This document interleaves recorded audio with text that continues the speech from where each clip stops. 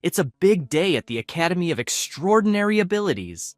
A young man is distracted on his cell phone, playing a game and asking when they will surrender. In the game, he's extraordinary. This is Ning Feng, who continues his frantic gaming, saying that with such an advantage, it's impossible for him to lose. However, someone raises their hand and lands a hit right on his face. From the ground, he sees that it's Wang Yue.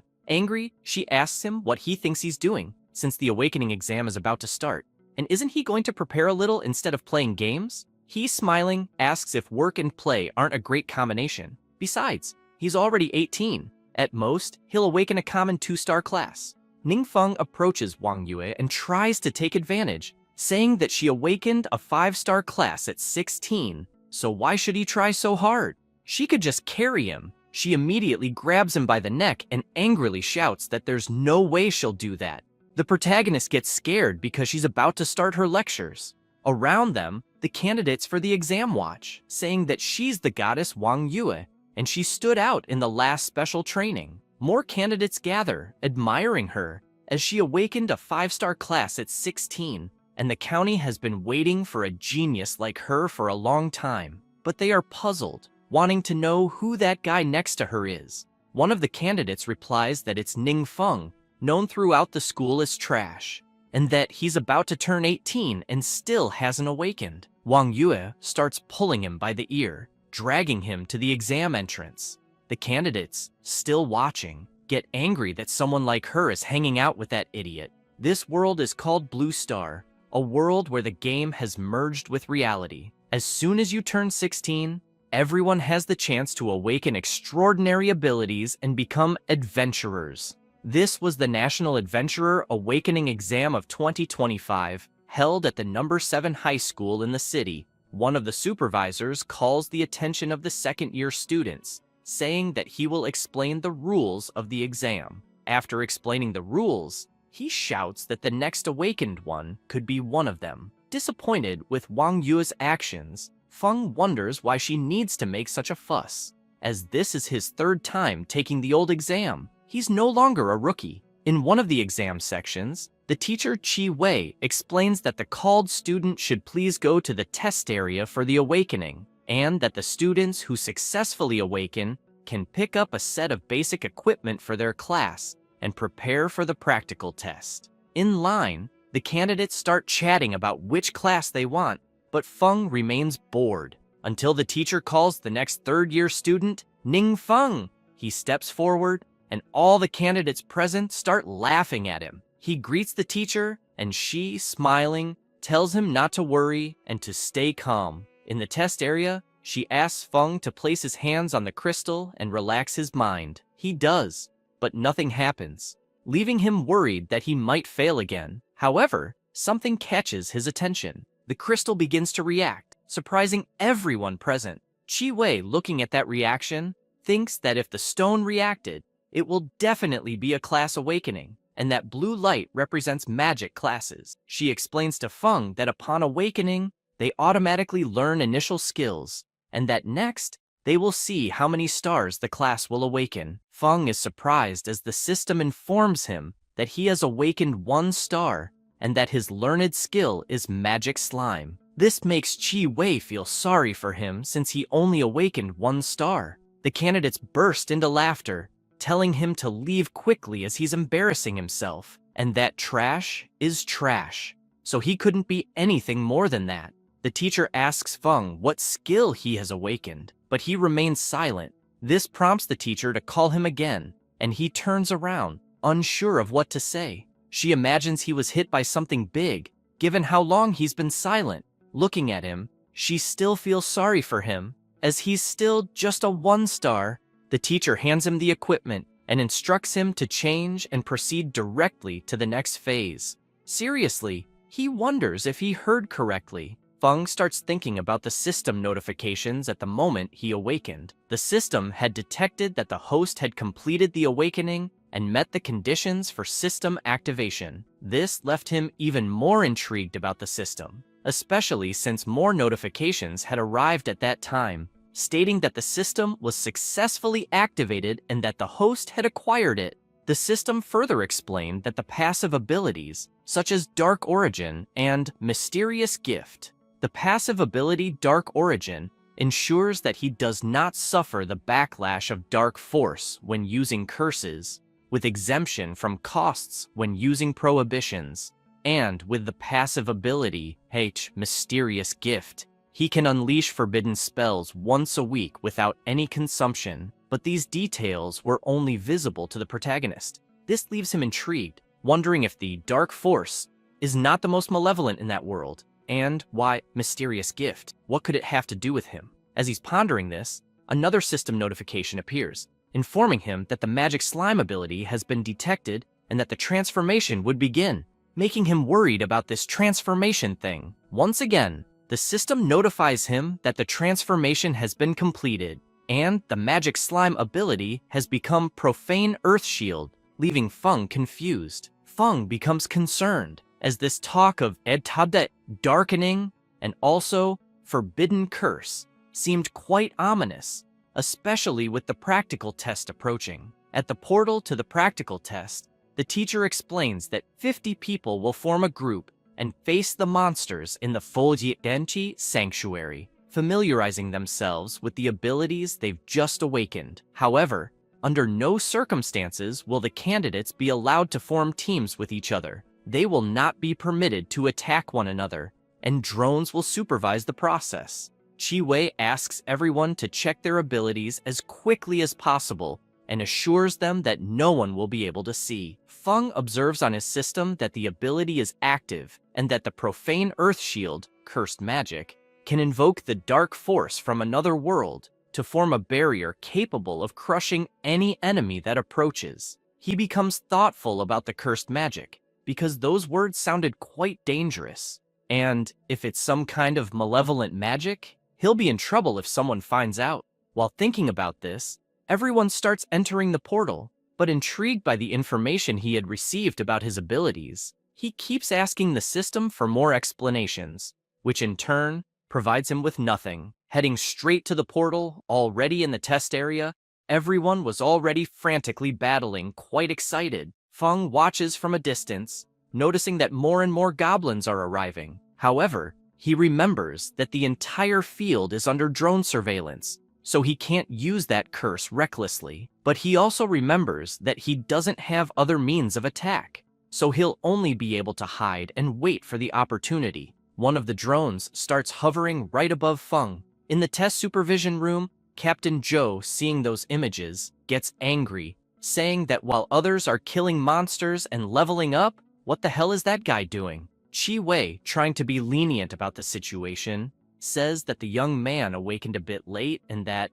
moreover, his health is not very good, and his only activated ability is a defensive magic, so it's not suitable for individual combat. Hearing this makes the captain even more irritated, asking them to call Feng out, as there's no need for him to continue in the exam, since, anyway, he's just a one-star class and won't be a true adventurer. One of the people in charge of supervising the images coming from the drones interrupts him, asking him to take a look at something quickly. Zhou turns around, asking what's going on. Sweating profusely, the guy with glasses says he wasn't sure what had happened. It seemed that one of the drones had been attacked by something, and the transmission had been cut off. To make matters worse, he points to the radar, saying that the monitoring alert detected a power fluctuation far above the average in the sanctuary. Immediately, Captain Zhou shouts, ordering someone to check what was going on. At the location where the drone was shot down,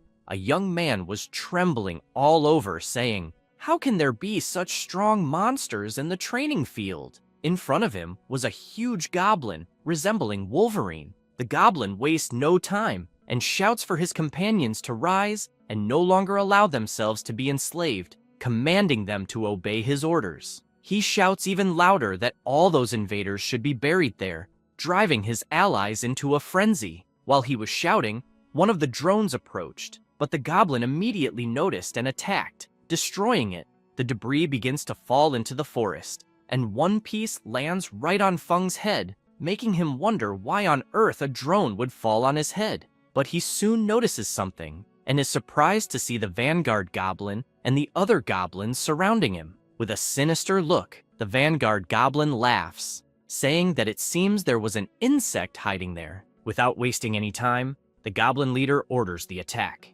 Feng watches, wondering why so many monsters are gathering there, and judging by the size of the middle goblin, he's probably the leader. However, recalling that some drones were taken down, his expression changes, and he says that this would be a great chance to test if that curse is really real. Immediately feeling confident, he raises his hand, and an incredible energy begins to emanate from his body, scaring the monsters and worrying the goblin leader as well. With a sinister energy, he shouts his ability, Profane Earth Shield, causing several terrifying creatures to rise from the ground. Back in the supervisor's room, the guy with glasses informs Captain Joe that all transmissions have been lost, and that suddenly there was a leak of dark force in the sanctuary. It's suspected that a magic beast of king level or higher has appeared. Immediately, Captain Joe orders reinforcements to be called, and for all nearby civilians to be evacuated. This horrifies Teacher Chi Wei as well,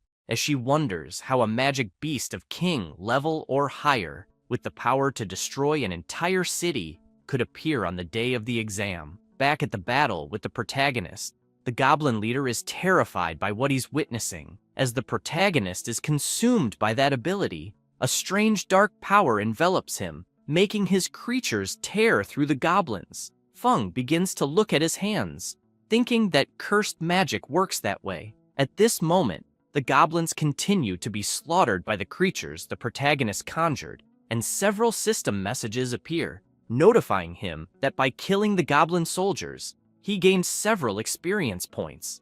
A dark energy begins to approach the goblin leader, leaving him frightened, as he says that the power of the dark force is simply incredible, and he wonders how that human obtained it. As that enormous power approaches, he tries to run, but he feels his movements becoming extremely slow. But it's too late. The power reaches him, and screaming, he begs it not to come near him. The energy engulfs him completely, making the system notified that the Vanguard Goblin has been obliterated, granting 6,000 experience points to the protagonist. Feng's status window appears, notifying that he is a mage class, and due to the experience gained in battle, he went from level 1 to level 10. Currently, he has 0 health, 8 strength, 8 agility, 20 spirit, and 12 resistance. This makes him happy as he leveled up easily, and in the practical exams of previous years, at best, they could only level up 1 or 2 levels. But then he becomes intrigued, thinking that the experience from common monsters is quite low, especially depending on that elite monster. Still deep in thought, he wonders how an elite monster could have appeared in the exam field. As he contemplates all this, various items begin to fall from the sky. Surprised, he realizes that it's the loot dropped by the elite monster. And even more impressively, all that equipment is of orange quality. Looking at the item Vanguard badge, he finds it strange because he's never seen an item that increases attributes. The item in question is consumable, has orange quality, and permanently increases the agility attribute by 10. Another item, the Shadow Claw of the Slayer, is also of orange quality, but requires level 20 to use. It grants an additional 13 strength, 16 agility, 10% attack speed, 5% critical rate, and 10% chance to activate combo, and it can be used 3 times. Feng is thrilled with the items, even though he can't use the claw yet, but he thinks he could get good money by selling them. Confident, he believes that now he can easily face higher level monsters and finally start to prosper. Just as he's thinking this, the supervisors announce that all students must immediately abandon the test and use the teleport scrolls to exit, which makes him worry about what's happening. Looking around more carefully, he notices something. Feng turns in all directions,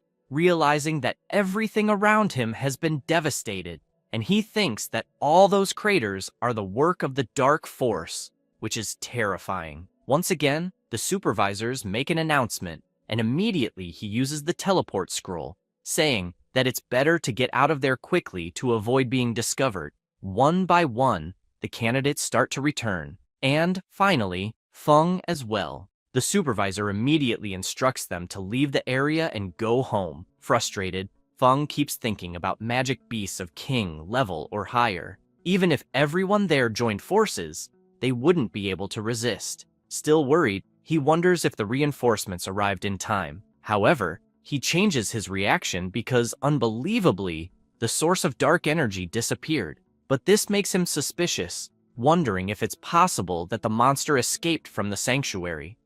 Chiwei continues listening to orders over the communicator, saying that this situation has gone beyond what they can handle and that no one should cause alarm. They must avoid large-scale disturbances and initiate the school's magic seal, leaving only one exit so that unrelated people can leave quickly. Feng approaches, calling for the teacher. She, sweating nervously due to the situation, asks the protagonist if he's okay. Unconcerned with what's happening, he says he's fine, but she shouts for him to return immediately because the school is temporarily closed, and he should not come back unless necessary. Away from the school, Feng and Wang Yue are talking. Wang Yue tells the protagonist that the teacher had a very strange expression, as if they were facing a mortal enemy. She mentions that rumors say a source of unknown energy was detected inside the school, and that the entire school has been isolated. This makes Feng wonder if it's possible that the unknown energy source has something to do with that elite monster.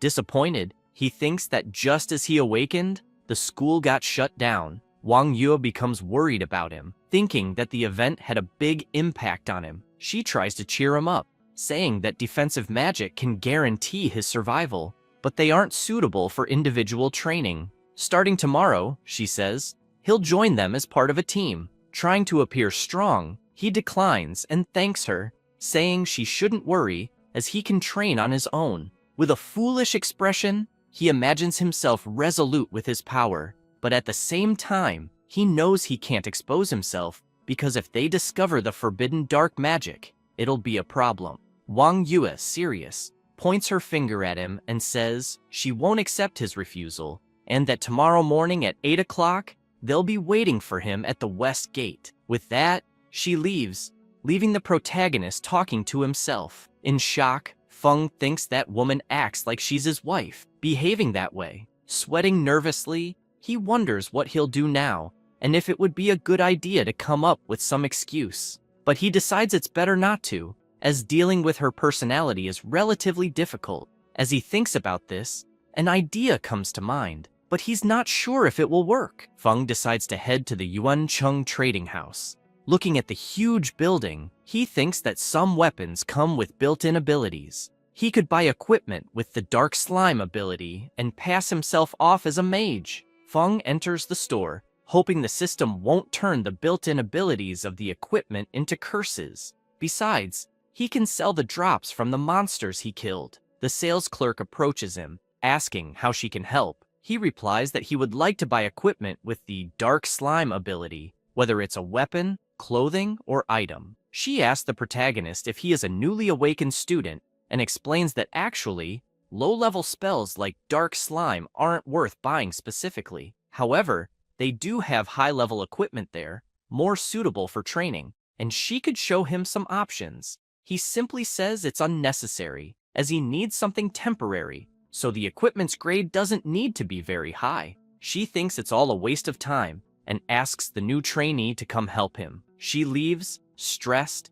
saying that after all this fuss, it seems he's just a poor guy, so she won't even bother. Let the newbie handle it. The protagonist is left confused. The new trainee arrives with a smile and asks if he needs anything. The protagonist explains what he needs. She leads him to the items and starts testing them, starting with an iron arm, which gets him excited, then a heavy hammer, which he can't even lift off the ground. Feng tries on a ring and decides to go with it. The trainee asks if he's satisfied with the ring. He laughs and says it's great, thanking her for accompanying him all the way. Feng also takes the opportunity to ask if it's possible to sell items he got as monster drops. She replies that yes, it is, and she'll take him to the responsible department. She leads him to the identification room. Master Wang asks them to come in. The trainee informs him that the young man wants to sell battle items. The protagonist takes out the claws and asks for help in appraising the item and its value.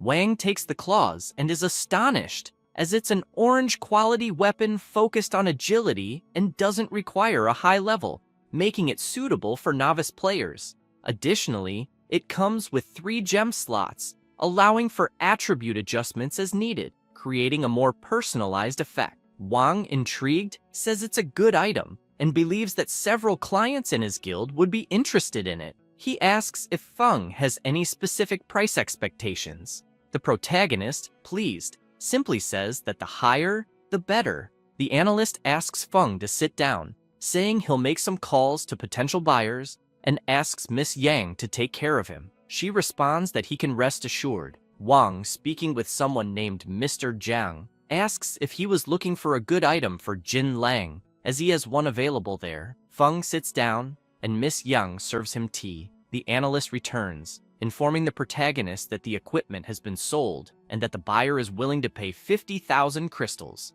After deducting the 8% transaction fee, he would get 46,000 crystals. This leaves Feng and Yang speechless, as it's a large amount. They stand up, still in shock at the information. Wang says they can finalize the procedures right there, and that once everything is set, the crystal transfer will be quick. The protagonist asks for it to be done quickly and requests to see some more equipment. While the final preparations are being made, in another section, the attendants are talking. A black-haired one asks the girl who dismissed the protagonist if she doesn't like handsome men and why she left him aside. She, being snobbish, says that she likes handsome men with money and power, and that guy didn't even deserve to be in the same place as her. Some time passes, and from afar, the attendants notice the protagonist returning, asking if he was the client she didn't want to attend to. The one with her hair tied up says she heard that the young man sold a piece of equipment for 50,000 crystals.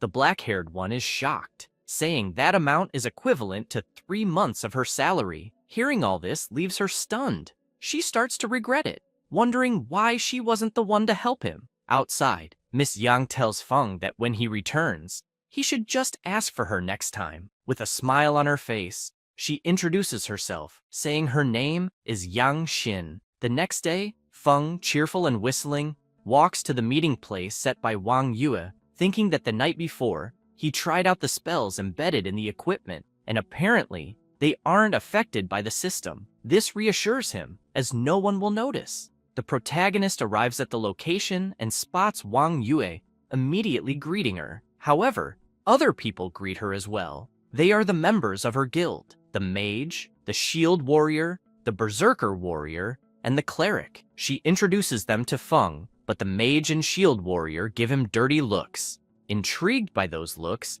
he wonders if he might owe them money. Zhao Cheng approaches Yue, asking if she's about to undergo a second transformation. Hearing this surprises Feng, as he realizes that every 30 levels, you can undergo a transcendence. He wonders if Wang Yue is about to reach level 60, as she really is a genius. Zhao Cheng takes out a potion, saying it's a gift. This item is an advanced agility potion, which permanently increases agility by 3, surprising his friends since the item is valuable. Zhao Cheng says the price isn't an issue, just a few tens of thousands of crystals, and that he and Yue don't mind, as the crucial point is that this type of advanced potion is hard to obtain, and his father asked several friends and spent a good amount of money to get one. Wang Yue immediately thanks him for the gesture and asks him to take the gift back. He finds this strange and asks if she isn't determined to enter the best university.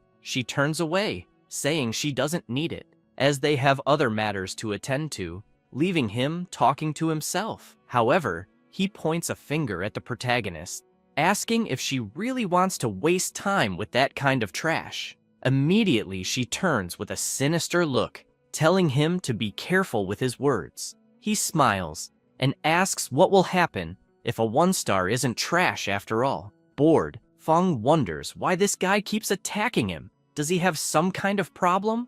The cleric tries to defuse the situation, suggesting they leave, but Zhao Cheng shouts for them to leave him alone, saying that guy barely has enough money to buy a bottle of attribute potion. Feng mocks Zhao Cheng, saying that it's just a potion that adds 3 more attributes, so he should stop showing off. This enrages Zhao Cheng, and he asks how Feng dares to speak to him like that. The shield warrior intervenes in the conversation, saying that Zhao Cheng was speaking too loudly, and asks if by any chance he has something more powerful. Cheng starts to smile, proposing a bet. If the protagonist proves he has such an item, Zhao Cheng will immediately kneel. However, if he can't prove it, Zhao Cheng will kneel and bang his head on the ground. At that moment, Feng takes out his item, telling Zhao Cheng to get ready, and asks Wang Yue to take it, as it was her gift. Surprised, she asks if it's the Pioneer's emblem, an item with an appearance that permanently increases attributes.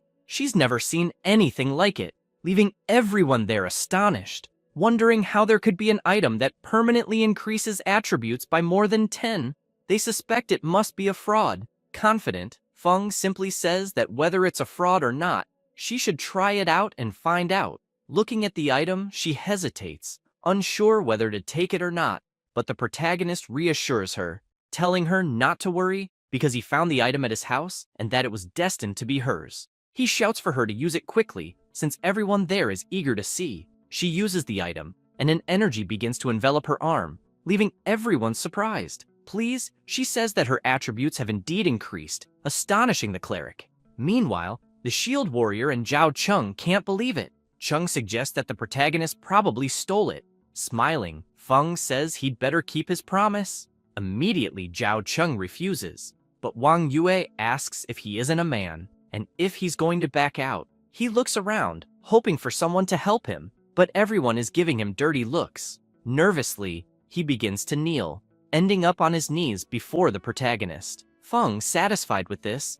tells Wang it's time to leave and says goodbye to everyone, saying they'll see each other around. She tries to apologize, but Feng interrupts her, asking her to stop because their relationship doesn't allow for that kind of thing. Smiling, he says that she really doesn't need to accompany him. He would prefer that she achieve the second transformation first and get into the best university, because with her by his side, he can't train efficiently. Concerned about Feng, she asks him not to get discouraged and hands him a book, saying it's for him. Not quite understanding what it is, he asks if it's a skill book. She replies that it is, and when he reaches the appropriate level, he should learn those skills. Feng asks if all of them are purple quality, and judging by the look of them, if they're all expensive. She responds that they don't come close to the value of the item he gave her. He smiles and closes the book, saying he'll accept it. Now, in the dungeon, Sinister Cemetery, zombies are emerging from their graves and attacking. But soon, 2 attacks are launched in their direction, hitting each one squarely in the head, scattering their remains everywhere. It was Wang Yue with her bow, making the protagonist happy because she had succeeded once again. But soon, he feels sad, thinking that the experience there is very low. However, he can't tell Wang Yue that he's already at level 10. At that moment, she notices her communicator ringing. She answers, and her friend informs her that she just received a message saying that the great boss, Fallen Necromancer, is about to appear. She also says that it's a rare opportunity and asks if Wang Yue is going. Zhao Cheng notices that the cleric is talking to Wang Yue and insists that she must go, because how else would they defeat the boss? He also adds that the Fallen Necromancer might drop rare items for mages,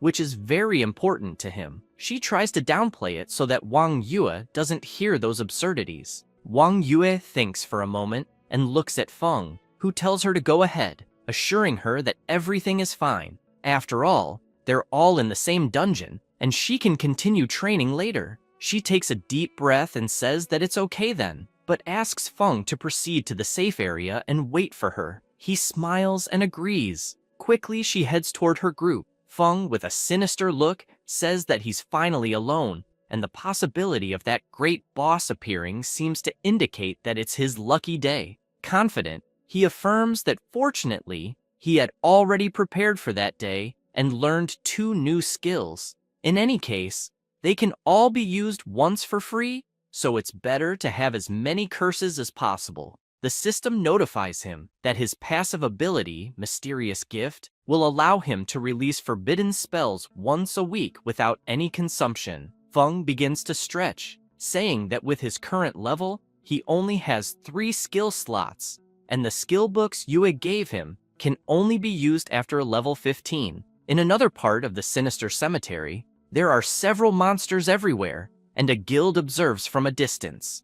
The tank warrior informs them that the great boss is appearing in the deep tower of the dungeon, and they need to kill everything along the way to get there. He asks them to be very careful, as the difficulty of that dungeon is high, and the monsters inside are very dangerous. As he says this, a huge flame passes right in front of them, leaving them frightened. The guild girl urges them to move quickly, because an adventurer team is already ahead of them. The tank warrior is outraged, asking how that's possible. Surprised, the mage says that it's Wang Yue and Zhao Cheng from the Sovereign Lion Guild. Even at the national level, they are considered new talents, truly deserving of their reputation. On the battlefield, they continue destroying everything. Zhao Cheng yells that the boss is definitely his, and asks if those fools think they can compete with him. Wang Yue, with her bow, keeps obliterating multiple targets at the same time, leaving her guildmates amazed. The cleric asks the berserker if he noticed that Yue had gotten stronger, and he replies that he definitely did, especially since her agility had increased by 10 points. Meanwhile, at the tower of the sinister cemetery, a portal begins to form. It's Feng, laughing, saying that it seems that this ability isn't just a high-level magic prohibition space, but also a teleportation ability. The ability Void Path, Cursed Magic, tears through space to enter the world of darkness, moving quickly to the target location, and lasts for an hour. At that moment, a dark aura begins to form, and the boss of that dungeon, the fallen necromancer, emerges with a sinister black aura. Feng jokes, saying that the necromancer is late. At the same time, the necromancer fires a powerful attack at the protagonist, causing a massive explosion. The dust begins to settle, leaving only the mark of the impact. The fallen necromancer, enraged, yells at the protagonist, "How dare an adventurer without fear? How dare you appear alone?" As he says this, Feng appears from the portal right behind the necromancer, using the Void Path ability. With a piercing gaze, he says that he doesn't want to share the loot with others. Immediately, he uses his other ability, Celestial Firestorm, Cursed Magic, which summons a violent rain of fire from the sky, dealing damage over a wide area. Immediately, a rain of black meteors begins to fall on the fallen necromancer, causing a massive explosion. The dust begins to settle, and Feng emerges from it, satisfied because the system notified him that he had killed several monsters at once, including the fallen necromancer. The victory earned him 50,000 experience points, taking him straight to level 30, which makes him happy because now he can undergo his first transformation. He starts walking to pick up the dropped items, imagining that the loot is truly generous and that he can use the gem and the jewels. Although the skill books Yue gave him aren't exclusive to mages, they are still worth good money. The dropped items are Darkstone, a material type, which grants 20% more magic damage and 20% more life drain. Necromancer's Pendant, which grants 15 more strength, 20 more spirit, 100 more mental resistance, 100 more curse resistance, and immunity to toxins, and can be used 3 times. And finally, and most importantly, the Necromancer's Insignia, a consumable item that reduces 3 permanent life points, but gives 15 more spirit permanently. Feng immediately chooses to use the Necromancer's Insignia, thinking it's acceptable even if it reduces his life. The system notifies him that a special item, the Necromancer's Micro Recorder, has been detected. During the transition, it could unlock the hidden profession Necromancer Sorcerer, or activate the prerequisite mission for the hidden profession God of Universal Magic. This makes him happy, imagining that hidden professions are quite rare and are usually innate, not something that can be prepared for in advance. However, he finds these micro-recorders strange, wondering if they are the key to activating hidden professions. he starts shouting that he will become a god of universal magic, but accidentally uses his celestial firestorm ability again, causing several black meteors to fall. Even in the area where Wang Yue's guild was, the meteors rained down across the entire battlefield, leaving everyone there worried, wondering what the hell was happening and where that power was coming from. Immediately, they are told to stop advancing and to retreat. Zhao Cheng is outraged because he wanted to kill the boss, but Yue shouts, asking if he wants everyone there to die in such a dangerous situation. He starts sweating, thinking this is all a mess. She takes out her phone to notify Feng and sends him a message, telling him to leave because they have other things to deal with first. However, Feng had already left and was arriving at the Jintai Transformation Hall. Once inside, he notices that there aren't many people there. He turns around and realizes there is someone in the room. A woman greets him and asks if he came to take on the transformation mission. He replies that he did. She asks him to wait a moment as she needs to register some information first and begins asking for the protagonist's personal details. As she registers his information, she thinks to herself that he only managed to become a mage at 18. His qualifications are a bit lacking. She gets up and directs the protagonist, indicating that the mage transformation sector is just over there. In the transformation sector, she explains that he can follow the process instructions and informs him that she'll be leaving. If he needs anything, he should call her. He thanks her. As she returns to her desk, she notices someone waiting for her. It's Captain Joe, looking worried. She asks if something happened, and he explains that they just investigated the area and that the sinister cemetery had suffered severe damage. The energy source is still unclear, but they estimate that the threat level might be higher than King level. Intrigued by the situation, she asks if there have been 2 King level threats in just 2 days. Joe responds that yes, and that's why the higher leadership sent him there. Looking at her, he asks her to call in the Lone Shadow to take immediate action. In the transformation room, the system notifies Feng that there are 2 options to choose from. The first is Necromancer, first transformation mission. Obtain the mission item, Blood King's Rope, by entering the Phantasmal Realm, Labyrinth of No Illusions. The deadline is 3 days, and the difficulty is Class A. The second option is God of Universal Magic, first transformation mission. Prerequisite: obtain the mission item Sacred Emblem by entering the Phantasmal Realm, Temple of the Resplendent Sun. The deadline is 3 days, but the difficulty is Class S. Feng, intrigued, asks why there are 2 options, and also notices that God of Universal Magic is just a preliminary mission. Even so, he decides to accept it, receiving a system notification saying that the successful completion of the transformation mission is verifying the corresponding information again. After choosing his mission, he decides to leave. As Feng descends the stairs, he reflects that it really is a hidden class. Even Class S missions are available, and luckily the deadline is 3 days. Feng says goodbye to the girl, saying goodbye, but finds it strange because she wasn't the same woman who attended to him a short while ago. Back at the Tower of the Sinister Cemetery, someone is analyzing all that dark energy while a man is surprised, saying that it's the first time he's seen someone from the Lone Shadow and that even their attire is different.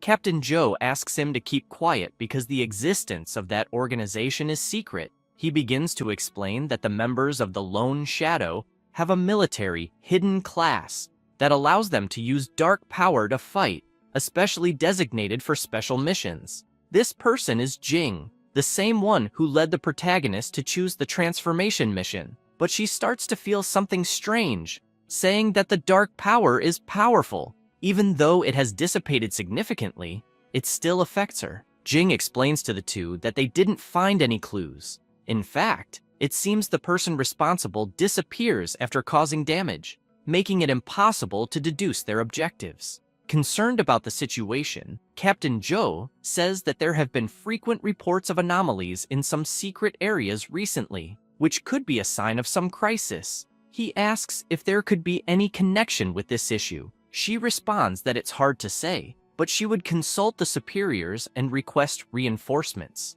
Joe asks if the county is concerned, considering they were going to send the famous lone hurricane from the lone shadow. The guy with glasses approaches and asks if she can confirm whether the cause of the damage is a monster, and if there's a possibility it could be a...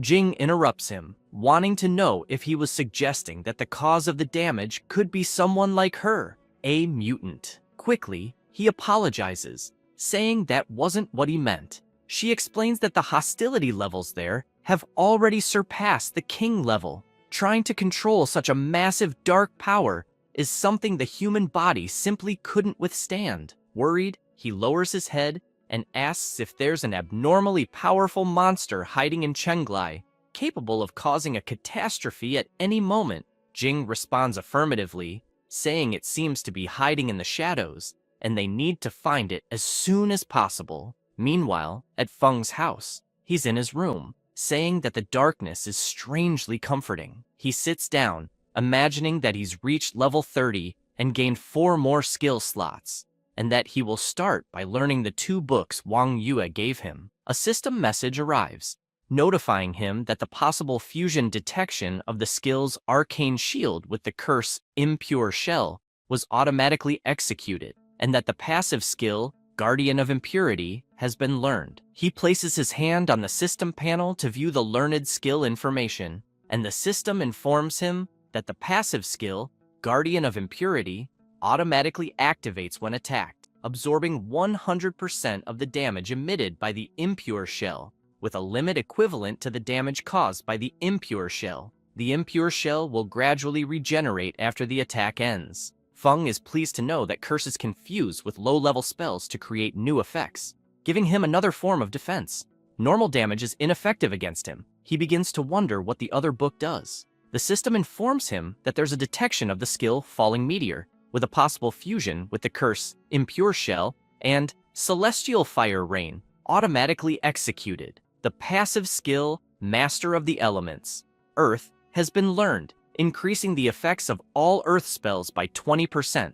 Looking at his skills in the system, he imagines that he still has 4 skill slots, so he decides to buy more books at the Yuan Cheng trade market. Day breaks, and the protagonist decides to head to the trade market. He enters and passes by a receptionist who notices him, thinking he's the same guy from before. She stops and greets him, but he says he's looking for Miss Yang Xin. She starts to flirt, saying that Xin is busy with another client and that today she would be the one to assist him. Feng says it's not necessary, as he'll look around by himself. This makes her furious, asking if the protagonist isn't a man and how he dares to refuse her offer. She runs after him, saying not to worry, that it's part of her job. At that moment, someone comes running, calling out the protagonist's name. It was Xin. Feng asks if she had finished her work. Tired and out of breath, she explains that she wasn't busy, just eating something, and a colleague informed her that he was there, so she came running. Feng apologizes for interrupting her meal and says he'll invite her to dinner later as compensation. Embarrassed, she says, how could she accept such an offer? The other receptionist just watches the conversation, furious at being sidelined. In Wang's office, he places the 2 books on the table, saying that he'd like to request that they sell them to him, and he'd also like to buy some mage skills. He says there's no problem at all and asks Miss Xin to accompany him. Wang is intrigued by the protagonist, because last time he took an orange weapon, and this time they're purple skill books. He starts to take an interest in his background, thinking it would be best to send someone to investigate. Night falls, and they are dining, having a great time. Feng raises his hand and shouts for the bill, but she says she already paid, leaving him embarrassed. Asking if they hadn't agreed that the protagonist would pay, she smiles and says no, and that she has a reason for inviting him, so there's no need to worry. They stand up, and he, not understanding anything, asks what the reason could be. She laughs and says it's a secret. Feng says he owes her a dinner. Xin tells him not to worry about it, and that they'll talk later, as she needs to head somewhere else and will take a taxi. He responds that it's fine, and wishes her a safe trip. Inside the car, the taxi driver asks where she's going, and she replies that it's to Municipal Hospital number 2. She begins to imagine her father in the hospital and thanks the protagonist, as she earned a good commission. Smiling, she imagines that she'll finally be able to pay for her father's medical expenses that month, which makes her really happy. However, at that moment, something happens. The taxi driver crashes into something,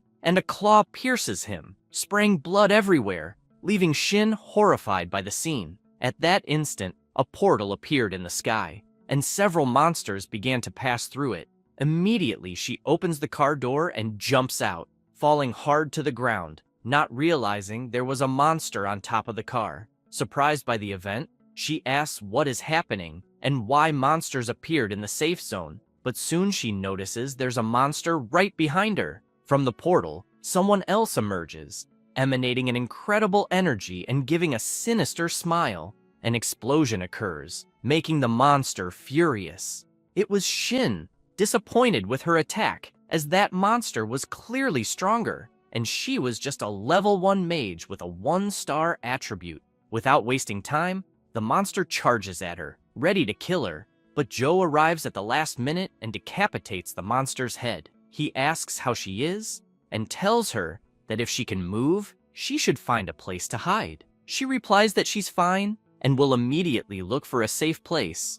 Joe observes the surroundings and asks if everything there is corrupted, explaining that the secret realm has begun to merge with reality, and he had never seen such severe decay before. Looking at the monster's head, he imagines that these creatures aren't something a common person with only 1 star can face. Remembering what the guy with glasses said about there being an incredibly powerful creature hidden in that domain that could bring destruction at any moment, he starts to consider that this might be possible. However, he notices a huge hand coming toward him and dodges at the last minute. Joe finds the attack strange, wondering if it was a mutant. Then a sinister figure introduces himself, saying that he's not that kind of trash, but rather a guardian of darkness called the Spring Observer. Hearing this intrigues him, as he's never heard of the Spring Observer, but he figures it's best to leave that aside for now, since there are more pressing matters. Immediately, he charges at the Observer, striking with his sword, but the Observer counters with a powerful punch, sending Captain Joe flying. He starts to think this is really bad, as he realizes that the Observer has at least the power of the 3rd level. The Observer places his finger on the ground, and dark energy begins to overflow, declaring that this is his territory. With a sinister expression, he says that someone as weak as Joe would never be worthy of being his opponent, and he approaches Joe, landing a full-force blow, causing blood to splatter everywhere. With the impact, Joe is thrown far away. The Observer, laughing, shouts that he has indeed become stronger, and that stepping on this land feels like a continuous flow of power emerging. However, he hears a voice coming from his amulet, saying that he is an insignificant human and should not get caught up in his own vanity. Quickly, he apologizes. A dimensional rift appears above him, emitting a voice that says weakness is his power, and that if it were present, he would be nothing more than crawling trash on the ground, just like all his companions. Hearing this paralyzes him, leaving him in shock. Something begins to emerge from the dimensional rift, gradually taking shape until a sinister entity emerges from it, making the Observer kneel, trembling, as he hears the entity say that he must prove that he still has some value. She orders him to use the people of that city as sacrifices for her dominion in that world. Trembling, he says he understands. At that moment, someone pulls back a curtain. It was Feng, who is surprised to witness something in front of him. He looks around and sees that a battle took place there, notices a monster in front of him, and imagines that he only went to the bathroom, and all of this happened. The monster turns, noticing the protagonist's presence, and leaps toward him. Some cracks begin to appear in the ground. Feng uses his new magic, Stone Thorn Walls, which hits the monster squarely. He explains that fortunately, he paid a lot of money for that weapon, with an additional purple skill, allowing him to take advantage of his type of magic. He opens the door, noticing that the Observer was carrying Captain Joe, and that the entire scene was corrupted. With a sinister look, the Observer drops Joe to the ground, bleeding, telling him to wait, as there's still a little worm that escaped. The observer jumps and goes all out toward the protagonist, who wonders what that thing is. He grabs him, but notices something strange. Looking at Feng, he realizes that the protagonist is enveloped in dark magic and finds it very strange. How did he manage to block his attack? The entity that possessed him begins to be fascinated by that powerful black shadow power.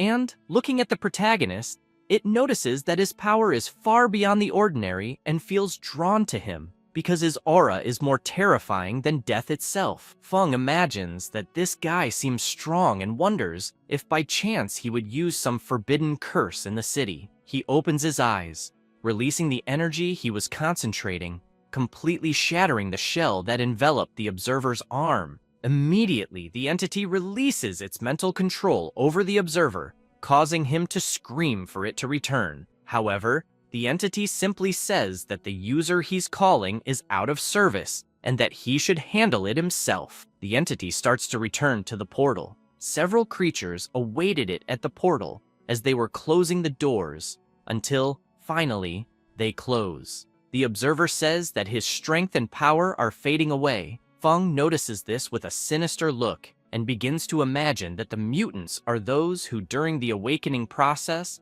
acquired the hidden shadow class. They are capable of using the power of darkness, possessing much greater strength than normal classes of the same level. However, at the same time, once they lose the protection of the power of darkness, they go insane. Seeing that the observer was about to start losing his mind, Feng uses his Stone Thorn ability, finishing him off completely, and comments that they are really difficult to deal with. Tired, he takes a deep breath, imagining that, luckily, he was able to focus entirely on his attack without worrying about defense. Worried, he thinks he needs to pick up the items that fell on the ground first, before anyone notices, and then get back home as quickly as possible. In another part of the city, Jing and an assistant are walking through the chaotic scene. The assistant says that the monsters have retreated and that the field distortion has also disappeared. Jing becomes thoughtful as two destruction spells, distortions invading reality, always appearing suddenly and disappearing in the same way. What could the enemies be planning? Jing asks her assistant about the other locations. She replies that, overall, they are safe, except for the squad to the south of the city, which suffered heavy casualties, and that their situation is still unknown. Jing remembers that the area to the south of the city is under Captain Zhou's responsibility and decides to go there to check it out. On site, Du-an is observing the body of the observer that the protagonist killed. Intrigued by it, he imagines that the observer lost everything he was carrying. Jing arrives at the scene, shouting for everyone to stay still, and asks who they are. Duna shows his identification, telling them not to worry, as he is a member of the Illusion Beyond the Clouds. She asks if Illusion Beyond the Clouds is that unofficial organization composed entirely of fighters. He responds, "That's exactly right." Jing mentions that she heard they usually operate in secret, so why would they be there? He turns around, saying it's because of him, pointing to the body trapped by the stone thorns, explaining that the body used to be his companion. However, he betrayed the organization and helped invade reality through the distortion, directing monsters to attack the camp. Except for a few, everyone was killed. Jing, intrigued, asks if the invasion stopped because of his death. Duna points to his former partner and asks if they killed him, but she replies that no, and worse, they don't know who did. He explains that the entity likes to hide in the distortion because it's very cunning. He has searched for it many times, but it always escapes. Jing informs him that Captain Zhou has the power equivalent to 3 transformations, and even so, he was completely defeated. Both, intrigued by the situation, start to consider that there might be someone that powerful in Sucheng. When Jing sees Du-an leaving, she asks where he's going. He replies that he's going to look for something. At Feng's house, he's very happy because the things the observer left behind include 2 sets of orange armor from the fighter class. The first item is the Yang Wei Eternal Radiance chestplate, which requires level 120 to use. The second is the Yang Wei Eternal Radiance pants, which also require level 120 to use. Feng wonders that he didn't see the observer using these items, so probably he didn't have the necessary level, because if he did, the protagonist could only have defeated him using forbidden techniques. He picks up the pendant left behind and finds it strange because it has no specified quality and the information is marked as unknown. Intrigued, he starts fiddling with the pendant, wondering if some ancient god is hidden inside. However, through the pendant, someone was watching him from elsewhere. It was the distortion entity, saying that luckily it reacted quickly and closed the distortion in time, hoping it wasn't discovered. The entity watches Feng looking at the pendant, worried if someone is inside, which scares it.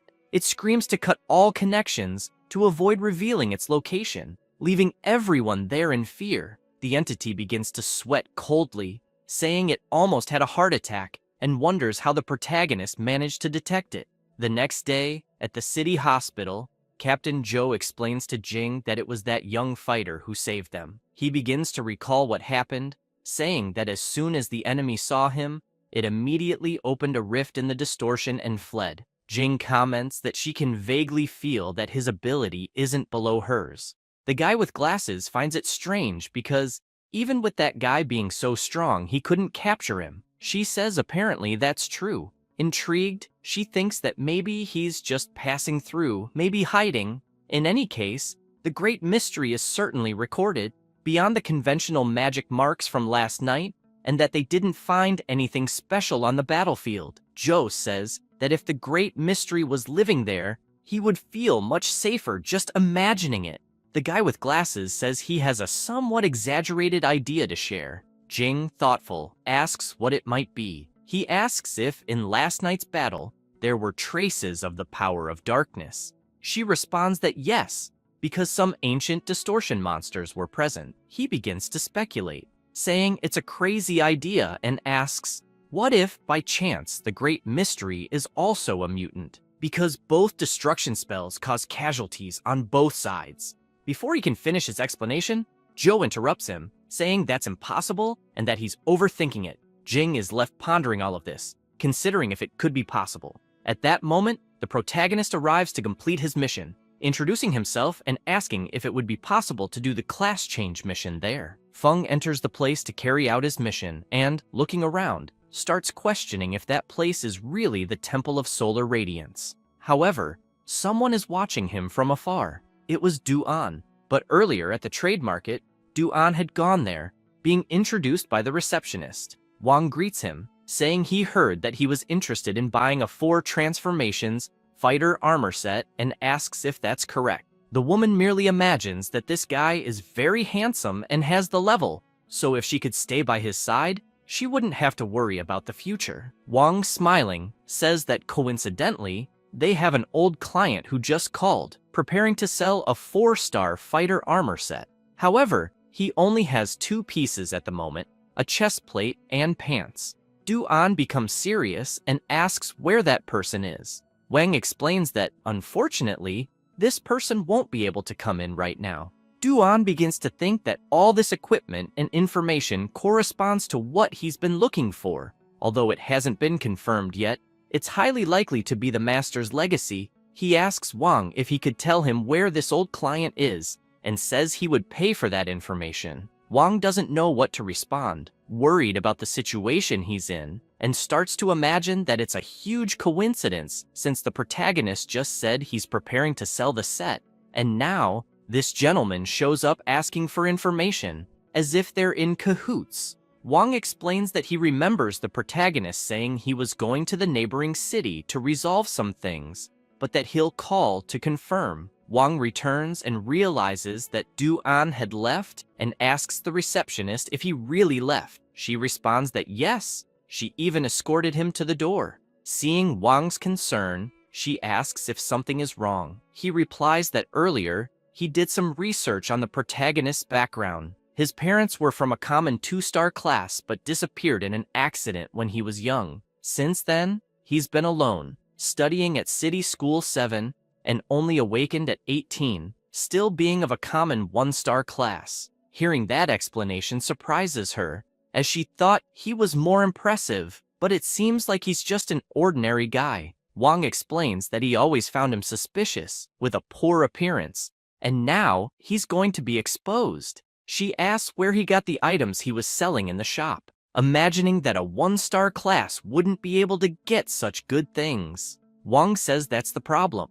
Although he's friends with the daughter of the Wang group, the group didn't help him much. Thoughtful, she begins to remember Du An, who had a serious expression, and asks if Feng could have stolen that set. Sweating coldly, Wang says it probably wasn't stolen, but very likely wasn't obtained legitimately either. However, this time, it seems he's bothered the wrong person. She begins to imagine Du An beating up the protagonist, as a 4-star level person is high level, even in Beishan province. Returning to the present, Du An continues observing the protagonist. Looking at him, he's impressed that someone so young was able to repel a distortion invasion. After all, even masters like his were defeated by distortion bosses. But according to the information, the master's set might be in the protagonist's hands, and if it's not him, it must be someone behind him. Either way, it's better to be cautious. Finally, Feng arrives at the Temple of Solar Radiance,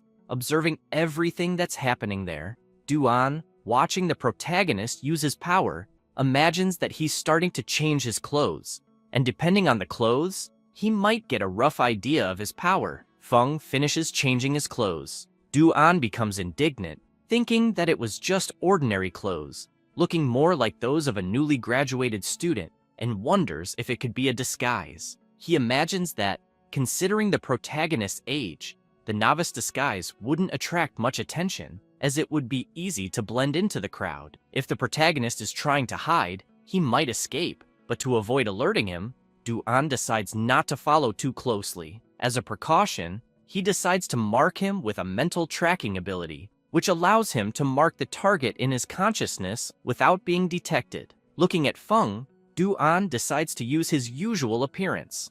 Observing the surroundings and seeing where the protagonist was going, Du An thinks that the monsters there aren't that strong and wonders what Feng is doing there. Upon entering the castle, something catches Feng's attention. A monster was about to attack him, and without wasting time, it launches an energy blast toward the protagonist. However, due to his passive ability, Feng defends himself automatically without taking his hand out of his pocket, leaving Du An surprised by that. Indignant, Du An wonders what ability that is, and if, by chance, it's an absolute defense that can't be broken at all. He notices that the monsters were avoiding Feng as he walked normally, and wonders if that guy is even normal. Feng stops in front of a huge statue, leaving Du An intrigued, wondering if he will face the boss alone. However, the protagonist finds it all too much, as no one is around. The statue begins to sweat nervously in front of Feng. Duan, indignant, wonders why the statue wasn't moving. The protagonist decides to walk around it, thinking that the statue wasn't the mission guide. He stops in front of a large hall, saying that was probably the place. However, the mission boss appears, flying in front of the protagonist. Feng watches him, but the 6-winged seraphim uses one of his abilities to observe Feng and immediately flies away. Feng watches the boss fly off, wondering what had happened. Duan, in shock, wonders if that could be the hidden boss, and how he knew. At that moment, the system notifies that the mission Almighty Magic of the First Class Change was to enter the Temple of Solar Light and obtain the mission item Sacred Emblem and defeat the temple's hidden boss, the 6-winged seraphim. Feng reflects on the system's notification, but quickly changes his expression, saying that, being an S-level mission, who could handle that during their first-class change? However, the hidden boss, flying away in fear of the protagonist, says that the situation is terrible because he's in his own domain and still has to flee. The atmosphere is tense, with lightning and thunder all across the sky. The boss continues to flee at full speed from Feng, but without wasting time, Feng raises his hand, using his lightning strike ability, summoning a sinister giant eye in the sky and calling forth a gigantic lightning storm, unleashing a celestial calamity. The lightning strikes down toward the 6-winged seraphim, obliterating him instantly before he even has time to react. Due to the immense destructive power of the attack, not only was the boss eliminated, but a large part of the temple was destroyed as well. Dwan can't believe what he just witnessed. Observing the surroundings, he says he's never seen such a destructive spell before, and that the strength of this guy is definitely beyond that of his master. He wonders if Feng could be one of the 8 legendary transformed ones. Amidst the dust, Feng is frustrated, thinking that until he completes his first transformation, he won't be able to level up, as he's losing a lot of experience. Looking at his hand, he says that at least he got the emblem and can return to complete the mission. The item in his hand is the Sacred Emblem, a consumable of legendary quality, granting a permanent increase of 8 spirit attribute points and a permanent 100% bonus to recovery effects. Feng grabs his scroll to teleport back, but Dwan comes running toward him, asking him to wait a moment. Feng turns around, feeling concerned, wondering if the guy had seen something. Dwan immediately stops, frightened, wondering why the protagonist looks so serious. Fearing what Feng might do, he asks him not to get angry, as he will explain everything. However, at that exact moment, they hear an alarm, both becoming concerned about what it could be. Feng raises his arm, asking them to leave first, saying they can talk more outside. Dwan agrees with him. Once outside, the protagonist asks if Dwan had been following him the whole time. Dwan apologizes, saying he had no other intentions and only wanted to confirm something, adding that Feng seems very young, as he doesn't fully trust his vision. Dwan begins to explain that, although his master was strong, he sacrificed his own life to temporarily seal the distortion, but unfortunately, the traitor escaped. Over the years, the traitor has been using humans as sacrifices, trying to undo the seal. Dwan had chased him for a long time, but without success. Feng reflects on that individual, realizing that he was in the 4th transformation, and if it weren't for him showing up on his own, Feng would never have noticed him. But in the end, his level is still too low, and if things continue like this, it's only a matter of time before he's discovered.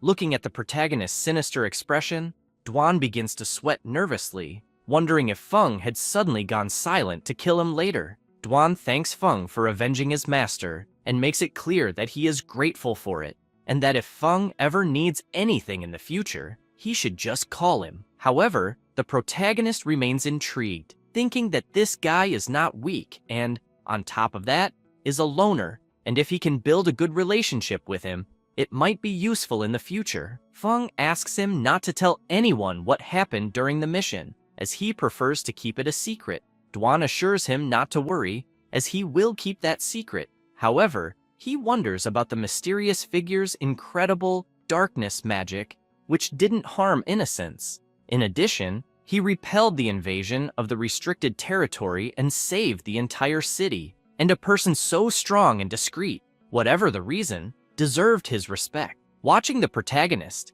he imagines he will have to stay a little longer in the city of Sucheng. At that moment, Feng's phone rings. He answers, and it's Professor Qi. She asks where he is. Feng replies that he's out of town but about to return, asking if she needs anything. She says there are a few things she wants to ask him when he gets back and that they can talk later. Feng is puzzled as to why she called so suddenly. Jing doesn't understand why the professor hung up so quickly. However, Qi Wei explains that judging by his tone, everything seemed fine, and he was already on his way back. She explains that a student who had awakened a few days ago suddenly reached the 1st transformation, and if it weren't for the coincidence of her investigating, he might have gone unnoticed. The professor says that the protagonist is a good person, as he studies a lot, and that she trusts he's not a bad guy, but Jing explains that she wasn't saying he's bad. However, a few things need to be clarified. She becomes serious,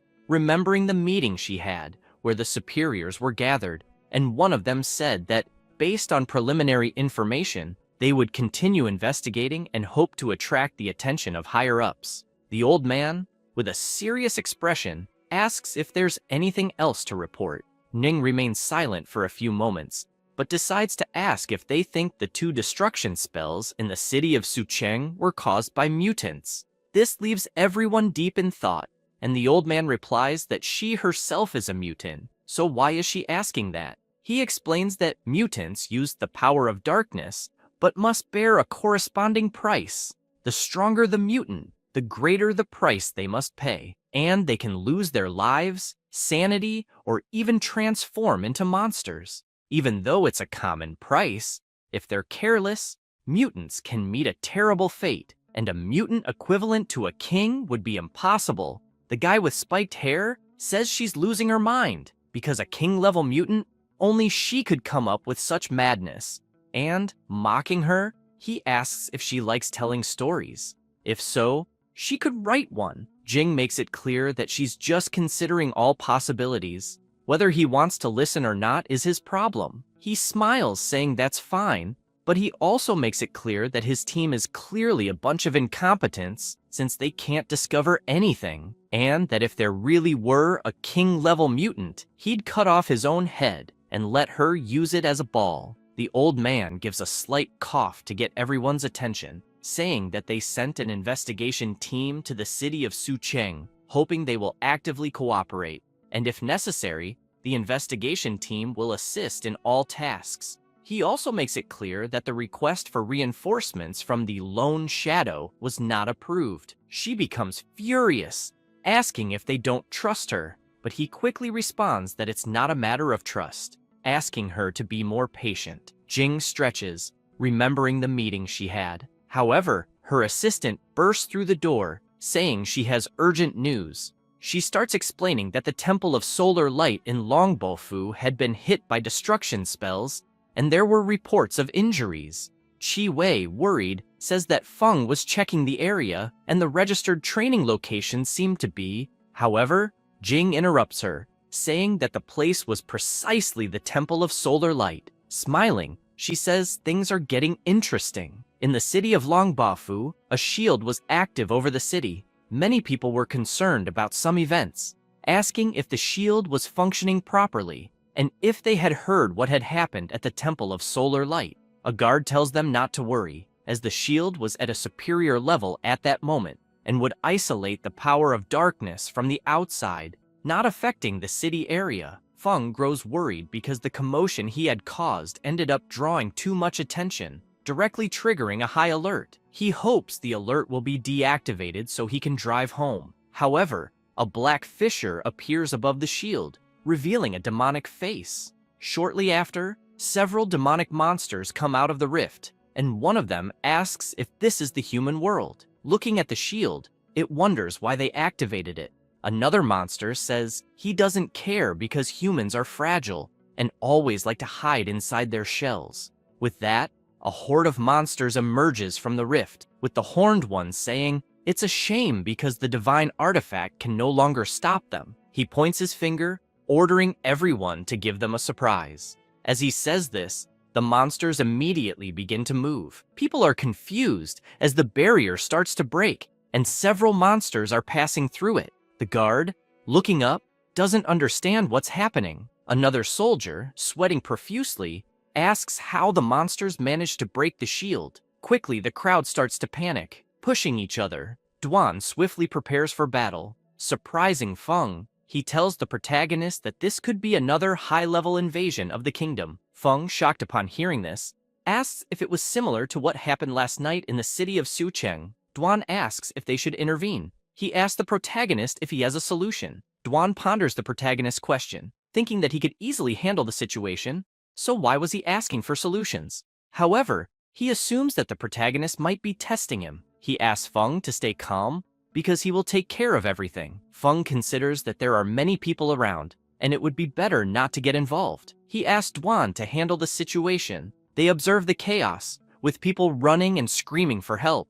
The horned demon lands on the ground, letting out a malicious laugh. However, one of the soldiers shoots several arrows at the monster, shouting for it to die quickly. The monster simply deflects the arrows as if they were nothing. Soon after, another warrior jumps onto its back, but the demonic monster counters, slashing him and throwing him far away. One of the soldiers becomes desolate, wondering how that was possible since they couldn't even scratch it. The monster starts walking, saying he's disappointed because he thought there would be someone strong among the humans. He says this as he approaches the people, who freak out as he gets closer, begging for help. He stops in front of a poor little girl, preparing to kill her. attacking her and saying that everyone there is truly useless. However, his attack is blocked. It was Dwan with his dagger, leaving the monster confused and giving the girl time to run away. The demon becomes furious because someone was interfering with his killing. With a sinister look, Dwan makes it clear to Feng not to worry, as he would take care of the problem. The demon begins to laugh, saying that everyone is useless. He says this, but immediately receives an attack from Dwan, which throws him far away. The demon is shocked by the attack, as it managed to wound him, but soon he is terrified as he sees Dwan leaping toward him, eyes filled with bloodlust. Dwan unleashes countless blows on the demon, leaving him no time to do anything. People, upon seeing Dwan in action, are amazed, saying that guy is incredibly strong, and judging by his abilities, it's likely that he's at a high level, possibly from a 5-star hidden class. Dwan walked calmly as the demon exploded behind him. At that moment, Dwan was at level 137, and his class was a mystical warrior, a 5-star hidden class. Feng, in his thoughts, is also amazed, thinking that Dwan was incredible and seemed to have something special about him. After Dwan finished off the monster leader, the remaining creatures began returning to the rift, while the soldiers shouted for everyone to seize the moment and counterattack immediately. Dwan approaches Feng, asking if there was anything else he could do. The protagonist, smiling, gives him a thumbs up, saying everything is fine and complimenting him on the excellent work. The people watching from afar comment that Dwan is a formidable fighter, noting that the protagonist was showing respect to him. They wonder if he might be the son of some great family, as he was accompanied by a bodyguard. Dwan extends his hand, offering the items dropped during the battle with the boss. Feng is pleased because they are of legendary quality, and even if he can't use them himself, selling them would easily bring in tens of thousands of crystals on the market. People start shouting, asking if they needed anything, saying they could help with anything. Feng imagines that the agility skill book False Entry would be perfect for Wang Yue, and the black shield would be good to sell later. A priest and a warrior approach the protagonist and Dwan, asking if they could have a moment of their time. Someone begins to thank them for saving the city of Longbaofu. He introduces himself, saying his name is Mu Dongming, the mayor of Longbaofu, and, finding it odd that they seem lost, asks if by any chance they aren't from around there. Feng sighs, saying that their intention was just to conduct some business, but they didn't expect to be stuck there, unable to leave temporarily, and, with an intense look, he asks if the mayor has any idea why they're stuck. The mayor starts to sweat nervously under the pressure Feng is giving off, asking if it was because of the alert. He immediately bows, apologizing, blaming the department for the mistake and for causing them trouble. Feng tries to explain,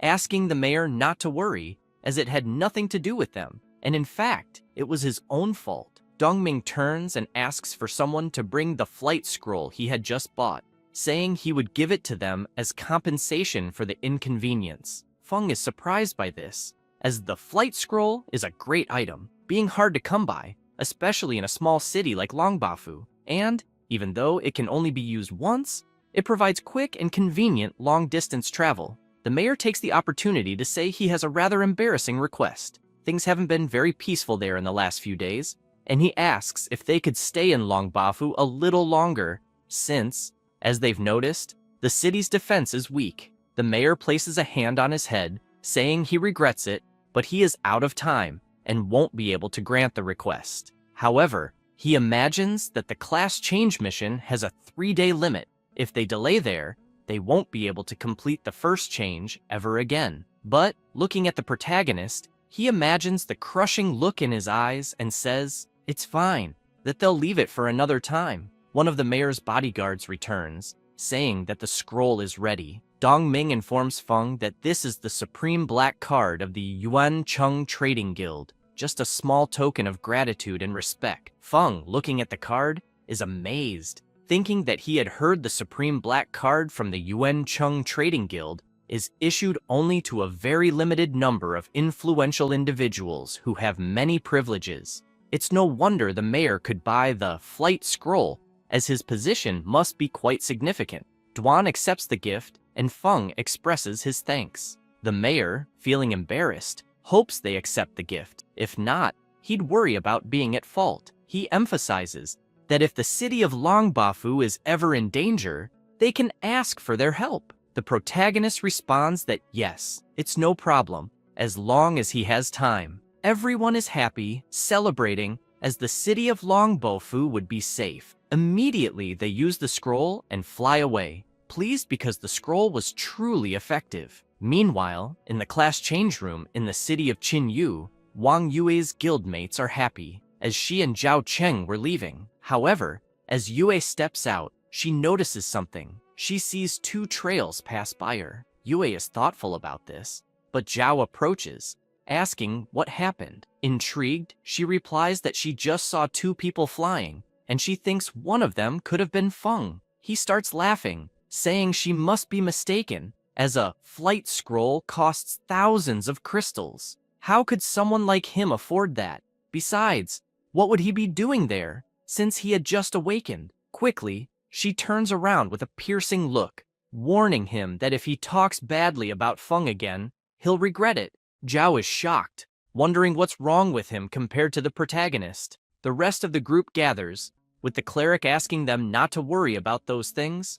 She also asks how the second change mission was going. Zhao responds that unfortunately, his was level A, as he couldn't get a level S mission. The Berserker says that a level A mission is already very good, as only the lucky ones get a level S. The warrior, flattering Zhao, says that completing the second transformation at 18 already makes him a supernova, coveted by the top universities, and a level A mission is a rare opportunity. The cleric, happy, asks Wang Yue how her mission is going. However, she keeps her head down, not saying a word, leaving everyone worried about her. The Berserker comments that Yue looks a bit off, asking if she had gotten a level C mission or lower. Zhao imagines that even the prodigy girl, so highly praised, has her bad days, as a low-level class change mission greatly affects attribute bonuses and skill unlocks. However, he beats his chest, asking her not to be sad because she can overcome all of it in the future, and if she can't, he will still be there to help. He says this, but in his thoughts, he imagines that falling behind with a level C task is a big setback. She approaches Zhao with a serious expression, asking if he wasn't upset about getting a level A mission, so why should she be sad for getting a level S? Hearing that leaves everyone impressed.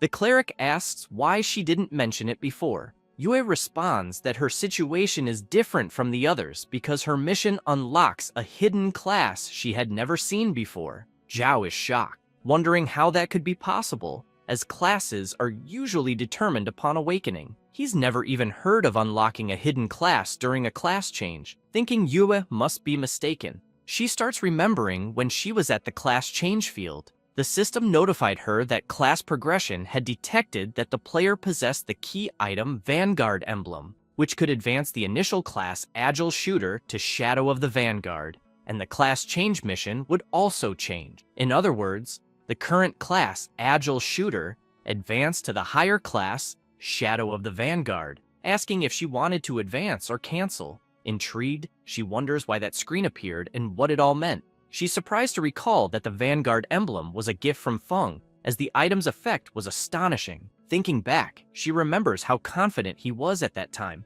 wondering if perhaps he knew about the power of that item. She immediately accepted the mission and thanked him for the gift. After explaining to her group what had happened during her mission selection, the cleric is outraged that she was so hasty. Zhao starts shouting, asking what Shadow of the Vanguard is, as he's never heard of it, and suggesting that perhaps the class change system was malfunctioning, and if she made the wrong choice, it could ruin her entire life. You had just asked them not to worry about her. The Berserker says he's jealous, wondering how someone can have a 5-star hidden profession and still advance. The cleric mentions that she wishes she had a childhood friend like Feng. Zhao, hearing all of this, becomes furious, thinking that he also needs to send someone to find the emblem, and that, no matter the cost or danger, he must obtain it. At that moment, Feng grabs his sacred emblem, which permanently grants him an additional 5 life attribute points and 5 spirit attribute points,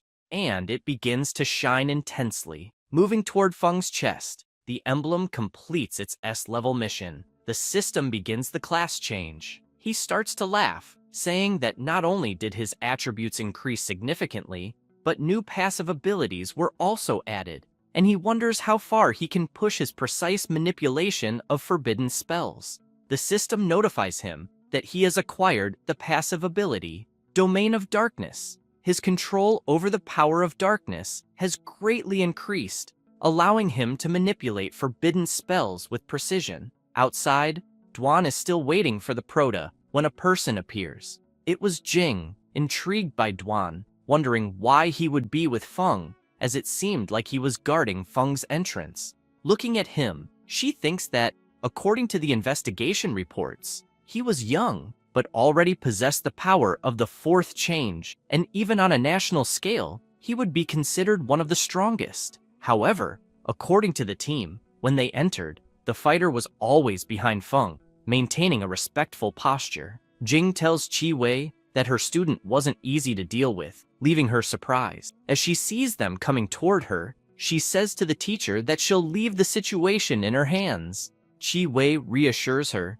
saying she will confirm with Feng, as she believes he won't be an enemy. Feng and Duan continue walking, chatting casually, until they hear the teacher call him, making him turn immediately. Noticing teacher Qi Wei, he asks if, by any chance, she had said she wanted to discuss something. She responds affirmatively, saying there are some things she'd like to discuss with him. Duan says he'll wait, addressing him as Sir, which embarrasses the Prota, as the teacher didn't understand this Sir. Feng tries to play it off, asking her not to mind that, saying Duan was just joking. With a serious expression, she asks Feng if, by any chance, he has already completed the 1st change. He is shocked by the question, remaining silent, unsure of how to respond. He thinks that, although he didn't expect to hide his power for long, it was discovered very quickly, since the teacher has always been very attentive to him, one of the few people he can trust. He thinks she won't harm him. Smiling, he replies that yes,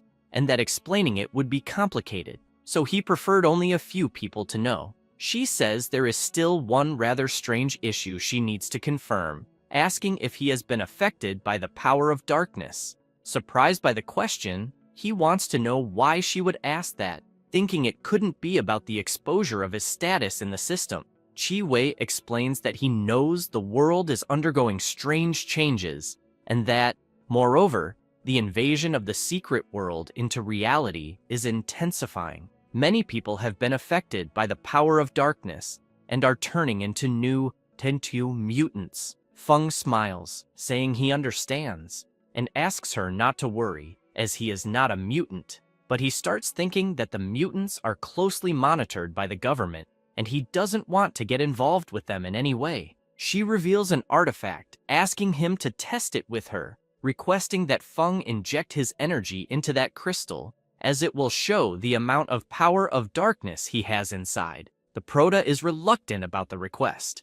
The teacher, looking at him, begins to imagine that Feng is hesitant about the request, making her suspicious. However, he laughs, saying it's the first time he's been in a situation like that, so he's a bit nervous. He says this and touches the crystal, injecting a bit of his energy, causing the crystal to explode into several pieces. Panicking over what had just happened, Qi Wei is outraged, questioning how the crystal could have broken. Feng asks the teacher what was happening. She starts trembling as she recalls the conversation she had with Jing, where Jing explained that it was a black crystal, highly sensitive to the power of darkness, as it is frequently used by the government to detect mutants.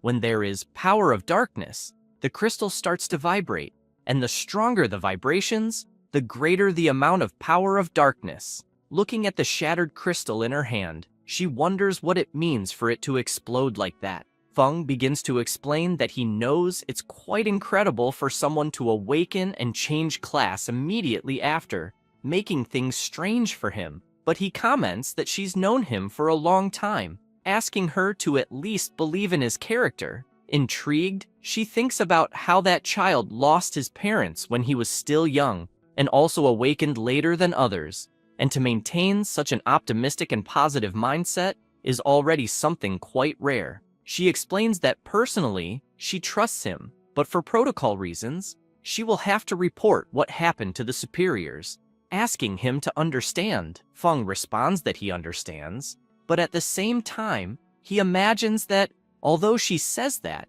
he doesn't know what the authorities' reaction will be. Under these unexpected circumstances, he can only leave the city of Qinyu. She takes out an item that begins to shine, making the prota ask what it was. Qi Wei says it's a gift she prepared for him, congratulating him on successfully completing the first change. He accepts it gladly, thanking her for all the years she took care of him. Feng takes out an item, saying he had prepared a gift for her as well. The item is the Sacred Wings of legendary quality, which grants an additional 20 spirit points, 50% more health recovery and healing effects, as well as 100% more resistance to darkness. She is impressed by the quality of the item, as the no need to chant effect can save lives in critical moments. Qi Wei says she can't accept it, as it's too valuable, but Feng insists, saying it's just an item he got during the class change mission, asking her not to be shy and accept it. Feng hands over the item and turns to leave, saying his friend is waiting, and if she doesn't mind, he's going to go now. The teacher watches him from afar, thinking about the legendary gift she had just received from him. Qi Wei heads to the office of the adventurer's examiners to report what happened. After the teacher explains everything, Jing looks at the crystal, saying she has never seen a situation like that, asking if there's any possibility that the superiors might consider Feng a threat. Jing, tired, asks to let it go and end it there. The teacher is intrigued, asking Jing what she meant by end it there. Jing makes it clear that her student might be beyond what they understand at this point, and if he truly is a strong adventurer, they should try to recruit him as much as possible instead of investigating him and needlessly irritating him. Her advisor asks if they should report it. Jing replies no and requests to stop the investigation into Feng immediately. All related information should be kept highly confidential. Qi Wei immediately agrees, thinking that Feng is young and without much background. Protecting him this way is more than appropriate. Jing, still intrigued, responds that since Feng doesn't want to expose his secrets, they should shift their attention to Duan. Currently, they need all the talents they can recruit, and one more strong ally wouldn't hurt. Back at Feng's house, Duan, calling the prota Sir, notices that he seems a bit upset. Feng, slumped on the couch, replies that the teacher just sent him a message saying that they canceled the investigation on him. Duan asks if that isn't good news. Looking like a living zombie, the prota responds that he's worried about how he'll train in the future, as every time he destroys a domain, it always attracts a lot of attention. He's even drawn the attention of the authorities, and if he continues, eventually, he'll face a lot of trouble. Duan becomes irritated, thinking that it's not easy being a great leader,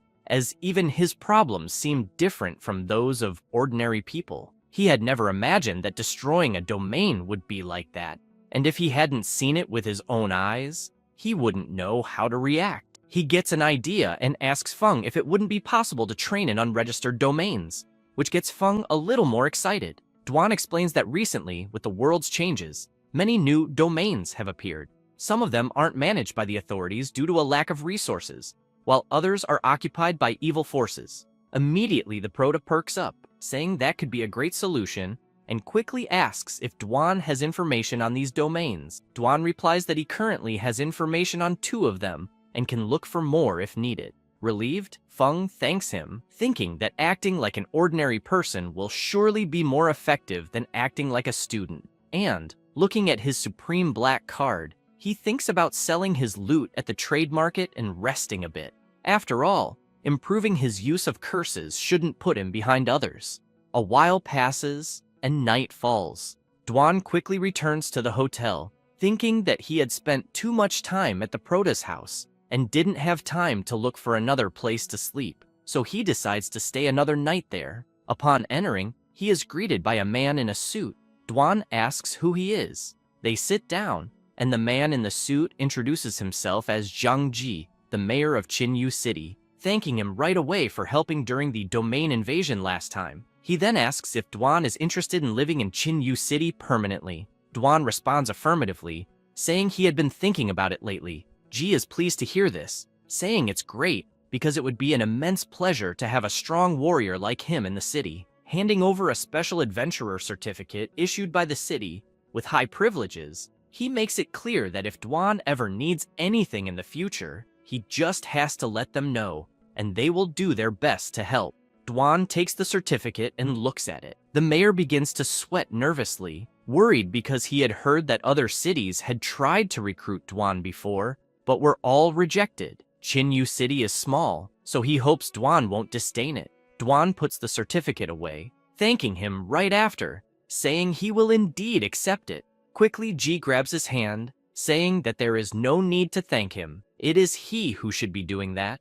Duan thinks that, in the future, the Prota might use it, deciding to keep the certificate for now. Satisfied with this, the mayor imagines that Duan is a 4-transformation strong man. With him there, the city will be safer. Trying to gain some favor with Duan, the mayor asks if by any chance he is looking for a place to stay, as he will arrange one immediately if he is.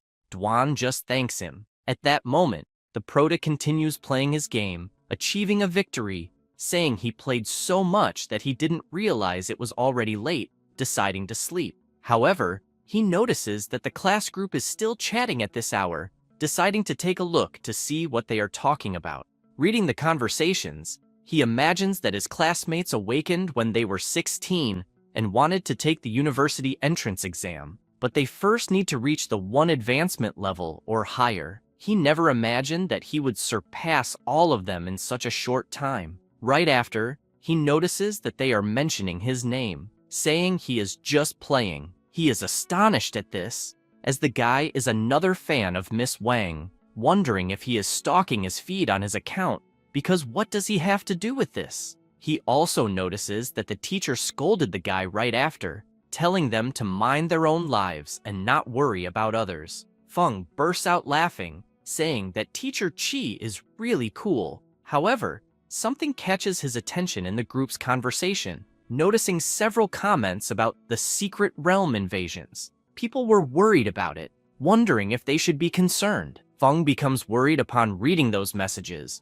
remembering what he heard about the world changes from Teacher Qi and Duan. He recalls the time he fought the invasion monsters, where some of them managed to escape because if they hadn't, he would certainly have killed them. He imagines this and immediately goes to sleep. At that same moment, in the world of distortion, the boss sneezes, feeling worried because out of nowhere, he started feeling fear. The next day, at the Chung Trading Exchange, Xin returns to work after recovering from the battle she had with the distortion monsters. Quickly, her colleague shows up, asking why she is there since she hasn't even fully recovered from her injuries yet. Xin replies that she wasn't hurt that badly, and that she is fine at the moment. Her colleague responds that she talks big, then asks if she is eager to get back to university. She turns around, shouting that it has nothing to do with it. However, her colleague finds it a shame because the Prota turned out to be a reckless thief who dared to mess with someone from the 4th change.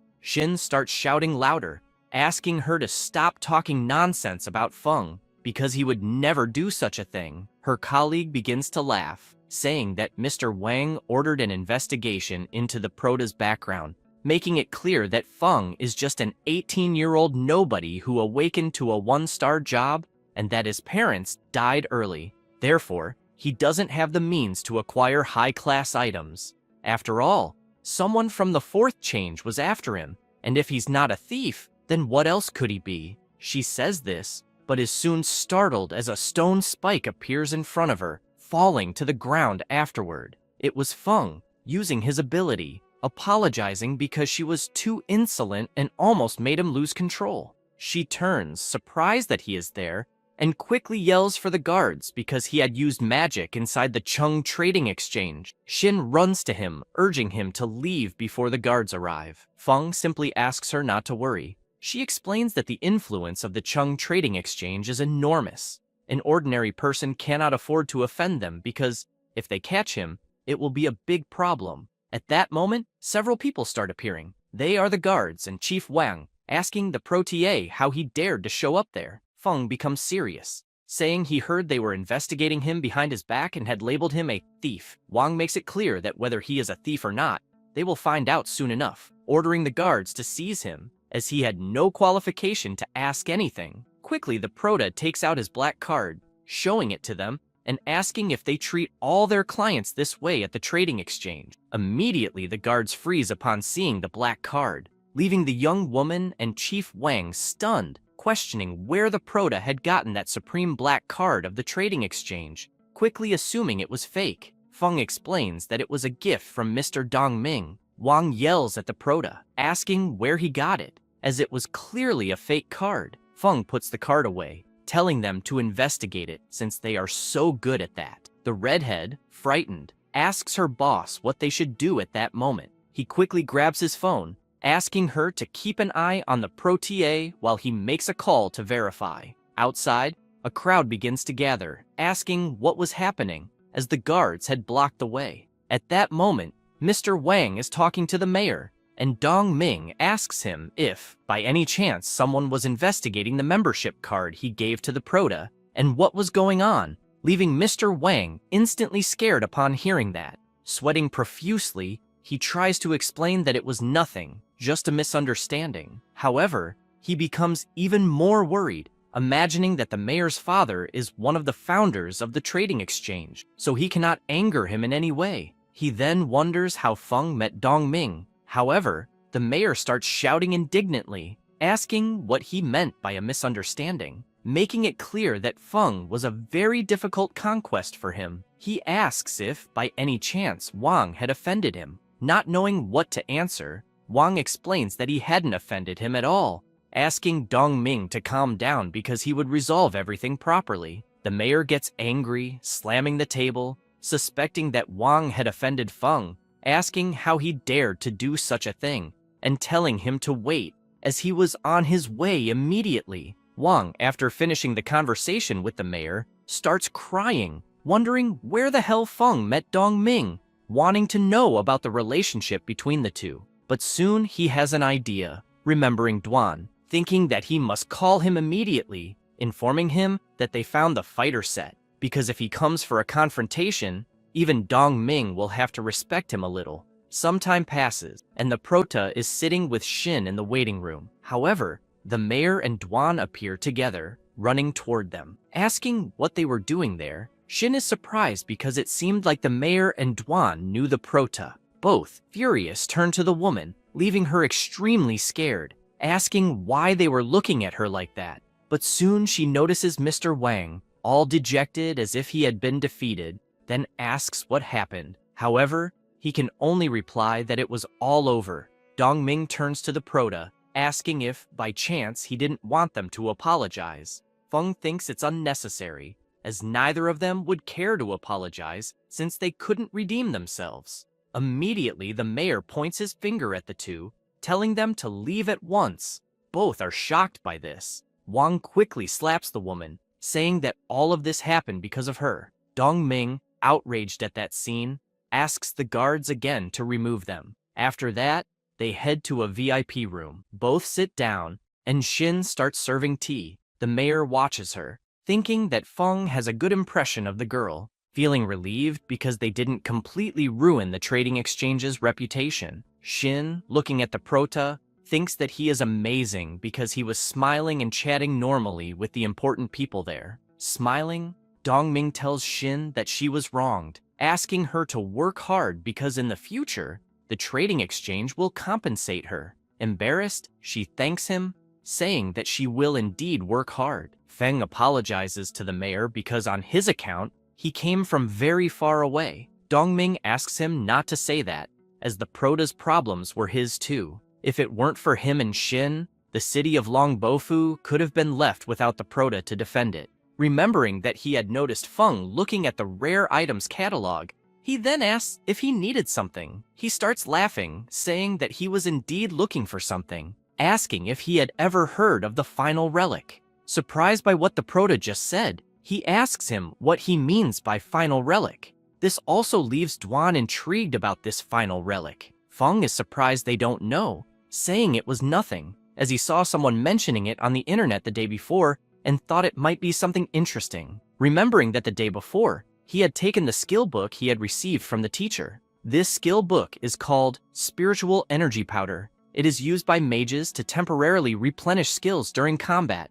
Intrigued by the book, as he doesn't know what kind of forbidden spell it will become, he says this while a glow emanates from the book, but he soon decides to learn the skill from the book, with an intense glow appearing on his forehead. At that moment, the system informs him that he has learned a passive skill, Absolute Darkness Convergence. It absorbs the residual dark energy from the final relic, transforming it into his own energy. He is immediately intrigued, wondering what this final relic is. He has never heard of it, and the system did not provide further explanations, leaving him wondering what he should do. However, he feels tired and sleepy, thinking he should sleep and leave this matter for another time since he won't use it at the moment anyway. Recalling that day, Dongming says that it was a rushed departure that time, asking them to go to Longbofu City as he will cover all the expenses there. He says this, quickly grabbing his flying scroll,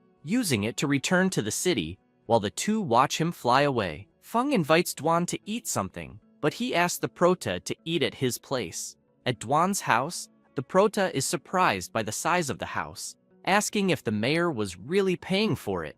Duan explains that they said that anyone above the 4th change level who wants to stay in Qinyu City would receive special treatment. He then asks the Protier if he would like to move there, as Duan can find another place. Feng sits on the sofa, saying it's unnecessary because he will make some money and even buy a house there, making it clear they will soon be neighbors. Duan tells Feng that if he needs money, he can lend it to him, but the Prota quickly interrupts, saying he doesn't need his money. He imagines that he recently sold equipment and accumulated plenty of crystals, which he can exchange for money to buy a mansion, so it wouldn't be a problem. But he soon thinks that he would have fewer crystals available, and if he needs them later, it will be complicated if he has already bought the house. He decides then that he will wait a bit. After chatting for a while, the tea arrives, and the Prota immediately starts drinking it, feeling relaxed as it was excellent. Duan explains that they have a dedicated chef there and had even called him, letting him know they would be arriving soon. The Prota is pleased with that since it was quite convenient. At that moment, Duan's phone starts ringing. He answers, greeting the mayor of Qinyu City, but Zheng quickly says that there is something that might be a bit of a nuisance for him, informing him that the investigation team sent from above is looking into the recent disasters that occurred in Qinyu City, and, as such, would like to get some information from him. Duan is surprised by this, and, looking at the Prota, imagines that the investigations might affect Feng, so it's better to ask what he thinks first. He then tells the mayor that he is busy that day. Zhang replies that it's all right, asking Duan to let him know whenever he is free in the coming days. After explaining to the Protier the matter the mayor mentioned, Feng asks what this investigation group is, as he has never heard of these people. Elsewhere, a sinister warrior appears, saying that the city is strange because they are talking about a mysterious great boss.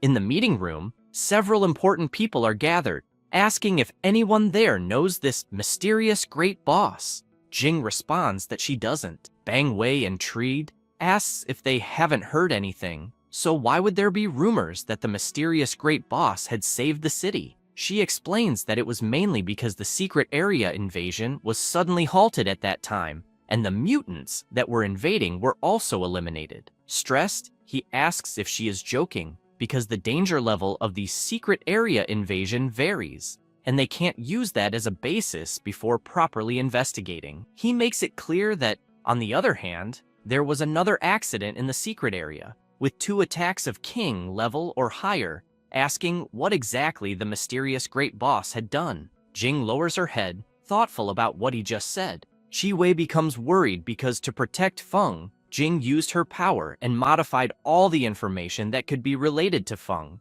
and with that, all the pressure of the incident fell on her. At that moment, Mayor Zhang burst through the door, informing them that he had just called Duan, but he said he couldn't attend the meeting because he was busy. Bang Wei becomes furious, saying that he hates those adventurers who are out of control.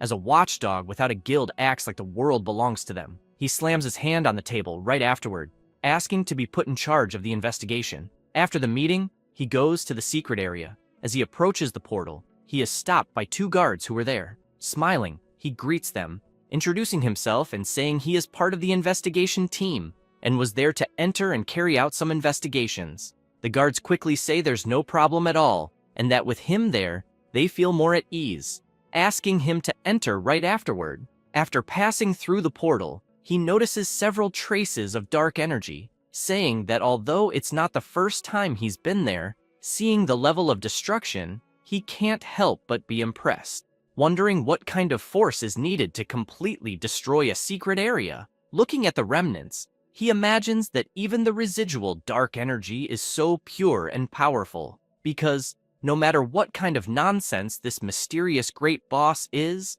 in the face of such an existence, it's like an anthill before an elephant. He immediately becomes ecstatic, shouting that this place is truly worthy of anticipation. Saying this, he raises his hand, making a sinister demon appear right in front of him, as if he were controlling it. He then lets out a malicious laugh, saying that it was indeed king level, filled with powerful energy all around, craving it all for himself. At that very moment, in Duan's house, the Prote continues playing his game, complaining to the system. However, an alert pops up from the system, informing him that the final relic has been found, leaving the Prote surprised. He imagines that something seems to be happening, as a connection is forming with him through the aura. If he focuses carefully, the connection becomes clearer, allowing him to locate its position. Feng grabs his shirt, stands up and puts it on. Duan appears, asking where he is going. The Prote responds that he is going out for a while. He then rushes out, asking Duan to finish the game for him. Feng hails a taxi and, looking at the GPS, guesses that the energy is coming from near the sinister cemetery. He realizes, through their connection, that this thing is moving. At the entrance of the sinister cemetery, the guards spot the demon emerging from the portal, notifying their superiors via radio that an unknown monster has appeared there. They both start trembling, asking what the hell that thing in front of them is, as Bang Wei had fused with the monster, calling for help because they couldn't move. Due to the monster alert, blockades were set up to prevent any accidents. The guards asked everyone to stop, as there was danger ahead. At that moment, the taxi driver tells the Prote that, unfortunately, they can't pass the blockade. He responds that it's fine, and that he'll get off right there, paying the driver afterward. He notices that the thing had temporarily moved away. At the entrance of the sinister cemetery, the demon continued its rampage, destroying everything, while Bang Wei called for help. However, Jing suddenly appears, along with Professor Qi Wei and another person, charging toward the monster. But they quickly stop, horrified by what was right in front of them, asking what the hell was happening. Some time passes in the sinister cemetery after the battle. Jing is in Qi Wei's arms, who is trying to heal her. She tries to say something but can't due to her injuries. The professor imagines that, thanks to the equipment Feng had given her, she managed to reduce the cooldown time and use the support spell faster. However, the situation is still critical because not even Jing, who is strong, could stop the creature. Jing starts to stand up, trembling all over, asking where the creature was. Qi Wei explains that it had headed toward the city center, but Mayor Zhang had already called for help from Kang Na, though he didn't know how long it would take him to arrive, and it might be too late. Jing takes a deep breath, imagining that Kang Na is as strong as she is. So, alone, he won't be a match for the creature. The only hope left is for the person who is pursuing it. This will be the last chance. Elsewhere, the creature is destroying everything in sight, furious. At that moment, Feng arrives, looking at the creature and realizing that the final relic had grown much larger. The demonic creature notices the Prote standing there, as if he were a beast. He wonders if he will have to use other forbidden spells to take it down first. However, While he is thinking, the creature wastes no time, jumping at him with all its might, striking toward his head. The proto remains motionless, waiting until the last second to act. He uses his dark shield immediately afterward, blocking the creature's attack. It starts to break out in a cold sweat, wondering if this is even possible. How could he possess such incredible power? At this moment, a system message appears, informing him that the final relic has been detected and asking if the proto wants to absorb it. Feng wastes no time, accepting immediately, as he needed close physical contact to absorb it. He releases a terrible power toward the creature, absorbing it immediately while it screams in pain. With the absorption, various memory fragments and places were assimilated, gaining an additional 100 total attributes. Feng is pleased because, even for a 3-star class, leveling up from level 0 to the Buiwi third transformation doesn't grant so many skill points to distribute so generously. However, he grows concerned, as it seemed that, in addition to the absorption, he had taken in something else, since he was seeing some strange images in his head. At that moment, Duan appears, asking the proto what had happened there. Feng simply gestures toward the fallen creature, saying that it appeared out of nowhere and he killed it immediately. Duan, looking at Bang Wei, knocked out on the ground, says that it seemed like the proto was also responsible for defeating him. He is intrigued by the chaotic scene around them, thinking that the mayor just mentioned that there was a monster invasion. He wonders if they were members of some evil sect, and although he understands that the proto managed to eliminate the monster, he can't explain what happened to the energy around them, as it doesn't seem to be the result of a powerful spell. So, how did the proto do it? Feng, smiling, pats Duan on the shoulder, asking him to handle the aftermath there, as he arrived just in time. Duan simply responds that he understands, telling him to leave it to him. After that, Feng takes off flying at full speed, leaving Duan astonished at the proto's speed, wondering if he wasn't a mage, because that speed surpasses many combat classes. Shouting to Feng right afterward, he says that he truly is incredible. Some time passes after the confrontation with the creature, and in Yanbian prison, Bang Wei is incarcerated, having confessed that he tried to control the creature. Jing explains that he discovered the creature in a secret dimension by chance, and managed to control the power of darkness for himself. Taking advantage of the investigation, he injected the power of darkness into the secret dimension, but the creature went out of control. The mayor is pleased, saying that it's great because apparently they have the mysterious great boss maintaining the city's security. Jing smiles, as does Professor Qi Wei, because her student is doing an excellent job.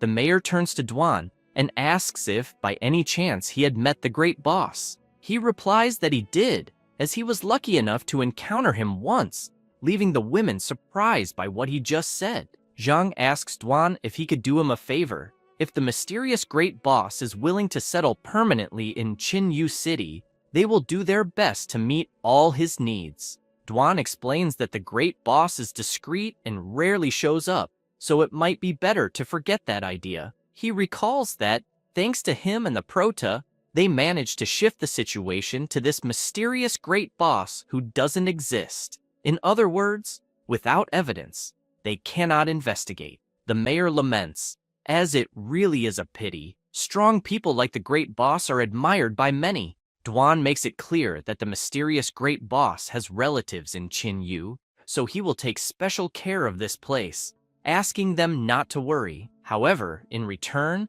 he does not wish to be disturbed. Jing is intrigued by what Duan just explained, but she understands everything in the end. As for Professor Qi Wei, she wonders if, by chance, the great boss is a relative of Feng. After all this, at the proto's house, he is taking a bath, thinking that the so-called final relic is actually the remains left by the demon kings who died in these secret dimensions. He imagines that the additional images he saw earlier in his mind are actually memory fragments of the demon kings during their lives, which were absorbed along with the relic. He then becomes intrigued, as he has no interest in becoming a demon king, wondering what purpose these fragments would serve. However, he soon thinks of something, imagining that they could actually be useful. He reflects that, Under the accumulation of the power of darkness, these secret dimensions experience periods of strengthening. If the invaded time and space cannot withstand it,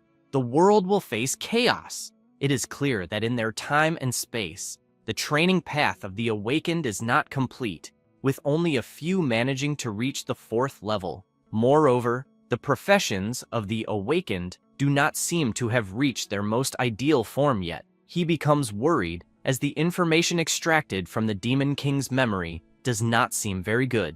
If things continue that way, humanity will have only one fate. Even if he protects himself, he will not be able to live in a world full of monsters.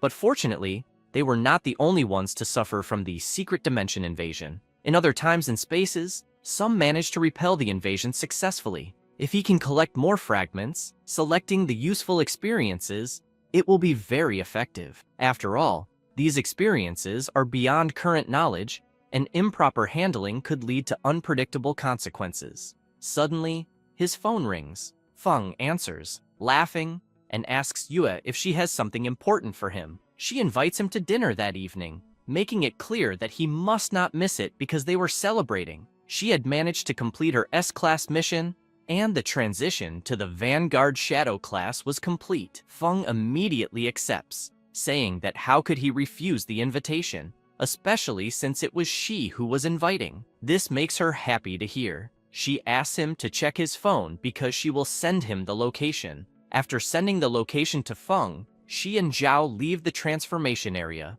where their guild friends were waiting, bursting confetti right afterward, congratulating them for successfully advancing to the 2nd level. The people around them are amazed because, at such a young age, they have already reached the 2nd level. Zhao invites Yue to dinner, saying he has reserved a private room at the best restaurant in the city. However, she replies that she already has plans for the evening, asking them to have fun without her. She then announces that she will be the host at the event the following day, requesting everyone to be there. He asks her if they shouldn't rest first since they had worked hard during the transformation. Yue explains that it is something quite important and cannot be postponed. She says her goodbyes, while everyone watches her leave. Zhao gets irritated because they had barely reached the 2nd level, and they were already having disagreements. The cleric tries to calm him down, asking him not to speak like that because Yue is that kind of person. She must have something really important to do. Annoyed,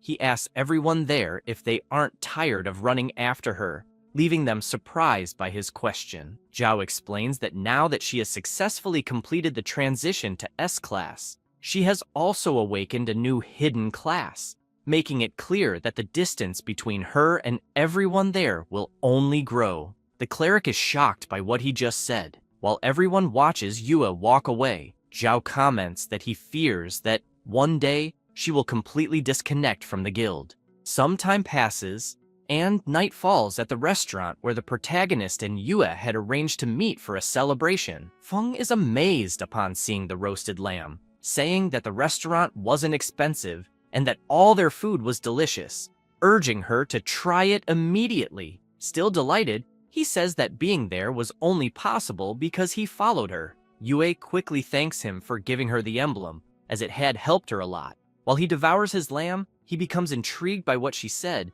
and asks if the emblem had activated a new hidden class. However, he begins to imagine that in the Demon King's memories, they discovered that the awakened and their professions in that time and space hadn't reached their ideal form. He wonders next if emblems are one of the ways to achieve that state. Yue asks the protagonist if, by any chance, he knows where those emblems came from. Feng starts laughing, saying he wasn't very sure about them. She becomes frustrated upon hearing that, saying it would be great if they could buy them, as she would give one to the protagonist and the other members of her team. He feels happy, imagining that his friend is still the same, as whenever something good happens, she also considers his interests. Yue asks him not to worry, saying she will handle the emblem issue, and asks the protagonist not to give up on training, as in such a dangerous time, having extra self-defense skills is always useful. She makes it clear that once she finds an appropriate emblem for him,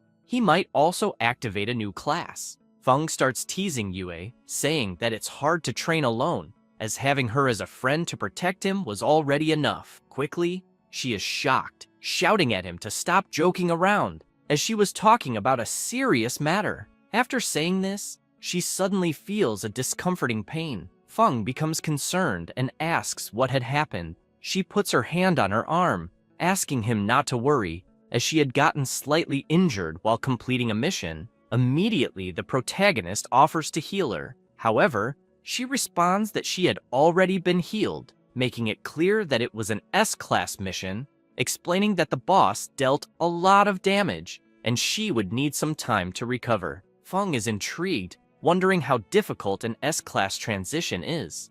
At that moment, the protagonist's phone rings. He answers, and someone asks if he was Ning Feng by any chance, but he doesn't respond, instead asking the caller what they wanted and who they were. He then imagines that the person had an aggressive tone in the way they spoke. However, the caller says that the protagonist doesn't need to know who he was, just asking him to answer where he had obtained the emblem. Feng quickly becomes fed up with that guy and leaves him talking to himself. Yuen notices her friend became stressed and asks what happened. He responds that the caller had asked where the emblem came from. She is startled upon hearing that, explaining that she hadn't told anyone outside about the emblem. The protagonist simply picks up his delicious lamb to eat, asking her to let it go and to eat and drink in peace. However, he notices that the guy still hadn't hung up. Picking up the phone again, he hears the guy shouting, asking how the protagonist dared to leave him talking to himself, making it clear that he would pay for what he had done. Feng listens to all that nonsense,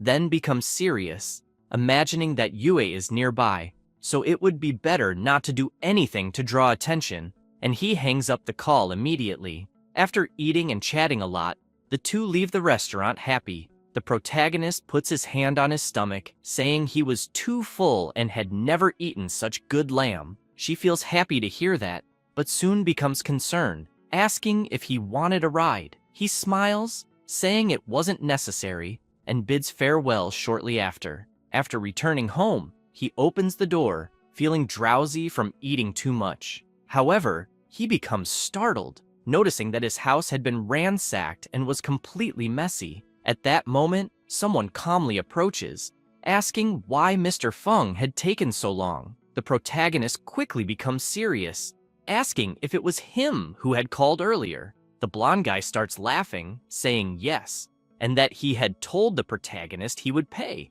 making it clear that if he had answered honestly from the start, none of this would be happening. Feng then asks who had sent him. The blonde guy lets out a wicked laugh, asking the protagonist how a mere lowly awakened dared to speak in such a way, then asking if he hadn't had a teacher to teach him to show proper respect to the stronger ones. However, at that very moment, another guy sneaks up behind the protagonist, ready to attack him, but Feng quickly dodges and counterattacks with an elbow, hitting the guy square in the nose and making him drop his dagger. Feng adjusts himself as the other guy slides down the wall, knocked out. The blonde guy is quickly terrified, wondering what the hell had just happened. The protagonist starts laughing, telling him to show some respect and calm down. However, he begins to sweat profusely, worried, realizing that the information clearly said the protagonist was just a 1-star novice. Then, he wonders how a 3-star assassin had been defeated by a mere mage with bare hands. While thinking about this, he grabs a shuriken and, looking closely at Feng, notices that he has more than 100 points in all stats, and both his reaction speed and range had received significant improvements. Realizing that he could handle many situations easily without even using magic, he throws his shuriken at Feng right after, but Feng dodges with ease. Immediately after seeing the protagonist's reaction, the blonde guy runs, realizing the situation wasn't good and that it was better to retreat. He heads toward the balcony to escape and quickly jumps off. However, Feng grabs his leg, preventing him from escaping and slamming his face hard into the wall. After that, the protagonist orders them to clean up the mess they made. Then, shouting, he tells them they'll have to pay for the broken cabinet too. After cleaning everything up, the blonde guy says they've finished, informing that all their belongings, including their clothes, had been placed on the table. Feng crosses his arms, saying everything is fine, but he wants to know who sent them there. With his face all battered, he explains that it was Master Zhao Cheng of the Sovereign Lion Guild. He said that the protagonist had a special emblem that was unique and couldn't be found anywhere else, which is why he had hired them to gather information about it. Feng is immediately intrigued, wondering if that Zhao Cheng was the same mage from Yue's guild. As if that were the case, it wouldn't be surprising that he would do such a thing. He then gets excited, with a sinister expression, imagining that he won't be gentle with him, as he still had a forbidden spell he hadn't used, and he would use it especially on him. Immediately, the protagonist activates this ability, which involves the shadow ritual, using his mental strength to control the minds of his targets,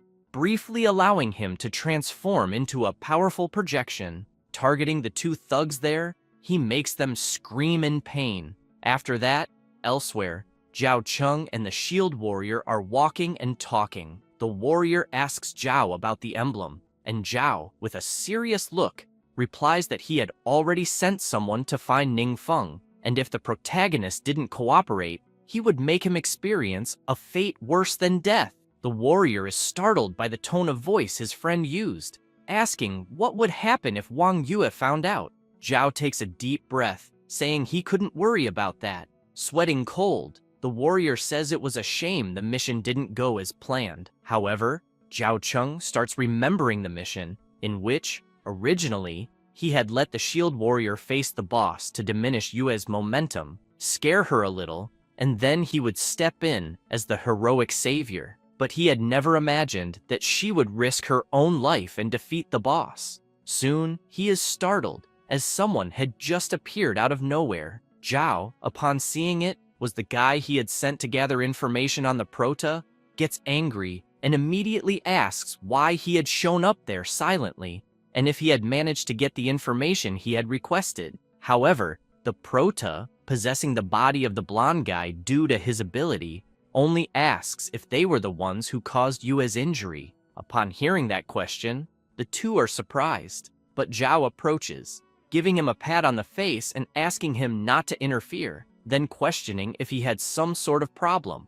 At that moment, the Prota starts using his power, becoming furious, grabbing their necks with all his might and lifting them off the ground. He then makes it clear that they don't deserve to live in that world for having hurt Yue, but he won't let them die so easily. He says this, invoking black flames immediately afterwards, which quickly begin to engulf them. The Prota emphasizes what they had said earlier, something about a fate worse than death, telling them to enjoy the experience, burning them from the inside out until they turn to nothing but ashes. With that, he starts burning the blonde guy's body too, figuring that if they all turn to ashes, there would be no evidence, making it a good way to disappear without leaving any traces. However, he notes that this time things are a bit dangerous, as his home is in a common neighborhood, and he won't be able to prevent the entry and exit of high-level awakened individuals. Although he doesn't need to worry about them with his power, he can't stay at home 24 hours a day. He reflects that he originally planned to access the Demon King's memories and gather some important information, but luckily, he hadn't started yet. As if he were discovered by the Awakened, it would certainly cause major problems. After thinking all that through, Feng starts stretching, saying he will stay at Duan's house first, since he is an Awakened of the 4th transformation, strong, and the security in the housing area is of a high standard, much better. After saying that, some time passes, and Feng arrives at Duan's house, explained to him what had happened earlier. Duan becomes furious upon hearing everything, asking the Protier to rest as he will investigate to see if there is anyone else conspiring against Feng, as attacking him directly was an unforgivable audacity. Feng takes a deep breath, asking Duan to stay calm, as there was no need to rush into anything, and then asks if he knew any reliable alchemists. Duan is surprised by the Prota's question, wanting to know what criteria he had for the alchemist. Feng explains that the alchemist needs to be high-level, trustworthy, preferably independent, and the fewer connections they have, the better. Duan becomes thoughtful, saying he knows a few alchemists of good level, but they have already joined large guilds.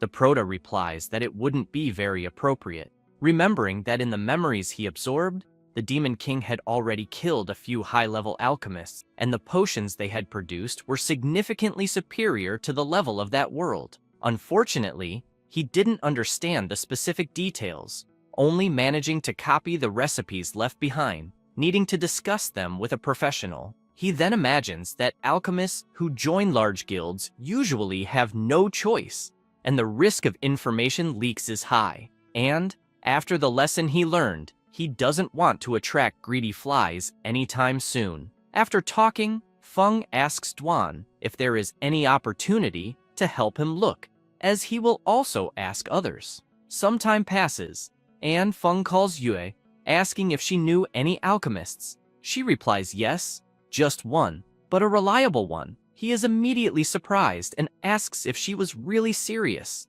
Yue confirms, explaining that it was their healer's brother, Shu Wei, a good alchemist, and that he was considering joining her guild. But Zhao Cheng and he didn't get along, so they couldn't negotiate. She then asks if the Prota is interested because she can introduce them. Feng, after hearing Zhao's name again, imagines that his friend, unfortunately, had the bad luck of having him as a teammate, but at least he solved a big problem for her, and Zhao Cheng won't cause any more trouble. Yue, intrigued, asks the Prota why the hell he is looking for an alchemist. He explains that he had found some recipes at home and wanted someone to help him understand them. She becomes suspicious, asking if he had found something at home again. Feng starts laughing, saying he has been doing a good cleaning in his house lately. Yue asks him to wait a moment, that she will arrange everything as quickly as possible. Some time passes, and the Prota goes to the place where the alchemist is, introducing himself. The alchemist also introduces himself, saying his name is Shu Wei, asking Feng if he could show his recipes.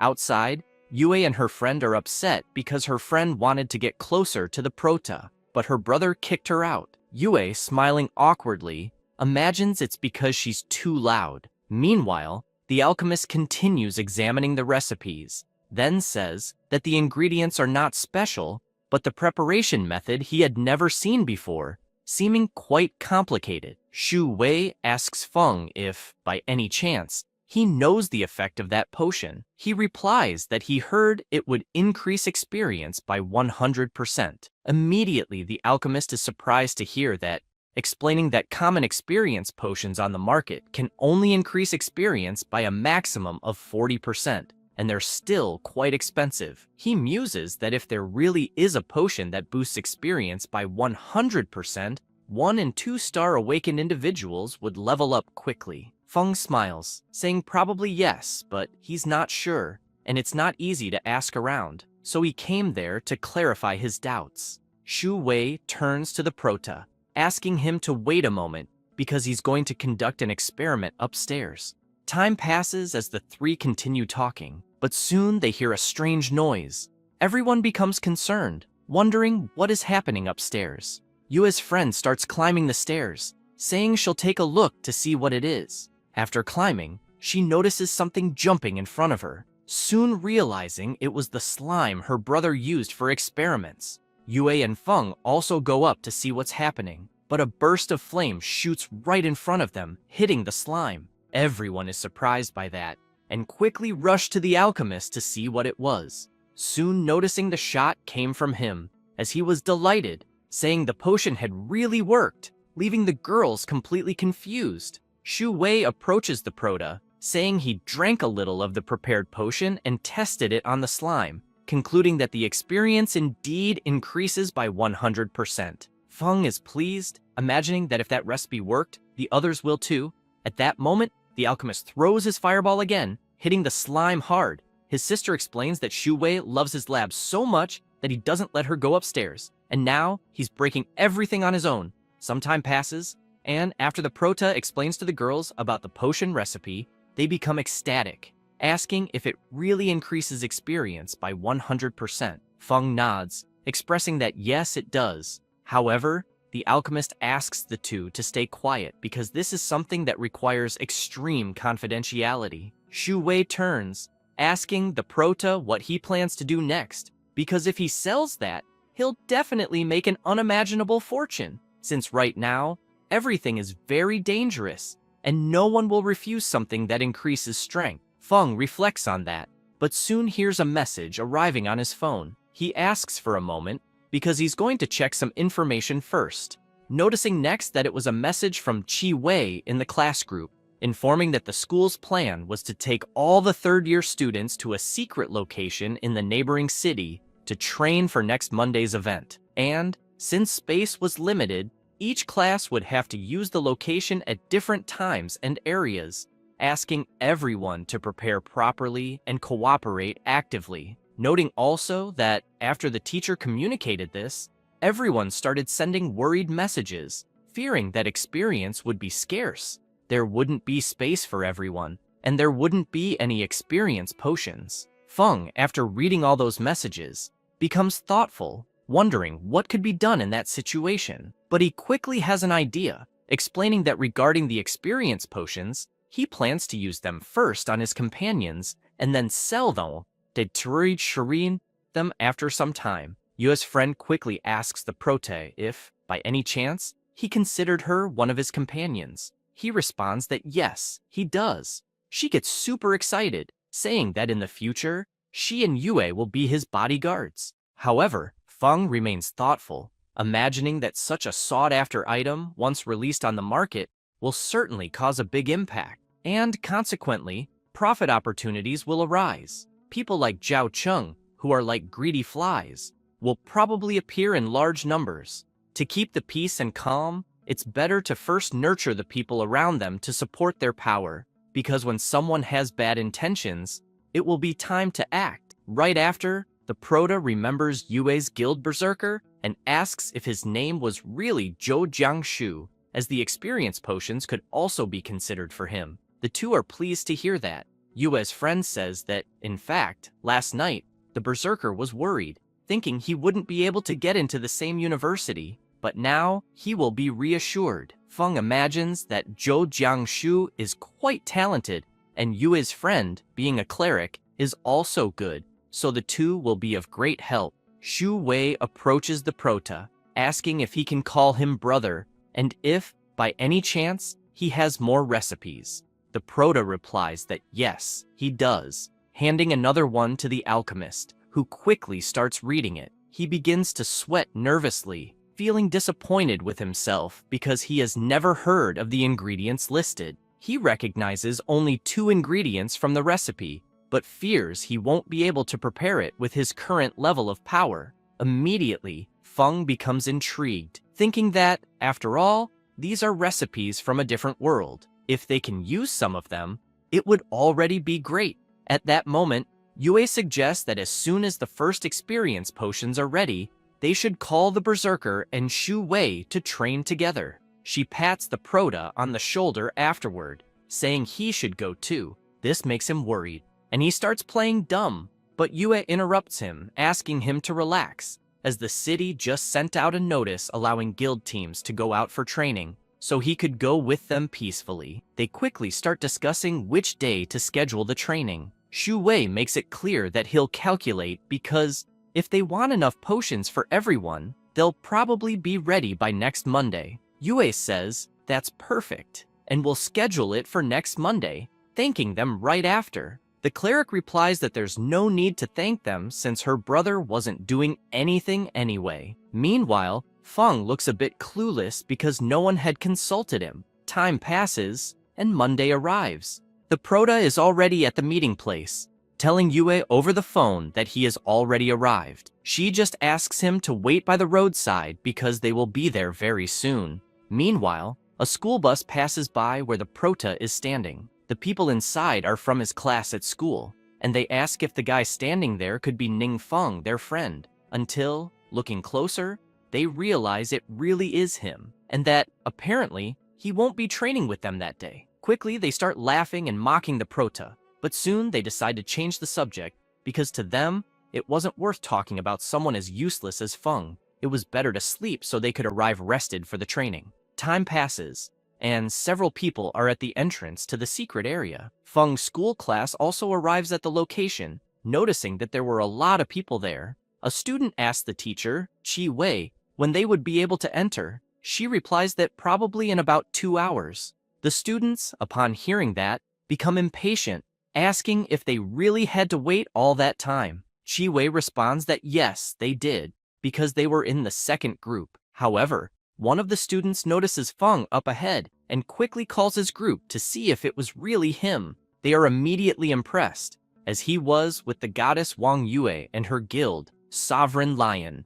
The student becomes even more indignant upon seeing Feng and his group entering the portal, and immediately asks Professor Chi Wei why they are entering without waiting in line. The professor, also impressed, explains to the student that Ning Feng is the leader of the Sovereign Lion Guild, so they are probably heading straight to the heart of the secret area, as there are fewer people there, which is different from her class. The student who had asked the professor becomes furious, saying that he should be the one standing beside the goddess Wang, while his friend next to him asks how Feng dared to proceed to the heart of the secret area, as any small monster there could easily kill him. At that moment, someone arrives, asking if, by any chance, they were talking about Wang Yue, who is ranked 5th in the national rookie rankings. Surprised and sweating, the student replies that they were indeed. The person who had appeared asking about Yue thanks the student and says, "That's great, because they are heading to the right place." Saying that, they head toward the portal, along with 2 other people. Feng's school students just watch them enter without having to wait in line. Once again, that student becomes furious, asking why those guys were also showing off. His classmate beside him asks if he didn't know who those people were. She explains that those 3, like Wang Yue, are all rising stars in the national rookie rankings. The girl in question is ranked 4th and is named Chang Muqiu. The big guy in 3rd place is Ji Qi, and in 2nd place, Gu Yunzhou.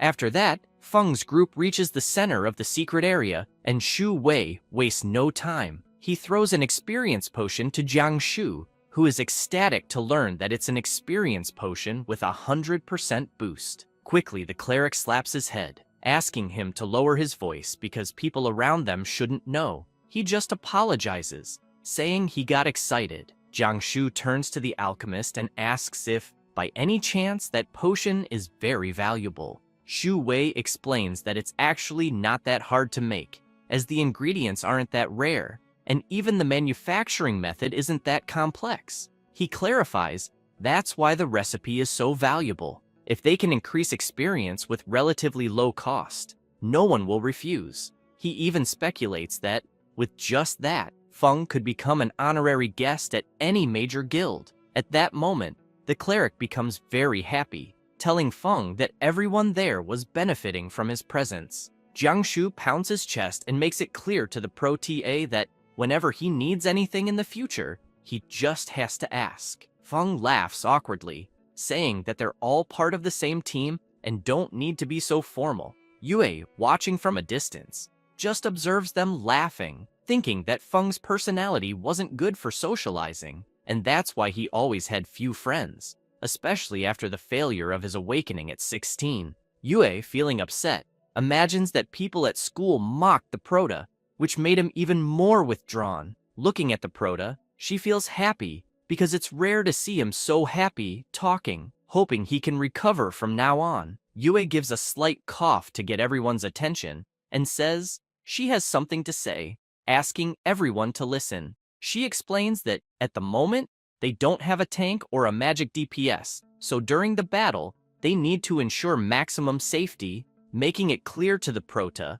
that he doesn't need to take action so as not to draw attention from the monsters. Yue then shouts that she will attract the monsters and asks Jiang Shu to deal with them. She then asks Shu Ting to focus on buffs and protection, and Shu Wei will act with the potions according to the situation. Quickly, everyone shouts that it's okay. However, the Prota feels frustrated, thinking that this will slow his progress significantly, but out of respect for everyone, he will cooperate. After all, leveling up with forbidden curses is much faster, but since he's not in a hurry and is just understanding everyone's abilities, he decides to go along with it. At that moment, Yue wastes no time, grabs her bow, and shoots an arrow, hitting the monsters and causing a huge explosion. Drawing their attention, they charge straight at her. Shu Ting grabs her staff and uses her ability, buffing the berserker, who quickly prepares his attack and delivers a powerful strike to the ground, sending it toward the approaching monsters. Shu Wei doesn't miss the opportunity and throws experience potions, hitting the monsters. He gets excited right after, as the experience is increasing rapidly, and if it continues like this, he will soon be able to make a new potion. Shu Ting and Jiang Shu celebrate, knowing they could also reach the second stage before the entrance exam and get into the top universities with Yue. However, they hear a strange noise coming from the cave, and Jiang Shu immediately asks who it is. Gu Yunzhou, letting out a sinister laugh, apologizes, saying he didn't mean to laugh, but he couldn't help himself after hearing that someone who hasn't even reached the second stage was already talking about getting into a prestigious university before the exam. He says this while accompanied by his friends. Shu Ting and the Berserker are surprised, asking if they were really the top ranked in the national rookie rankings. Yunzhou, laughing, is pleased to know that their reputation isn't bad, as they were recognized quickly. This leaves the Berserker and the Cleric puzzled, wondering why on earth they would be there since they are from the area near Qinyu. At that moment, Wang Yue arrives, asking the people from the national ranking if they wanted something, as they were busy training. Yunzhou approaches with his friends, saying he wanted to speak specifically with Yue, then asks if she's interested in joining their team. Upon hearing this, Shu Ting and the Berserker are shocked by the question. However, Yue immediately declines, saying she already has her own team. Yunzhou, indignant at the refusal, responds that he knew, but points out that her team includes a mage named Zhao Cheng, who is ranked 14th in the national rookie rankings.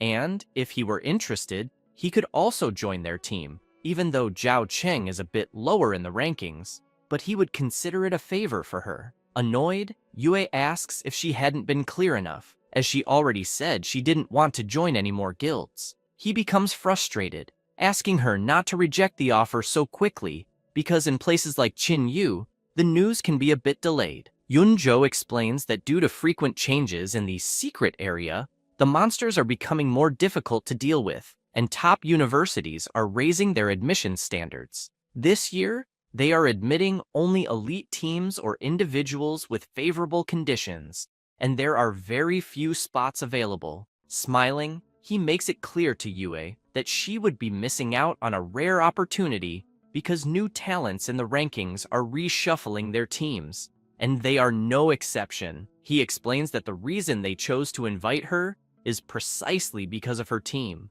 After saying this, Yunzhou changes his expression completely, asking Yue not to forget that she was destined to become someone very powerful. And, looking to the side, Yunzhou hints that her friends aren't, leaving them outraged by the insinuation. Yunzhou, with a sinister laugh, says that weakness is the greatest sin. Immediately, Yue begins summoning her bow, as she didn't like his words at all. However, he asks her not to get worked up, making it clear that she is a ranged DPS, and it wouldn't be good for her to start a fight at close range. Shu Ting, scared, goes up to Yue and puts her hand on her shoulder, asking her to let it go and suggesting they find another place to train. She says this, and all of Yue's guild silently turn and decide to head elsewhere. However, the Prota stands still, thinking that Yunzhou is really irritating, and, since Yue recently awakened a new class,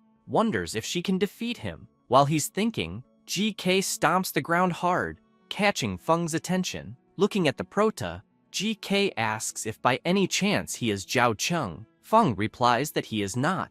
With that, GK lets out a sinister laugh and tells the Prota to get out of there immediately, as he's nothing but useless. Hearing this makes Feng furious. However, the Berserker steps in, asking GK not to be so disrespectful. This angers GK, who asks if by chance the Berserker wants to die here, throwing a punch immediately at him, which the Berserker blocks. However, he's shocked by the strength of GK's strike. Soon, Jiang Shu cannot withstand GK's punch and takes the full blow. Concerned, Yue runs towards the Berserker, asking if he's okay. but Yunjo steps in front of her, preventing her from passing. She immediately asks him to move, startling him with her expression, but they soon hear the berserker telling them to stay out of it. Kneeling on the ground and in great pain, Jiangshu realizes he's in trouble, as it seems the punch broke a few of his ribs. He thinks that GK must be a cruel guy. He quickly gets up and tells Feng to back off, thinking that he can't let the protagonist get dragged into the fight that's coming. GK, standing near the berserker, simply says that it's all useless, which enrages Jiangshu. He starts focusing his power into his fists, but is surprised by GK's speed, realizing he's about to take another hit and has no chance to block or dodge. At the same time, Yue and Shu Ting prepare themselves, but it's already too late. The blow is about to land on the berserker's face, when suddenly, a hand appears, blocking GK's punch. It's the protagonist, easily stopping the attack, leaving everyone shocked. GK becomes frustrated, even more so when he realizes he can't move, wondering why someone dressed like a useless mage has such a powerful aura. Feng wastes no time, grabs GK's fist, and pulls him with great force, causing GK to scream in pain. Feng throws him far away as if he were nothing, smashing him into several rocks, which all collapse on top of GK, burying him. At the same time, Feng turns around, gives a sinister smile, and calls him useless. Immediately, Yunjo runs to help his friend, but doesn't notice Yue preparing her bow, and he gets shot right in the middle of his butt. He starts hopping around in pain, unable to believe he just got shot in the butt. Shu Ting bursts out laughing, finding the attack truly hilarious. Muqiu is terrified by the sight of Yunjo, then becomes frightened as she realizes that a mage defeated an unarmed berserker and that an archer hit the tank at close range. She wonders if perhaps this is a dream, since Gu Yunjo and GK are part of the elite new talent rankings. At that moment, the prota is breathing deeply as he wanted to be discreet, and he gets frustrated because he didn't want any complications. He turns to Shu Ting, asking her to stop being shocked and go ahead and heal the berserker. She says yes, and immediately starts healing Jiangshu. While she's healing him, the prota asks the berserker how he plans to deal with GK. Jiangshu replies that he doesn't know, but he'll follow the prota's orders. Hearing this surprises Feng, making him realize that his friend's opinions of him seem to be changing. He then asks the berserker to go to GK and take his equipment, telling Jiangshu to see it as compensation for GK having annoyed him. Yunjo becomes outraged at what he just heard, asking how they dare to do such a thing, as it's clearly theft. Before he finishes speaking, he's startled by an attack that suddenly appears right in front of him. It's the prota with a sinister expression, asking Yunjo if, by any chance, he was saying something. Quickly, Yunjo changes his expression, saying that actually, also has equipment that could be useful to the prota, and, if it would calm things down, he could take it without any problems. The prota gives him a hug, saying that at least Yunjo knows when to give in, as he personally doesn't like problems, and he makes it clear that if by chance Yunjo dreams of planning revenge in the future, they will regret it. Terrified, Yunjo promises that they won't do anything, as they aren't reckless. At that moment, Muqiu approaches, asking for her equipment to be accepted as well, and hands it over to the cleric. The prota, seeing this, says that she seems to be a smart girl. Then, he asks them to continue training in another area, leaving Muqiu embarrassed since she was without her equipment. Immediately, everyone from Yue's guild gets excited, saying it was a great idea. After that, while walking through the secret area, Yue tells the prota that she was thinking of taking him for training but never imagined that he would be so strong. He starts laughing ironically, saying that she already knew he had changed classes recently, but didn't want to draw too much attention because that would be problematic. Yue gets frustrated with the prota's attitude, saying that she will just let it go and won't ask any more questions, as he's always like this, never saying anything. The prota, still laughing ironically, makes it clear to Yue that she always understands him better than anyone. Quickly, she puts her hand on the prota's shoulder, surprising him. And, very happy, she makes it clear to him that Regardless of everything, she was very happy for him. Feng simply smiles and thanks her afterwards. At that moment, Shu Ting and Jiang Shu approach the Prota, asking if by any chance he had already decided which university he would attend and which guild he was interested in joining. He simply replies that he hadn't thought about either question yet. They continue talking while Shu Wei asks everyone to wait for him. However, Feng becomes intrigued, imagining that both the university and the guild are places with strict management. A mistake could reveal his biggest secrets. Thinking that it might not be a good idea for him to join either, he ponders this. But soon the Prota changes his expression, shouting to everyone that they can still go deeper into the secret area and speed up leveling up, as Yue can simply attract more monsters at once, and he, as the tank and main DPS, will take care of most of them, asking the others to handle the rest, which gets everyone excited by the Prota's enthusiasm. Content, Feng imagines that even though he can't use high-level magic, using attribute buffs and passive abilities might be enough. Some time passes, and the Prota goes to Duan's house, who is surprised to see him, saying that he finally returned. Feng is disappointed because he had worked hard for a few days and only gained 1 level, and if it weren't for the new experience potions, his progress would have been even slower since he got used to killing high-level monsters with forbidden spells. Feng sits down, thinking that usually people like Yue who start as novices can reach level 60 in 2 years until they complete the second transformation. He then considers entering a local university. However, he quickly changes his mind, saying that he doesn't want to think too much about the matter and will relax and be lazy for a few days because if he gets stronger and still has to work as hard as the others, what would be the point of becoming stronger? After saying that, the Proteus starts to relax, playing video games with Duan, sleeping over and over again, and going out to eat with Duan, until, while eating, the Prota hears his phone ring. Realizing it's Shin, he asks if she wanted something. She informs him that there will be an auction soon, and she heard that there will be good items there, and that the new Master Tang would like to know if he was interested in attending. Feng asks her if this Master Tang is the one replacing Wang. She answers yes.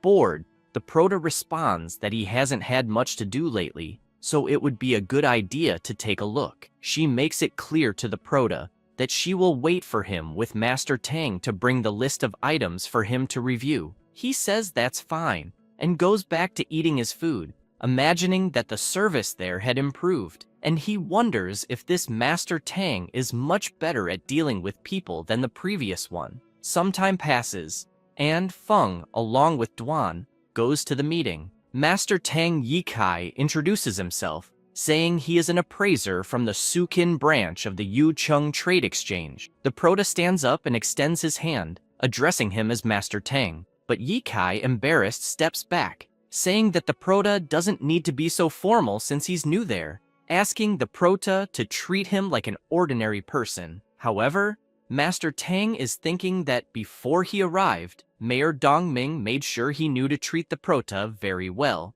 and in Mayor Ming's opinion, even if the entire market focused on him, there would be no problem. He turns and asks Miss Shin to bring the auction item list to show Feng. Quickly, she hands the list to the Prota, and he starts looking through it, becoming thoughtful, realizing that there were only a few pieces of equipment and potions suitable for mages, none of which would be useful to him. As the Prota rapidly examines the items, Mr. Yiqi becomes concerned because it seemed like Feng was reviewing the items too quickly and didn't seem to find anything to his liking. He starts wondering if he might have underestimated the Prota's abilities. Then, something catches Feng's attention, leaving him seriously concerned. Noticing that something had caught the Prota's eye, Yikai approaches, saying that Feng has a good eye because the item he was looking at was definitely something great. Yikai, pointing to the image of the item, says it's an experience potion that can increase experience gains by 100%, a very rare item, perfect for leveling up quickly. Feng remains silent for a moment, remembering the conversation he had with Shu Wei. Duan is also shocked to see what the item was, catching even Master Tang's attention, who is confused by the whole situation. Suddenly, Feng becomes serious. asking Yikai where they obtained that item. Feeling awkward with the question, Yikai responds that the item itself comes from the Blue Sharp Guild, then asks if something had happened to make the prota so serious. Feng becomes intrigued, thinking that the Blue Sharp Guild is one of the 7 major guilds in the country with significant power. He then speculates that Shu Wei either secretly sold the potion formula to them, or they did something against Shu Wei. Feng turns and asks Yikai if the guild had mentioned where the potion came from. Yikai says he had only heard that they discovered a new instance called Trial of the Gods, which can only be faced individually, and that the instance seemed to be divided into several layers, with a corresponding reward given for every 10 layers completed. With that, the formula was one of the rewards obtained upon completing the instance. Intrigued, Duan says it's the first time he's heard of this instance, then asks if it was also one of the instance mutations, because according to official requirements, before exploring an instance, it was necessary to register with the specialized county, and basic information could be found on the dedicated website. Feng, thoughtful, starts wondering if, by chance, Shu Wei had encountered any problems, then considers that this Trial of the Gods seemed like an incredible place. However, at that moment, a system message arrives, notifying him that he has acquired the mission, Trial of the Gods, asking him to use the power of the Trial of the Gods for personal benefit, with a time limit of 60 days to complete it. And the punishment for not completing it would be the elimination of the host. He becomes excited, as this is the first mission the system has given him, imagining that it will probably be something very interesting. Feng thanks Yikai but regrets, saying that this time he won't be participating in the auction.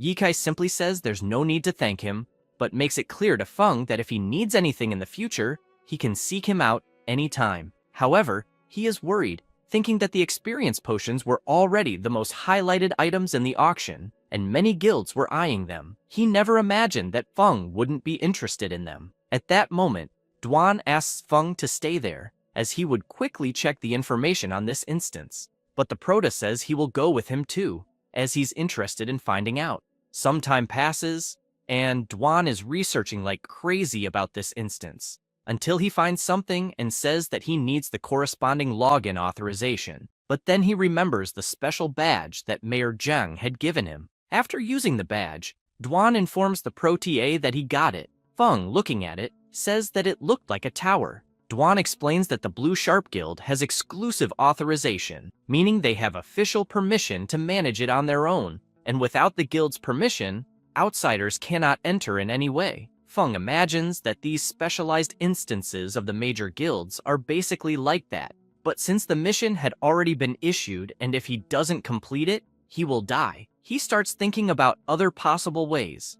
After talking with Duan, the protagonist decides to head to the location of the god's trial. Using his teleportation ability, he observes the area, wondering why there were still sentinels there so late. He imagines that the Blue Sharp Guild has shared a lot of information about the test instance on their own forum to attract stronger players to join, which helped him understand a bit more. He thinks that if he uses stealth abilities to enter, they will never notice. With this thought, he smiles and then jumps, teleporting behind the sentinels without them noticing, heading straight for the rift. However, an explosion occurs, leaving the protagonist shocked as the blast throws both him and the sentinels far away. Meanwhile, at another location, one of the people in charge of monitoring the instance area asks if they saw the large explosion that just occurred there. Another person yells that they will immediately inform the president.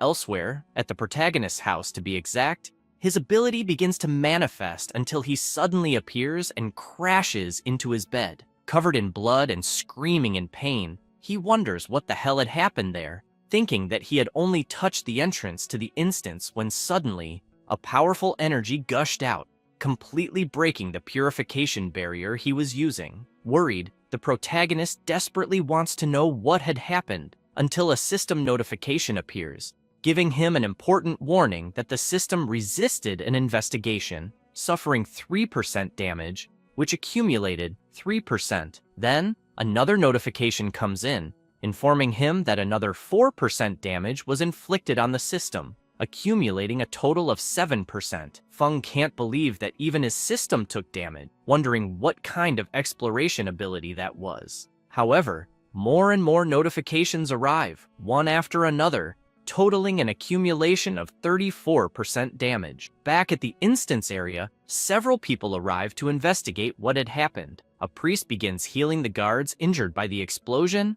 and informs the president that they were only stunned and their bodies showed no signs of injury. One of the guards starts to wake up and calls for the president. He approaches, asking what had happened. This person is He Shiyu, president of the Blue Sharp Guild. The guard explains that he doesn't know for sure, but mentions that the door to the trial of the gods suddenly exploded, and he fainted afterward. Shiyu, concerned, says that there were previous reports of this kind of situation, wondering if there had been any mutation in the instance. A mage, after hearing what the president just said, approaches and suggests that perhaps they should use that to investigate. He replies that it seems they have no other choice. Saying this, the mage quickly begins to use her ability, Temporal Zone. Concerned, the president thinks that, fortunately, this instance has a special spell embedded in it, which not only can record images within and around it,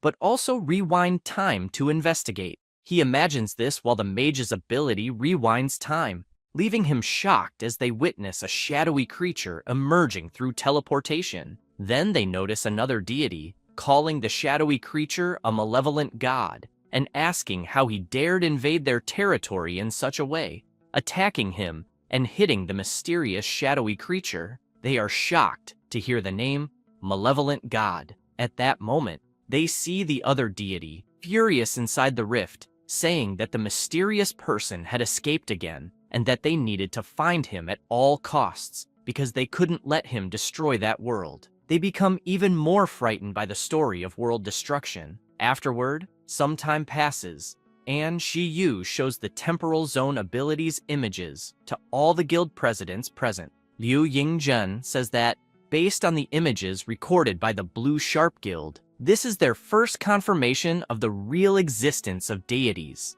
He emphasizes that although the identities of the deities are unknown from the spells they cast, it is enough to reach the level of forbidden enchantment from legends. Arca, president of the Endless Guild, tells Shiyu that he remembers them reporting that by overcoming the trial, they could gain the recognition and gifts of the deities, then asks if this was really true. Shiyu responds that there was indeed this kind of benefit in the instance, but they never imagined that a literal deity would appear. At that moment, Yu Linghua, the person in charge of the Aurora Guild, makes it clear that the key problem is those forbidden enchantment spells, which can destroy a deity, and that's not good news. Luo Yuening, the unofficial president of the Hope Guild, says that if the deity plans to destroy the world, they probably won't be able to handle it. Wang Bo, president of the Dawn Guild, says that since they could obtain the god's gift by overcoming the trial, he wonders if there might be a way to deal with the deity using these forbidden enchantments. Zhang Yanchuan, the unofficial president of the Burning Flame Guild, smiles, saying it might be worth trying. Meanwhile, Shi Yu feels intrigued, thinking that everyone there is always keeping an eye on the trial of the gods, as if they want to take advantage of the opportunity to blackmail him. Suspicious, he says that if they all want to take part in the trial, he won't oppose it, but makes it clear that the creatures and objects in the trial of the gods are extremely powerful, and with everyone's current strength, they wouldn't be able to overcome them. At that moment, everyone falls silent for a moment. Soon, Ying Zhen asks Lao Feng if he has any ideas. He simply responds that what ideas could he have and what could he do, then asks everyone if they weren't supposed to be skilled. Ying Zhen tells him not to get mad, as he was called back because something big had really happened. Furious, Lao Feng says that, in everyone's eyes, besides protecting themselves against them, the mutants, there would be something else to report, as he heard that his apprentice had reported an anomaly in Qin Yu, and no one cared. Even so, they formed an investigation group. Curious, he still asks what had happened, since the investigation led nowhere and caused a big problem. And If it hadn't been for the mysterious big boss in Qin Yu, they would all be guilty of harming innocent people. Ying Zhen, unable to even look at the former leader of the Lone Shadow, asks him to calm down because his head was on fire again. Yuaning, looking at Lao Feng, thinks that she had heard that due to the price of the dark power, he was getting worse and had already retired, never expecting to see him there again. Ying Zhen, with a serious look, tells old Feng that he would personally like to ask his apprentice to show the investigation video they had just watched to the mysterious Big Master of Qin Yu, and that perhaps, with the great power of the Big Master, he might know something. Sarcastically, Lao Feng asks if they had only remembered his apprentice now. Ying Zhen responds that he has 2 crates of good wine and will send them to him, and that the commendation for his apprentice's merits will also be approved soon. At that moment, Lao Feng is startled to see how serious Ying Zhen is. Meanwhile, at Duan's house, the protagonist is pensive, looking at his system, imagining that the mission hadn't ended yet, and a new one had already appeared. The mission's name is Don't Worry, It's Something Small. The goal is to reach the 2nd transformation and complete the system's repair. The deadline is 60 days, and the penalty for not completing the mission is the elimination of the host. He is stunned by the mission's name, thinking that his system might be damaged, but doesn't seem too worried. The protagonist gets out of bed and starts walking, wondering if he had made a mistake. Upon arriving in the living room, he notices several people there, along with Duan. Lao Feng stands up and asks the protagonist if, by any chance, he is Ning Feng. Feng responds that he is, and asks the old man who he is. Duan introduces him, explaining that he is the former head of the Lone Shadow and the current director of the Adventurer Management Department. He then introduces Miss Jing, saying that she is Mr. Lao Feng's disciple and is responsible for the Lone Shadow in their province. Duan explains to the protagonist that they are there to ask for help from the mysterious Great Master. Wasting no time, Lao Feng asks the protagonist if, by any chance, he is the Scarlet Flame Death God, leaving him startled. However, the old man starts laughing, saying he was just joking. The protagonist, looking at the old man, senses a sinister aura, thinking that he must have many merits, as he had participated in the development of several large secret areas and dismantled many evil adventurer groups. Being called the strongest mutant, almost all members of the Lone Shadow keep their identities extremely secret, but Mr. Lao Feng is an exception, as his presence alone is a threat. For the young, the old man is definitely one of the top 3 idols, and anyone who has a chance to talk to him can brag for a lifetime. Lao Feng says it's a pleasure to meet the protagonist, but he didn't bring anything special for him. He heard that Ning Feng was about to take the college entrance exam and then shows a box, saying it contains 5 million crystals and 200 bottles of advanced experience potions as an official gift for the protagonist, wishing him academic success. Feng can't believe the amount the old man just mentioned. However, the protagonist goes straight to the point, asking why they were there. Jing quickly explains that they were mainly there to ask the mysterious Great Master to watch a video, and since they were there, they could watch it together. She then activates the device, showing the video of what happened at the trial of the gods, where the deity was furious with this so-called malevolent god. Feng is shocked to be called a malevolent god. Surprised, he wonders how a common student like him could be a malevolent god, until the protagonist remembers his mission, telling him not to worry, as it was something small. He gets furious with his system, thinking that none of this was small at all, and considers that his system might be intentionally trying to deceive him. However, he tries to calm down, realizing he couldn't panic at all, as no one knew it was him who went to that place, so they would never be able to identify him. Feng, looking at both of them, says he understood and would send the video to the mysterious Great Master, and any news that came up, he would inform them immediately. Lao Feng thanks the protagonist and says they will head back and wait for updates, and that if they need anything, they shouldn't hesitate to contact Miss Jing. She hands her card to the protagonist, and as he takes it, he immediately realizes she was the woman from earlier in the transformation room. feeling frustrated, thinking it's no wonder he was discovered so quickly. After leaving Duan's house, the old man tells Jing that the protagonist is just as they said, a good, polite, and sensible person. He makes it clear that the official intention is to do whatever they can to bring the protagonist to their team if the opportunity arises. Jing, suspicious, asks her master if by chance he thinks Ning Feng and the mysterious great master could be the same person. He simply asks her if it would matter, then clarifies that Ning Feng wants them to believe he is a student. Thus, he is a student, and that's better for everyone. And giving 5 million crystals to a student, regardless of who they are, is an unquestionable gesture. After all, if the student becomes the mysterious great master, no one knows how they'll treat him in the future. Lao Feng also explains that the enemies are getting stronger, but since Shi Yu had mentioned in the meeting that everyone wanted the gift of the gods, but they weren't qualified to acquire it, the best thing everyone can do is wait for the mysterious great master to become their greatest support. Back at Duan's house, the protagonist is deep in thought, drinking his coffee, thinking that earlier, his system had detected damage in the tracking ability,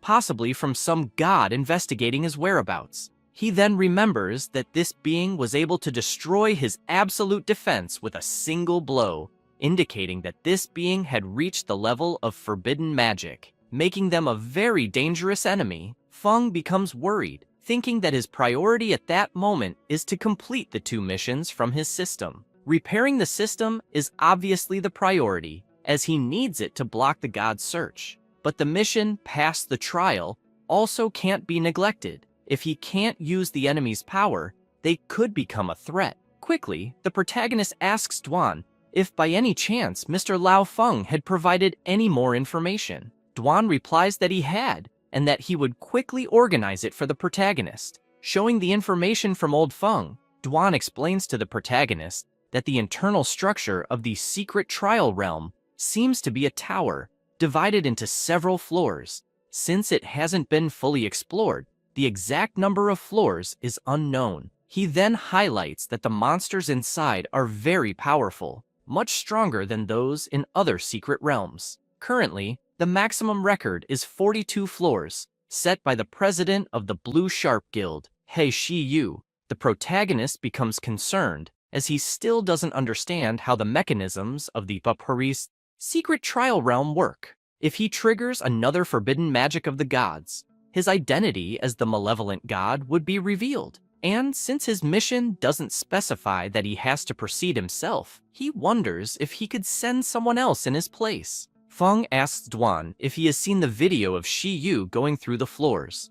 Duan responds that yes, he had seen it. The protagonist, with a serious look, asks Duan how many floors he could reach. Duan, intrigued, says he might be able to get through 35 floors. Feng isn't surprised, as he expected it. Shi Yu is close to the 5th transformation, and his power is greater than Duan's. However, since Duan is someone he trusts, he'll be happy to send him to participate in the trial, and he considers preparing special training for Duan. Some time passes, and Old Feng is shocked, not believing what he's hearing. He asks Jing if the mysterious great master really intends to send someone to the Blue Sharp Guild for the trial. She explains that was Duan's answer, and he also requested to use the Lone Shadow's training room for a special training period. The old man is intrigued, asking Jing because as far as he remembers, Duan hasn't reached the 5th transformation yet.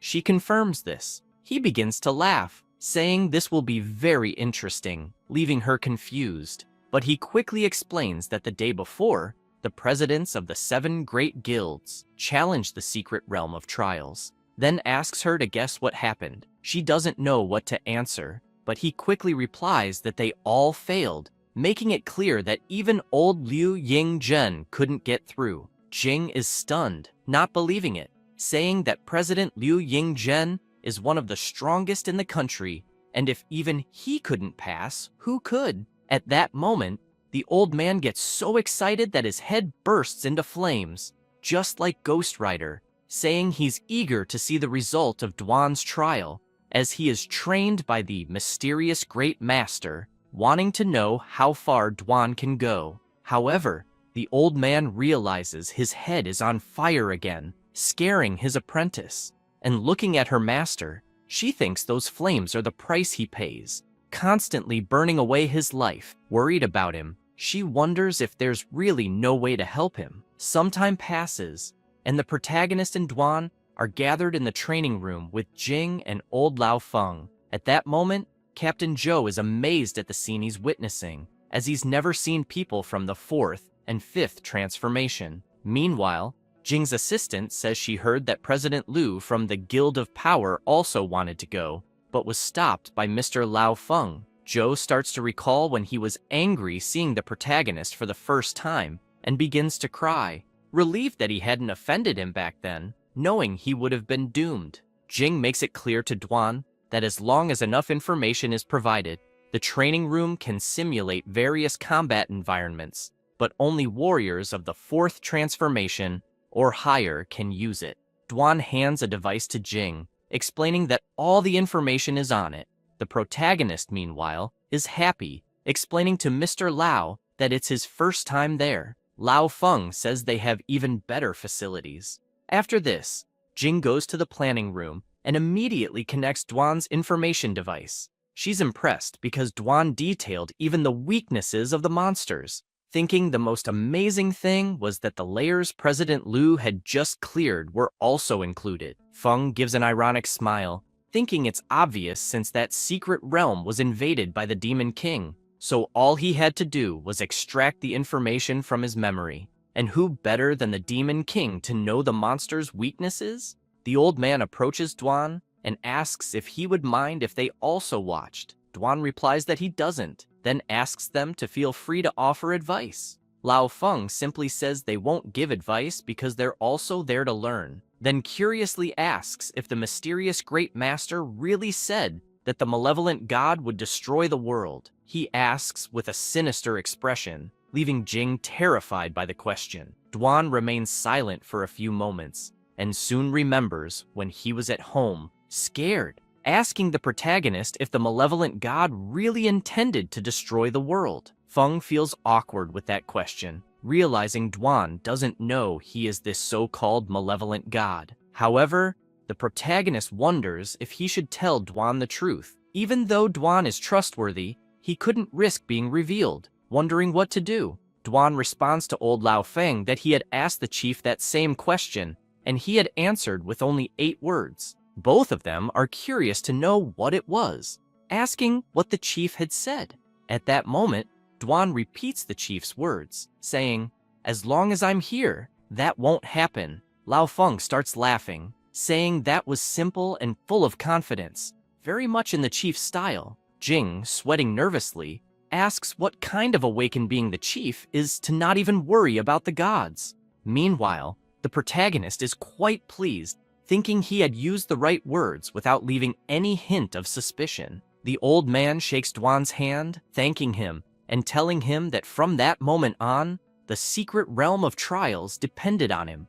After that, Feng and the old man go to a room to watch Duan's training. Some time passes in the training area, and at this moment, Duan is forcefully thrown against the wall, surrounded by several monsters. He lifts his head and prepares again as the monsters advance toward him. Duan shouts, gathering energy, and then finishes off the monsters. Though he is left quite exhausted, the protagonist, noticing this, asks Duan if he'd like to rest for a bit. Duan sits on the ground to catch his breath and tells Feng not to worry, as he'll just take a quick break and try a few more times. He imagines that he's been given a unique opportunity by the protagonist, so he can't disappoint him. Jing, impressed by Duan's performance, comments that those monsters had already surpassed the 4th transformation limit, and says that if it were her, she definitely wouldn't have been able to pass the trial. Meanwhile, old man Lao Feng grows serious, remembering that he heard Jing mention that the protagonist awakened at 18, but took only a few months to complete the 1st transformation. Seeing how the protagonist achieved this feat, he considers that perhaps there's a miracle awaiting Duan as well, as the chief might be able to break the current combat system and allow Duan to reach a power comparable to a gift of the gods. Feng feels concerned as he oversimplified things by thinking that knowing the monster's weak points would be enough to pass the trial, overlooking that humans have limits, just like equipment and skills. Even knowing the monster's weak points, if he can't reach them, it's all for naught. Looking at the exhausted Dwan, the protagonist considers that if Dwan fails the trial, he'll have to complete it himself. With little combat experience, the only thing he can rely on is forbidden magic, but that might pose a great risk of exposure. Then, he informs Mr. Lau and Jing that he'll be leaving, explaining that classes at his school will resume next week, and he needs to prepare. They respond that it's fine, and ask him to let them know if he needs anything. After leaving, Feng becomes thoughtful, imagining that before classes start, it's better to try to increase his level. It would be great to get some powerful skills or equipment to replace Dwan's. He goes to an alley and takes a scroll in his hand, thinking that to leave there without being tracked, his best option is still the flight scroll. The protagonist raises his arm to use the teleport, recalling that he had asked the trade market to buy a batch for him, thinking that this will suffice for a while. Then, he flies off. Upon arriving at his destination, Feng looks around for the rift until he locates it and feels pleased, as it's one of the two wild secret realms Dwan mentioned and is not yet under official control. However, upon closer inspection of the area, he notices signs of battle there, but the protagonist quickly brushes it off and heads towards the portal to see what awaits him. Meanwhile, near the portal entrance to the secret area, someone was stepping on the head of an adventurer. It was a group of mutants from the evil clan. The big guy asks his chief if he saw the flash that appeared nearby. The masked man remarks that it might have been a flight scroll. One of the clan members wonders if, by any chance, the person with the scroll was there to exterminate them. The masked man, chief of the evil clan,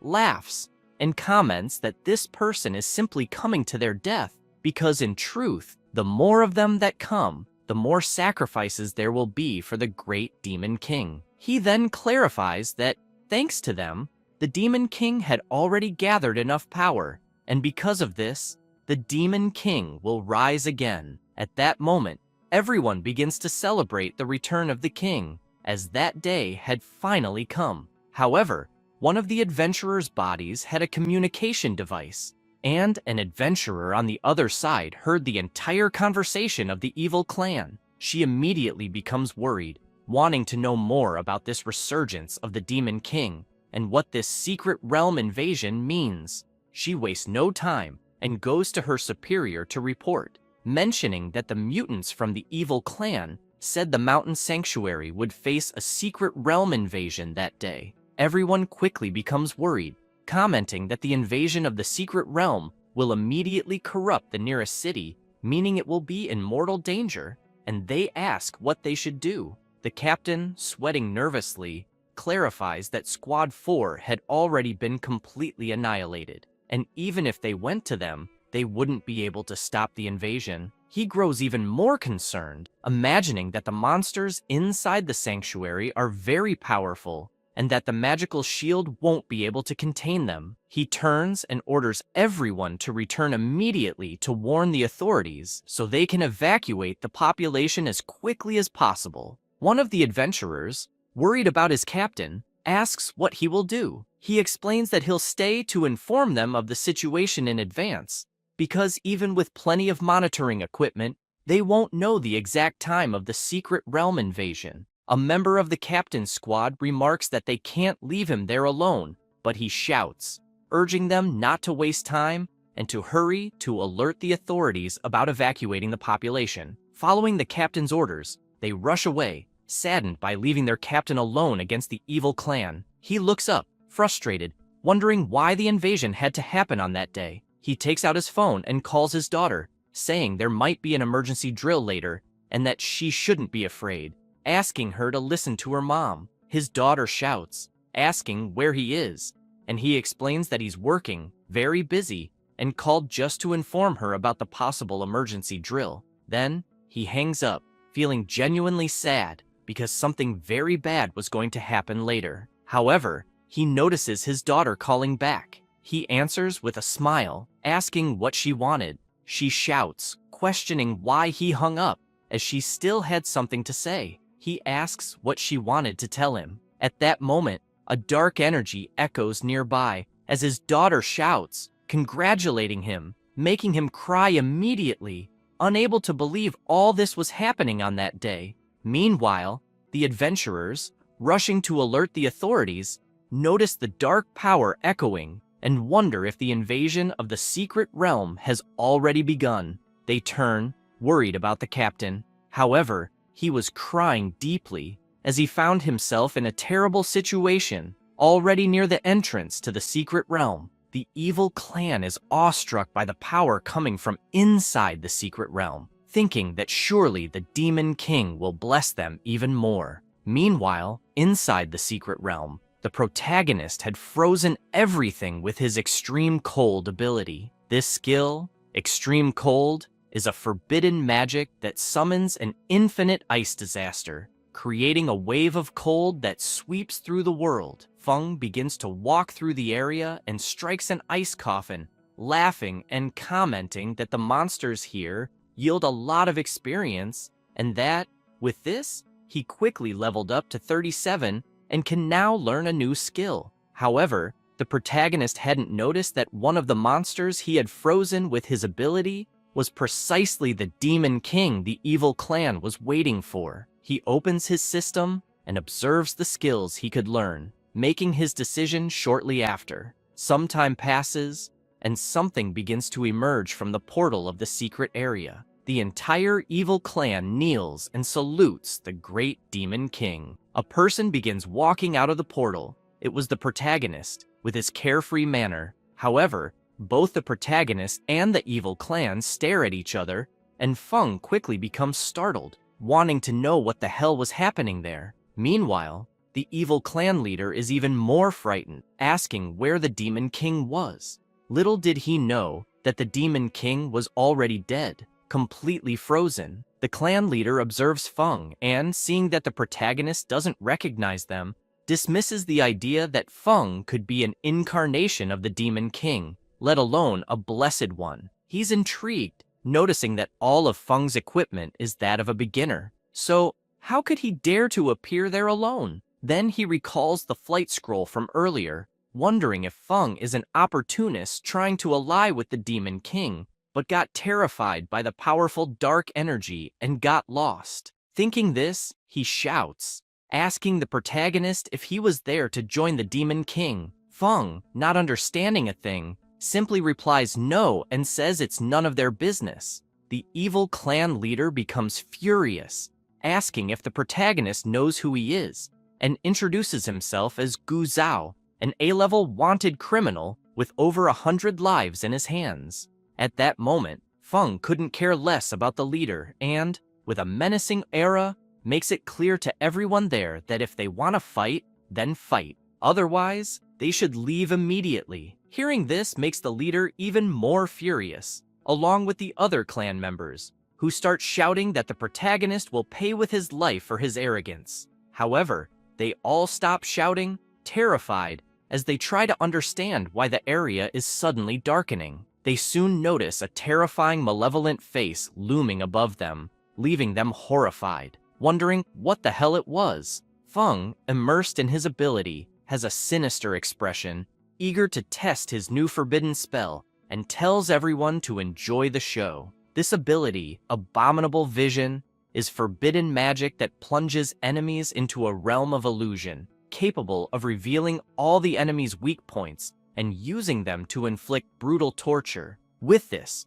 Feng analyzes the clan leader, noticing he has an injury on his shoulder caused by prolonged use of inappropriate skill equipment, which damaged his left shoulder, reducing his strength by 5%, agility by 5%, and the effect of his skills by 20%. Feng finds all this incredible, as the ability is extremely detailed, revealing weaknesses with precision. He concludes that with this ability, all enemies' weaknesses are exposed. He then decides to test it, striking Gu Zhao's shoulder, who screams in pain, horrified, unable to understand what's happening. The protagonist, seeing this, imagines that in the illusion world, he can repeatedly attack the weaknesses of trapped enemies, like a demon toying with a defenseless prey. concluding that his ability is called Abominable Vision. For this reason, he thinks that, even if the ability is very sadistic, he'll be able to exploit the enemy's weaknesses effectively. After the battle, some time passes. The captain is talking on his cell phone, mentioning that some time had passed and there were still no signs of the secret realm invasion on the mountain, adding that he'll go there to check. He clarifies that it's no problem because, if something goes wrong, he can try to escape, and whether he dies at the foot of the mountain or at the top makes no difference. Saying this, he runs toward the mountain base. Upon arrival, he's incredulous, wanting to know what happened there, noting that Gu Zhao, the Blade of Silence, an A-level wanted criminal, and his henchmen were completely eliminated.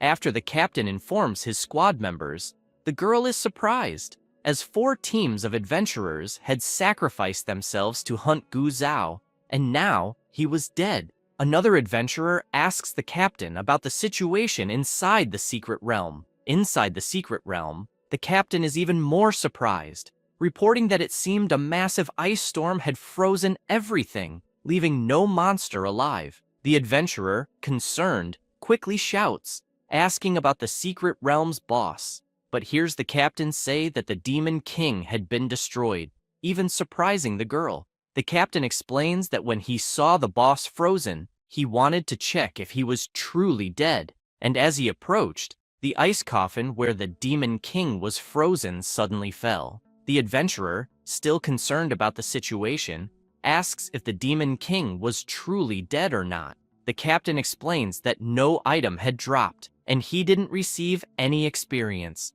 concluding that the boss was already dead. The adventurer, still confused, asks if, by chance, the secret realm invasion might still happen. The captain kneels next to the Demon King's body, observing it, and thinking that, given the current situation, it's out of the question. He reflects on this, while the Demon King remains silent, terrified by the protagonist's power. After that, the protagonist returns to Duan's house and, noticing he wasn't there, immediately calls him, asking if he was still in the training room and telling him to come back and rest a bit. After Duan returns, he is frustrated, telling the protagonist he's stuck at level 45, explaining that his abilities aren't enough and that he feels he's disappointed him. Feng smiles and tells Duan not to worry, asking him to rest for a few days, explaining that the primary objective was for him to understand the situation in the Sanctuary of Trials. He adds that next week he'll arrange a grueling training session for him. Duan feels relieved, seeing that the protagonist hasn't given up on him, and excitedly asks what the protagonist would like for dinner, offering to prepare it immediately. But before the protagonist can respond, Duan runs off, thrilled by the upcoming intense training. Feng just watches his friend's enthusiasm. Afterward, he sits down, feeling cheerful, as he plans to take advantage of the break to play a bit. While gaming, he notices a message from old man Lao Feng. In the message, Lao asks if they could level up together, requesting an invite to the game, mentioning that he's great as a tank. Feng can't believe it, wondering if someone hacked the old man's account. But then another message arrives, this time an audio where Lao Feng confirms it's really him. The protagonist is delighted to know it's indeed the old man, never imagining he enjoyed games. After playing together and winning the match, Feng tells Lao that he played very well and was skilled. Lao Feng explains via audio that he usually plays with his grandson, though now he doesn't play much since his grandson is busy with university entrance exams, adding that the protagonist and his grandson are the same age. Feng sends an audio message to Lao Feng, suggesting they play as a trio when they get the chance. The old man agrees, saying it's a deal. The protagonist smiles, thinking that Lao Feng is an honorable person with a high position in the authorities, and imagines that a relationship with him could make things much easier in the future. Lao Feng also tells the protagonist that soon, 3 major universities will organize a training camp to select excellent students for participation. In the end, they will be chosen for admission based on performance and receive abundant training resources. He adds that there are still 2 spots available and asks if the protagonist would be interested in one. Feng reflects on the audio, realizing that at first, He thought possessing a forbidden spell would be enough, not caring much about university. However, if he has to face the so-called gods without any combat experience, he might be at a significant disadvantage. Thinking this, he promptly responds to Lao Feng, saying he's interested. Lao Feng says he'll reserve both spots for the protagonist, and mentions that if he has a teammate, he can register them as well. The protagonist thanks Lao Feng for his kindness. Lao Feng looks at his grandson's portrait, thinking that they are very similar and might even become good friends. Time passes, and classes resume at Chinyu City's No. 7 high school. In the third year, Class 2, the students mention that this year, neither the common universities nor the top ones raised their standards for the combat course. They also heard that many university students failed the assessments, leading to delayed graduations or transfers to non-combat courses.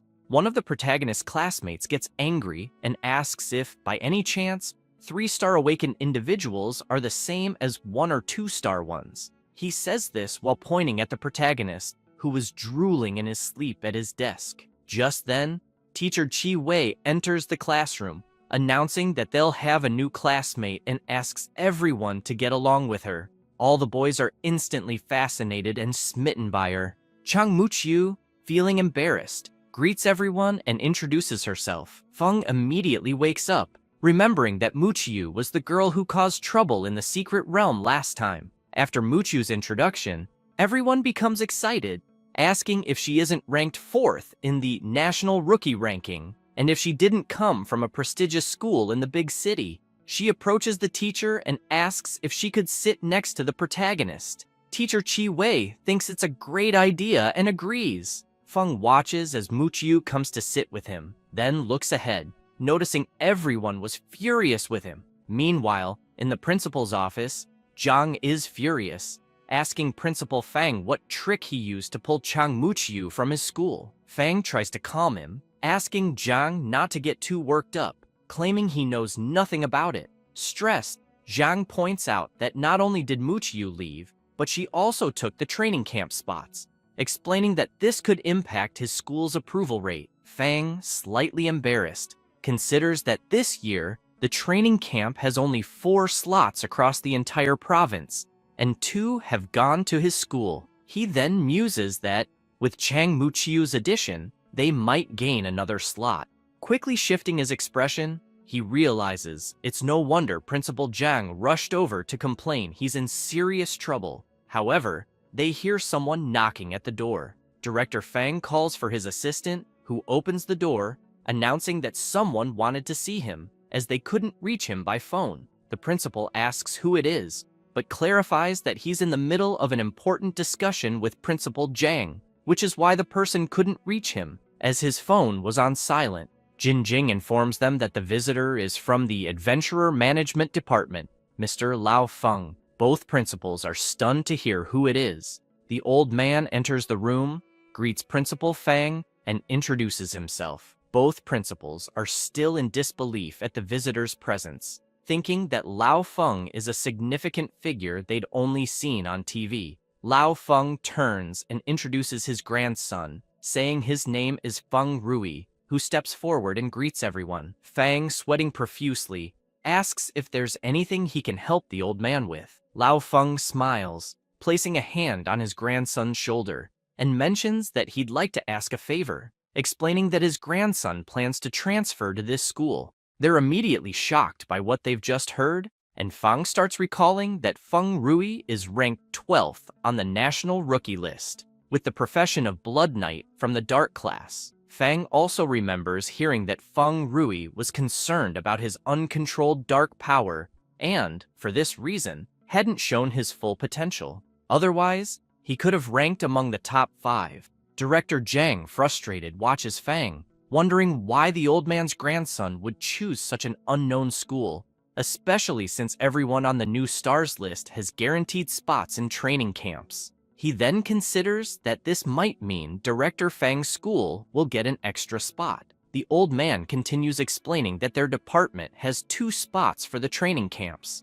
which they intend to assign to outstanding students. Director Fang is pleased to hear this, But Director Zhang is left open-mouthed, unbelieving what he just heard. In disbelief, he thinks that in a province like theirs, which is falling behind others, there are only 3 or 4 spots in total. Fang turns to Director Zhang and mocks him, apologizing that he won't be able to accommodate him anymore as he's busy, which leaves Director Zhang furious. However, Fang wastes no time and asks his assistant to escort Director Zhang out. The old man and his grandson sit on the couch, and Director Fang cuts to the chase, asking if it's really true that the 2 spots are for Ning Feng from 3rd year Class 2, since, if he's not mistaken, the Prota has only recently awakened. He then asks if Ning Feng can really go to the training camp. Lao Feng merely replies that it's up to the department, and the director needn't question anything. Fang is slightly embarrassed and makes it clear they'll cooperate fully. However, he's intrigued, imagining that the Adventurers Management Department is responsible for overseeing adventurers independently of the 7 great guilds, with immense power. And, with Lao Feng's influence, whoever gets his support will have a bright future. Next, he wants to know how the Prota managed to connect with the old man. Meanwhile, in the Prota's classroom, he is confused, as even his friends from the Sovereign Lion Guild have been transferred to his school, and he immediately asks them why on earth they were transferred there. The cleric, as cheerful as ever, mentions they just wanted to be closer to him. She explains that she heard the school tried to contact Zhao Cheng too, but he turned down the spot. She adds that's why the spot was given to her, and that the big boss also gave a spot to her brother. At this point, Wang Yue and Mu Qiu exchange intense glances. The berserker is excited to meet Lao Feng's grandson, and Rui smiles, saying the pleasure is his, and that he hopes to have the support of the Prote and everyone. Mu Qiu, feeling concerned, realizes she's not the only one drawn to the Prota, and thinks she needs to try even harder not to be overlooked by him, recalling she had prepared a gift for him, but needs the right moment to give it. At that moment, the other students observe the Prota's group with indignation, wanting to know what kind of relationship Ning Feng had with these people, because even without the Prota, this group was impressive for any high school in the country, and everyone really wanted to be talking with them. The protagonist feels pleased, thinking things suddenly got a lot more exciting, but he soon grows curious, wondering why Zhao Cheng turned down the spot and why no one seems to care about his disappearance. Meanwhile, at Zhao Cheng's house, his father sits pensively, and one of his guards reports there's still no news of the young master, asking if they really shouldn't contact the police. He takes a deep breath and says he's already contacted an experienced investigator to help with the case, and that they should have news soon, requesting they wait a bit longer. When asked about the situation at the school, the guard explains that he managed to secure an extended leave for the young master, stating he would be attending a special training.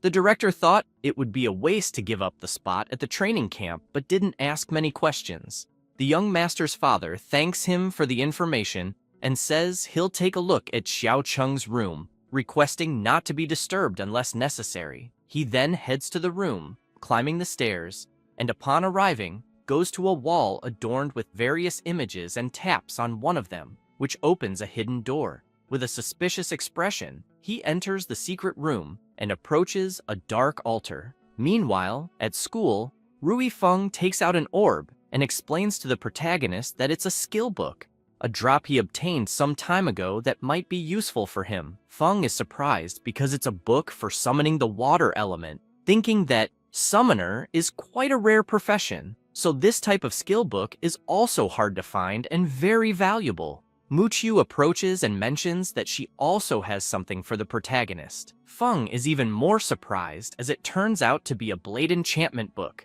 a skill of the battle mage, another rare profession, realizing that these skill books are challenging to come by. He then thinks that both skill books are excellent, but he still can't learn them. As before classes started, he went to the secondary secret realm to level up.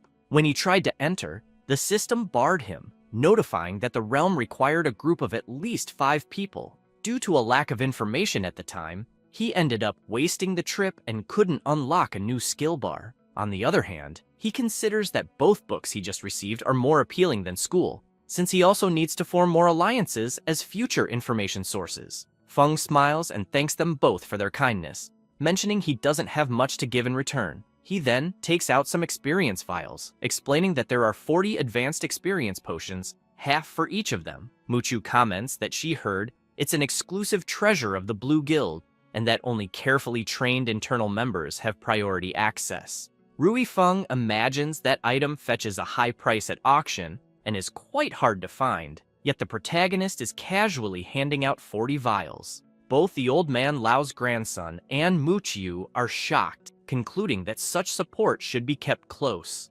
Yuik calls the protagonist and says she also has a gift for him. He turns around and asks her to tell him what it is right away, as he doesn't like delays. She laughs and says that it's actually a new potion, Shu Wei Refined, and asks her to deliver to the protagonist. She shows him the shining potion, and Feng is surprised by it. After that, the protagonist arrives at Duan's house, and he quickly asks Ning Feng why he arrived early. Delighted, the protagonist explains that all students attending the training camp can organize their free time, and since there was nothing important at school, he returned early. Duan, intrigued, remembers that the protagonist had said he'd put him through hellish training that week, but hasn't mentioned it again, wondering if his master has forgotten. Feng takes out an item and informs Duan that the potion is for him, explaining that it's a new potion Shu Wei just prepared, called the Nourishing Potion, which can heal internal injuries accumulated over time. He then asks Duan to drink a vial as they are about to begin hellish training. At that moment,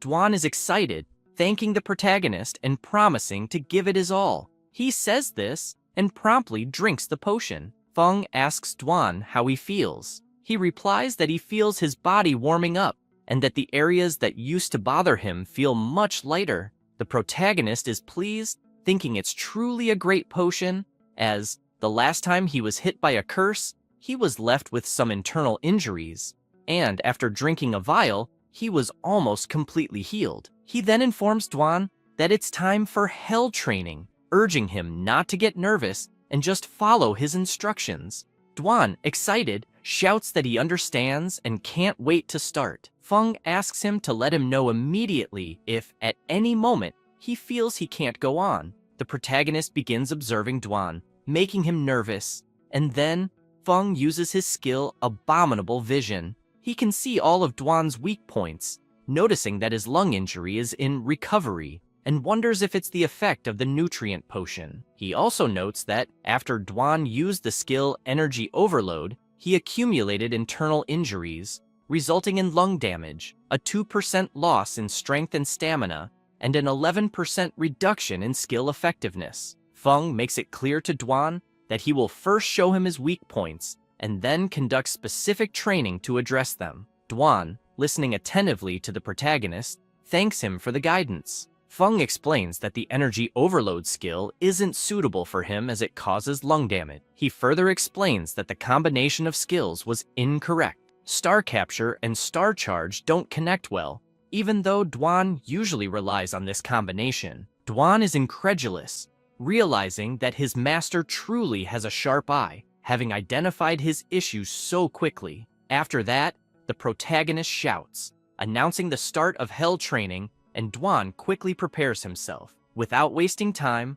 Feng strikes with his skill but changes direction just above Duan, who is startled. He quickly understands the protagonist's intentions, but it's too late. As he takes a direct hit, Duan kneels, hearing Feng ask how he's doing, and he promptly responds that he's fine and can still continue the training. Intrigued, the protagonist recalls that, thanks to those test subjects, he was able to familiarize himself with using his skill without impairing Duan's consciousness, bearing in mind that pain cannot be avoided. Duan stands up, feeling some pain, and thinks that his boss is likely the only person in this world who can make him stronger, and that he certainly won't waste such an opportunity. Then he gets ready and asks the protagonist to continue. After training for a while, Duan finds himself back in the training field. At that moment, a demon is furious with him, and he just stands, waiting for an opening. The demon attacks. He dodges effortlessly, leaping onto the demon, spinning in the air while concentrating energy in his dagger.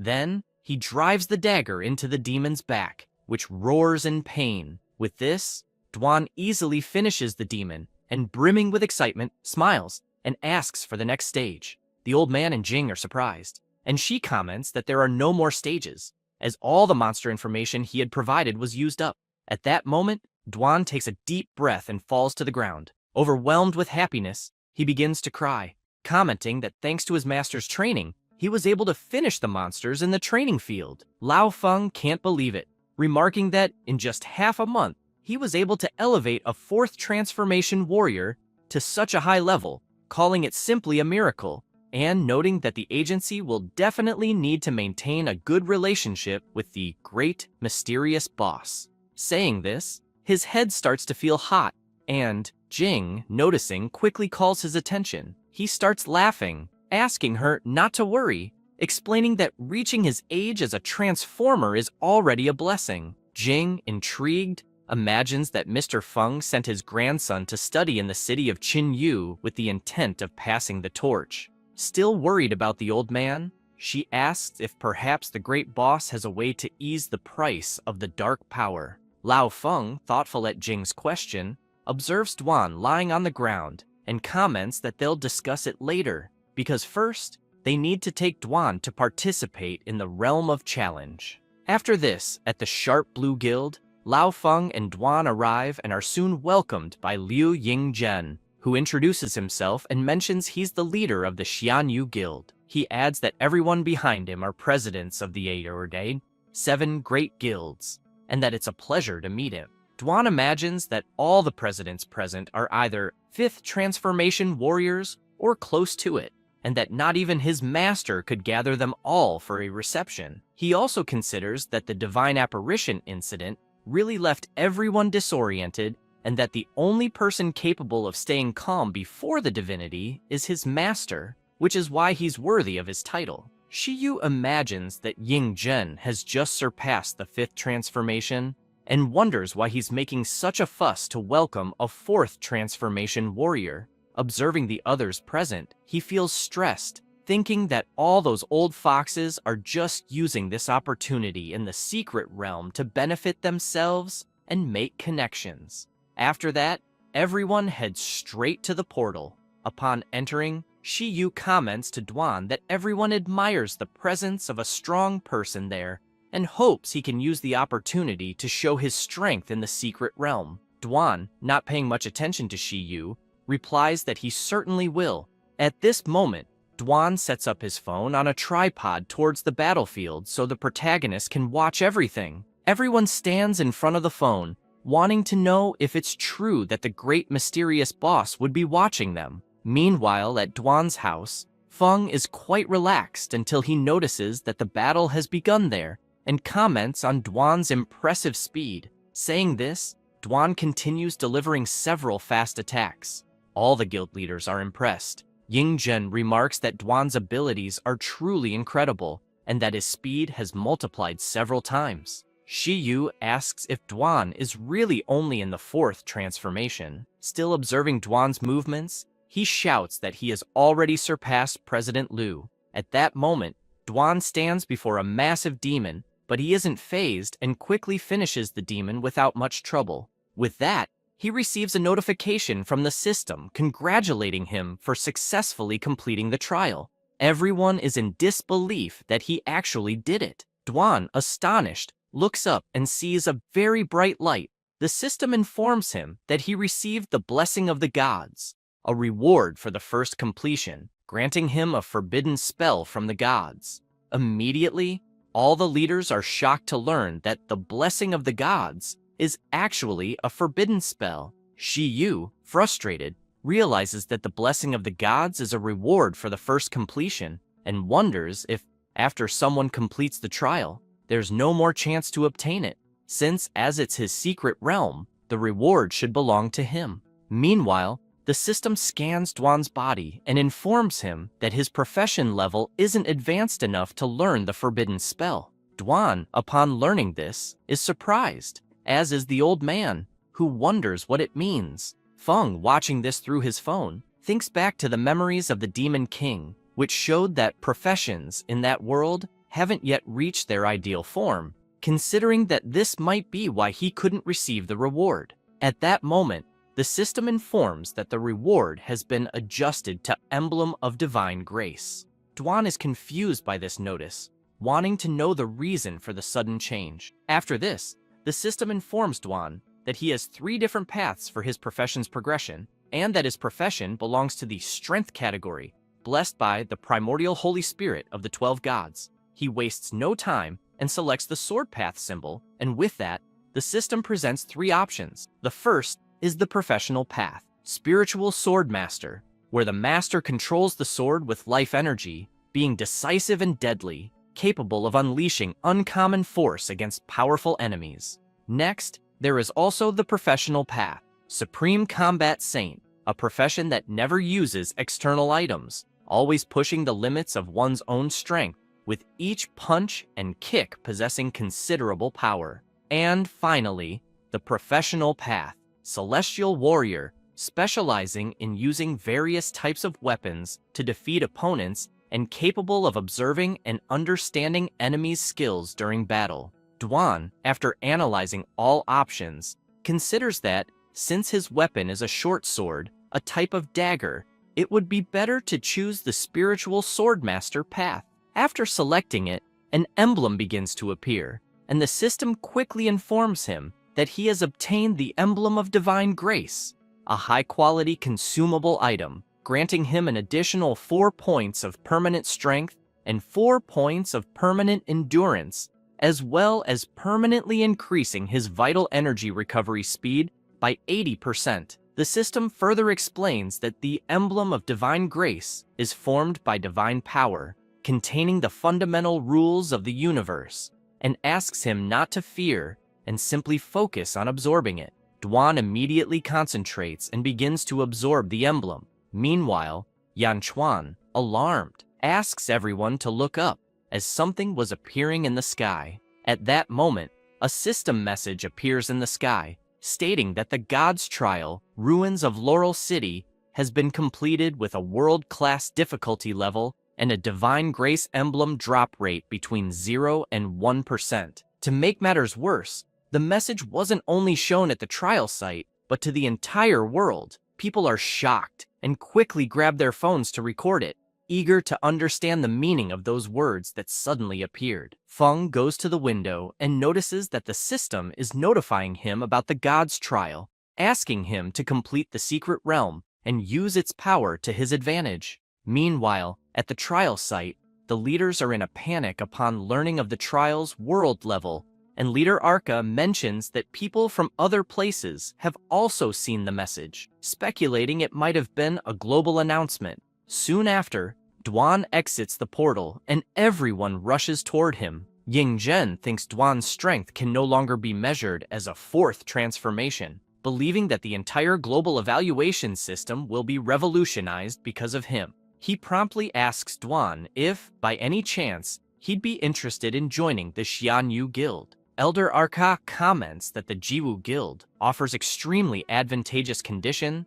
guaranteeing total satisfaction. Not wanting to be left behind, Wang Bo asks if Dwan would consider hearing the terms of the Xianjue Guild. However, Dwan only smiles and apologizes, explaining that, at the moment, he isn't interested in joining any guild. After that, he returns home and, delighted, tells the protagonist that he succeeded and didn't disappoint his expectations. Feng laughs and congratulates him, commenting that Dwan's own effort was also very important in completing the trial. After chatting for a while, they sit at a table, and Feng begins to sketch the emblem, mentioning that he couldn't see it clearly on his phone. Once he finishes the drawing, he shows it to Dwan, then asks if the Emblem of Divine Grace he mentioned resembles the sketch. Dwan replies that it does, except for the design itself, but the shape is the same. Surprised, he immediately asks Feng if he also knows something about the emblems.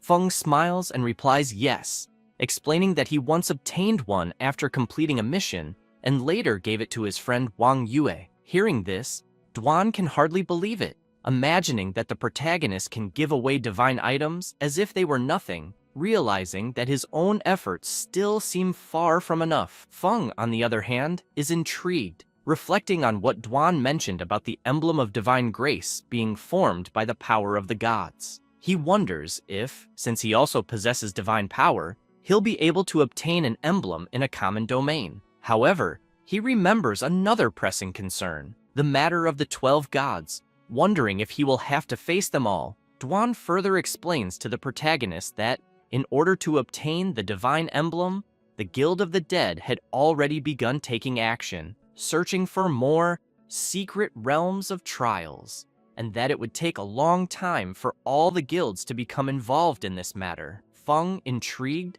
speculates that the system considered Duan's trial results as a mission completed, and then wonders if he could control those who pass the trial, thinking he could use that power for himself. However, he fears a potential issue, as the person who completes the trial might become an enemy. Feng also considers that the divine emblem is not his biggest concern. The real threat is that after passing through the realm of trials, one can learn forbidden magic, and if that magic falls into the hands of an enemy, it would certainly pose a danger to him. Exposing his existence to the gods would only lead to more problems. Feng takes a deep breath, reflecting on the numerous challenges he's faced lately, and wonders if there could be a way to ensure that all who pass the trial are part of his group, even though it seems difficult to achieve. At that moment, Duan catches the protagonist's attention, saying that he has something else to share but is unsure if he did the right thing. Feng, curious, asks what it is.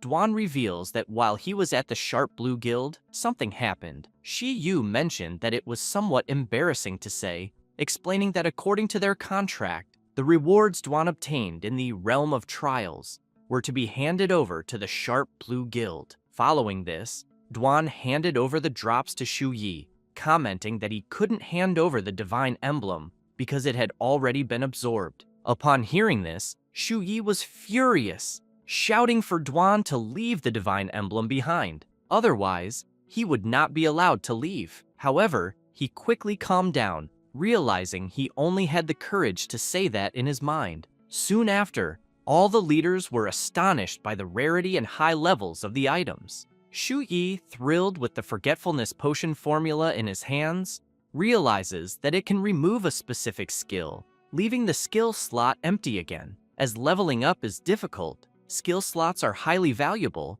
and one's skill choices can determine their future. Shu Yi concludes that with the potion, it's like having several new opportunities for choice. He then considers that, just like the high-level experience potion, this is another potion that could change the world. If they monopolize it, the Sharp Blue Guild will certainly attract more powerful people to join and soon surpass the official guilds. However, he's concerned about ensuring Duan keeps quiet and does not divulge the formula. With this in mind, he firmly tells Duan that, according to their contract, the potion formula must be kept in absolute secrecy and cannot be revealed to anyone. But before Shi Yu can finish speaking, Duan interrupts and says that he had already seen that formula before, attributed to the Great Mysterious Boss, clarifying that it was the exact same formula, because even if he doesn't reveal it, the boss could also produce it.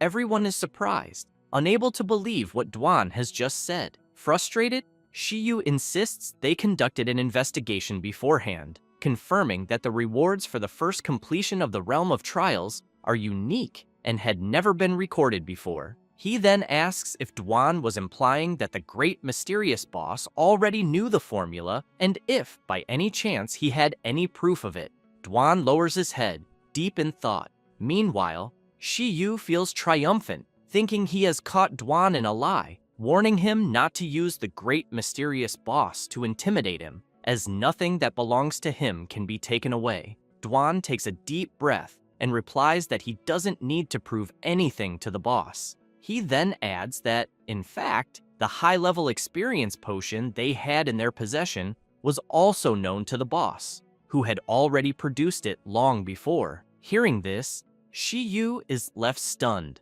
Desperate, he insists that it's absolutely impossible for the Great Mysterious Boss to know anything about the Realm of Trials. All the guild leaders are perplexed, wondering if Duan's incredible power comes from using those potions. At this moment, Ying-jun notices the elderly Lao Feng smiling openly and shouts, asking why he was smiling so broadly. Lao Feng casually replies that he remembered something that made him very happy. Ying-jun, curious, immediately asks what brought him such joy, but Lao Feng simply responds that it's none of his business. Frustrated, Ying-jun retorts that Lao Feng is being immature. However, the old man is intrigued, recalling how his grandson had mentioned that Ning Feng could easily get 40 vials of the experience potion from the great mysterious boss because he didn't care about it. Lao Feng also reflects that his decision to transfer his grandson was indeed a great choice.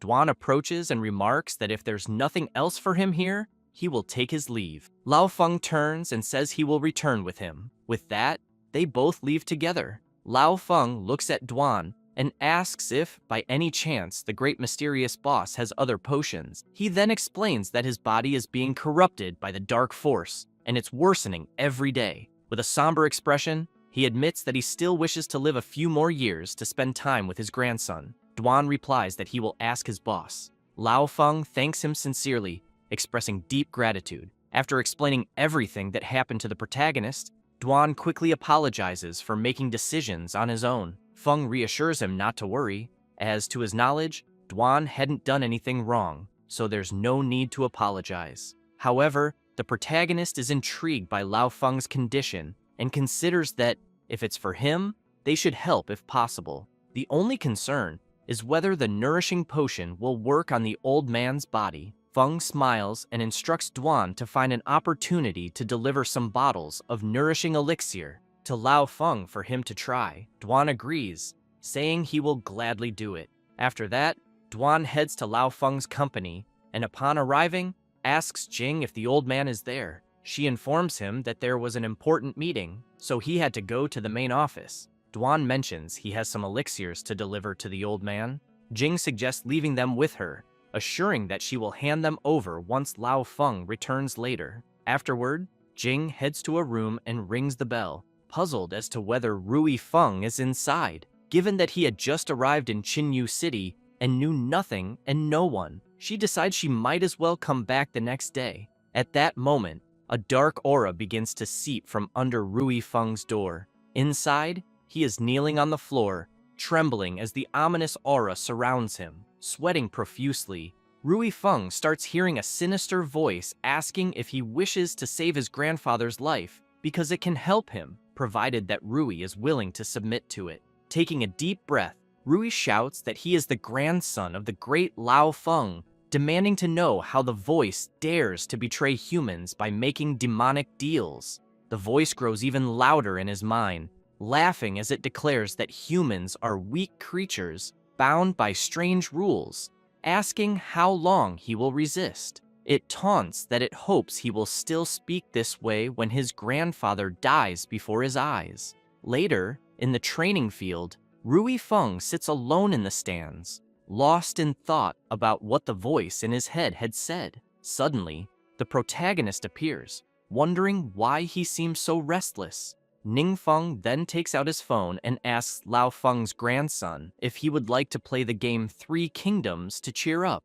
Embarrassed, Rui Feng apologizes to the protagonist, explaining that his grandfather doesn't allow him to play games at school. Feng smiles, reassuring him that it's fine and that they can play together when his grandfather returns. He also comments on how impressive Lao Feng's skills are. Rui then explains that his grandfather learned to play the game because of him. The protagonist, confused, asks, "What do you mean?" Rui Feng explains that when he was a child, his parents died on a mission, leaving him deeply shaken. He became withdrawn, spending all day locked in his room, becoming somewhat antisocial. Because of this, his grandfather, Lao Feng, didn't know how to console him until he remembered that Rui used to enjoy battle games. Lao Feng secretly learned how to play them. In Rui's darkest moments, it was his grandfather who stayed by his side, helping him emerge from his shadows, which is why Rui is deeply grateful to him. Then,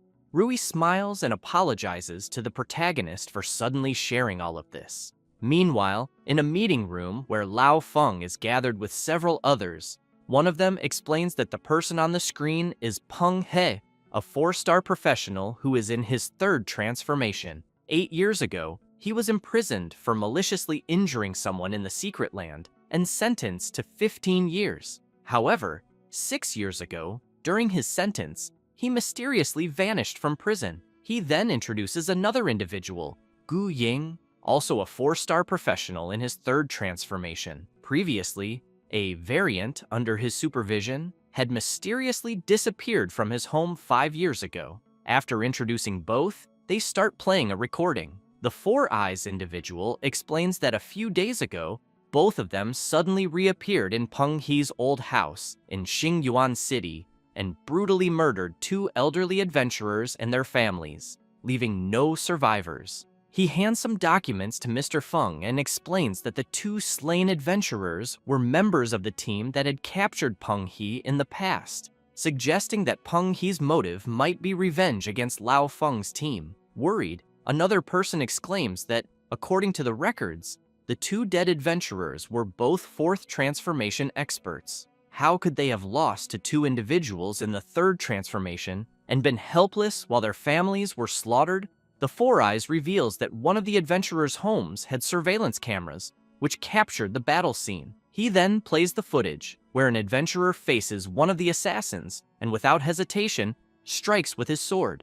However, Ying effortlessly dodges and with a dagger in one hand, stabs the adventurer. Witnessing this leaves everyone there concerned and incredulous. To make matters worse, Ying delivers several additional blows, piercing the adventurer's entire body, giving him no chance to counterattack. Nervously sweating, the person next to the old man comments that it's clear Ying has already surpassed the power of the 5th transformation. Lao Feng, seeing this, is also apprehensive, remarking that in a direct confrontation, he would probably not be a match for Ying. After all, this person had disappeared for years while still in the 3rd transformation, making him wonder what Ying had done and endured to reach such a level of power. Meanwhile, at the Chung household, Mr. Cheng is restless. The door suddenly opens, and Ying and Peng He enter. Cold sweat dripping, Chung comments that they've worked hard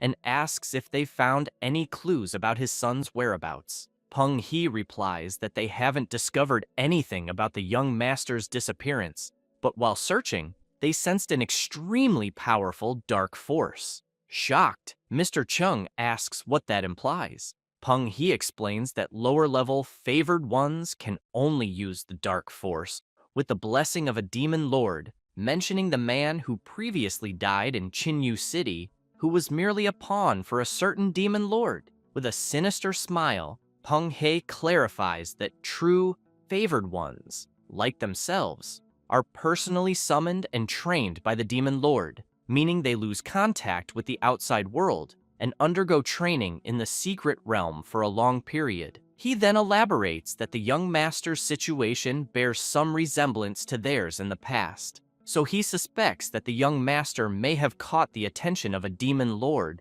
and was given the opportunity to train in the secret realm. In shock, Mr. Chung remarks that he only knows his son is performing some kind of ritual and wants to understand what Peng He is saying about it. Peng He replies that he's not entirely sure, but he inspected the dark room where the young master conducts his rituals and confirmed that the setup was correct. As long as his son continues with the sacrifices, given his potential, he should be able to attract the attention of a demon lord. Hearing this makes Mr. Chung excited, thinking he knew it would be like this, and that soon, the Wang group will no longer be able to compete with him. Peng He hands a paper to Mr. Chung and asks if, after dinner, he could arrange a car to take them to a certain location. Chung, after seeing what the paper was about, asks if Peng He is looking for someone at that marked location. Peng He confirms this, and, along with Ying, with a sinister expression, makes it clear that they are going to visit a future disciple.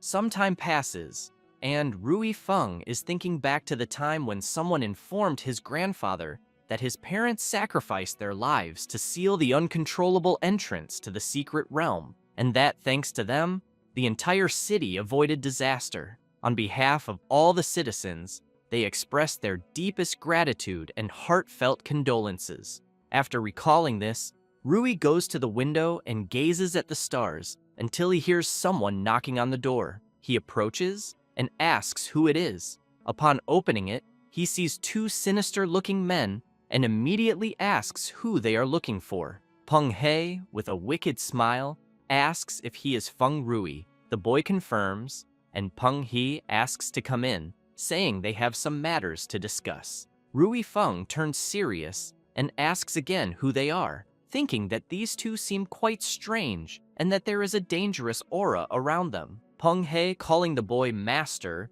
explains that they are there to check on him and makes it clear that from now on, he should call them elder brothers. Rui Feng is confused and asks what they mean by master. They mention that Rui Feng had met their master the previous night. Upon hearing this, he is shocked and, looking at them, notices a dark aura. It's the same aura that had spoken to him the night before. Without wasting any time, he equips his armor and prepares to strike them. However, he barely has time to react as his head is forcefully grabbed, and he is thrown against a wall, which shatters easily under Peng He's strength. Furious, the blonde one asks Rui how he dares attack his elder brother. The boy, equally enraged, struggles to remove Peng He's hand from his head, but he is soon struck hard in the stomach. Feeling intense pain and coughing up a lot of blood, Peng He lifts the boy's body and comments that the master had said he was being irrational and asked them to speak with him,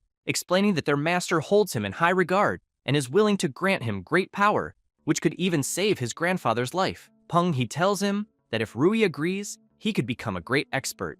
Rui makes it clear to Peng He that there's no way he would ever accept that. Peng He shows disdain for the boy, but soon hears Ying reporting that he had searched the house and that Director Feng was not there. The blonde, frustrated, remarks that it's a shame because he wanted to greet the veteran. Trembling with rage, Rui begs them not to harm his grandfather. Peng He then releases the boy's head, causing him to fall face first onto the floor. Peng He says he's heard that sacrificing a loved one can unleash even greater dark power, and that old Lao Feng's life is now in the boy's hands. He gives him 3 days to think about it, stating that if he agrees to become their disciple, they will leave the past behind. With a sinister expression, Peng He explains that if he doesn't agree, in 3 days, it will be the date of his old man's death. Looking at a picture of Rui and his grandfather, he comments that it would be quite fitting for a gravestone. Meanwhile, in the dungeon of the savage tribe,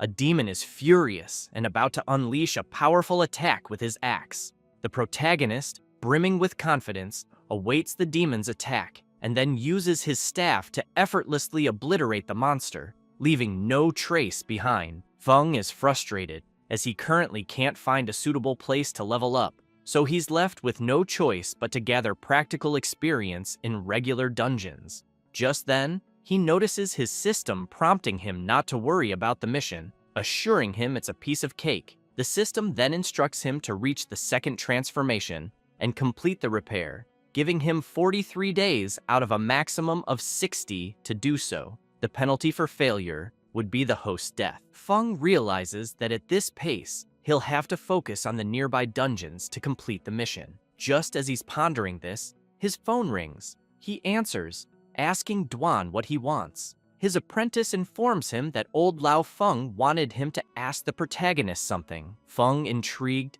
notices Duan's slightly hesitant tone, but quickly tells him to spit it out.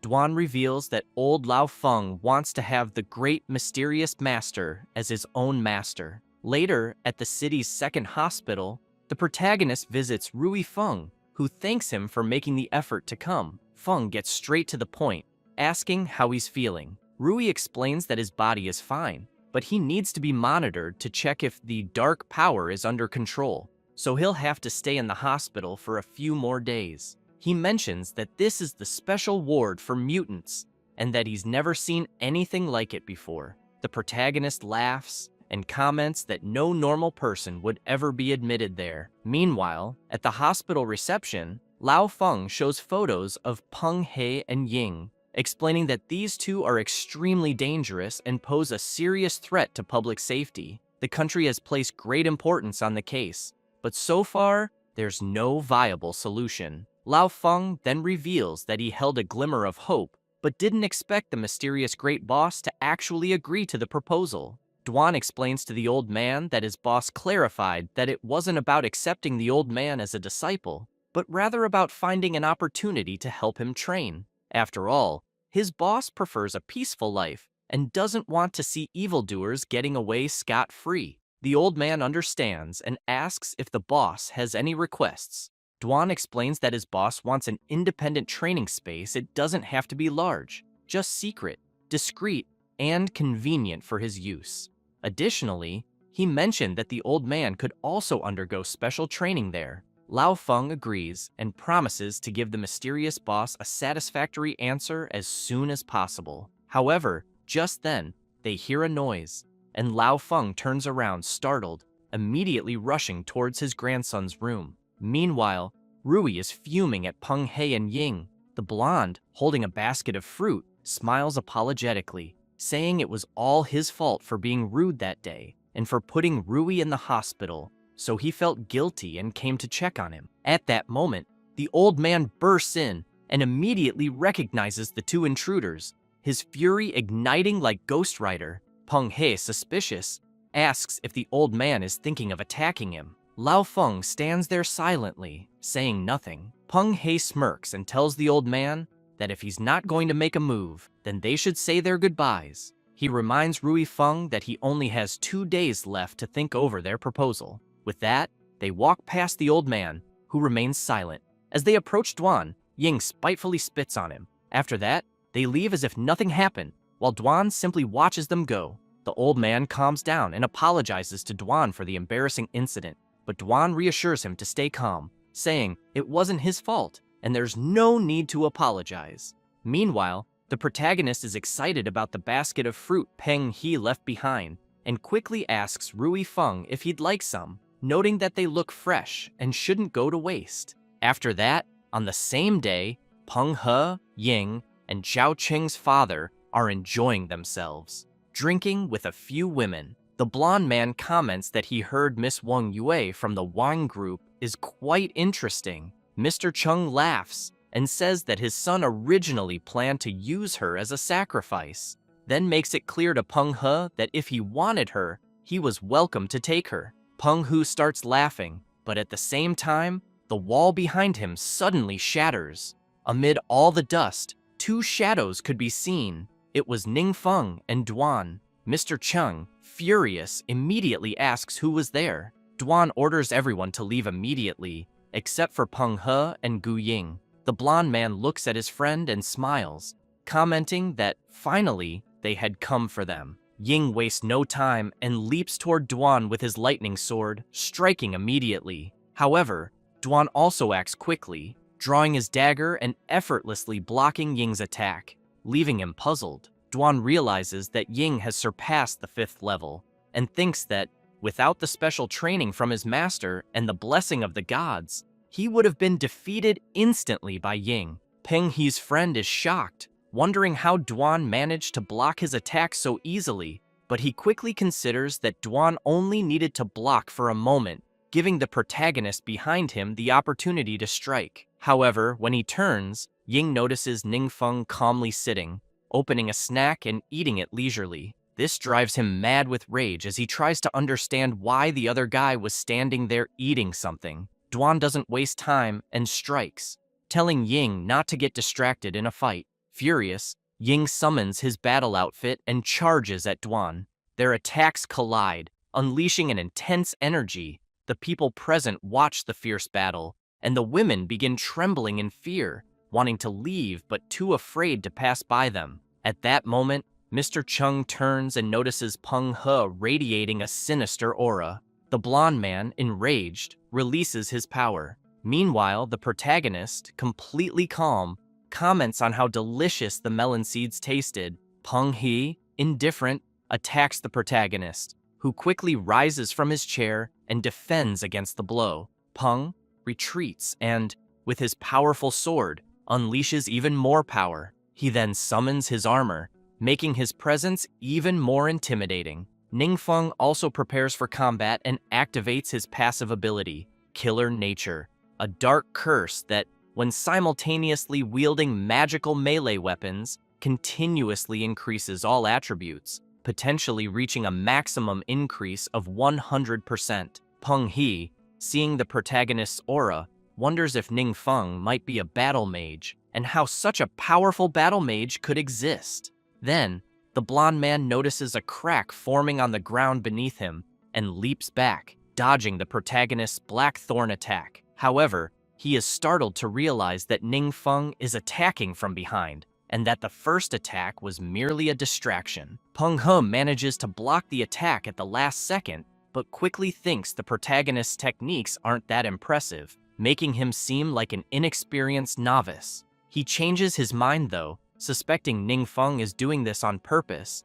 and that there must be some kind of trick, prompting him to stay even more alert. With this in mind, Peng He, furious, delivers another powerful blow toward the protagonist, who merely waits attentively. He defends against the first attack, the second, and the third, and upon noticing an opening, strikes at the blonde man's neck. Startled by the attack, Peng He manages to block it, but is unable to stop the protagonist from relentlessly striking his entire body. Furious, Peng He realizes something is off, suspecting that the protagonist is growing stronger with every passing moment in the fight. While being cornered, Peng He shouts, asking Ningfeng to wait a moment. The protagonist is intrigued by the request, but decides to stop and listen to what the blonde man has to say. Peng He remarks that he doesn't know who the protagonist is, but suggests they sit and talk, as both are powerful and have no need to fight to the death. Feng takes a deep breath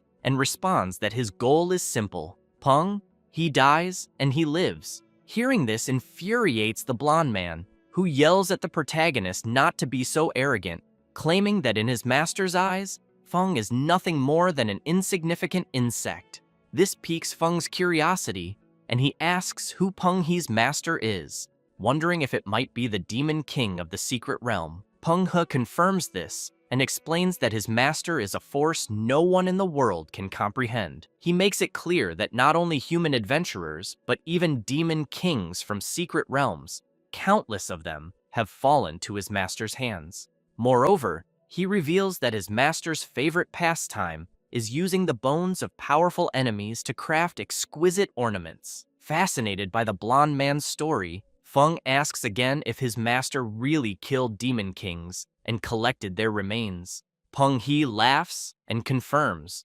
Hearing this excites Feng, who eagerly asks where Peng He's master is.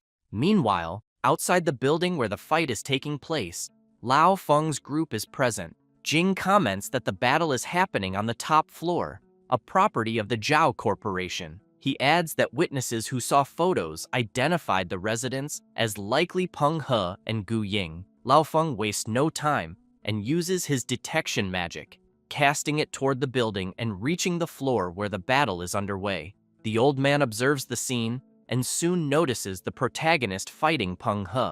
He confirms that it really is Peng He and notes that he doesn't seem to be doing well. He also explains that the other man, wearing a mask, has visible magic and must be using some kind of camouflage magic. The blonde man begins to sweat as the protagonist pressures him. As the battle continues, Ningfeng's attributes increase, reaching 60%. The old man, observing the fight, is impressed, thinking the protagonist's techniques are simple and direct, yet he manages to dominate his opponent with sheer attributes alone. He wonders where such a powerful warrior could have come from. When all of the protagonist's attributes reach 80%, he suddenly faces a massive demonic mouth that swallows him whole. Peng, he has transformed into a terrifyingly colossal monster, and, in his mind, reflects that he never imagined anyone could force him to use this technique. However, he is aware that this technique comes with a certain cost. The old man, witnessing the scene, is astonished, unable to believe the intensity of the battle. Meanwhile, Duan continues fighting furiously against Ying, who asks if he isn't worried about his partner being devoured. Duan calmly replies that Ying doesn't need to concern himself with his master because he isn't qualified to do so. He says this and slashes Ying, who is startled, unable to dodge Duan's quick attack. Duan then makes it clear that Ying, apparently, is also unqualified. Worried about the attack he just received, Ying begins screaming in pain. Peng He hears something and quickly turns, noticing it's Mr. Zhao, shouting that he is amazing and that these small fry weren't even opponents for him. Without mercy, Peng He slices Mr. Zhao's body in half, leaving the women nearby trembling with fear, unable to believe what they just witnessed. Furious,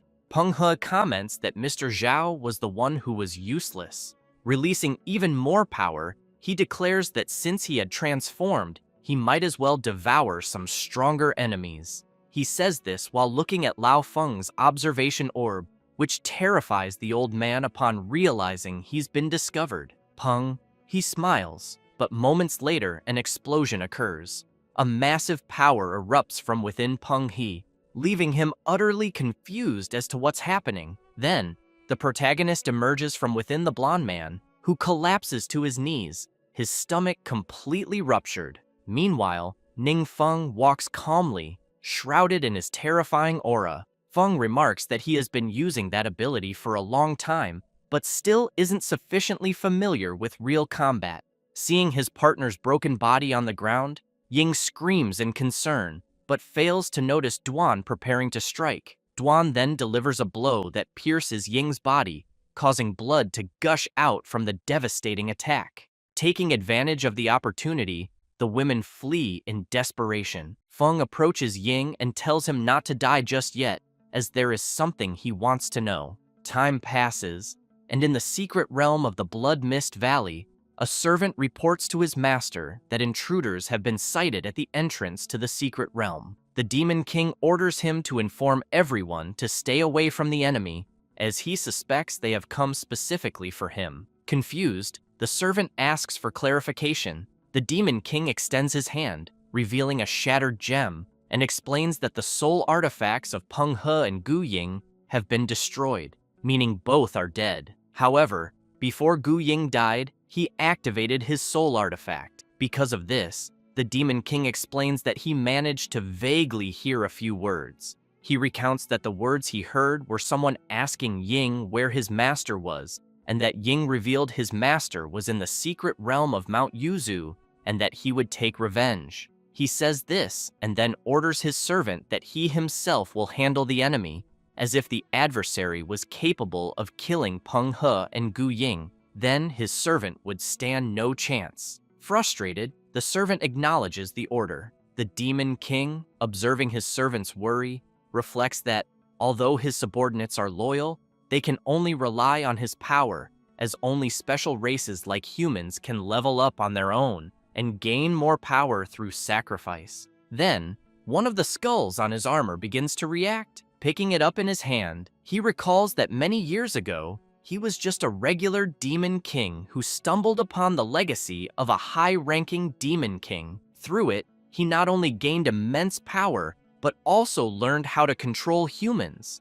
With the help of these teachings, he repeatedly defeated his enemies, turning them into trophies. He says this while raising the skull of the ancient high-ranking Demon King. However, he is suddenly struck by a massive electric shock delivered by the protagonist, who wanted to understand what kind of realm he was in, as the heavy mist prevented him from seeing anything. He had used his ability Descent of the Thunder God, which summons a massive thunderstorm that unleashes the power of celestial tribulation. Feng was also bored, as he hadn't encountered any monsters there yet. Suddenly, a system message notifies him that the legacy of the end has been detected. The protagonist becomes excited at the notification, remarking that it seems his system isn't damaged. He says this and begins walking, commenting that judging by the aura's source, the path is that way. After walking a bit, he grows excited, commenting that he has found what he was looking for and that it is in the hand of the black statue. However, he doesn't realize that the black statue is actually the Demon King, now charred from his attack. Wasting no time, Feng begins absorbing the fragments, wondering what had happened to the countless relics since there was only one. After absorbing it, the protagonist becomes thrilled, as all his attributes have increased by 100 points without using any abilities, and now he can crush most adventurers. Moreover, he has leveled up to 40 and can now learn new skills. With that, he picks up the skill book and becomes intrigued by the skill being a summoning curse, wondering if he could summon a great demon king or something similar, and whether this would make him even more of a god of evil. But he quickly decides to learn the skill first and see what happens later. The learned skill is Gate of Darkness, a forbidden spell that allows the protagonist to open a dark gate to summon a constant stream of dark creatures for 12 hours or a high-level demon lord for an unlimited period. Feng initially thought the skill might not be very useful, but upon realizing the potential of summoning a high-level demon lord indefinitely, he is surprised and finds it intriguing, deciding to test it when the time comes. Meanwhile, at Lao Feng's headquarters, Duan comments that those two individuals were very difficult to deal with, and that, for safety reasons, they left no survivors. Lao Feng expresses concern about not being able to gather more information, but thanks Duan and the mysterious Great Master, acknowledging they saved his life and that of his entire family, and he doesn't even know how to repay the favor. Duan smiles and replies that Lao Feng is very kind. Jing reflects that, fortunately, the officials were willing to trust the master's judgment and make every effort to show goodwill to the mysterious Great Master, while skeptical voices had been suppressed. Otherwise, he doesn't know how much damage Peng He and Gu Ying might have caused. Lao Feng then mentions that the country also places great importance on the matter, and that he heard the mysterious Great Master was looking for a training space. Because of this, several locations were approved immediately. He says this while handing over 2 envelopes, explaining that they contain all the information. He further explains that the training facilities are all carefully constructed by the country, offering an excellent environment and infrastructure. They also ensure privacy, free from irrelevant personnel. Duan suspects that the training space his master mentioned is just a cover, as the master doesn't want to reveal his true training methods. With that in mind, he retrieves the information and decides to let his master choose for himself. Afterward, Duan and the protagonist visit the training base. Feng is impressed by the size of the facility. As they enter, Duan explains that the location is a newly built adventurer base in the country, codenamed Area 51, which hasn't yet been put into use. He adds that Lao Feng made it clear that if the mysterious Great Master liked it, the base could be assigned directly to him. Feng, in disbelief, asks if all of this is truly his. Duan confirms it. While touring the training area, Duan explains that the building has 10 floors, with internal spaces that include training zones, office areas, leisure zones, and common areas, capable of accommodating about 2,000 people. Upon reaching the rest area, Duan points out that the infrastructure is highly complete, featuring an advanced set of intelligent control systems. Passing through the dining area and reaching the rooftop garden, Duan assures his master that if he wishes, there's no issue with staying there for 1 or 2 years. Feng becomes excited, imagining that he can finally cultivate his own forces, as the location is perfect. Afterward, they meet with Lao Feng to finalize the arrangements. The old man laughs, commenting that it was expected for the mysterious Great Master to choose Base 51, as he also finds the place excellent. He emphasizes that, since the protagonist has saved Qinyu City twice, Longbow City once, and eliminated the 2 main threats, Peng He and Gu Ying, the country is willing to provide strong support for heroes like him. For this reason, the base will not charge any fees, and he only needs to sign the documents to confirm everything. Feng smiles, thinking he hadn't expected the officials to be so friendly. While signing, Duan mentions that his master doesn't like dealing with mundane matters, so the base management will be entrusted to him and Ning Feng. Lao Feng adds that if the Great Master has any intention of forming a guild, he can also assist with that matter. Then, Duan asks Mr. Feng if there's a way to access all kinds of information readily without having to create a guild. He explains to the old man that his master isn't very skilled with things like the internet. Lao Feng smiles and says that's easy to solve, explaining that for a national-level expert like the Great Master, their office can arrange a dedicated information channel. As long as the information isn't highly confidential, it can be synchronized and shared with the agency. Feng gets excited upon hearing this, realizing they're treating the mysterious Great Master as a national-level expert. Compared to him and Duan painstakingly gathering information, the agency's information channel will indeed be much more efficient. However, he keeps in mind that he won't rely on a single source of information, knowing he'll need to develop multiple channels in the future. Regarding the establishment of a guild, Feng feels there's too much to manage. Instead, he believes it would be better to transform the base into another model, especially with no shortage of high-quality resources. After finishing their preparations, they start walking, and Duan tells Lao Feng that the Great Master has organized his special training for the following week, promising to notify him in advance. The old man is pleased, thanks Duan, and also asks him to express gratitude to the master for his efforts.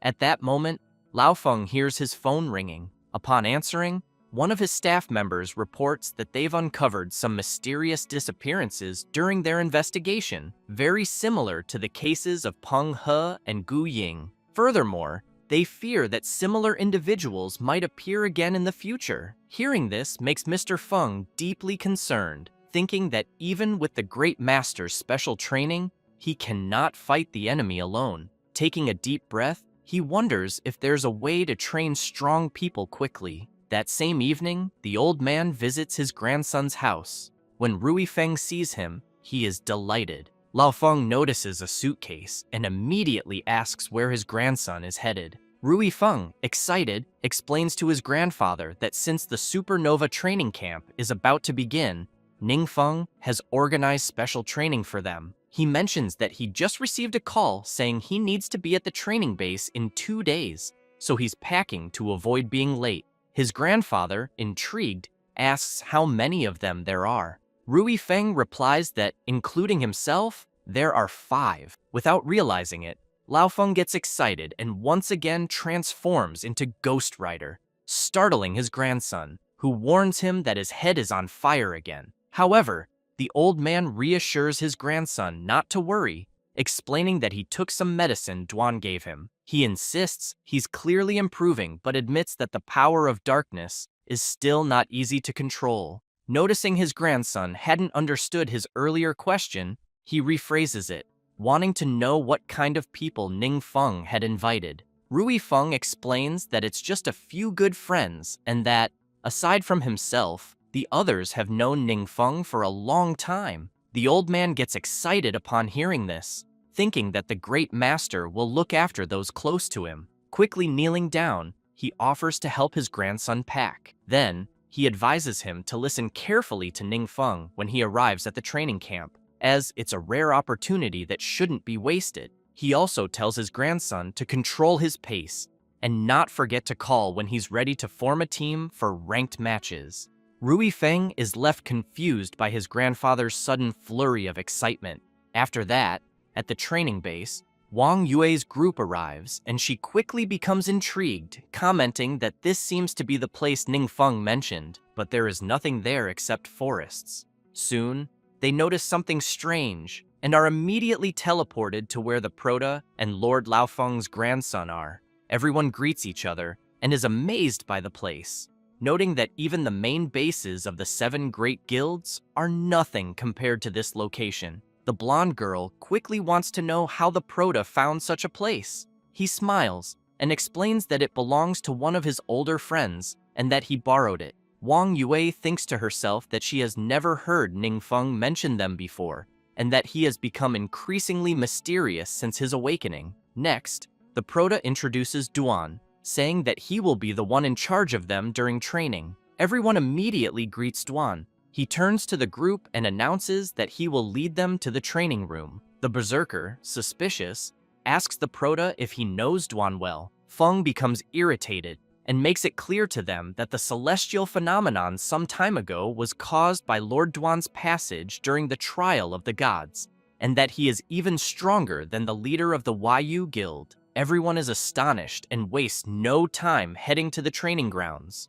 where they soon get excited and release their auras. Duan is impressed and wonders why they became so animated so suddenly. While in the training field, the Proto observes them and thinks that by casting a forbidden spell there to simulate the effects of a training room, they won't need to worry about exposure. Feng also considers that he needs to establish a guild, cultivate only the strong without limitations, and select members based solely on strength and determination, thereby creating an alliance. Wang Yue is the first to start and quickly focuses, but she is struck in the arm and screams in pain. She feels a sense of dread and oppression, everything seeming very real, and realizes that if this weren't training, it would definitely break someone's will. She wonders if her friend Ning Feng endured such a cruel trial to become stronger. Jiang Shu also feels the power, and reflects that neither he nor the cleric are supernovas, and they never dared hope to surpass others' talent through hard work. However, he knows the Proto has shown them there is hope. Rui Feng thinks that he cannot rely on his grandfather's protection forever, and therefore also wants to protect the people he cares about. Meanwhile, Xu Wei remains silent, saying nothing. Ningfeng smiles and says they are all doing very well. After a while, everyone is exhausted, commenting that it feels as if they have been tortured for centuries and are nearly dead from the training. Duan enters the room and declares that it is enough for the day. He asks everyone to rest and announces that he will lead targeted training the following day. Afterward, they head to a VIP room where they all gather. Wang Yue comments that although the special training is just beginning, the gains they have already achieved far surpass previous years. She emphasizes that it's simply impossible to identify weaknesses by relying solely on one's own understanding. Rui Feng reflects that the power of darkness in his body felt strange that day. Even when he gave his best effort, there were no signs of this power going out of control. At that moment, Xiaoting begins to cry, and the Proto asks what is wrong with her. Wang Yue explains that it's due to the stressful situation she and Jiang Shu are experiencing. Since there are more spots for their school to participate in the Supernova training camp, skepticism has been spreading online. The Proto is intrigued by this and picks up his phone, saying he will check if it's true because he can't believe something like this exists. The blonde girl shows Ningfeng her phone, and soon everyone sees various toxic comments about the school, Xiaoting, and Jiang Shu. The Proto notices a different comment and remarks that it seems someone is defending them. They then discover that the person protecting them is Chang Muqiu. Ningfeng comments that he can't believe it's really her, as she replied to every comment from people mocking them. The blonde girl is astonished and remarks that she never imagined Muqiu would be willing to defend them. Xiaoting wipes her tears and asks everyone to stop worrying and reading the messages. She explains that she was nervous about securing a spot in the training camp and feared embarrassing Ningfeng. However, thanks to the special training earlier, she didn't feel nervous at all and cried out of joy. Feng laughs, asks everyone to train peacefully, and announces that in a few days, he will give everyone another gift. Wang Yue is intrigued by something he saw on the phone and asks the Proto what it is. He simply replies that it's a secret, leaving his friend furious. Night falls. In his room, Ningfeng reflects. He recalls that the memories of the Demon King he absorbed last time brought information about him, the evil god. He discovers that, in fact, there are 7 evil gods born of darkness, who are the common beliefs of monsters in the secret world. However, he, the evil god, does not belong to these 7. On the contrary, he holds the title of one of the 12 lords, the Almighty God of Law. Alongside 11 other gods, he led their families to destroy a legitimate evil god, ensuring that all dark entities dared not invade the world of light again. Unexpectedly, the Almighty God of Dharma, free from the threat of darkness, began to study the power of darkness and became obsessed with it. Fortunately, the other 11 gods noticed this in time and fought against the almighty god of Dharma, who managed to escape and became an evil god. Feng reflects that this legend circulates in the world of light and is widely believed. However, among the demons of darkness, there is an entirely different version of the story. According to the demon realm's legend, the dependents of the gods, free from the threat of darkness, gradually lost their sense of crisis, and their faith diminished. They stopped relying on the gods, enraging them because gods create their families solely to gain more power from faith. The Proto imagines that the gods then began encouraging their dependents to attack each other, using them as instruments of pleasure and sacrificial offerings. Even the demons hidden in darkness began to emerge with the tacit approval of the gods. This would be the origin of the secret realm. In this context, only the Almighty God showed no interest in the amount of faith, refusing to participate in this game. However, Ningfeng knows that unexpectedly, one day, the war reached the Almighty God of Dharma's family, and due to a lack of defense, nearly the entire family was massacred. Furious, the god of Dharma demanded that the other gods stop this senseless farce, but he was insulted and ridiculed by them. Feng explains that the conflict between the two sides escalated until it culminated in a great battle. The almighty god of Dharma, who had always been indifferent to the rest of the world, became involved in a fierce battle. It took 2 deaths and 6 injuries among the 11 main gods to force the god of Dharma to retreat. After that, no one knows exactly where the almighty god went. Rumors suggest he entered an unknown dimension, neither of light nor darkness, and disappeared there. Fearing retaliation, the gods did everything they could to tarnish the image of the almighty god while searching for his whereabouts. Ningfeng reflects that this god is truly on another level, as he fought against 11 gods at once, killed 2 of them, and still managed to escape unscathed. He understands why the system told him not to worry, considering that this confrontation seems small by comparison. The Proto speculates that the title of evil god might be entirely fabricated. However, he regrets that his memories end at that point, and that he still doesn't know the final fate of the almighty god.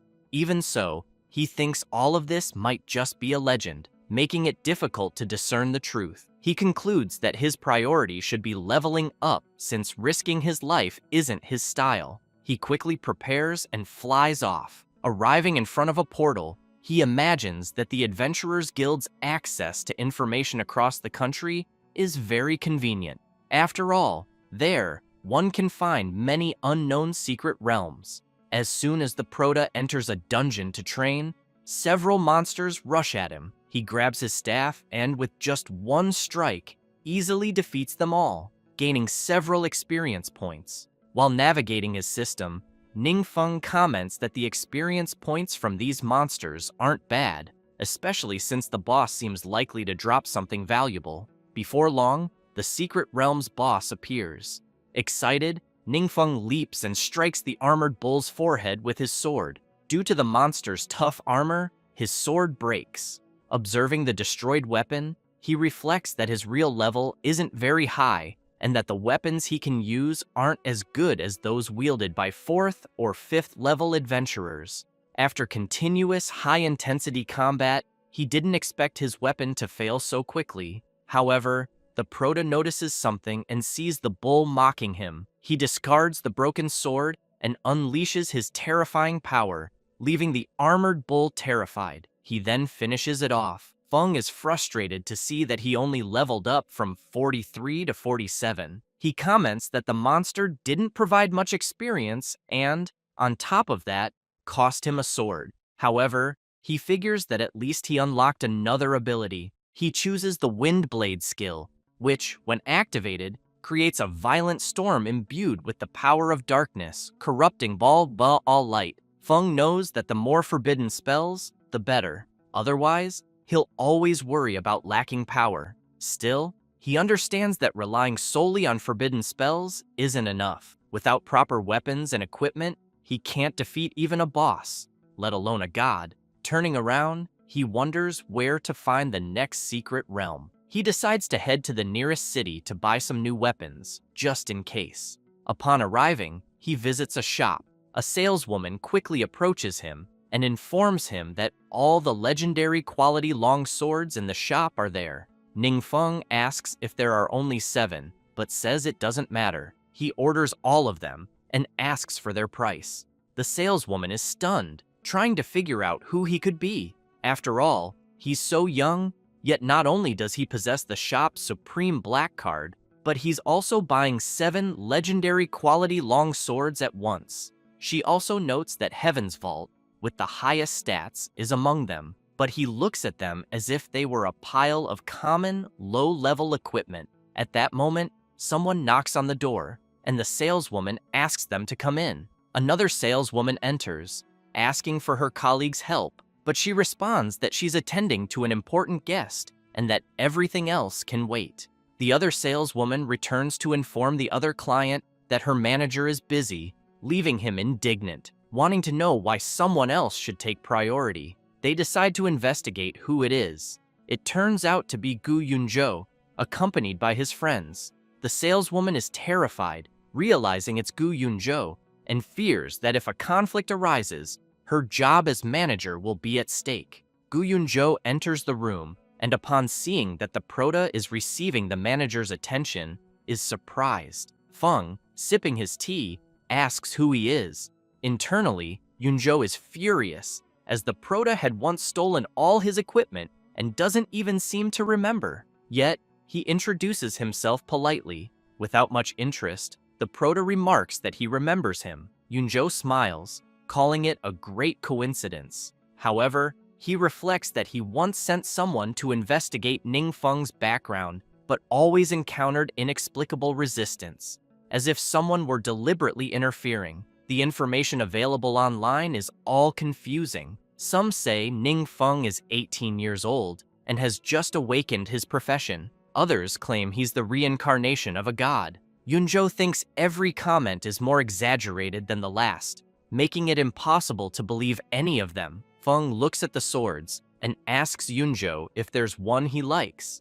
Yunzhou laughs and says he was just joking, then tells the Prota to use whatever he wants. The people around are surprised to see one of the national supernovas being friendly, as he's known for looking down on everyone. Yunzhou then comments that he's leaving and tells the Prota to take his time choosing. He heads to the bathroom, furious, and imagines how humiliating that encounter was, and that he needs to do something to deal with his anger. He takes out his phone and starts posting about the Prota in the community, suggesting that there's something suspicious about Ningfeng and calling for a full investigation. Shortly after, he sees Chang Muqiu defending Ningfeng, stating that she doesn't understand what Yunzhou is insinuating. Yunzhou becomes even angrier, realizing it's his old friend, and remarks that he can't believe even she is defending the trash Ningfeng. He then resolves to find the secret realm of judgment and take revenge on the Prota.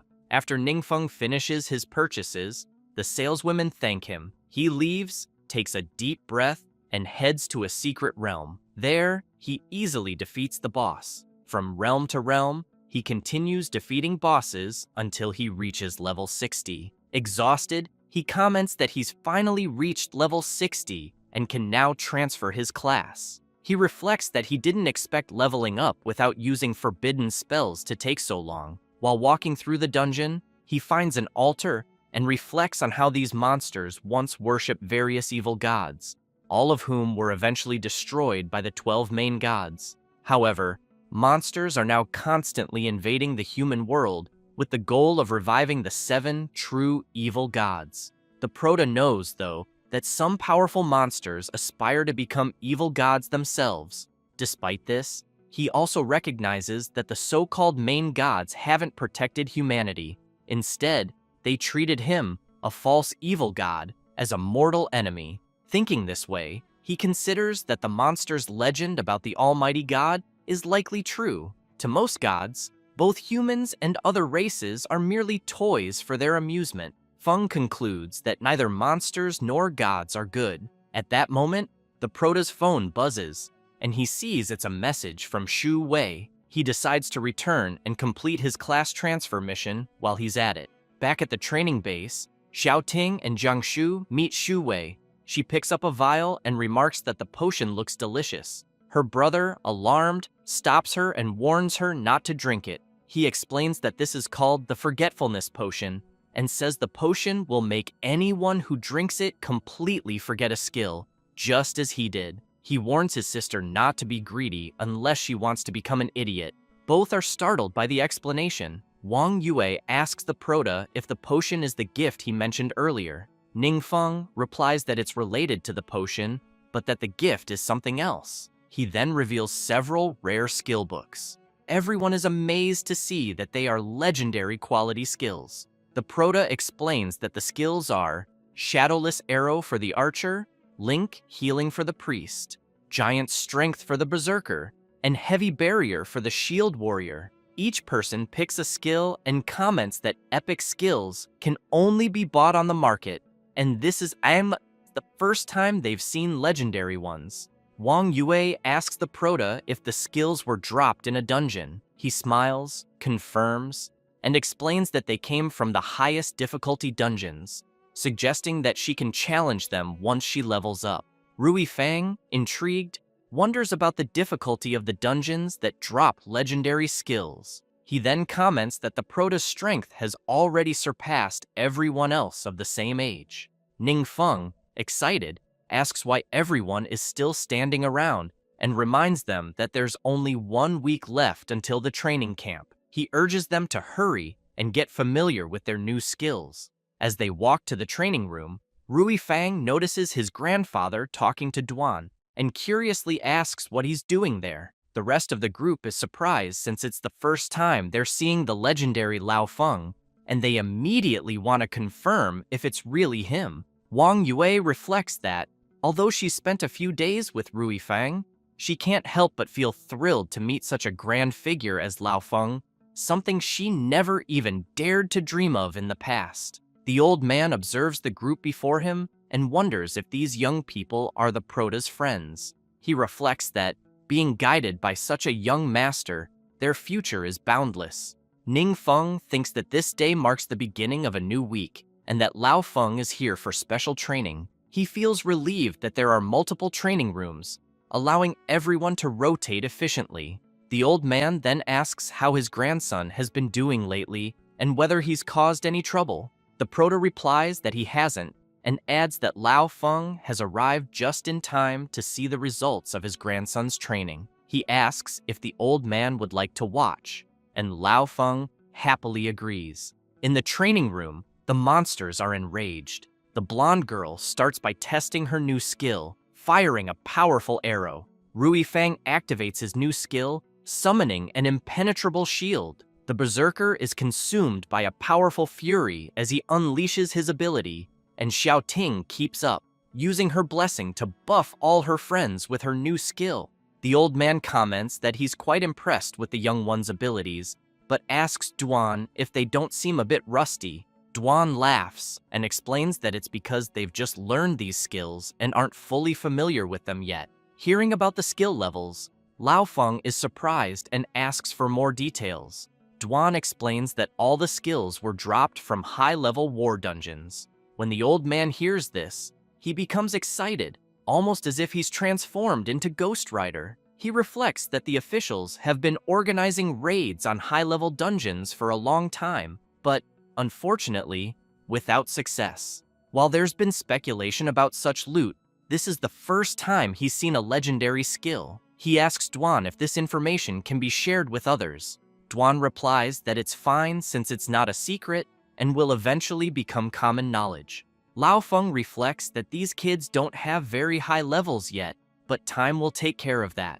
With the support of their masters, they'll soon surpass all the older generations. One step forward, always forward, he thinks. The future of the forces will rest on these young ones.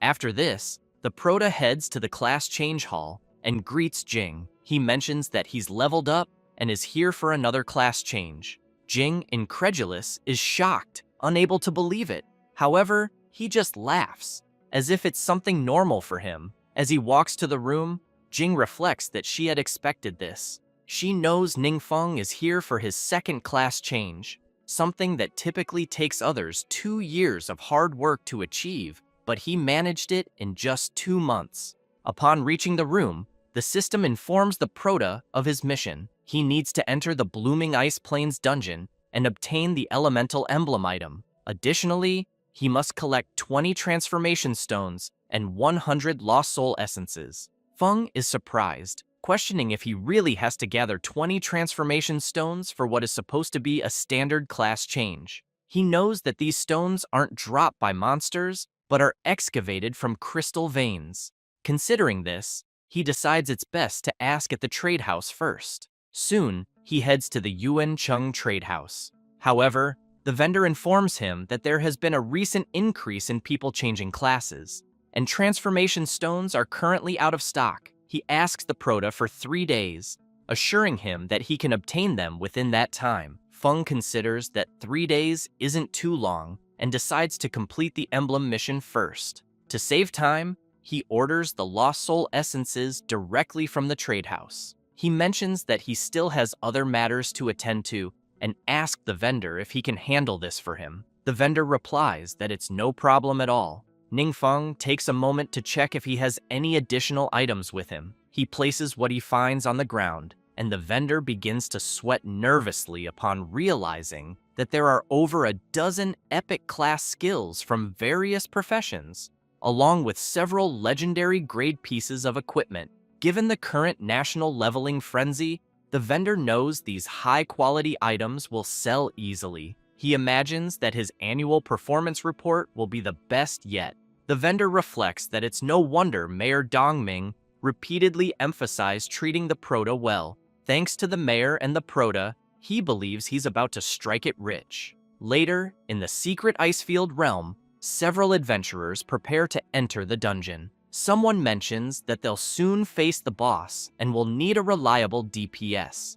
The Prota appears, and one person apologizes to him, explaining that they need to consult their superiors before allowing him to enter. Feng responds that it's fine. The adventurer calls their captain, explaining that a young man wants to enter the secret realm alone. The captain becomes furious, asking if this is some kind of joke. He scolds the subordinate, reminding him that the government recently issued a regulation stating that entry into the secret realm must be conducted in teams led by official guilds, with a minimum of 5 members. Individual entries are strictly prohibited. The soldier replies that he understands, but informs the captain that the Prota possesses a special license issued by the administration, authorizing him to challenge the secret realm alone. The captain, shocked, takes the license to verify its authenticity. He then approaches the Prota, thanks him for his cooperation, and confirms that he is authorized to proceed. Feng begins walking toward the portal entrance, as the captain asks his colleague about the Prota's background. The soldier mentions that the license was issued very close to the time the new regulation was published, almost as if it had been prepared specifically for him. The soldier then suggests that perhaps the Prota is a special commissioner sent from above to inspect their work. Hearing this, the captain becomes extremely nervous. Shortly after, the soldier apologizes, saying he was just joking. However, the captain shouts, ordering everyone to cooperate with the Prota and treat him as if he were indeed a special commissioner. He also demands they check for any issues and resolve them immediately. After crossing the portal, Ningfeng reflects that he was fortunate to have mentioned this to Lord Laofeng beforehand, which secured him the special permission to enter the secret realm alone. After walking a bit inside the dungeon, he stops before a bridge with a warning sign. He observes the sign, leaps off the cliff, and uses his skill to create several black spikes, allowing him to descend safely. Upon reaching the ground, Ningfeng looks up and remarks that the height seems even greater from below than he imagined. However, something soon catches his attention. He sees an ice demon approaching him. Excited, he wonders if this could already be the dungeon's hidden boss. Without hesitation, he unleashes his power and challenges the monster, urging it to begin quickly so he can finish as soon as possible. But the demon recognizes him and asks if he truly is who he appears to be. Ningfeng is confused. The boss explains that, though blind, it can still feel the prota's overwhelming presence. It reveals that even if Ningfeng doesn't recognize it, it is one of his faithful followers.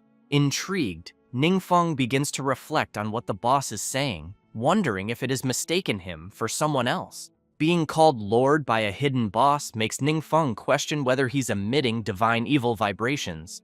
Curious, he asks the boss how he ended up in that state. The creature apologizes, explaining that it cannot say for certain. It reveals that they were attacked by followers of other deities and suffered heavy losses. The boss also shares that it was killed by the enemy during the battle, but doesn't know when only that it suddenly appeared there. Strange whispers constantly echoed in its mind, a cruel mental torment that awakened an uncontrollable murderous intent within. It was only when the Prota appeared that it suddenly regained its senses. At that moment, Ningfeng starts recalling that the followers of the Almighty God were attacked. He wonders if this title might be connected to the god. The demon, frightened, asks the Prota if he is there to rescue it.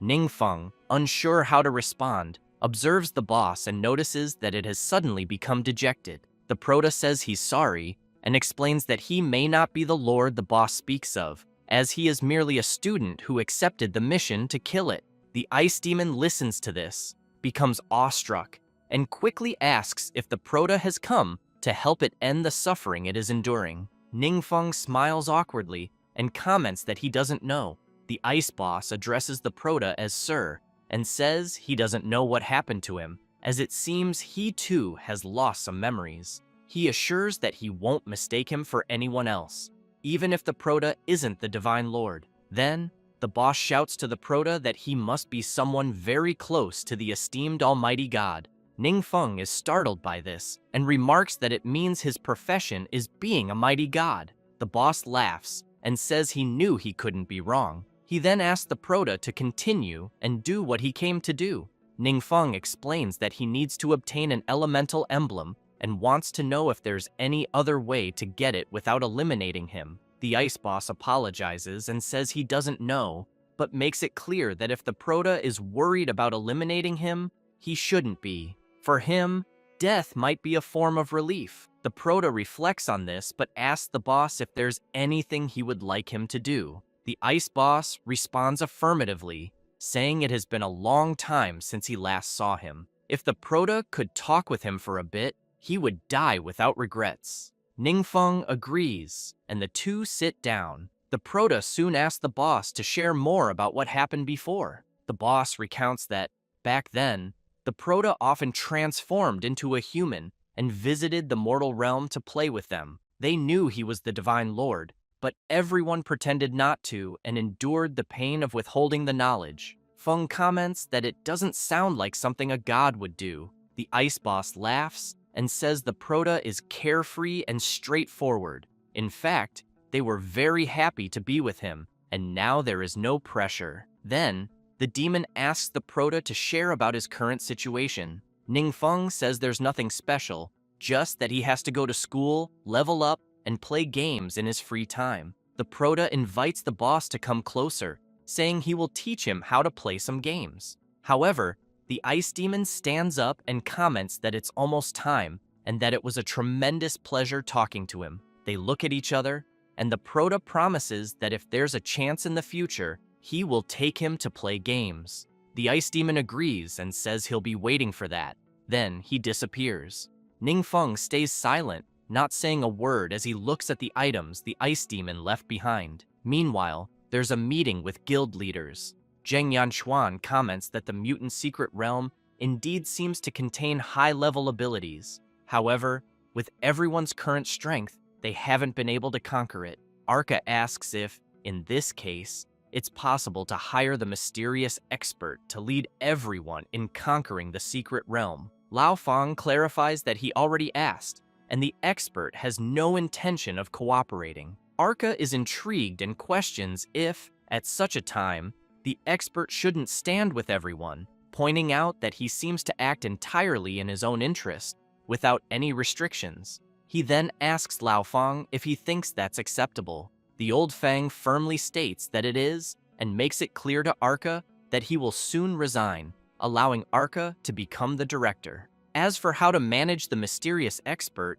that will be entirely up to him. Arca feels embarrassed and tells the old Lao Fang that wasn't what he meant. However, Lao Fang becomes furious and says that when Peng He and Gu Ying appeared and threatened his family, everyone claimed there was nothing they could do. He was ready to die, but in the end, it was the mysterious expert and Duan who stepped in and helped him. So now, when it concerns his own interests, some people cannot remain still. Lao Fang makes it clear that the mysterious expert owes nothing to anyone there. Liu Yingzhen thinks that only old Lao Fang could say this, as everyone knows his character, and he would never have selfish motives. Otherwise, the room would be in chaos. Yingzhen asks Lao Fang if he's planning to face a high-level dungeon in a few days. The old man replies affirmatively. Yingzhen quickly gets serious and asks Lao Fang to save him a spot on the team. At the same time, Yu Linghua makes it clear that if they need a healer, she'll be ready. Zheng Yanchuan raises his hand and tells old Fang that if he needs anything or anyone, he's available. Lao Fang recalls that the expert's training is truly grueling and that his old body had to rest for 2 entire days before recovering. However, he knows that the progress is evident and that he's now a completely different person. Yingzhen, seeing how his friend reacted, thinks it's just as he said. The old man has no selfish motives, and even if he had a fleeting thought, it would be reflected in his fiery demeanor. Later, in the class change room, the Prota completes the mission for his second transformation and acquires the passive skill Mystic Barrier, granting immunity to all detection abilities. He ponders that the memories he gained from the remnants of the end were mostly correct. After all, the Almighty God isn't an evil deity at all. He just wants to live life on his own terms, much like the Prota. Ningfeng also remembers being told that his aura is exactly the same as the Almighty God's. He wonders if this could be due to the system, and, if so, what exactly the connection is between the system and the Almighty God. Additionally, why did someone who had already passed away become a hidden boss in the secret realm? He then picks up the pendant he received, seeing that it's a legendary quality accessory. It grants plus 12 spirit, plus 15% casting speed, and 5% spell critical rate. It also has additional effects such as solid ice wall and ice thorn explosion. The Supernova Training Cap exam is divided into high school and university sections, bringing together nearly all the most outstanding young adventurers in the country. Among them, the high school section includes a total of 180 participants, comprising 32 5-star professionals ranked in this year's Supernova list, and 148 4-star professionals selected from various regions. People comment that not only are the directors of the 3 top universities present, but also representatives of the 7 major guilds and the Adventurer Management Bureau. It's an event of truly unprecedented scale. They also remark that those who perform well might be directly recruited by high-profile individuals and enjoy resources made available at the signing party. The individual could also join the organization of the influential figure after graduation, starting at least as a captain. Others say they'd like to at least greet these big names to leave an impression. Otherwise, with so many people present, the influential figures won't remember them. Someone notices a person heading over to talk to the big names and points it out to the group. Another person asks if they dare compare themselves to the one going to greet the big names, as that person is Shixiang, ranked first on this year's Supernova list. His brother is Shiyu, the leader of the Blue Sharp Claw Guild. The boy laughs and says he was just joking. He mentions that ever since Shixiang awakened, he hasn't leveled up alongside his peers, as everyone accompanying him has been elite members of his family's guild. The girl comments that comparing people can cause envy and notes that everyone there knows the God's Judgment secret realm was conquered some time ago. Looking at Shixiang, the boy comments that the one who completed the conquest has the martial artist profession, the same as the blonde boy. He adds that it's said Shixiang received guidance from that strong individual, enabling significant progress. Furthermore, He had access to the high-level experience potion exclusive to the Blue Sharp Claw Guild, and his strength is probably beyond everyone's imagination. At that moment, a bus arrives, and someone shouts that the team representing Chinyu School has arrived. The boy immediately wants to know if they are the ones everyone is speculating about online. Ningfeng descends alongside his director, and finally, his team. The students are impressed with the Chinyu School team, commenting that their auras are very strong and that they look like an experienced group. The director starts sweating nervously, thinking that everyone is staring at them, and the saying, "The taller the tree, the more wind it catches," comes to mind. He also notices that the gazes seem to treat them as imagined rivals. The Prota notices something and sees, through his system, several people trying to detect him, but thanks to his passive skill, Mystic Barrier, they fail. He figures that many people are interested in him. A young man is surprised and comments that the Prota's level is impressive, as he can't detect him, wondering if he might be above the second transformation. A girl remarks that the Prota is a high school student and that she doesn't recall seeing him on the supernova list. Mr. Arca becomes worried, as he's also trying to detect the Prota, but cannot. Yu Linghua is shocked and immediately wants to know if the young man in front of them is really Ningfeng, and if his level might even surpass old Lao Feng's. Shuyi wonders if Duan gave the Prota some item that blocks detection. Shixiang reflects that the moment Ningfeng arrived, he caught everyone's attention, and he questions how strong he might truly be. The blonde boy recalls watching Duan's video about the secret realm conquest and simulating it repeatedly with the strong members of his guild. He remembers that Duan's strength exceeded his imagination, making it impossible to replicate. Shixiang considers that if Ningfeng's strength is also high, they must have a special training method, something he and his brother need. Lao Feng approaches Yingzhen and asks if he'll try to gauge the Prota's level. However, Yingzhen responds that he won't, as it would be too rude. Shortly after, old Lao Feng waves at the Prota's group, and he notices the gesture. The onlookers are surprised. Seeing that Mr. Lao Feng is greeting the group, Yingzhen becomes furious and asks old Feng if he's that well known. Lao Feng laughs, saying he was just saying hi. Yingzhen firmly states that everyone is officially organized and that their conditions aren't inferior to theirs. He tells Lao Feng to stop, saying he's getting older by the minute. In the exam organization room, one of the organizers asks team leaders to bring their team members forward to register in order. While the Prota fills out the document, the organizer shouts, instructing team leaders and students to head to the designated location after completing their registration and wait for a unified introduction to the training camp preparations. Later, in the auditorium, someone announces, "As you all know, secret realms have undergone unprecedented changes in recent years. To adapt to these changes as quickly as possible and find new directions for human development, we must cultivate and select more elites."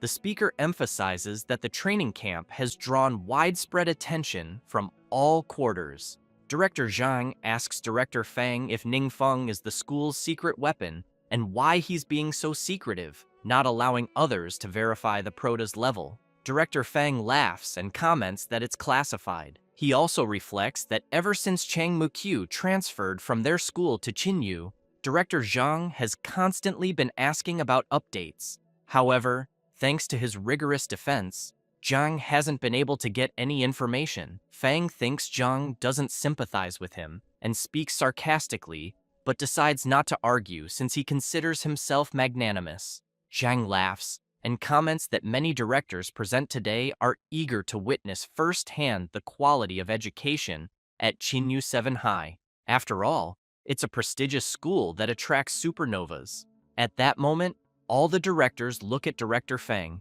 urging him not to disappoint them. Fang, however, recalls that some time ago, Wang Yue and the others underwent special training, but unfortunately, he doesn't know the results of that training. Even so, he imagines that Wang Yue, Rui Fang, and Chang Mukyu don't need to worry. They are, after all, the top-ranked students on the supernova list. Looking at Ningfeng, however, He's uncertain whether he and the others can survive such a rigorous test. A woman explains that the training camp adopts a free team formation format with a standard team size of 5 members. In the end, everyone's results will be evaluated based on a combination of individual and team points. The top 10 students in the high school division's point rankings will train in the university division. She also highlights that before the official start of the training camp, all participants will be assessed through a secret realm. The condition for entering this realm is being below the third transformation. Next, a special team demonstration will be conducted for everyone. The audience becomes excited as Shixiang's team appears on the big screen. People quickly remark that it's no surprise, as only they could deliver a demonstration at such a grand event. All of them have led the supernova list over the past 5 years, being considered elites among elites. The temporary peak team then heads to the secret realm entrance.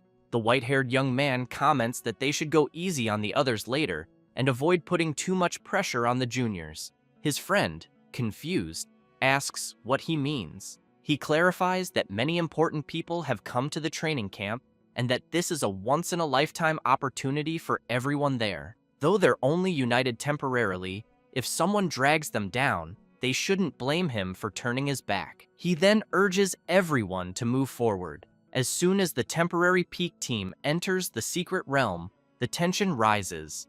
The white-haired young man notices the strong miasma in the area. The blonde girl steps forward, saying she'll handle it. She uses her ability, but everyone quickly notices several spiders descending from above. The arachnids waste no time and charge at the adventurers, who, in turn, react swiftly and begin moving with impressive speed.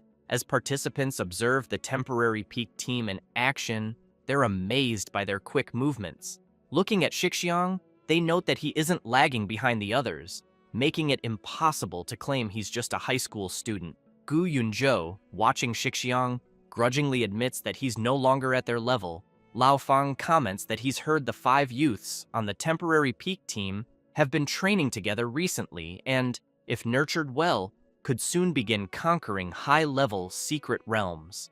Yingzhen agrees, noting that they seem poised to reach elite status, advancing steadily with little rest. Soon, Yingzhen observes that they've reached the boss quickly. Shixiang smiles as his entire team charges at the boss. It doesn't take long for them to defeat it. The screen displays the information that the temporary peak team completed the conquest in 48 minutes and 18 seconds, setting a new record. Other participants comment that this outcome was expected from the 5 and lament that they wish they could be on that list too. Someone approaches the Prota and asks if he's really Ningfeng. The person introduces herself as Kei Yuchen and mentions that Mayor Dongming is her uncle. Wang Yue is impressed upon seeing her and remarks that she's one of the top 5 members of the temporary peak team. Yuchen explains that her uncle often mentions the Prota and that she came over to greet him. Others notice the interaction and wonder why someone of Yuchen's stature, a top student at Beijing Qing University, is talking to someone from the high school division. Yuchen then points out that the granddaughter of the Yuancheng Commerce founder is present and expresses her pleasure at meeting everyone. She adds that during the training camp, if anyone needs anything, they can ask her directly, and she'll ensure the trading company sends it immediately. Ningfeng laughs and comments that she's very kind. Xiaoting jokes with Wang Yue, telling her to keep an eye on the Prota because every girl he meets is beautiful, and their family backgrounds and strengths are getting better and better. Yuchen considers that while her uncle mentions Ningfeng often, she still doesn't know much about his strength. She decides to take this opportunity to get to know him better. One of the members of the temporary peak team approaches and asks Yuchen to join them in finding a place to rest. However, she replies that she doesn't want to go and prefers to stay and watch the exam unfold. Irritated, he asks what's so interesting about watching the evaluation, given that they are the strongest participants. Shixiang says he also wants to stay and watch, prompting the other members to relent and agree. As other teams carry out their evaluations, someone remarks that whenever 6 teams enter the secret realm simultaneously, everyone receives corresponding evaluation tasks. Final scores are calculated based on task completion. At this point, it's clear that the teams are struggling with the evaluation. Director Fang shouts that the secret realm is too difficult for high school students and fears that, at this rate, there won't be a single team in the high school division able to pass. He adds that since Shixiang, no team has made it onto the leaderboard. They can't even reach the boss and are already struggling with the small fry. How can they even dream of making it to the leaderboard? Fang reflects that student morale is dropping, and many are clearly underperforming. This cannot continue. One of the temporary peak team members yawns and comments to his friend that he already said there's nothing interesting to watch because everyone is too weak. The Prota's team approaches. He greets the instructor and says they're up next and are here to receive their evaluation task. After entering the secret realm, Iron Jaw Swamp, they open the system to check their objectives. Ningfeng quickly comments that teams are generally divided into 4 categories based on their functions. Assault teams, the main combat force, responsible for conquering new secret realms or acting as the vanguard against powerful enemies. Research teams conduct studies in secret realms, uncovering knowledge that benefits humanity. Guard teams protect controlled secret realms or provide cover for non-combatants in emergencies. Support teams enhance battlefield strength, applying buffs and offering emergency healing to sustain combat and reduce casualties. Ningfeng mentions that each type of team has 10 specific tasks, plus a main task. Wang Yue asks the Prota which type of task he wants to choose. Ningfeng replies that they'll go with research. She responds that it was expected from the top student in the theoretical class. Ningfeng reflects that his primary reason is that there are still many things he doesn't understand, such as gods, families, and world levels. Choosing research is the best way to combine practical training with gaining knowledge. Xianting becomes excited and says everyone should pick research, adding that it's fine since they have a big shot leading the team. Rui and Jiangshu agree, saying they have no objections. The blonde girl asks everyone to wait and comments that at the end of Research Task 1, there are 2 live captures. If they have to handle the specimens while fighting the boss, it could become very troublesome. The system informs them that Research Tasks 1 through 10 are worth 10 points and require capturing a terrifying crab from the deep swamp alive and meeting research criteria. Ningfeng smiles and says it's fine since they can simply fight the boss first. Meanwhile, the directors, initially disheartened, are suddenly alerted when someone shouts for everyone to look at the screen. They're astonished by the speed of one team's progress. Students comment that it seems to be the group from Qinyu 7th High School and wonder how that's even possible. The members of the temporary peak team are surprised, commenting that the Prota's team's advancement speed is simply absurd and obviously several times faster than theirs. Yukin thinks this must be why her uncle Dongming speaks so highly of Ningfeng. Yingzhen, amazed as he watches the Prota's team in action, asks old Laofeng if the skills they're displaying are legendary level. Laofeng confirms, and Yingzhen, alarmed, asks if legendary skills are truly that powerful. Laofeng explains that it's not just about the skills. The kids themselves are exceptionally strong. Yingzhen remarks that the combination of abilities, timing of movements, and team coordination are all top-notch. Sweating nervously, he observes Ningfeng and notes that he doesn't seem to be using any high-level skills. Yet even with a simple attack, he completely incapacitates his enemies, demonstrating incredible strength. Director Zhang tries to talk to Director Yang, but Yang tells him to be quiet, saying there's no time for chatter since the Prota's team has already reached the elite monsters. They attack swiftly, and as soon as they defeat them, they advance to the next stage. Before long, the team regroups and reaches the final boss. Without hesitation, Wang Yue and Jiangshu leap forward. The blonde girl prepares her powerful arrow, while the berserker wields his mighty axe. They attack the final boss and easily defeat it. The screen announces that the Protoss team has broken the temporary peak team's record, completing the task in 8 minutes and 14 seconds. The crowd is astonished by the result. Ningfeng asks everyone if they completed their missions. They all smile and shout that they did. The Proto then calls for everyone to leave and report back.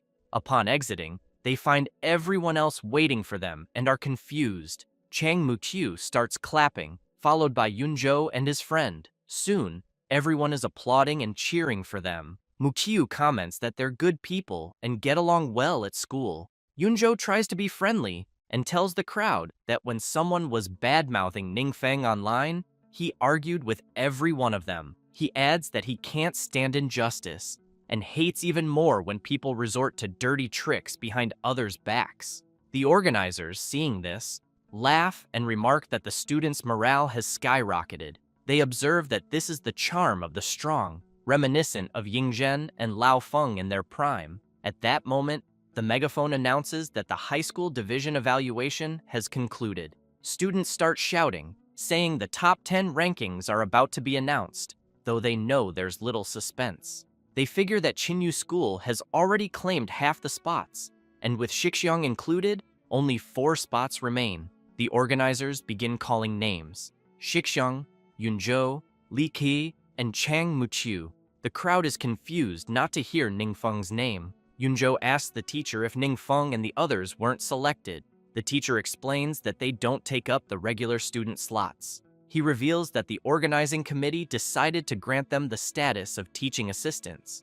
After this, the Protoss team follows one of the organizers, who asks Ningfeng if they're really the Sovereign Lion team, as he's there to escort them. He explains that the professor responsible for the research group will be absent for a few days, so he'll arrange for them to stay at a specific location. He adds that it's a lodge designated for teachers, offering an excellent environment, meaning they won't need to return to the student dormitory. When they arrive at room 604, everyone enters and starts settling in. At that moment, someone knocks on the door. It's old Lao Feng. The blonde boy is shocked and wonders why a big shot like him is there. Then he sees President Yingzhen, followed by the other guild leaders, and starts losing his mind. Wang Bo thanks the blonde boy, who says it's no problem at all, but keeps wondering if he's dreaming, as he's seeing all the country's top figures gathered in one place. Deng Yuanhu grabs everyone's attention and introduces himself as the director of Beijing University. He then asks the Proto if he's interested in studying at his university. Tongxi follows, introducing herself as the director of Western Union University, explaining that her university has the best research team in the country and inviting the Proto to join them. Next, Wu Chen introduces himself as the director of Chongwu University, mentioning that Chinyu, the Proto city, is closest to his university. Ningfeng is shocked, thinking he's terrible at handling situations like this. Lao Feng notices the tension and quickly asks the 3 directors to calm down, pointing out that they're putting the kids in a tough spot. He suggests letting them participate in the training camp first and discussing these matters later. Embarrassed, the 3 directors agree, but silently resolve not to let the others take advantage of the situation. The Proto continues chatting with them, and the next day, he wakes up yawning from lack of sleep. He's startled to see his friends up so early and looking exhausted. Zhang Shu, with dark circles under his eyes, explains that he's been bombarded with calls from his family since early morning, asking which university he plans to attend. He adds that he's heard the 3 major universities contacted them specifically. Rui, also sleep-deprived, complains that he couldn't sleep because of Zhang Shu's constant phone calls. Ningfeng turns to the girls and asks if they had any issues. Xiaoting, lazily, responds that Wang Yue is still on the phone. She shares that her father is so thrilled he's planning a 3-day banquet. Zhang Shu smiles and says his relatives and friends have been visiting non-stop, and his parents are finally receiving some recognition because of him. Rui comments that his grandfather supports him, so things aren't as chaotic, and he'll simply follow Feng's lead. Hearing about families, Ningfeng feels a pang of sadness, having no family to rely on. Just then, his phone rings. Answering it, he realizes it's Professor Chi Wei. She asks how he's doing in the training camp and whether he's adapting well. Chi Wei mentions that 3 major universities contacted her to inquire about Ningfeng's university plans. He laughs, commenting that she's the one who's been taking the calls. Chi Wei confirms and jokes that she knows he likes staying up late, so she decided to call at that time. Ningfeng is touched by her care and asks for her opinion on the matter. Later, the training camp organizers greet all the university students and the 10 high school students. The students begin murmuring about how monstrous this year's high school division is, with 5 students at the instructor level. What's even more shocking is that 3 of those 5 aren't even on the supernova list. The professor announces that the first stage of special training, Secret Realm Rating, will begin that day. He emphasizes that the secret realm they're entering hasn't been fully explored and may contain all kinds of lurking dangers. He urges everyone to follow orders and act within their capabilities. Before departure, he asks everyone to confirm their group tasks with their respective professors. Additionally, he informs the group that each of the 10 high school students will join a university team. Chang Mukyu approaches the professor, introduces herself, and asks which team she's assigned to. The professor points to the side and tells her she'll be part of that team. She turns to see she's assigned to Ningfeng's team. Later, inside the unknown secret realm, creatures begin advancing toward the Prota's team. Ningfeng is focused, researching the monsters they are encountering, and discovers that they are a new subspecies of lizardmen, over 2.5 meters tall. Rui notices that the Prota is distracted and blocks an attack from one of the lizardmen. However, another monster charges at Ningfeng, but he simply elbows it and easily takes it down. Afterward, Ningfeng sits on one of the defeated creatures and concludes that they weigh between 800 and 1,000 kilograms and that their scales provide high defense. Chang Mukyu reflects that they are already in the depths of the secret realm and have surpassed the fastest assault team. She also thinks that the group has fought exceptionally well so far, with experience points accumulating rapidly, as if Ningfeng is carrying everyone. Watching the group fight, Chang Mukyu notices that, compared to their first encounter, Wang Yue and the others have significantly improved. She wonders if by earning their recognition, she could reach the same level of skill. Ningfeng mentions that Professor Chi Wei said the research team at Western Union University is indeed very strong, but the management there is very strict, which might make it hard for him to adapt. On the other hand, the research team at Beijing University offers more freedom, which could be better suited to him. Wang Yue feels happy for her friend and comments that this level of consideration was to be expected from Professor Chi Wei's student. At that moment, Xiao Ting asks everyone to check the class group chat. They quickly become surprised by the content. It's a message where some students ask where Professor Chi Wei is, and someone replies that she is still in the secret realm and hasn't come out yet. The Prota notices an audio message and clicks to listen. A student screams desperately, saying the entrance is also changing and pleading for someone to quickly rescue the people in the secret realm. Meanwhile, chaos breaks out in the city. An adventurer reports through the communicator that the training secret realm has suddenly changed. The monsters' levels have drastically increased, and almost 100 people are still trapped inside. He also mentions that the magical fluctuations at the entrance are highly chaotic, making entry impossible. At that moment, several students appear, running in panic. The adventurer gets startled and tells one of the students not to run there. The boy points toward the realm and screams, saying his teacher is still trapped in the secret realm and pleading with the captain to save her quickly. The adventurer hesitates and shouts back, saying there's no way to save her. He asks the boy if he has seen how the secret realm has become and explains that support has already been requested and all they can do is wait for the rescue teams to arrive. The student insists, yelling at the captain to do something because it was due to him saying there weren't enough support classes that Professor Chi Wei entered the secret realm. Now, the The captain is hesitating and leaving the professor behind. Furious, the adventurer clarifies to the boy that it's her responsibility to get out. He asserts that if she cannot escape, it's her fault, and no one forced her to participate in the rescue. The students are terrified by the adventurer's decision. At that moment, someone arrives calling for the students. They soon realize it's Ningfeng. The proto wants to know where his professor is. Zhang Luo comments that she is still trapped in the secret realm and that the school organized everyone to train there. But the secret realm suddenly changed. Zhou Nana starts crying and says many people are still trapped inside, adding that Professor Qi Wei barely managed to protect them to escape. She also mentions that the guard team said there weren't enough people and they needed to recruit volunteers to help with the rescue. The adventurer becomes even more furious and shouts, telling the girl not to talk, as if her teacher had been killed because of him.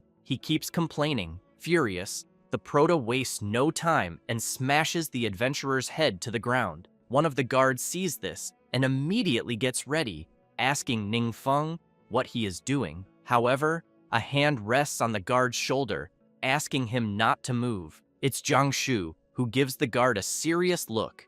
Ningfeng drags the adventurer's body. Another adventurer sees this and starts sweating nervously, wondering who will stop the proto from acting further. At this moment, Ningfeng notices a man standing in front of him. Two adventurers appear. The proto realizes it's the vice president of the ERA Guild and immediately wonders why he is there and if he came to help with support.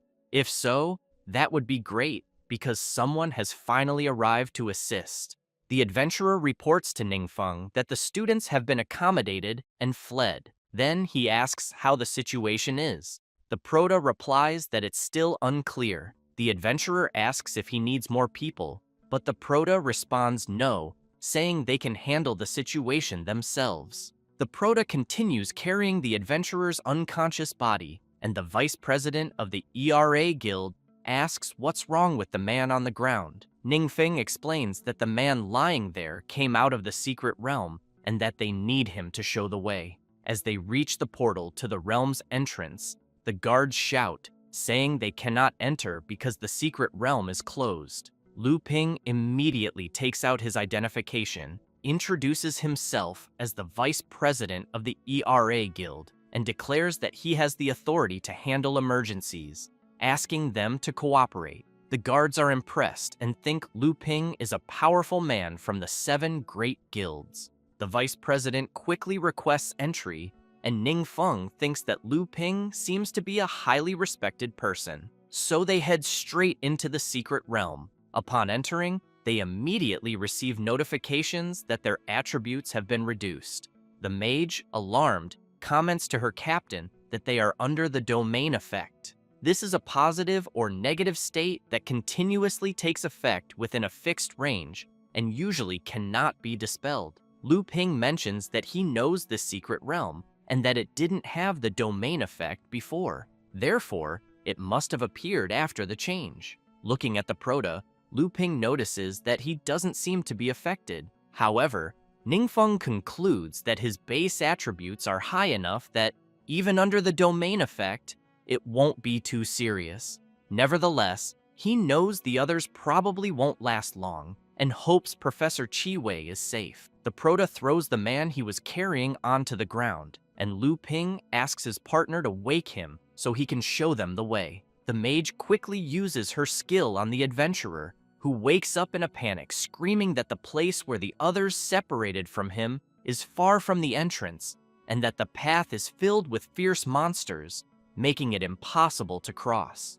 Ningfeng firmly tells the adventurer that his bad luck was running into him. He then orders him to lead the way to his professor, warning that otherwise, he won't let him leave. Meanwhile, elsewhere in the secret realm, someone is inside a cave, looking at several paths and wondering which to take. Along one of these paths, several monsters begin to appear. One of the adventurers notices this and becomes frightened. Alongside him are several others, injured and exhausted. Professor Qi Wei is trying to heal some of them with her skill. One severely injured adventurer pleads with her to rest a bit, as she's been using her abilities for too long. She responds that she's fine and will rest later, as his wound cannot wait. A girl begins to cry, thanking the professor from the bottom of her heart. Another adventurer overhears and wonders what the point is of saving these people anyway, since they're all rank 3 or lower adventurers who, even united, wouldn't stand a chance against the monsters. After healing the adventurer, he attempts to stand and comments that he's feeling better. Another adventurer, worried, remarks that a lot of time has passed and wonders if someone will come to rescue them. A third tries to reassure him, saying they will definitely come. At that moment, a wall breaks apart and a monster bursts through, terrifying everyone. The monster wastes no time and charges at them. The girl is frozen in fear, but her father jumps in front of the monster, grabbing it and blocking its attack. She screams for him, while he urges everyone to leave immediately, saying he will hold the monster off for as long as he can. At that moment, more monsters appear and start pursuing them. One of the monsters leaps toward the girl, who remains paralyzed in fear. Suddenly, a magical shield forms, protecting her and the professor. Chi Wei is astonished, as is the man the Proto dragged into the secret realm. This was the work of Ning Feng, who arrived just in time with his team, Lu Ping, and his partner. The mage and Xiao Ting quickly use their skills to heal the injured. The Proto and the professor remain silent, watching the little girl sob over her father's body. The mage informs Lu Ping that, including the dead, there are only about 20 people here, and that the others haven't been found. At that moment, everyone feels an intense tremor. Soon, a massive creature emerges from the depths of the dark cave. Jiang Shu wastes no time and strikes the creature, but something strange happens. The monster's skin regenerates rapidly. The berserker is stunned to see the creature's tentacle heal in seconds. They realize the creature is blocking the exit. One of the monster's tentacles quickly advances toward the professor and the girl, but Ning Feng effortlessly slices it apart. He then shouts, ordering everyone to follow him. Ning Feng continues striking the monster, blow after blow, without tiring. Lu Ping notices that the tentacle cut by the Proto has completely lost its ability to regenerate. At that moment, the adventurers see a light and shout, saying they're close to exiting the cave. They run desperately, but soon freeze in fear as the demonic octopus leaps in front of them. Lu Ping is shocked and shouts that the monster is enormous. Wang Yue is also stunned, but the Proto charges forward, telling her not to move. As he advances, he considers that the monster might be the source of the anomaly in the secret realm, and that defeating it will make things easier. However, he quickly spots a tentacle rushing toward him, forcing him to block it with his sword, which breaks as a result. Lu Ping remarks that the monster's attack damaged the Proto's sword. Ning Feng grabs another blade, focusing intensely and unleashing a massive power through it. He resumes cutting the creature's tentacles, further enraging it. Then, he uses his ice explosion ability, creating multiple icy spikes that pierce the giant octopus. Without pausing, he continues attacking ferociously until delivering a powerful strike with his sword, causing a massive explosion and defeating the creature. Shortly after, various drops begin to fall around the Proto. Outside the secret realm, several troops are already mobilized, waiting for them. Support teams comfort the adventurers emerging from the dungeon, reassuring them that the worst is over. Others weep as they see their fallen comrades. Lu Ping comments to the Proto that, thanks to him, the secret realm is back under control. Otherwise, the disaster would have been much worse.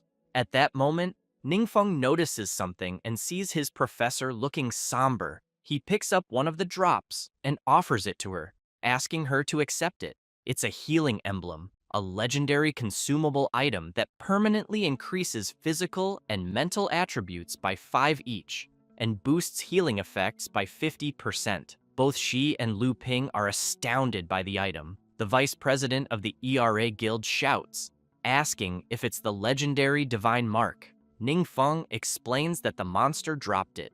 Lu Ping reflects that this is the first time he's seen anyone obtain the divine mark since the test realm was breached. He wonders if Ningfeng might truly be blessed. Chiwei, overwhelmed, tells the Proto that she can't accept such a precious item because she's only a 3-star professional and it would be a complete waste for her to use it. Ningfeng laughs and asks what she means, urging her to accept it.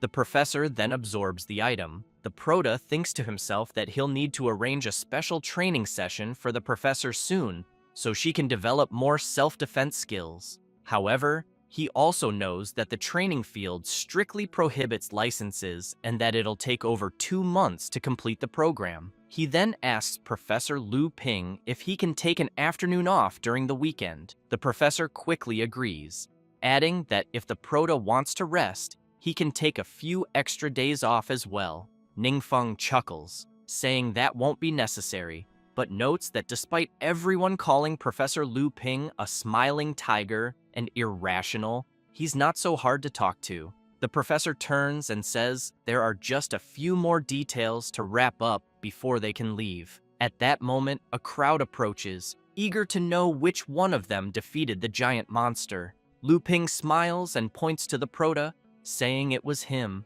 Ningfeng is startled as numerous microphones are thrust in his face, with reporters demanding a statement about the dungeon. They ask if he's a student, given how young he is, and if he can share everything that happened inside the secret realm. The Proto panics and freezes. Rui Fang, noticing his friend's state, remarks that he seems quite nervous. Wang Yue smiles and explains that Ningfeng is not good at speaking in formal situations, especially during interviews. She adds that, as a child, the Proto always avoided school interviews whenever he could. Watching him now, all embarrassed, she feels confident he will get used to such situations in time. Later, in the teacher's apartment as Horin at the training camp, the Proto lies down, still flustered by the unexpected interview earlier. Suddenly, he remembers something important. He retrieves his skill book, which he recently acquired, and discovers the skill Soul Guardian,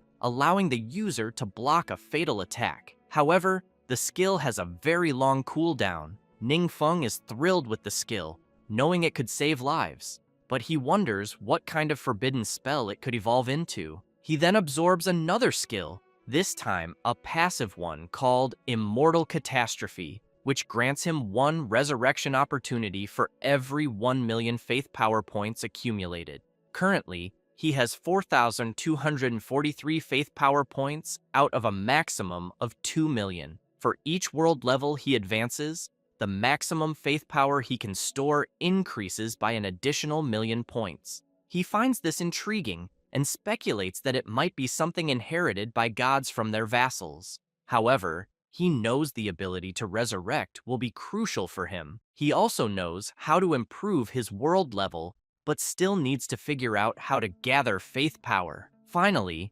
Ningfeng smiles, thinking that perhaps Duan can help him with this. Meanwhile, in the city, many people are being attacked by a strange substance, and the perpetrator is sitting atop the victims. 2 adventurers arrive, but quickly show fear. The old man Lao Fang also arrives and asks about the situation. The adventurers explain that the man ahead is named Tian Yu, who mysteriously disappeared 5 years ago and recently resurfaced. They report that he suddenly attacked someone during a conflict, affecting more than 10 pedestrians and 8 security guards. Based on a preliminary assessment, they say his strength clearly exceeds that of someone in the 5th transformation. Lao Fang steps forward and comments that Tian Yu resembles Peng He and Gu Ying. The old man approaches Tian Yu, who immediately becomes excited upon realizing he's facing the infamous Lao Fang. He declares that Lao Fang has been his idol since school days, and that it's an immense honor to meet him in person. Just then, Lao Fang's phone rings, and he calmly answers it. Tian Yu grows furious, accusing the old man of not taking the situation seriously by answering a call at such a crucial moment. While continuing the phone conversation, Lao Fang asks the person on the other end if they are looking for him. He then says he'll come as soon as he finishes something first. Tian Yu, now enraged, prepares to attack and questions how Lao Fang dares to ignore him so blatantly. He launches his attack, creating a clawed hand laced with venom that rushes toward Lao Fang. Lao Fang ends the call calmly and unleashes his ability Flaming Serpent Frenzy, obliterating Tian Yu's attack with ease. Tian Yu is shocked to see his attack dispelled so effortlessly. Lao Fang reflects that the young man before him is as strong as Gu Ying, but reminds himself that after his special training, he is no longer the same. Besides, he can't keep Duan waiting and needs to finish the fight quickly. Tian Yu, furious, equips his magical set and unleashes his power, as does Lao Fang. The adventurers watching from afar see their auras clashing and comment that both are incredibly powerful, clearly exceeding the fifth transformation. Tian Yu is struck by a counterattack and is stunned, believing that, as a disciple of the Demon King, he shouldn't lose to someone like Lao Fang. However, he suddenly notices something. A massive fireball, resembling a flaming spirit bomb, is heading straight for him. Lao Fang calmly watches as his attack hits Tian Yu head-on. Afterward, Lao Fang turns to the two adventurers,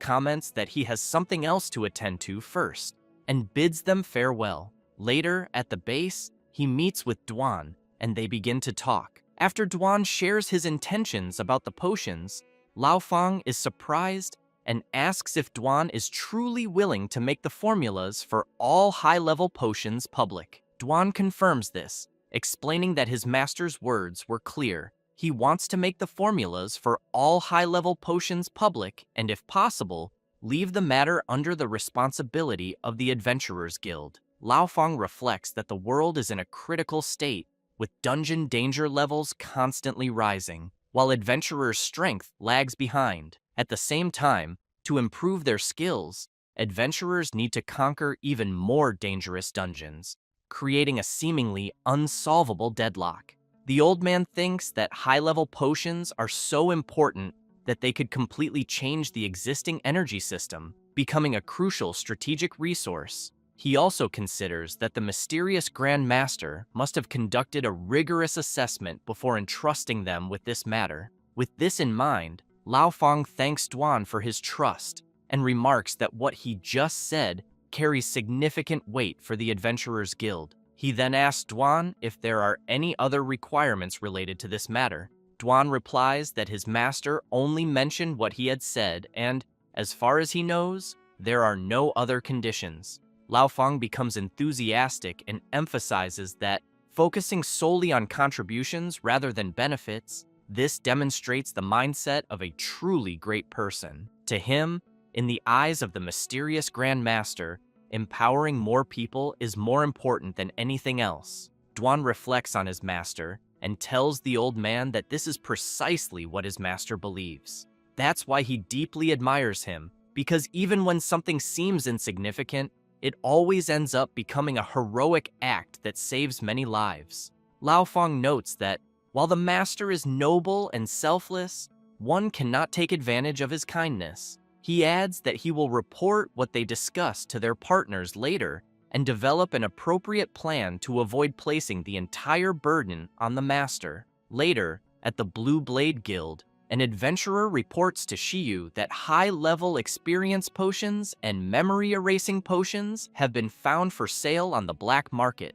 Although the packaging is different from those produced by their guild, the effects are identical. Shiyu's advisor clarifies that all high-level potions in the Blue Blade Guild are personally produced by him and supervised by the guild master. He points out that the use of these potions is also strictly limited within the guild, making leaks nearly impossible. Shiyu grows serious and comments that, worldwide, besides himself, the only person who knows how to refine high-level potions is the so-called mysterious Grand Chief. He wonders whether the potions were leaked by him to the black market. He then instructs the adventurer to send someone immediately to investigate. The adventurer, intrigued, asks if they will actually investigate the Grand Chief. Shiyu becomes irritated and yells no, clarifying that they are only to investigate the black market. Meanwhile, in the teacher's dormitory, Ningfeng and Wang Yue are walking. She teases the Proda, asking if he wants to watch the video of the interview he gave.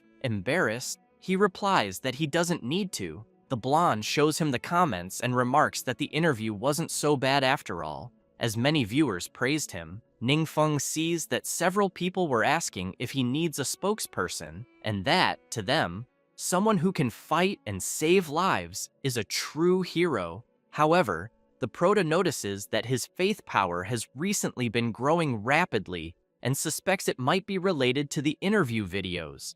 As people feel grateful toward him, he considers that he will need to adapt to future interviews. As they step outside, people immediately recognize the Prota and greet him warmly. Wang Yue reflects that ever since Ningfeng demonstrated his strength, people have begun respecting him more, and no one dares to speak ill of him anymore. Currently, even the senior students call him Instructor Ning. As he walks, several students shout, addressing him as instructor, and wherever he goes, people follow. Everyone looks at him and comments that they wish they could be like him, an impressive person, and that they would love to have even half of his strength. Meanwhile, in Chinyu City, Captain Zhou is surprised to see that the city has also gained fame thanks to Ningfeng.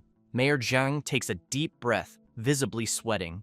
Captain Zhou notices and asks why he is still sighing like that. Jing excuses herself briefly to take an important call. The mayor, deeply worried, explains that while he knows Ningfeng is heading to college, he fears that the mysterious Grand Chief might leave as well. He shares that Duan contacted him a few days ago and mentioned wanting to return the mansion arranged for him, since the mysterious Grand Chief rarely stays in Chinyu City nowadays. Zhang also fears that without the protection of such a strong individual, Chinyu City might return to its previous state, plagued by 2 secret realm anomalies and a realm invasion. Just thinking about it, he says, makes it hard to sleep. At that moment, Captain Zhou notices Jing looking apprehensive after her call and immediately asks what happened. She explains that she was on the phone with her master, who told her that the mysterious Grand Master is willing to train her in a special program. The mayor,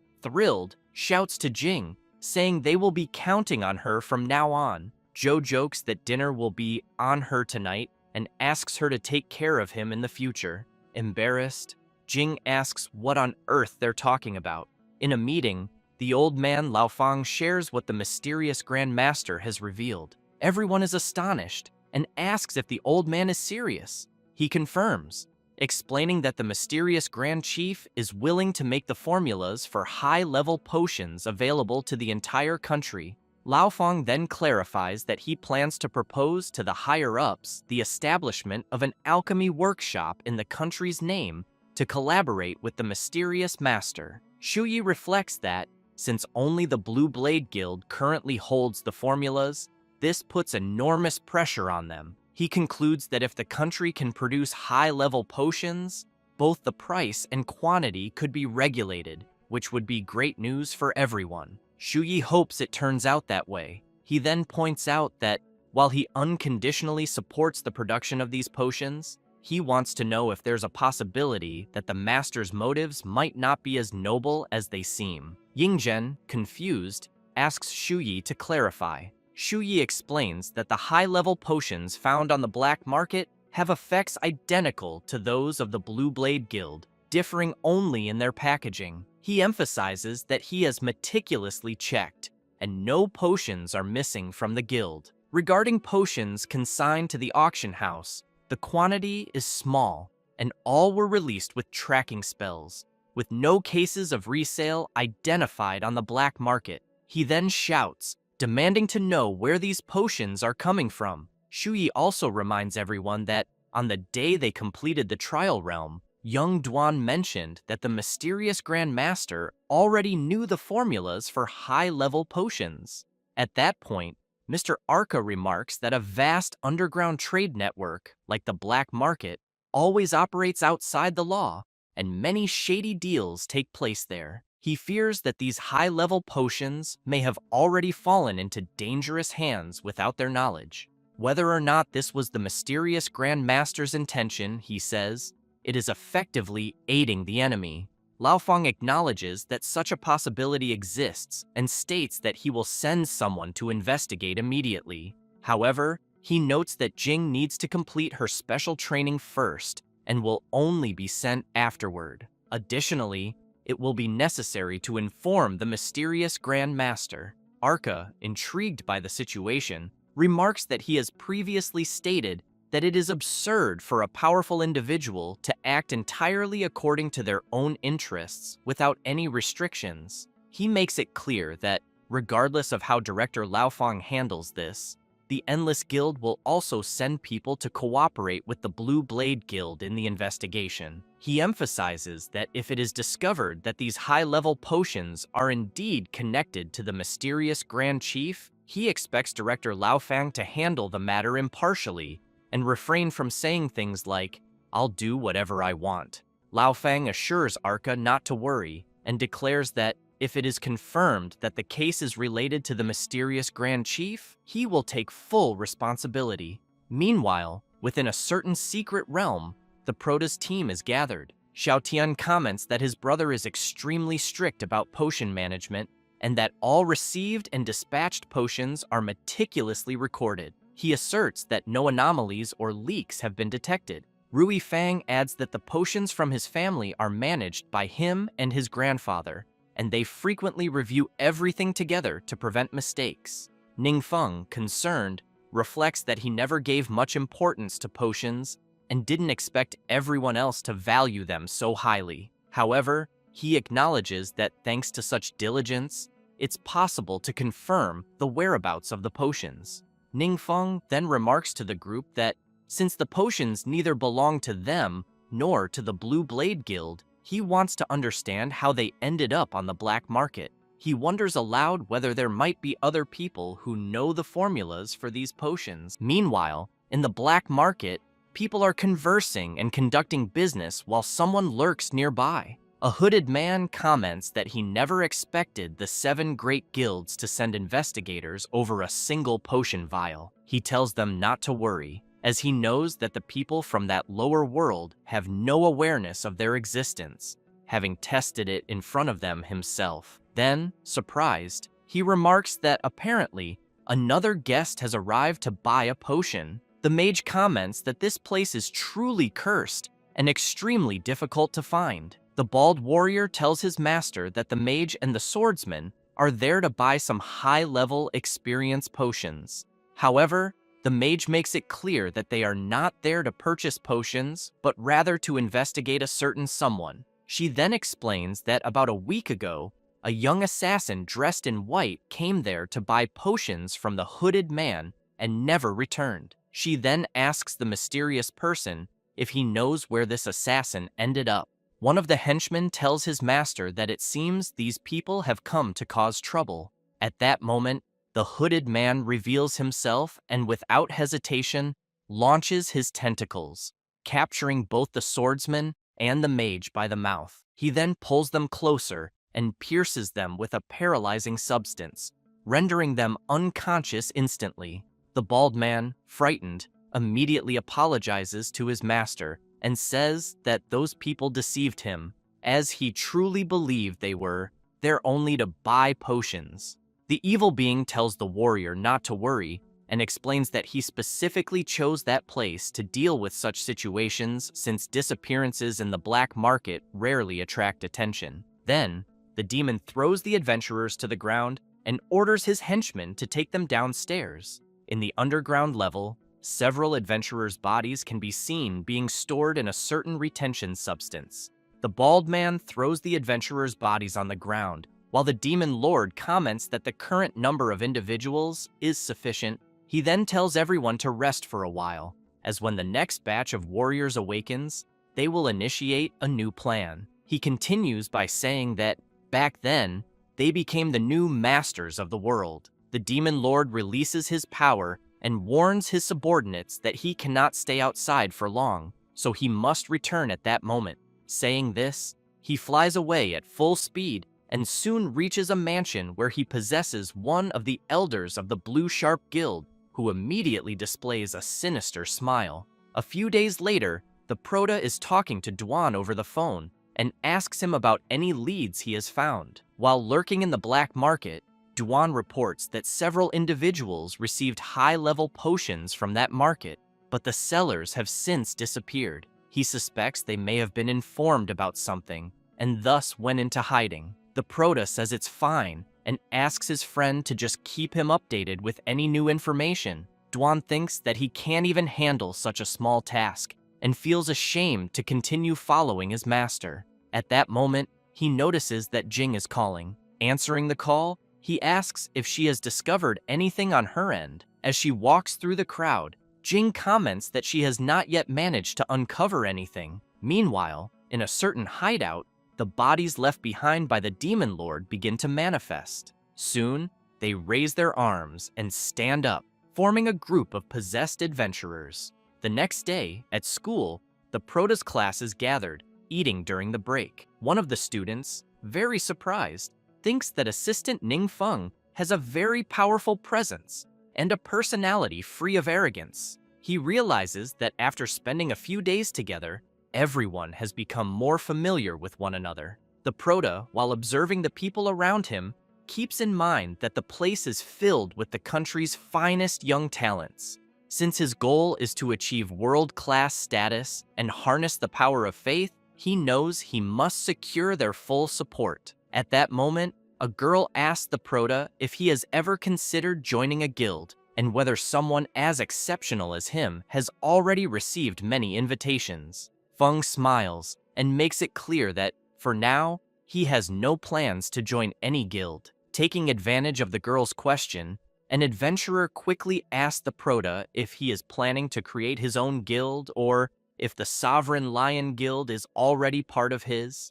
The Prota explains that the Sovereign Lion Guild belongs only to a friend and that, for now, he is merely using it. One of the students hears this and thinks that, apparently, the Sovereign Lion Guild is just a small local guild with no national recognition. However, he knows that with such a group of elite talents, the Prota's future prospects are limitless. He then calls Assistant Wang Yue and mentions that he would like to apply to join the Sovereign Lion Guild, wanting to know if there are any specific requirements. She immediately becomes embarrassed. Soon after, other students comment that they are about to graduate from university that year and would also like to join the Sovereign Lion Guild. After finishing their meal, the Prota's group starts walking, and the cleric laughs, commenting that after analyzing everyone's impressive resumes, she realizes that each one is more incredible than the last. She wonders if they might be becoming famous,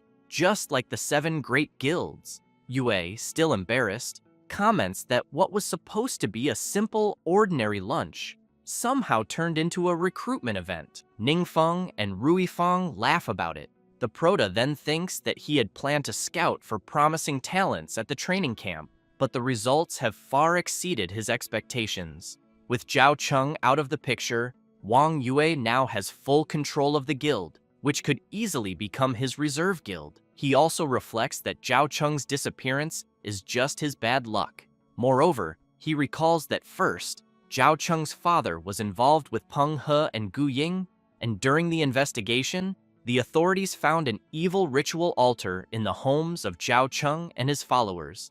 The authorities have already issued search warrants for Zhao Cheng and his accomplice, and Yue has already removed them from the guild, which saved him a lot of trouble. At that moment, Ning Feng hears his phone ringing and sees that Duan is sending messages about several strange things. His subordinate comments that Jing found the location from the photo in a building in the black market. There, they discovered equipment for potion making, along with some high-level experience potions. The packaging is identical to the ones found by the Blue Sharp Guild, leading them to suspect that the potions leaked from that place. The Prota is surprised by this and thinks that it couldn't be anything else. At the location where Duan sent the photos from, Jing comments that they detected traces of dark power and wonders if this could be the work of some unusual mutant. Duan arrives and says that's not the case. He explains that such a phenomenon has never been found before because it involves parasitic demons. Duan recalls what his master once said, that monsters usually cannot survive for long outside their secret realms. Then, he explains that the parasitic demon is special. He further clarifies that they need to parasitize other life forms to reproduce and completely take over the host's mind and body. Without specific methods, it is almost impossible to distinguish between a normal life form and one that has been parasitized. Duan also mentions that, at the stage they are observing, the parasitic demons are still very weak and need to remain hidden. Moreover, the holes in the ground are parasitic nests where the demons hatched. Jing, frightened, asks if that means they have already hatched. Duan replies that yes, the parasitic demons there have likely already hatched and are far away. Jing begins to sweat coldly and comments that this means an unknown number of parasitic demons have already infiltrated the human world. Duan, also deeply concerned, makes it clear that this isn't even the main issue. Meanwhile, at the headquarters of the Blue Sharp Guild, Shiyu, disappointed, comments that many days have passed and they still haven't discovered anything. At that moment, Elder Huang, possessed by the parasitic demon, arrives, and Shiyu immediately questions him about whether something has happened. Huang smiles and then releases his tentacles, which rapidly lunge at Shiyu and Elder Arca. After being restrained, Shiyu is terrified and questions what the hell Huang really is. Without wasting time, the parasitic demon, controlling Huang's body, injects its toxin, which quickly takes effect, causing both of them to kneel. Huang then lets out a terrifying, diabolical laugh. The healer comments that he thought Shiyu was there alone and never expected the old man Arca to be present as well, which turned out to be a very pleasant surprise, as 2 fifth transformation powers are more than enough to greatly enhance his strength. Huang then leaves, saying that being able to help him propagate his race will be the greatest honor that these inferior creatures could ever have. Meanwhile, at the parasitic demon's hideout, Duan is explaining to Jing that the Proto mentioned that a small number of parasitic demons is not particularly powerful, but they have a unique ability called Swarm. As their numbers increase, they receive an overall boost, and each one's strength rises significantly. At the same time, the king responsible for feeding the parasitic demons gains an even greater boost than the common individuals. Jing asks if these parasitic demons were hiding in the black market, silently accumulating power. Duan confirms and adds that, after all, human potions have no effect on them, so it's likely that the potions were merely bait to attract hosts. Jing becomes even more alarmed and asks what they will do about it. Duan explains that the Proto mentioned that once the power of the parasitic demons reaches a certain level, instruments or spells for detecting dark power will reveal anomalies. Additionally, if they want to eliminate the parasitic demons, they will need divine artifacts. Jing, confused, asks Duan to explain divine artifacts. He explains that they are objects granted by the gods or blessed by divine beings. She acknowledges the information and says she will report to her superior immediately, as well as find a way to obtain a divine artifact as soon as possible. However, in her mind, she has no idea where to find a divine artifact, but she is sure her master will have a lead that will allow her to locate one. After Duan explains the situation, the Proto is perplexed about where to find a divine artifact. He quickly recalls that in the memory of the previous Demon King, there were indeed some details about parasitic demons, which is why he knows a little about them. After all, parasitic demons coexist with their hosts, and when they suffer serious damage, they transfer those injuries to their hosts, allowing them to share the burden. This is their survival advantage. He knows that only divine artifacts can suppress this characteristic of the parasitic demons and achieve a precise separation. However, after thinking it through, the Proto concludes that, apparently, nothing in that world seems to meet these conditions. He also realizes that parasitic demons operate in secrecy and, if left unchecked, will cause massive destruction. He wonders how he will be able to eliminate them. At that moment, the Proto's phone rings. Ning Feng immediately asks Duan what the problem is. Duan reports that there has been a massive surge in dark power at the Blue Sharp Guild, just as he had mentioned. Duan also states that everyone in the guild has lost contact including President Shiyu, and, furthermore, some adventurers with strange behavior are gathering at the Blue Sharp Guild. Ningfeng quickly grabs his coat and tells Duan not to let anyone get close to avoid danger, saying that he will check out the situation himself. Later, at the Blue Sharp Guild headquarters, Huang comments that, finally, they no longer need to remain hidden. He says this as he observes all the parasitized adventurers standing before him. Arca and Shuyi, now possessed, scream to their leader that all the clan members have gathered. At that moment, Huang senses a strange presence and turns to see what it is. Everyone watches as someone approaches. It's the Prota, standing before all the parasitic demons. Ningfeng becomes serious, while Huang is shocked as he recognizes him from the video he saw earlier. He immediately wants to know what the Prota is doing there. The Prota notes that there are too many controlled people in that place, and using a destructive curse would only turn them into shields for the parasitic demons. He wonders whether the weapon he wields could be considered a divine artifact. Huang wastes no time and shouts, demanding to know why the Prota is there and why the others sent him. Feng remains serious and asks the healer if he is the king among them all. Huang smirks and asks if the Prota is there to join them. However, he then bursts into sinister laughter, making it clear that he will not allow humans from the lower world to follow him. He says he knows the Prota is very powerful and that, with his body, they could create even stronger warriors. Saying this, he immediately launches his tentacles at Feng. Without difficulty, Feng slices through all the tentacles. Huang is completely shocked, as he never expected this. The parasitic demon screams, admitting that Ningfeng is indeed strong, but insists that even with such strength, it won't be enough to defeat him. He claims that the gap between him and the Prota is as vast as that between mortals and gods. Holding his sword, the Prota thinks to himself that he already expected normal weapon attacks to have no effect. Huang believes that he has already confirmed that in this world, there are no divine artifacts, and that the Prota is merely wielding an ordinary weapon. Ningfeng begins to concentrate, and soon, a rift begins to open behind Huang, making him scream in alarm. The Prota has activated his ability, Gate of Darkness, which, when opened, can summon creatures from the infinite abyss of darkness for 12 hours. Alternatively, it can summon a high-ranking demon lord with no time limit.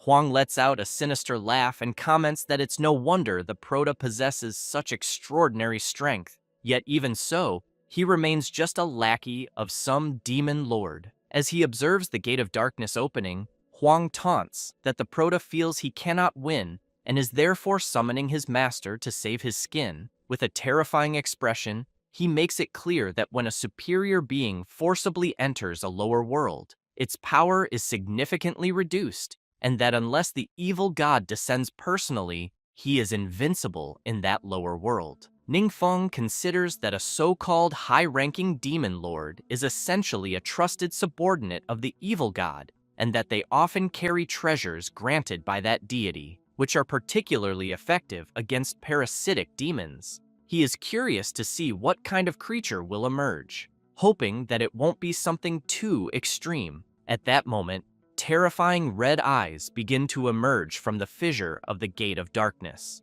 Ningfeng is shocked as he sees a demonic capybara stepping out of the rift, leaving even Huang bewildered. The Prota, disappointed, wonders if this creature is truly a high-ranking demon lord. The capybara begins to walk forward, slowly approaching all the parasitized adventurers. Then, it leans forward and collapses to the ground. Huang bursts into laughter and asks what the hell that creature is, saying he can't even sense the slightest amount of dark power from it. However, he suddenly feels his body being pulled down, crashing face first into the ground. Following that, the demonic capybara, emanating a terrible aura, causes all the possessed individuals to collapse as well. Furious, Huang demands to know what is happening, as he is unable to move and feels as if an immense pressure has been placed upon him. The demonic capybara approaches, bites, and begins devouring one of the parasitic demons. The Proto thinks that this creature just swallowed the parasitic demon hiding in the shadows, and from the looks of it, this seems even more practical than a gift from the gods. Huang starts screaming, saying that this is impossible, that he thought at most it would be a demon lord. He then demands to know what kind of terrible creature the Proto has summoned. The Proto mocks Huang, asking if he wasn't just saying that he was invincible in the lower world. Huang, bleeding and terrified, quickly backtracks, saying that wasn't true, that he was just boasting, and begs the Proto not to take him seriously. Ningfeng steps forward and asks Huang to help him record a research video. The Proto starts recording and asks the parasitic demon to explain how it infiltrated their world. The parasitic demon reveals that previously, Huang and his team had intruded into its secret realm. It took advantage of the opportunity while Huang was distracted to parasitize him and then entered his world. Ningfeng then asks what the parasitic demon was in its own world, wondering if it was a hidden boss. The parasitic demon confirms that it is exactly as the Proto described. It explains that at first, it was very weak and could only hide in the black market, where disappearances wouldn't attract the attention of any important figures.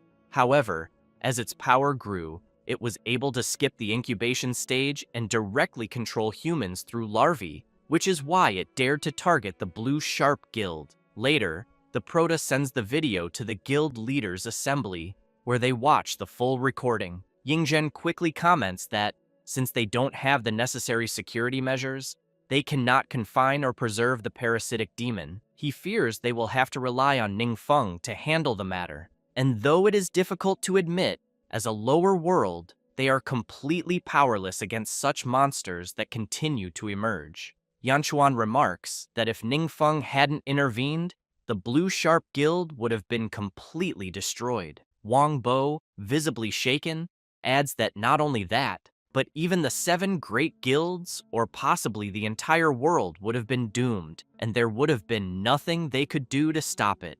At that moment, Elder Lao Fang asks everyone not to be so discouraged, reminding them that, in the end, the mysterious Grand Master and Ningfeng have always been on their side. Now that the issue of the high-level potion has been resolved, and it turns out to have no connection to the mysterious Grand Leader, they can rest easy. Immediately, everyone raises their hands, stating that they have no objections and fully agree with Elder Lao Fang. Later, at the training center, Lao Fang informs the Proto that the government will establish a company dedicated to the production and sale of various high-level potions, with 80% of all profits allocated as shares for the mysterious Grand Leader. Feng is surprised by such a generous split and realizes he has nothing to worry about, as it is a very sincere offer. Lao Fang adds that, in addition, the nation will publicly commend the Proto for his recent heroic acts, with the ceremony set to take place during the closing of the training camp. Moreover, many reporters have requested interviews with the Proto. Ningfeng is excited, thinking that this opportunity is perfect for accumulating the power of faith and that he absolutely cannot miss it. The Proto then signs the document, agreeing with Elder Lao Fang. Later, Ningfeng mentions that he still needs to return to the training camp and will leave the demonic capybara in Duan's care, since the creature seems to only eat monsters. Duan replies that it's fine, and that he will take it to a secret realm to find some food. Duan reflects that the Proto's demonic capybara was able to easily defeat a parasitic demon, and that its strength might even surpass his own. This realization motivates him to train harder and become even stronger. The Proto places his hand on the demonic capybara's head and contemplates its ability, which seems to be some sort of demonic effect that completely crushes the fighting spirit of enemies. Under normal circumstances, it has no effect, so he sees no need to deliberately hide it.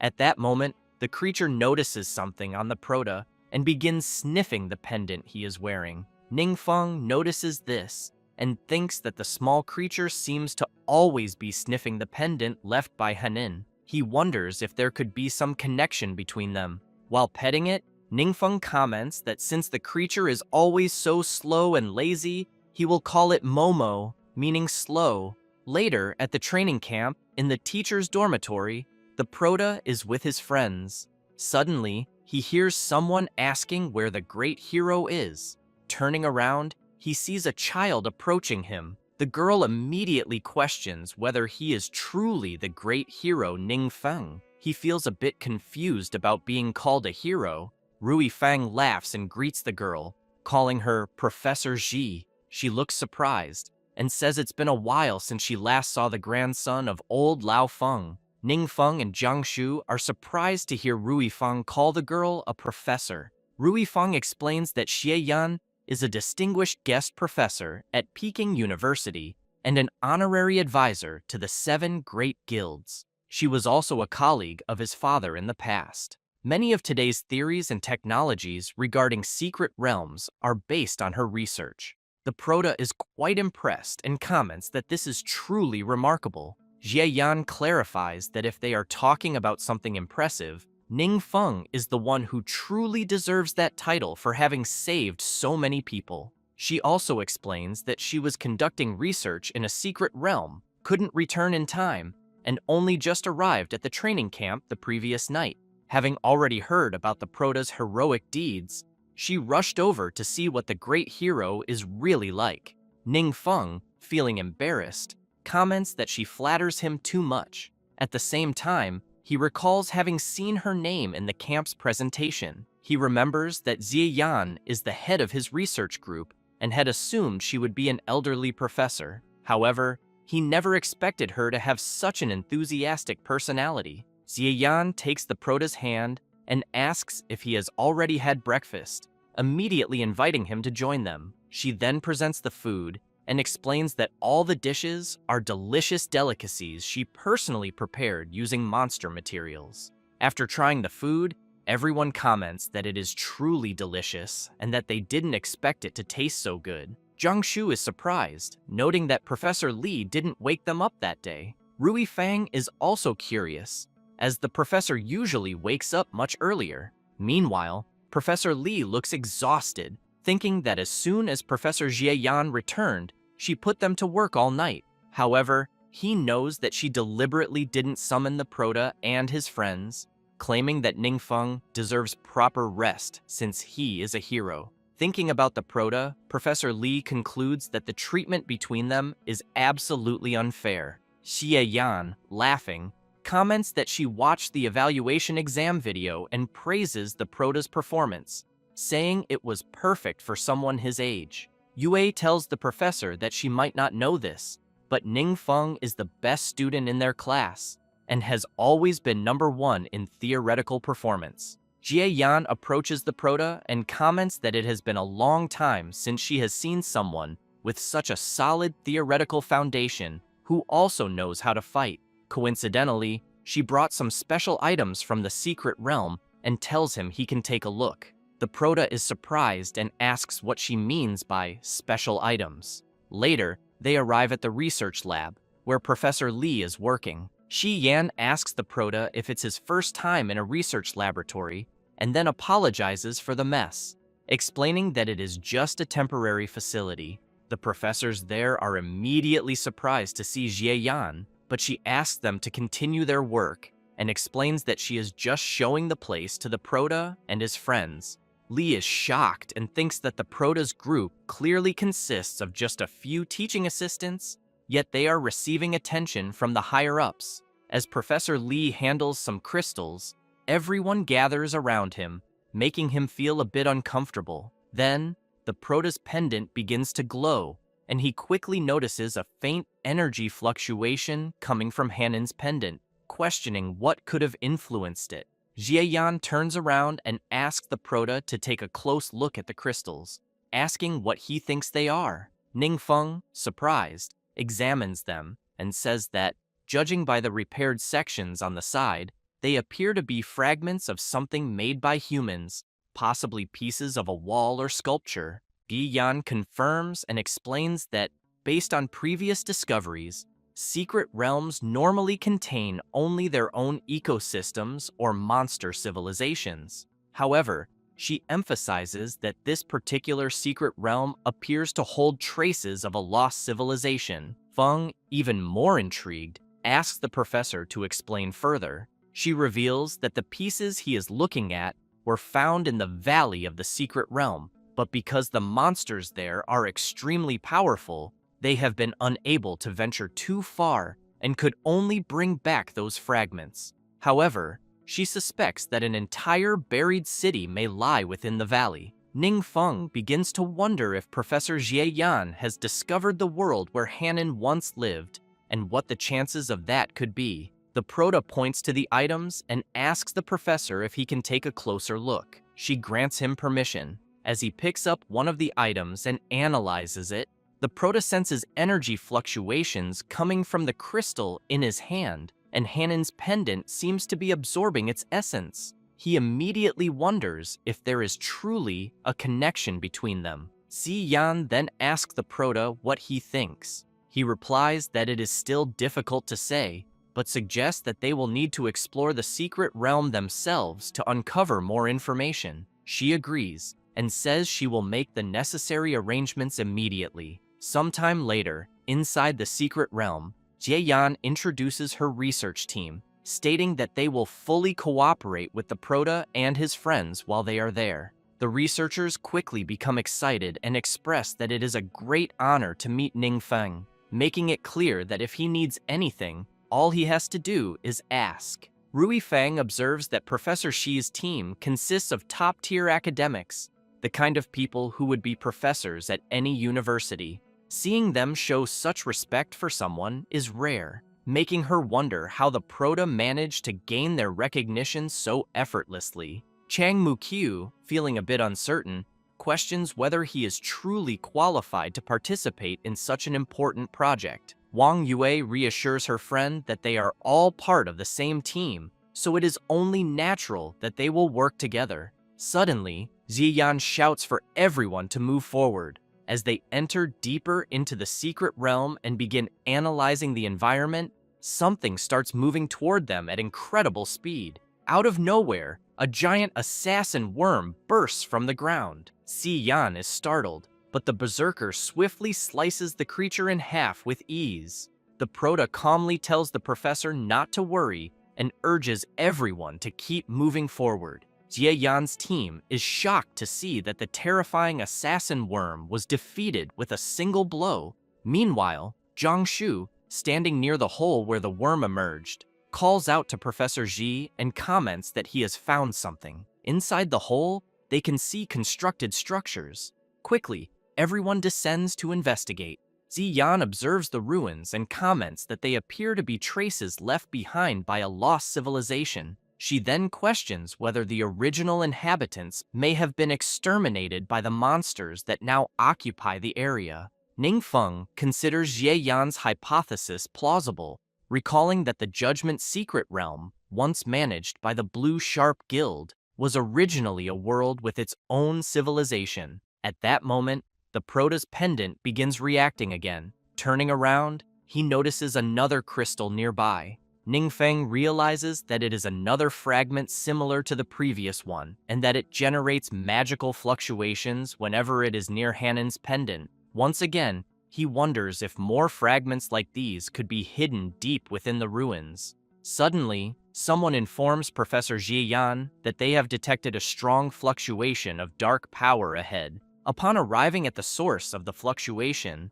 everyone is met with the sight of enormous crystals reacting with incredible intensity. Si Yan shouts, stating that the dark power is emanating from the top of the platform they are seeing. Ning Feng notes that the sensation he is feeling is very similar to that of the magic circle used to summon the evil god, yet even more oppressive than anything he has ever encountered before. Suddenly, a being with a monstrous aura appears, accompanied by several terrifying creatures.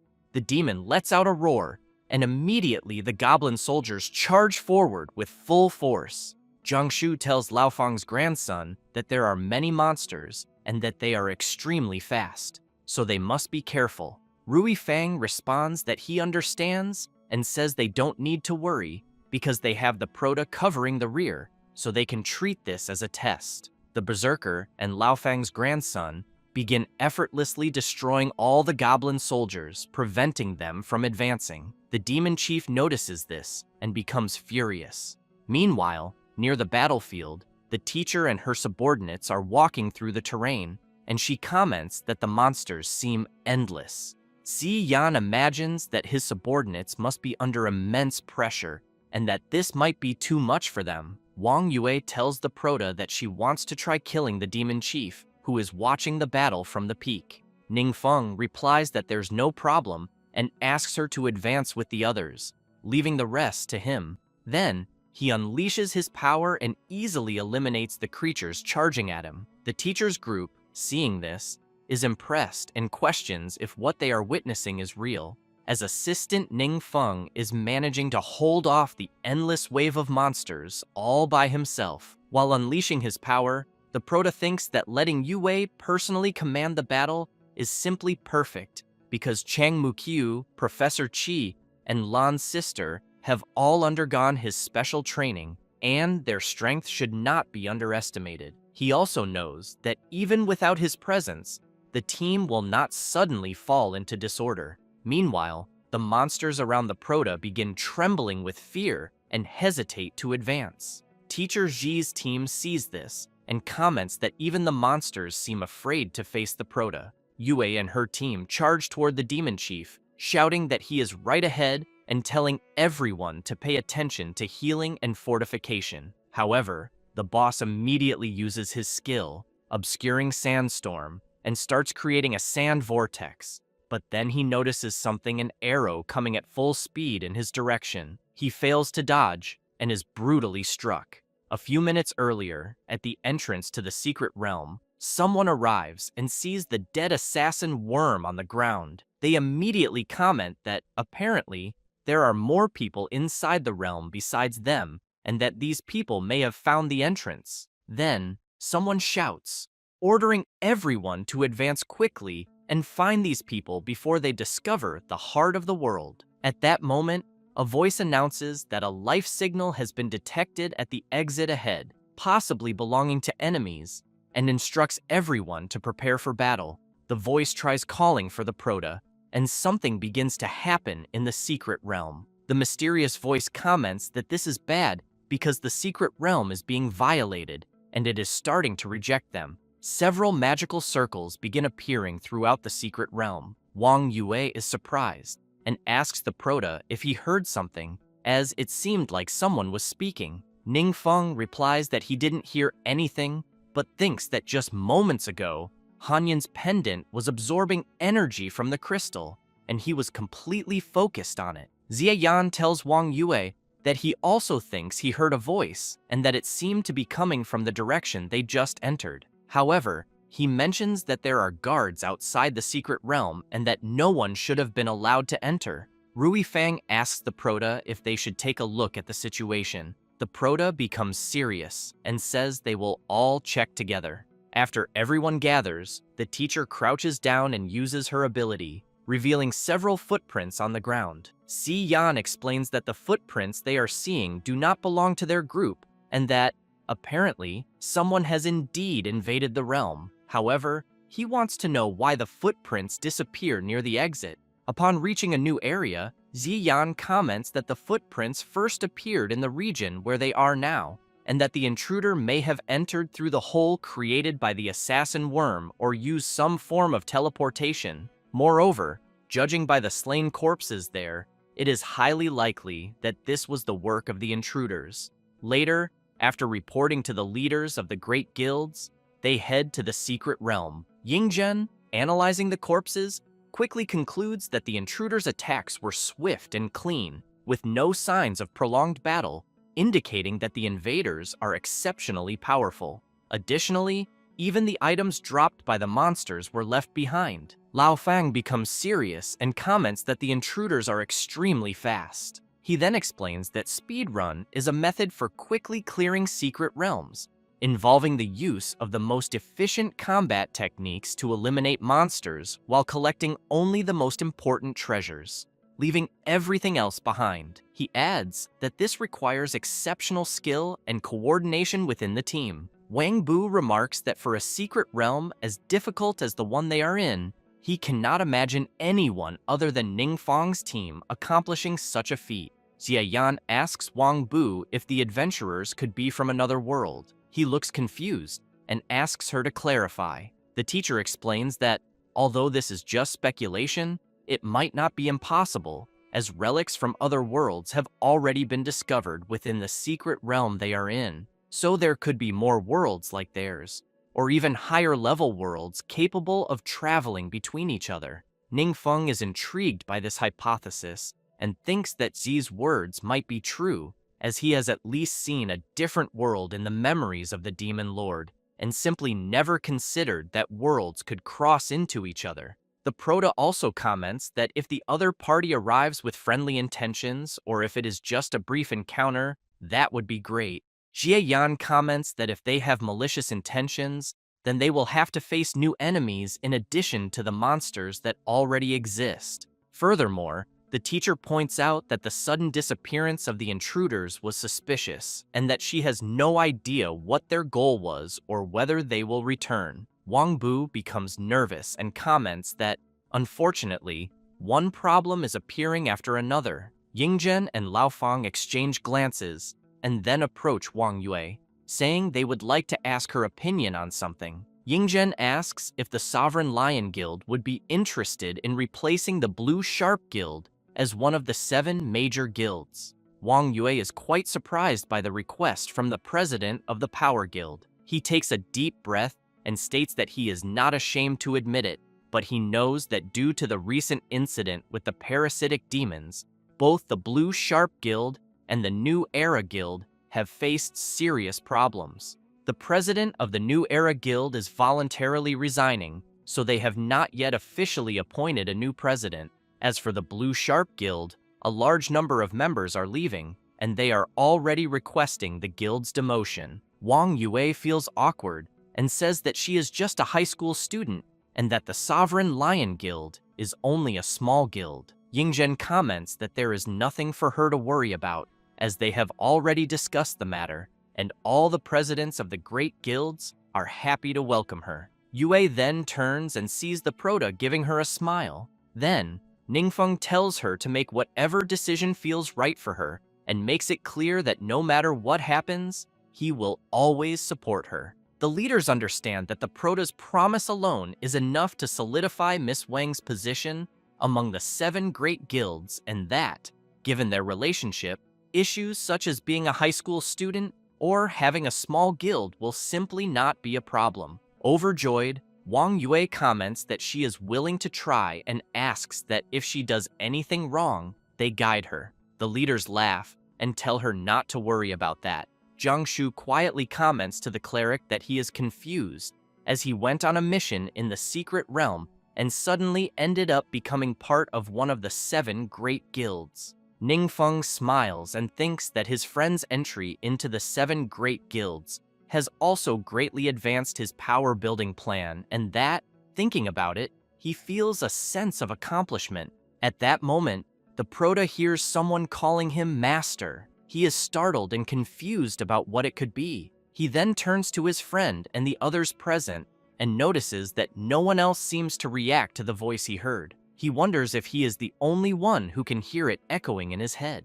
Looking at his necklace, he considers that it might be Hanyan's voice. After settling the pending matters, the leaders of the great guilds ask everyone on the teacher's team to speed up their work process and warn that no one should act alone, as they do not know if the intruders will reappear. They instruct everyone to remain on high alert and to report anything unusual immediately to Z or Assistant Professor Ningfeng. One of the team members asks if this Assistant Ningfeng is the hero who was recently interviewed. Another member confirms and comments that having such a strong figure in command provides a sense of security. Meanwhile, inside a tent, the Proto is with teacher Jie Yan. He notes that the necklace has stopped absorbing energy from the crystal, but does not know why. However, he is relieved that the crystal has not changed in appearance. Otherwise, it would certainly attract attention. As for the voice he heard, he wonders if he was just imagining things.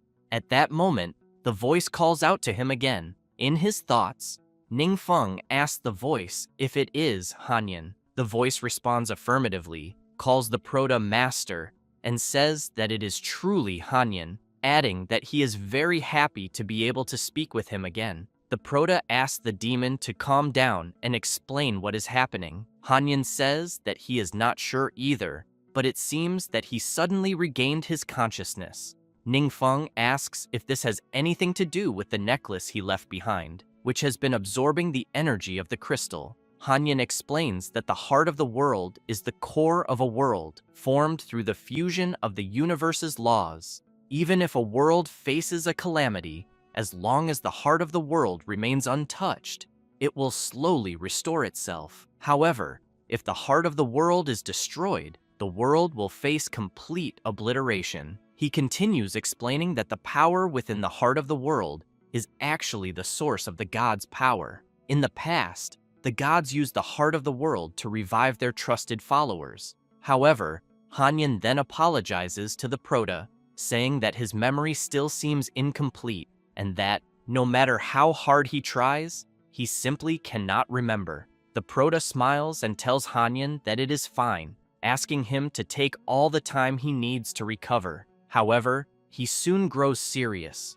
worried that Hanyan's inability to recall everything is concerning. He wonders if this resurrection method might have serious side effects. At that moment, the research team arrives and reports to teacher Xie Yan that they have nearly completed the excavation and that the abandoned buildings contain nothing of value. Meanwhile, the leaders are conversing with Wang Yue. Yingzhen comments that, considering the possibility of unknown intruders being drawn to the realm, he proposes sealing it completely. Wang Bu agrees, stating that they should evacuate everyone as soon as possible and then permanently close the secret realm. Lao Fang smiles, calls Wang Yue president, and asks for her thoughts. She is startled by the question and is unable to respond. The old man Feng makes it clear to Yue that she is now part of the 7 great guilds, and that decisions like sealing secret realms require the approval of at least 3 presidents.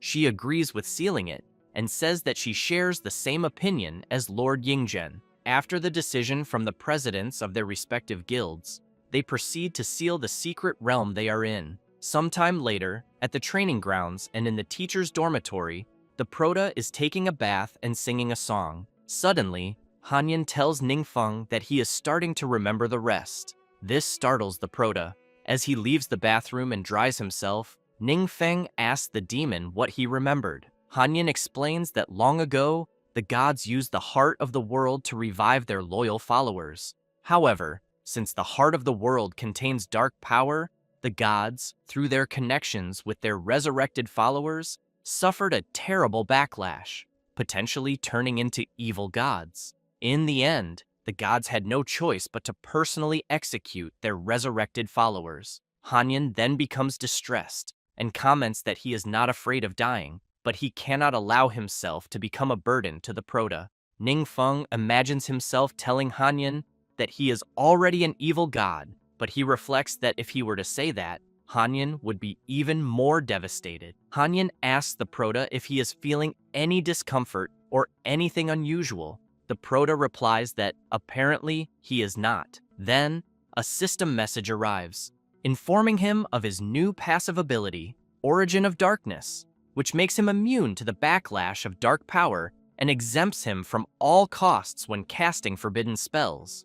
After learning this, the Proto asks Hanyan if his resurrection has any effect on him or if it has impacted the Proto in any way. Hanyan responds that he is not entirely sure. Ningfeng smiles and says that now that Hanyan has been revived, he should simply continue living, and that if any problems arise, they will deal with them together when the time comes. The ice demon comments that the way the Proto speaks is exactly how he used to speak before, but insists that he does not want to be a burden. Ningfeng calls Hanyan's name and says that there is something he has been thinking about, something he feels he should share. The ice demon immediately asks the Proto if he is an evil god. The Proto explains that the legend is somewhat like that and says that the gods call him an evil god. Moreover, Every spell he casts automatically transforms into a forbidden black curse. Hanyan responds that the Prota is not an evil god,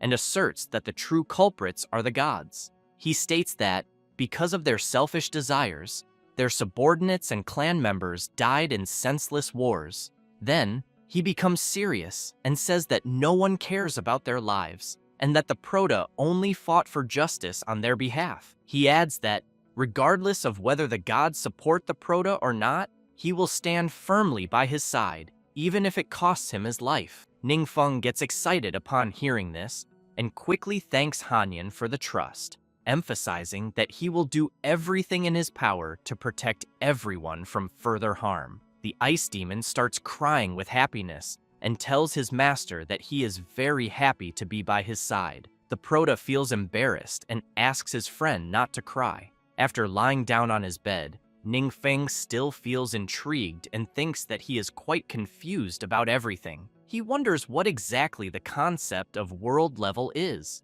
In simple terms, world level refers to how much the gods recognize a world. There are many worlds in the universe, but not all receive the favor of the gods. That is why, only when intelligent life is born in a world does it attract divine attention. However, the Prota knows that this is merely attention, as if someone accidentally discovered a slightly beautiful insect. Only by passing the gods' tests can a world gain their favor and receive greater civilization and power. In summary, the more tests that are overcome, the greater the gods' favor and the higher the world level. Hanyan comments that, based on what his master said, the strongest in the world they live in are only around level 150, even with the best equipment and legendary level skills. He adds that this really shows that the world level is quite low, practically without any divine favor. Ningfeng asks his friend if it is really that bad.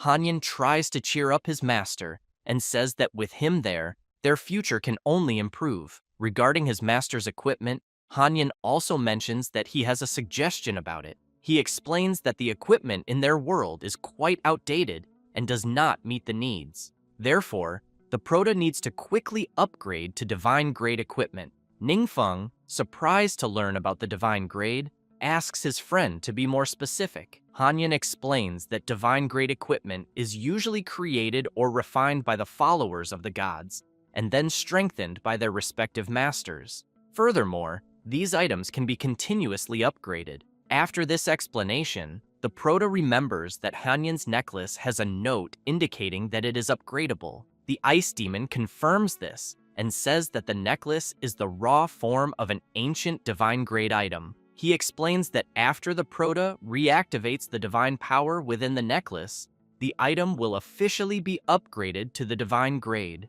Ningfeng, surprised, wants to know how to do this. Hanyan asks him to place his hand on the necklace and, through his will, draw the rune that represents divine power. The Prota immediately picks up the necklace and draws the rune that represents divine power. Soon, a reaction begins to occur.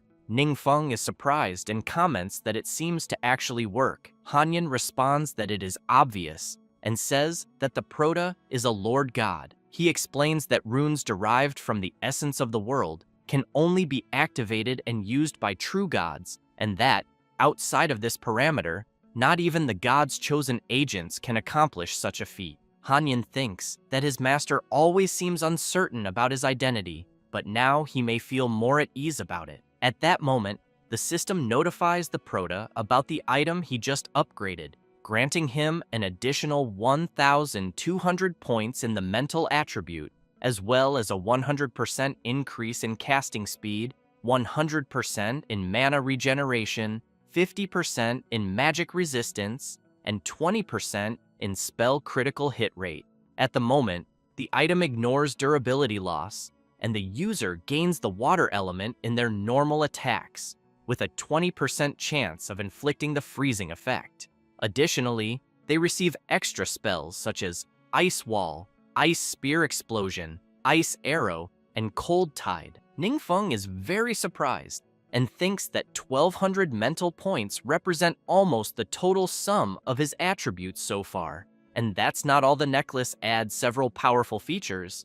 Hanyin, however, comments that it is truly a pity that the item is only of legendary quality, because once he finds suitable materials, he will be able to help him improve it even further. As for the remaining components of the set, the Proto will need to find the rest of the followers to complete it. As the night passes, the Proto comments to his friend that he always makes him realize how much he still knows nothing. Hanyin responds that it is an honor for him to be consulted about his master's doubts. It doesn't take long for dawn to arrive. Hanyin quickly greets his master with a good morning, who, in turn, notices his friend and comments that he seems to be in good shape.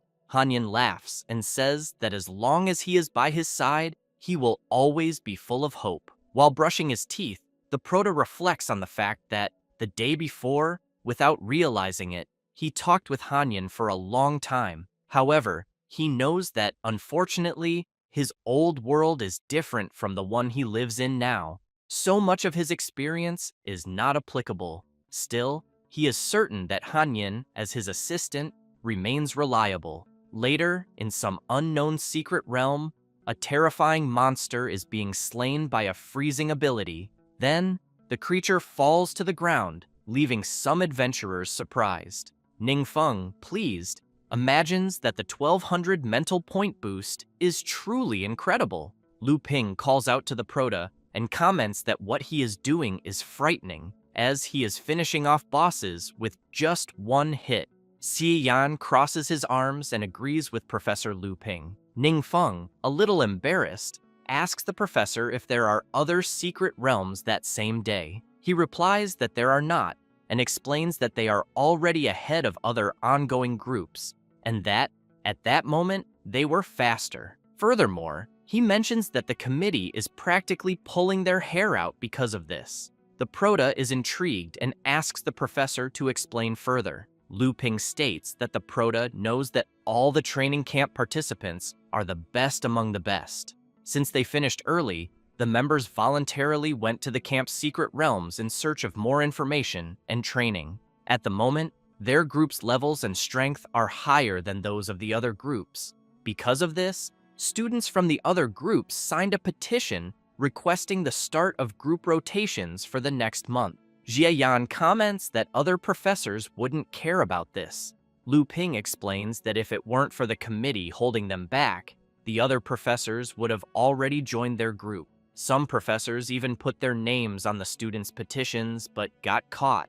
Yan starts laughing and says that it's okay, guaranteeing that no one will steal Assistant Professor Ningfeng. At that moment, Hanyin calls his master and talks about his magic. The Proto is startled and quickly asks if something is wrong with it. Hanyin, a bit embarrassed, replies that there is no problem at all. He just thinks that his master's spellcasting techniques seem to use various ideal conditions to control the spell's effect within a necessary range. The Proto laughs and says that with a few more nighttime conversations with him, he will be able to improve them even further. The next day, the Proto is in the classroom. The professor explains that, according to the problem's description, the total damage caused by Ability 1 can be divided into two parts: fixed damage and continuous damage. The fixed damage is expressed as MA. Meanwhile, the continuous damage component needs to consider the successive triggering situation. The total damage of the first continuous trigger is MIBT. With each subsequent trigger, the continuous damage after the second activation increases by C points per second. Hanyin calls his master, saying he doesn't understand anything. Ningfeng smiles and says that this is his favorite subject, called Tactical Actuarial Science, and that it involves more than just combat scenarios. It also covers mathematics, physics, biology, and topography. The Proto further comments to his friend that, perhaps because the world level is still very low, people do not have many better options. That's why they are forced to make the most of any available resource, such as using limited mana to cause maximum damage, developing more uses for restricted abilities, and even turning a fleeting opportunity into a victory in an almost hopeless battle. Ningfeng knows that not everyone needs to fully understand such theories, but he recognizes that the training system they have is built on these foundations and has indeed cultivated many exceptional adventurers.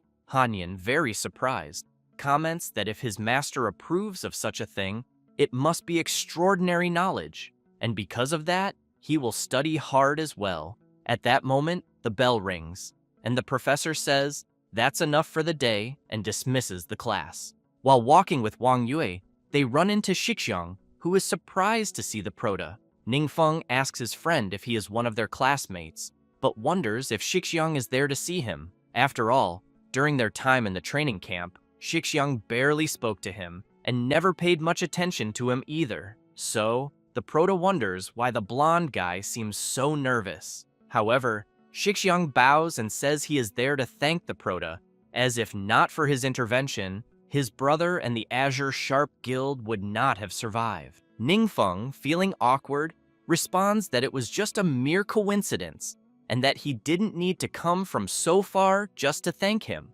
Shixiang recalls that, because of his brother, he always kept his distance from the Proto and looked down on students who were close to him. Now, looking back, he realizes that the fool was himself, because if he had approached the Proto earlier, the Azure Sharp Guild wouldn't be in that situation. Ningfeng, intrigued, wonders if Shixiang has something more to say, as he knows they have no real connection and therefore doesn't know what they could talk about. The blonde guy takes out an item and says that to show his gratitude, he has prepared a small gift. He emphasizes that it's not much, but hopes the Proto will accept it willingly. The item begins to glow intensely, leaving the Proto and Hanyin surprised, as it turns out to be another fragment of the heart of the world. Ningfeng then recalls when his friend explained that, in general, when a world is destroyed, fragments of the heart of the world may end up scattered everywhere, and that if the Proto gathered such fragments, he could reopen the entrance to a new world. Ningfeng comments that Professor Jie Yan must have used such a method to unlock the secret realm, although, at the time, she didn't fully understand the principle. He also concludes that perhaps the intruders of that secret realm were after these fragments. Hanyin confirms and explains that the heart of the world is a critical resource in higher worlds, which is why the intruders were specifically searching for these fragments. However, since the Proto was the first to conquer the secret realm, the intruders were rejected by the laws of the universe and sent back to their original worlds. Shixiang mentions that the fragment is a prize his brother obtained from the secret realm and that he never used it recklessly. Additionally, Professor Xi mentioned that the Proto recently cleared a similar secret realm. For this reason, he believes the item will be in better hands with him. Ningfeng firmly holds the fragment, thanks the blonde-haired boy, and says he really liked the gift. Later, near a secret realm, the Proto comments that this is the place indicated by the fragment he received. Si Yan is surprised and exclaims, saying that Ningfeng figured out how to use the fragment so quickly. She also states that if she finds something similar in the future, she will contact him immediately. Ningfeng smiles, thinking that this is exactly what he wants to hear. At that moment, Hanyin makes it clear to his master that his condition is still unstable and that he needs to absorb more energy from the heart of the world. However, as long as his master is not affected by the power of darkness, there is nothing to worry about. As they pass through the portal, the Proto keeps in mind that the sooner he helps Hanyin regain his full strength, the more support he will have in the future. As soon as they enter the secret realm, everyone is amazed by the breathtaking landscape. They soon begin to wonder if this place is truly a secret realm, as the scenery is magnificent. Hanyin is intrigued and asks his master what is happening, as it seems that the place has not been destroyed at all. Ningfeng immediately asks his friend if this is the first time he has seen something like this. Hanyin replies that yes, exactly. As they walk through the realm, they arrive at a massive wall, stop before it, and soon everyone wonders if this place is truly a city inhabited by humans. A cleric soon questions her friend whether they could be just ordinary humans. Yue responds that they might have been teleported there. Hanyin comments to her master that this cannot be possible since a fragment of the world's heart should only lead to its corresponding world unless everything they are seeing is merely an illusion. After the protagonist approaches the gate, a guard immediately asks him to stop and questions where he is coming from. Ningfeng feels embarrassed and says nothing. The guard becomes serious and asks if they are, by any chance, adventurers from another world. The protagonist is intrigued by the guard's question and promptly asks how he knew that. The guard replies that, judging by their clothing and hesitant answers, it was an easy guess. Si Yan steps forward and questions the guard whether more adventurers from other worlds often come there. He responds that, from time to time, yes, but notes that there are not many brats like her. The teacher becomes furious at being called a brat and immediately yells, saying she is not a child. Then, the guard steps aside and tells them they are free to explore the city, but makes it clear that it is best not to cause any trouble because otherwise, he cannot guarantee that everyone will return alive. The guard also asks the protagonist to keep an eye on the child with him and not let her wander around alone. Si Yan becomes even more furious at this. As they walk, the protagonist looks around and comments that this world has its own adventurers, which explains why they are not surprised by the appearance of other adventurers. Soon, they reach a huge statue and decide to read what is inscribed on it. On the statue's plaque, it is written that this is a sculpture of Arlita the Brave, daughter of the heavens and guardian of the empire. The protagonist is intrigued and comments to Hanyin that something is strange because he has clearly never seen such writings on the plaque before. However, he can read them normally. The ice demon explains that this is a connection established by the world's heart, which also proves that they were not transported to another place. Xie Yan, still reading the plaque, highlights that it also details the deeds of the hero represented in the statue. The context states that in the year 1537 of the stellar calendar, the demonic tide emerged, advancing mercilessly. The world was engulfed in darkness and fear, but at the end of days, with impending despair, only Arlita the Brave traversed the dark times. Unstoppable, demons fell beneath her blade, and light returned to the land. Songs of joy filled the air. Arlita's heroic deeds were carved in stone so that future generations would remember. Her glory shines through the ages, never fading with time. Yue comments that the world they are in was indeed attacked by monsters, but thanks to the person represented in the statue who fought alone, the invaders were defeated and peace was restored. The teacher remarks that it seems so since that is what is written on the plaque. The cleric, impressed by the heroine who defeated an entire army of monsters alone, comments that it is something incredible and worthy of a true hero. Meanwhile, the berserker wonders if the adventurers of that world are really that powerful. At that moment, Ruifang looks at a tree and asks everyone to wait a minute. Quickly, Jiangshu rushes to his friend and asks what happened. Lao Fang's grandson says that while everyone was looking intently at the statue,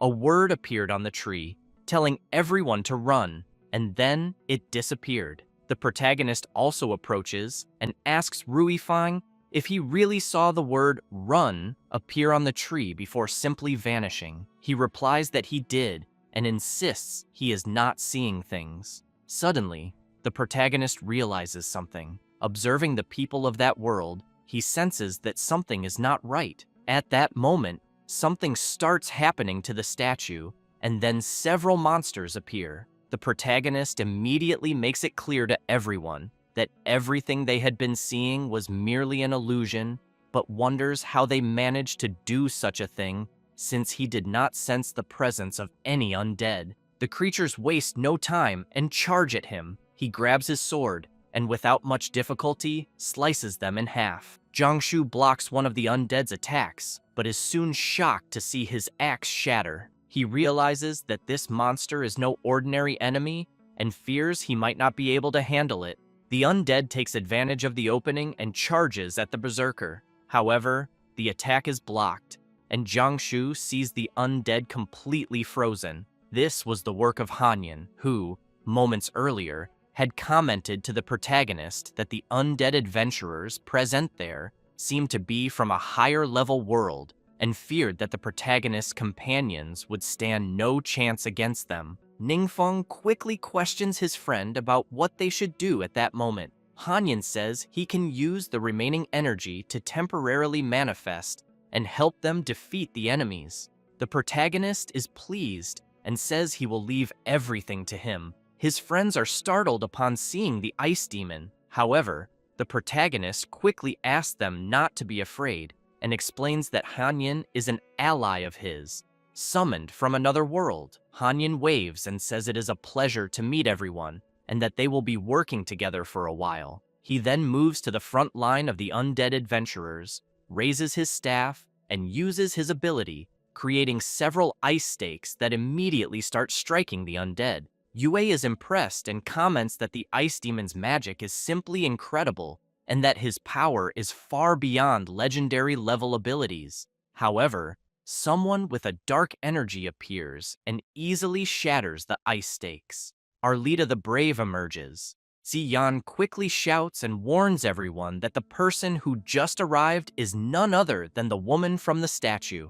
Arlita comments to the ice demon that he seems like a strange mage to be the strongest among them, but makes it clear that, against the edge of her blade, his strength means absolutely nothing. Hanyan tells her not to talk nonsense and says he is not the strongest there, but that to deal with her, he alone is more than enough. Arlita becomes furious and, while unleashing her terrifying power, questions the mage whether he really wants to fight a warrior alone and which god granted him such courage. Hanyan mocks her, saying it is exactly as she said. The warrior grows even more enraged and remarks that Hanyan is just another fool who blindly believes in gods. She then asks him if he truly thinks these so-called gods care about him. The ice demon looks at the protagonist and sees that he is smiling. However, Arlita wastes no time and lunges at him, shouting that he is a fool for daring to look away in the middle of a fight. Hanyan begins to use his power, and an icy aura spreads through the area. As she advances, Arlita notices that her speed has slowed and wonders if it is some kind of water magic-based deceleration effect. However, she does not allow herself the luxury of pondering and quickly channels her power into her weapon, breaking Hanyan's ability. While questioning whether the weapon on the warrior's arm is the source of her power, the ice demon channels his freezing magic. He then unleashes his ability Endless Ice Ray, combining it with Glacial Explosion and Frost Fusion, launching everything at Arlita. She, in turn, thinks it is impossible since she wields the divine weapon Godfall. However, upon feeling a mark on her chest, she finds it strange. Hanyan snaps his fingers and an explosion begins to erupt from within the warrior outward, causing her to scream in pain. Her divine equipment then falls to the ground. Both Wang Yue and Xie Yan are left speechless, utterly shocked, thinking that the protagonist's friend's attack was simply terrifying. Hanyan approaches the weapon left behind by the warrior and thinks that such equipment is indeed very powerful, but he realizes that it was clear she was still not fully capable of controlling it. The moment he touches Godfall, an energy begins to emanate from it, and Hanyan immediately becomes alarmed, wanting to know what is happening with the weapon. Then, Hanyan disappears. Inside the divine weapon, Arlita laughs and calls the mage an idiot, saying that he has no idea how terrible Divine Doom is, as it will absorb his power and help her be reborn. Arlita believes that as long as Divine Doom exists, she will be immortal. Ningfeng, realizing that his friend has disappeared, becomes serious and calls out for Hanyan. However, Hanyan asks his master to remain calm, says that he is fine, and explains that the warrior's weapon suddenly absorbed his energy, which is why he could no longer maintain his physical form. The protagonist says he understands and decides to take a closer look at this so-called divine weapon. After picking it up, he observes it carefully. As the protagonist holds the weapon, Arlita is pleased, thinking that everyone there seems to be fools, as they are simply offering their energies to the divine weapon, meaning she no longer needs to absorb energy from the undead. Ningfeng begins communicating with the warrior through telepathy and immediately questions her happiness. Arlita is both surprised and confused, quickly asking the protagonist if he can actually see her. She also notices that her divine weapon is no longer absorbing any energy and is constantly trembling, as if it is extremely afraid of the protagonist.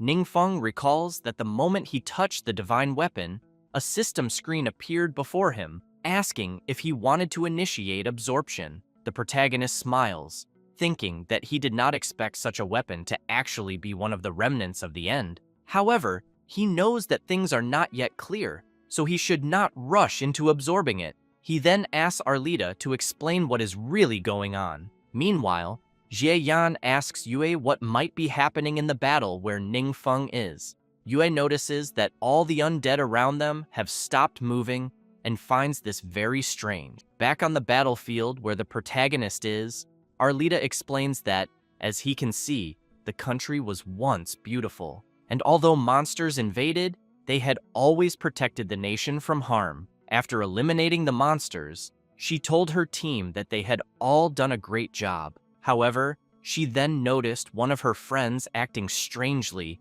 and decided to ask what was wrong. Kalan turned to her and asked if she could not see it. There was a box right in front of him that read, "A god is watching you." The other members shouted that they could not see anything. Arlita, shocked, shouted back, asking if he had really been recognized by a god. Kalan remained surprised by the system screen that had appeared before him. As Kalen continued fighting, new messages appeared, stating that God was pleased with his performance and that he had received divine recognition. He was then given the option to choose a god's blessing. Soon, everyone was astonished to see Kalen start floating and emitting an overwhelmingly strong aura. The blonde warrior reassured his friend that he would always take care of them from alongside the gods. One of the warriors in Arlita's team tried to console her, telling her not to be sad and explaining that Kalen had ascended to the gods, who might now watch over the country more closely.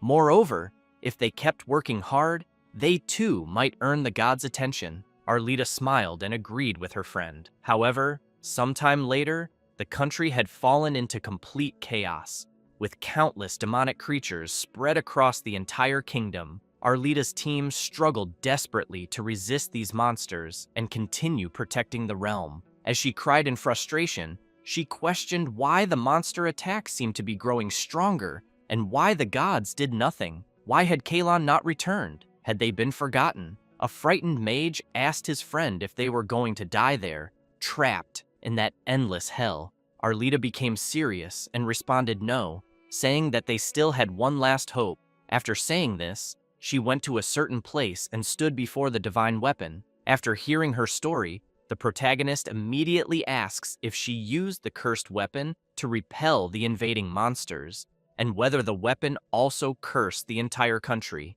She replies yes, and explains that after defeating the monsters, she used the power of darkness to restore the country to its former state. However, she did not expect that, little by little, the darkness would consume her consciousness, transforming the country into a secret, terrifying kingdom. Arlita also reveals that, since then, adventurers from other worlds occasionally come there to explore, only to be turned into undead by her. While holding the divine weapon, the protagonist reflects that the power of darkness comes with an extremely high price in the end. He then notices something and turns to see what it is. Right in front of him, someone steps through a portal. That someone is none other than Kalen, Arlita's former friend, who immediately greets the protagonist and states that the gauntlet Ningfeng is holding belongs to him, asking if he could return it.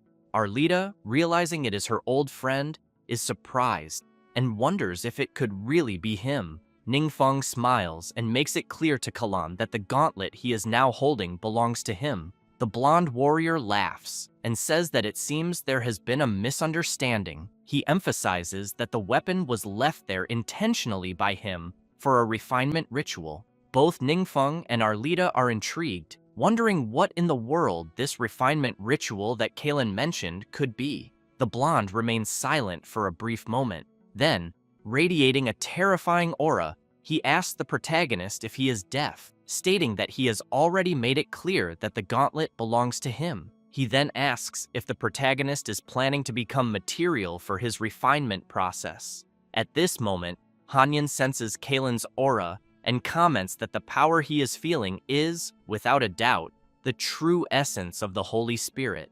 Arlita kneels and pleads with the protagonist to allow her to uncover the truth behind all of this and asks if he can help her. Ningfeng smiles and asks why Arlita does not do it herself. The warrior is confused by the protagonist's question. Meanwhile, Kalan simply observes the protagonist, intrigued to see him smiling. Ningfeng then makes it clear to Arlita that he possesses an ability that can grant her a temporary physical form, but warns her that, in the end, she will completely dissipate, leaving nothing behind. Arlita shouts that she is not afraid and begs the protagonist to grant her a body, stating that she is willing to endure any consequence.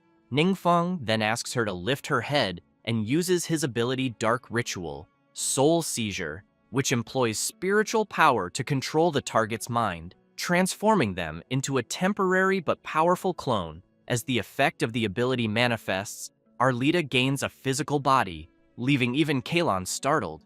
Arlita begins examining her own body and comments that the power of darkness is truly impressive. Ningfeng explains to the warrior that he will not control her mind and that she will have full control over her own body. She turns and thanks the protagonist. Kalan, still shocked, demands to know how his old friends suddenly reappeared. Arlita immediately begins channeling power through her divine weapon and tells her friend that she did not fully understand what he said before, so she asks him to explain it properly this time. Kalan asks Arlita if she is being controlled by some evil god and what the protagonist has done to manipulate her. However, Arlita wastes no time and charges at him with full force. Kalan tries to defend himself, but due to his friend's overwhelming attack, he coughs up blood and is sent crashing into the ground. Arlita points her weapon at Kalan and demands that he explain why he did not appear when the monsters invaded the kingdom, why he decided to show up only now,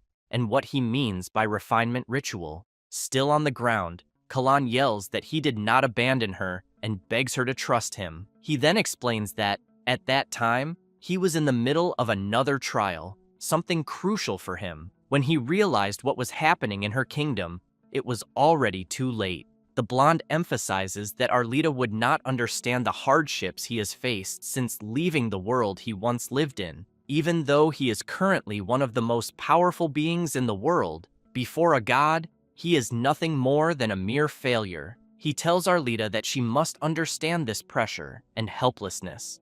Arlita, now serious, demands that he stop dodging the question, ordering him to answer immediately. Is he truly after her divine weapon? Kalan stands up and shouts, saying that he simply left a magical mark on Godfall. When the divine weapon disappeared, he was able to sense it. He then pleads with his friend not to blame him, as he only seeks to grow stronger with Godfall. Otherwise, one day, the god will surely abandon him. He then reveals that when he placed his mark on the divine weapon, Arlita was already dead, along with all of their friends. However, in his thoughts, Kalan calls his friend an idiot, thinking that if not for God's power, dealing with them would have been far too easy. But he knows he is being threatened by a great evil, so he begs his god, asking that, for the sake of his loyalty, he not be abandoned and instead receive divine punishment to annihilate everyone there. Before he can react, his friend attacks him savagely, making him cough up a great amount of blood, leaving Wang Yue and Xia Yan utterly shocked by the sudden turn of events. Arlita then approaches the protagonist, kneels, and thanks him for giving her this opportunity, saying that she and her people can finally escape their endless nightmare.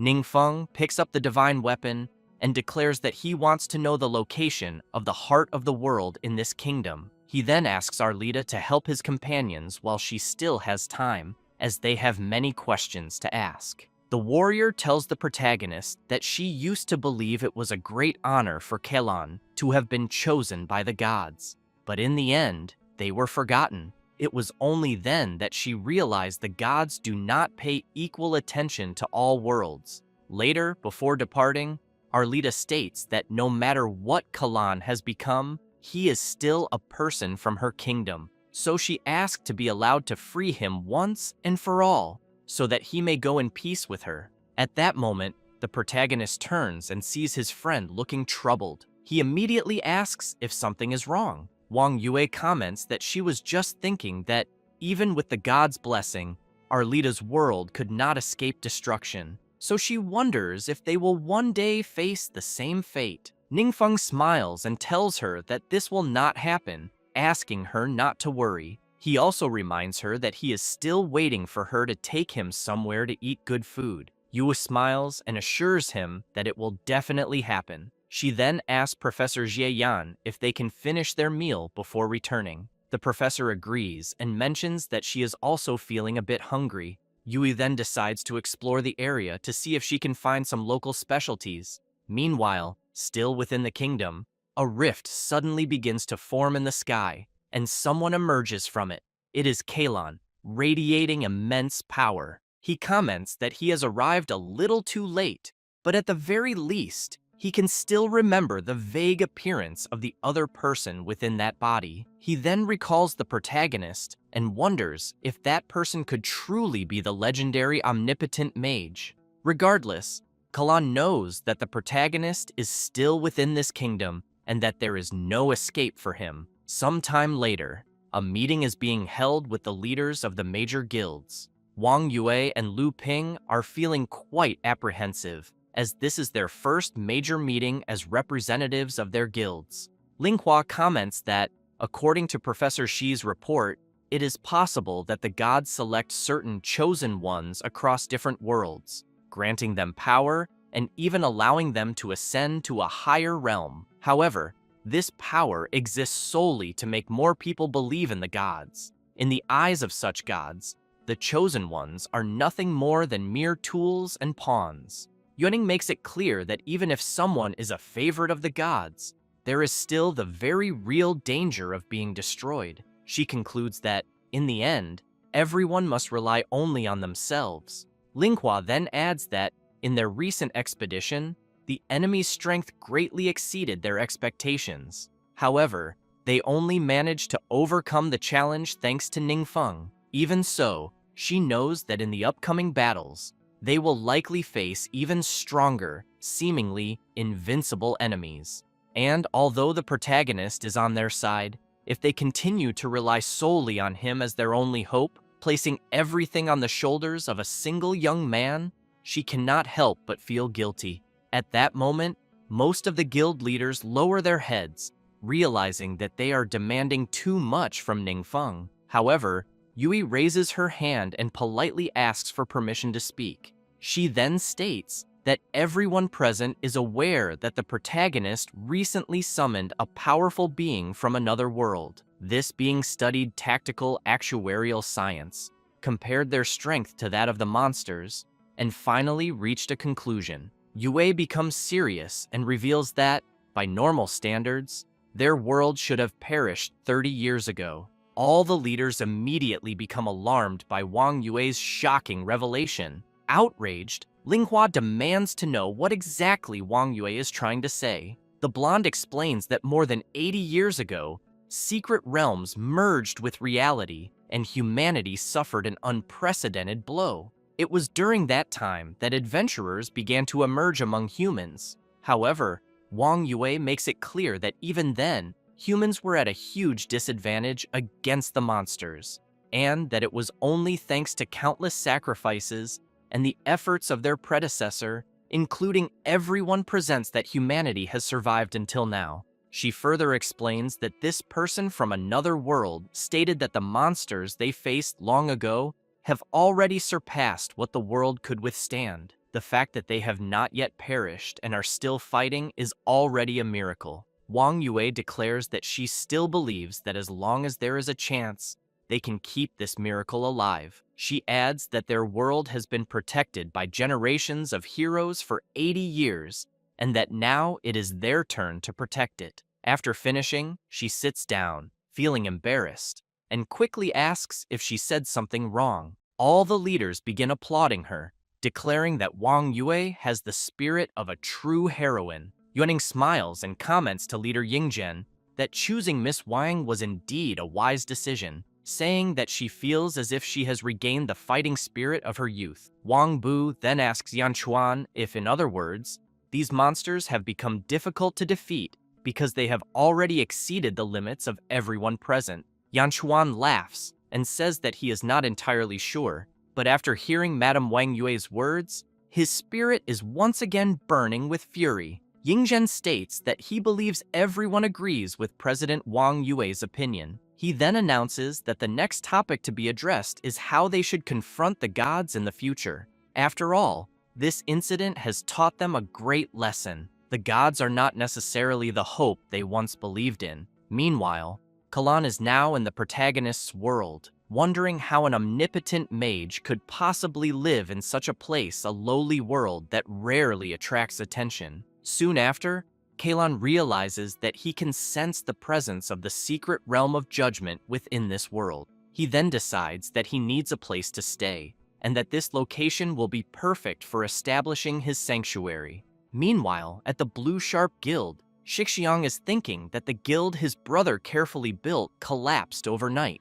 Because of this, he must work hard to become stronger and help the Blue Sharp Guild regain its glory. However, at that moment, he is surprised to see a portal appearing before him. Kalan steps out of the portal and comments that there really is someone there. Shixiang becomes nervous and immediately wants to know who the blonde guy is and what he is doing there. The blonde guy asks Shixiang not to be afraid and says that he is the master of that secret realm and also the one everyone calls God. The adventurer is intrigued by this and remembers that in that secret realm, it was not allowed for two people to enter at the same time. Looking at Kalan, he sees a sinister aura in the form of a god. He then comments that he has seen such a god in a video and that he can even control the power within that realm. Knowing this, he kneels and asks Kalan if he is there because he heard his prayers. Kalan laughs and says that prayers are for the weak and that Shixiang must prove that his strength and faith are worthy of his blessing. Shixiang pleads for him to feel free to give any order, and he will do his utmost to fulfill it. Kalan keeps in mind that the omnipotent mage is an intelligent being, and that, until he understands his true nature, he should not act recklessly. Since the power of an incarnation is much weaker than his true form, he knows he can use some helpers. Then, Kalan tells Shixiang that his first task is to find Ningfeng. He is shocked to hear that name, but quickly remains silent. Kalan says he never expected him to know the omnipotent mage, and, because of that, spares him a lot of trouble. Shixiang apologizes and says he does not know him well enough to provide much information. Kalan responds that it does not matter, and that, from that moment on, Shixiang is responsible for monitoring him and must immediately report any unusual activity. He then becomes serious and makes it clear to Shixiang to remember not to alert the mage, as that person's true identity could be that of an evil god who has destroyed countless worlds. The adventurer is surprised by such information and becomes thoughtful. However, Kalan knows that when he sensed an intrusion into the secret realm of judgment, he initiated a search in the divine realm, but was obstructed by a strange force. He believes it was the omnipotent mage hiding his trackers. He then asks Shixiang who completed the test in that world. He replies that it was a friend of this so-called evil god. Kalan says it is a pity because such an honor should have belonged to Shixiang, but was stolen by the evil god's claws. However, he tells him not to worry and emphasizes that he can help him reclaim that honor. For that, he only needs to swear loyalty. Shixiang wastes no time and shouts, swearing loyalty to God. Later, Shixiang and the Proto meet, and the blonde guy immediately tells Ningfeng that such a person claims to be the avatar of the true primal spirit, and specifically sent him to secretly gather information about him. The Proto thinks that he believed incarnations could only exist for a brief time. Hanyan explains that gods usually rely on their followers as incarnations because their shared minds prevent rejection, allowing them to exist longer. Ningfeng is shocked and tells his friend that he thought gods were like him, capable of using anyone as incarnations. The Proto then questions Shixiang if he is not afraid of being discovered by such a god. He replies that he tested him a few times and that he does not seem omniscient unless he is pretending. Still, he tells the Prota that he must remain vigilant. Hanyin tells the Prota that new followers like Shixiang, who have weak faith, will begin to appear and that their connection is not reliable but also not easily exposed. Ning Feng grabs Shixiang, smiles, and thanks him for informing him about such an important matter. The blonde guy feels embarrassed and makes it clear to the Prota that he is the benefactor of the world, so there is no problem in doing this for him. However, he thinks that even when facing a god, the Prota did not show any panic, which makes his identity truly remarkable.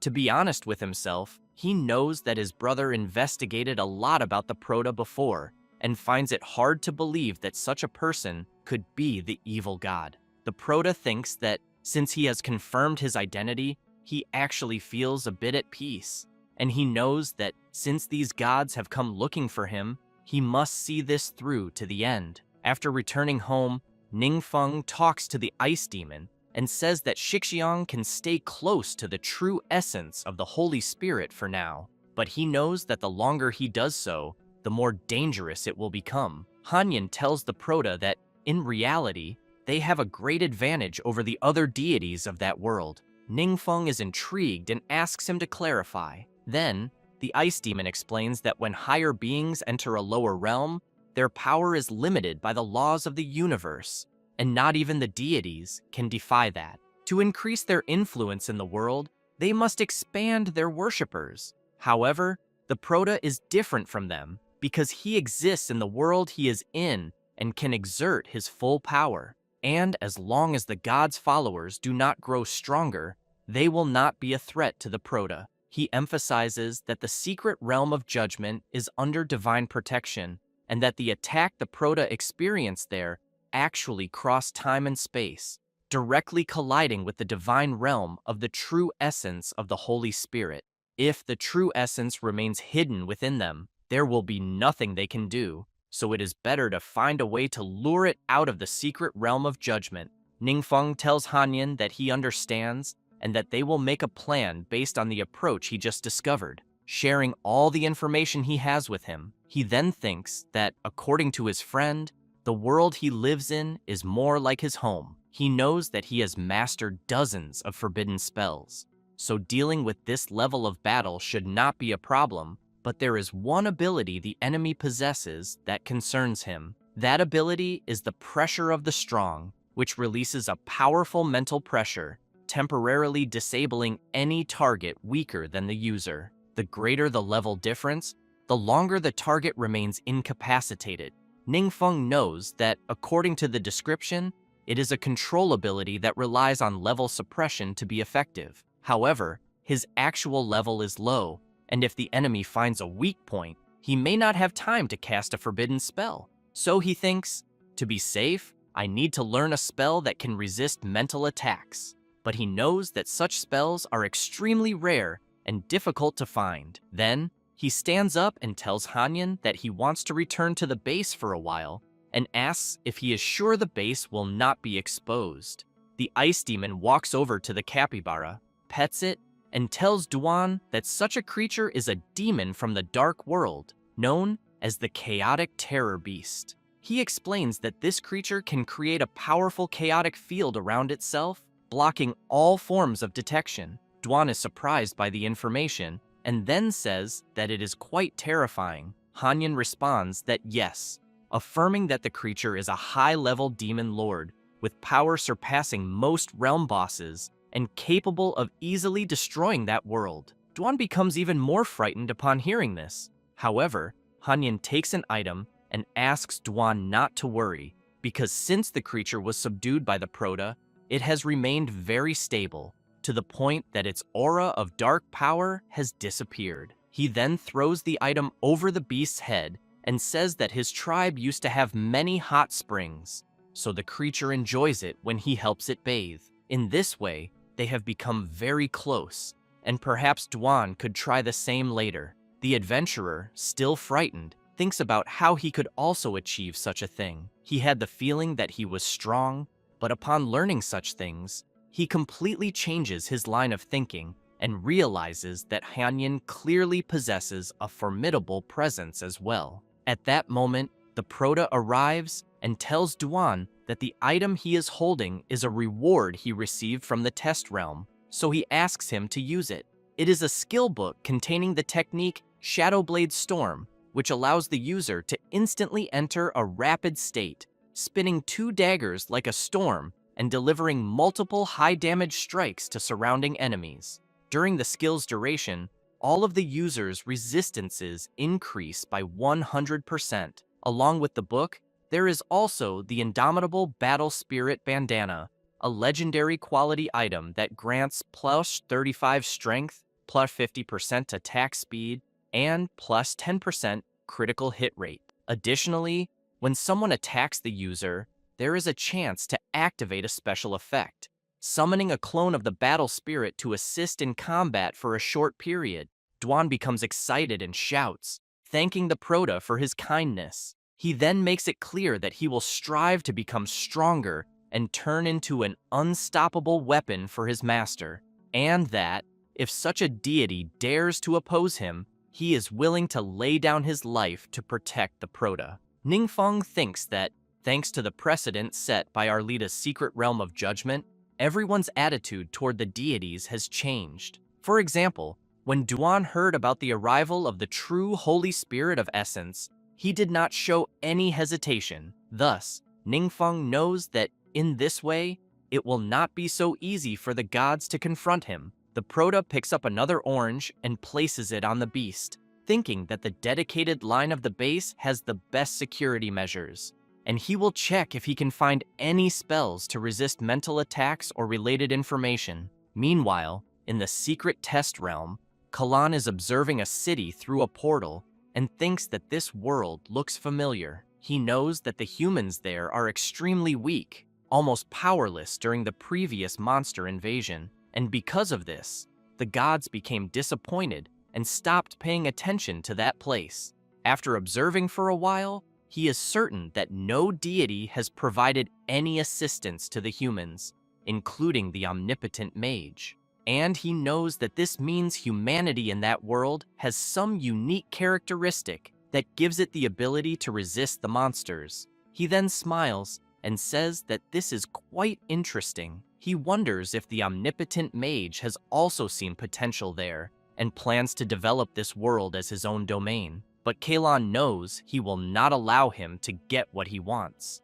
At that moment, Shixiang arrives trembling, completely wounded, and struggling to speak. Kalan immediately questions him about how his mission is going. Shixiang apologizes and says he is still stuck on the 15th floor. No matter what he does, he cannot get out of there. Kalan becomes serious and asks if he really died 100 times on the same floor. Shixiang responds that he has and apologizes. He then feels fear due to Kalan's aura, who in turn turns away and tells Shixiang not to be afraid, saying that he is not blaming him. He explains that, in reality, this is a test for him. Shixiang is impressed with the ability of the immortal spirit that he acquired, continuously dying 100 times on the same floor in the test realm. Now, when the user's health falls below 15%, he ignores all negative effects from injuries for 10 seconds, and his attack power increases by 30%,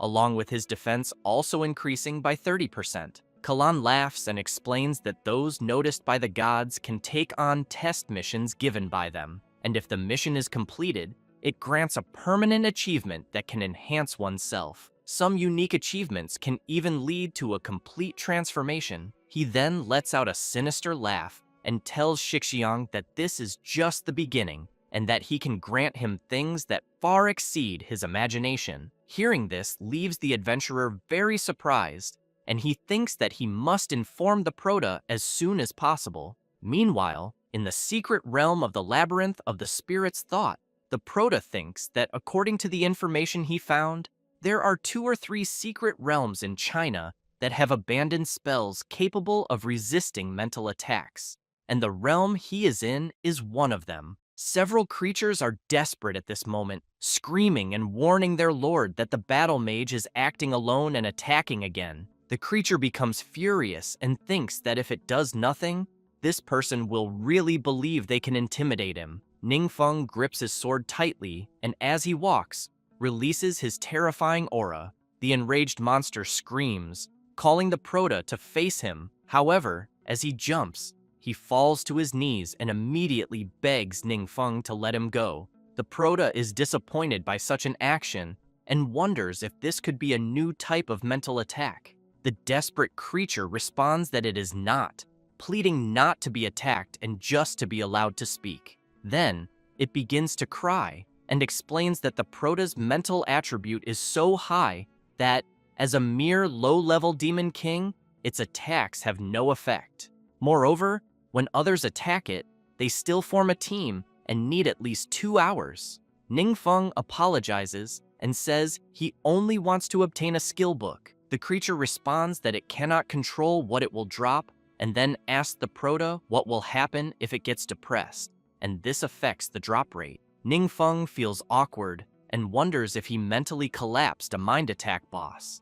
After returning, he thinks that this is like searching for a needle in a haystack and that it will not work. He then remembers that, in the end, there is only one skill book for mages, and when activated, teammates using magic flow within a certain range are blessed with a magical aura. Additionally, after each skill release, there is a 35% chance of restoring a certain proportion of mana. Keeping this in mind, the Proto thinks that it is time to level up as quickly as possible and that he will learn the skill. When activated, the Divine Scroll Apocalypse ability allows designated believers to receive the blessings of the gods, breaking their limits and greatly increasing their strength. While observing the system screen with his new ability, the Proto comments that not only can he see all his believers, but he can also choose how to bless them and visualize the effects of the blessing. Then, Hanyin begins to be enveloped by a dark aura, which quickly transforms him into a sinister creature. The Proto is quite surprised and thinks that his friend definitely does not want to transform into this ghostly appearance. So he starts clicking frantically on the options, saying that Shadow Protection, Grace Alliance, and Sacred Artifact Awakening are not useful for now, until he is surprised to see the Judgment Conquest option. Hanyin explains that Test Conquest is a power possessed by all deities, used to activate the hidden potential within the target's body. He also mentions that the Proto had once said that conquest itself is part of the cosmic rules, and that the role of deities is more like that of a guide. Therefore, deities generally grant achievements to the people they favor, even if they are not their believers. So he wants to know if the Proto's conquests would not directly infuse his divine power into them. The Proto replies that they would and asks what Hanyin's plans are, as when he visualized the test conquest at that moment, he saw something in Chang Muqiu's information bar, Lucky Magic,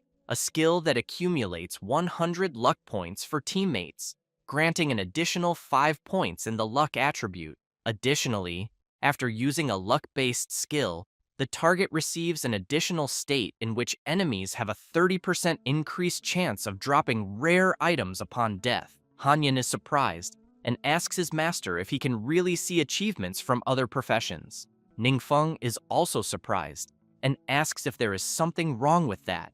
Hanyin explains that, generally, deities can only see achievements related to their own careers. The Proto wants to know if by any chance this happens because of his system. The Ice Demon responds that it is possible. After all, he still does not know the true nature of the system. Ningfeng smiles and says that it is fine since they can study it slowly. He knows that the main priority is to help Chang Muqiu obtain this achievement, which might be useful. After some time, in the secret realm of the Red Moon Demon Cave, Muqiu levels up and is impressed.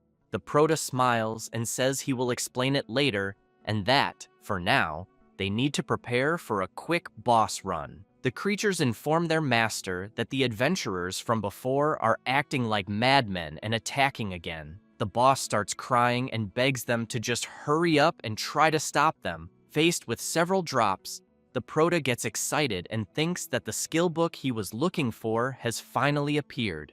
After some time, in the classroom, Xie Yan shows on the big screen that this is the secret realm they explored last week, and that it was also their first encounter with the legend of the gods. She then thinks that the 7 great guilds have decided not to make any public statements about the gods, and will only inform everyone about the harvest from that secret realm. With Arlita's experience, she believes that people will now have more thoughts about the gods, and, afterward, they need everyone to understand that humanity has already overcome incredibly powerful enemies on its own. Hanyan comments to his master that allowing believers not to rely solely on the gods, but to have faith in their own strength, is something that only he, his master, could do with such magnanimity. Shixiang observes the Prota and becomes concerned. At that moment, the teacher informs everyone that they can take a 15-minute break. Shixiang immediately calls the Prota and says that there is something he would like to ask in private.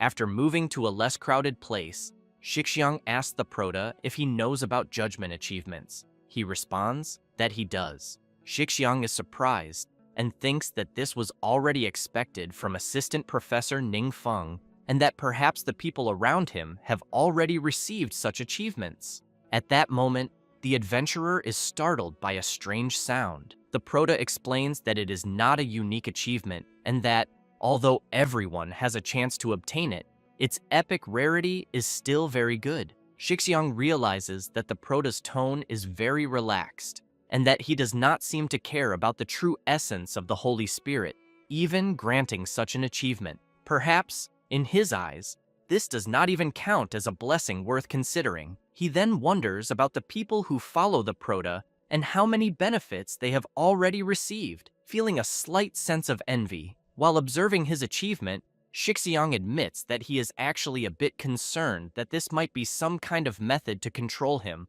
which is why he wanted to confirm it.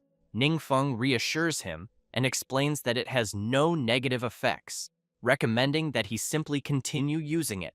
Hanyan comments to his master that it seems like Shixiang is a bit shaken, and that, originally, he wanted to test his master, but in the end, he was subdued. Ning Feng explains that this is human nature, and that he is not surprised since he never trusted him. Anything he might discover is something he does not mind being known. Moreover, if he is still willing to help him, that will impress him even more. Later, at the Blue Sharp Guild, Kalan is observing some events related to the Prota and comments that this is truly strange. He knows that, through these 2 encounters, he can sense that the omnipotent god of law is much weaker than before. After all, he was severely injured in that battle back then, and if Kalan were not specifically tracking him, it would be difficult to capture his unique magical aura. However, Kalan knows that the omnipotent god, by suddenly attacking his secret realm of judgment and revealing his own actions,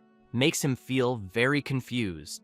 Additionally, every move the Prota makes is becoming increasingly difficult to understand. Then, he recalls when Shixiang mentioned that Ningfeng's strength is truly powerful, yet he has not used any ability that goes beyond common knowledge. In many cases, he simply uses normal attacks, and even the benefits he brings to the people around him are considered low-level methods in Kalan's eyes. Then, Kalan says that, with all due respect, after experiencing divine power, it is hard to imagine how Ningfeng can even be mentioned. However, what intrigues him even more is the fact that if Ningfeng wanted to hide his identity, why would he participate in the training camp and do so many things that attract attention? He then wonders if Ningfeng is not afraid of being discovered by him. At that moment, Kalan opens his eyes and thinks that perhaps Ningfeng has only obtained 1 or 2 artifacts from the omnipotent god of law, which would explain everything. He knows that since the artifact can greatly enhance basic attributes, that alone is more than enough in this low-level world. Furthermore, since eliminating the parasitic demons requires the use of objects given by God, he does not want others to know what this artifact is. Shixiang questions Kalan about why the Prota would still participate in the training camp. He replies that it is because, without the artifact, Ningfeng is not that strong, and therefore must rely on the training camp to gain more benefits. Kalan becomes excited and comments to his god that Shixiang mentioned that Ningfeng has a mysterious supporter. Even if that supporter is not the omnipotent god of law, they must be related to him. Moreover, this person is hidden in the shadows, pushing the Proto forward as a decoy. Meanwhile, at the Proto's house, Hanyan wants to know if he thinks the true divine essence will take the bait.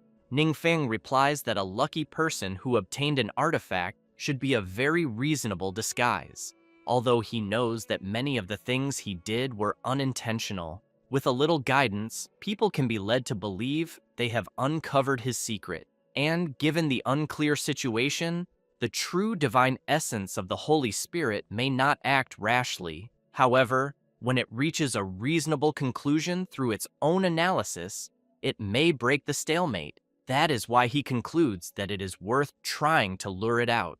At that moment, someone calls the Proto and tells him that dinner is ready. He turns and responds that he is on his way. After grabbing his food, the Proto walks through the cafeteria and passes by Shixiang, who says that the fish has taken the bait. The adventurer tells him that Kalan asked whether the Proto sometimes acts alone. Ningfeng then questions Shixiang whether Kalan intends to make a move while he is alone. The adventurer then thinks that this will be a confrontation between two gods.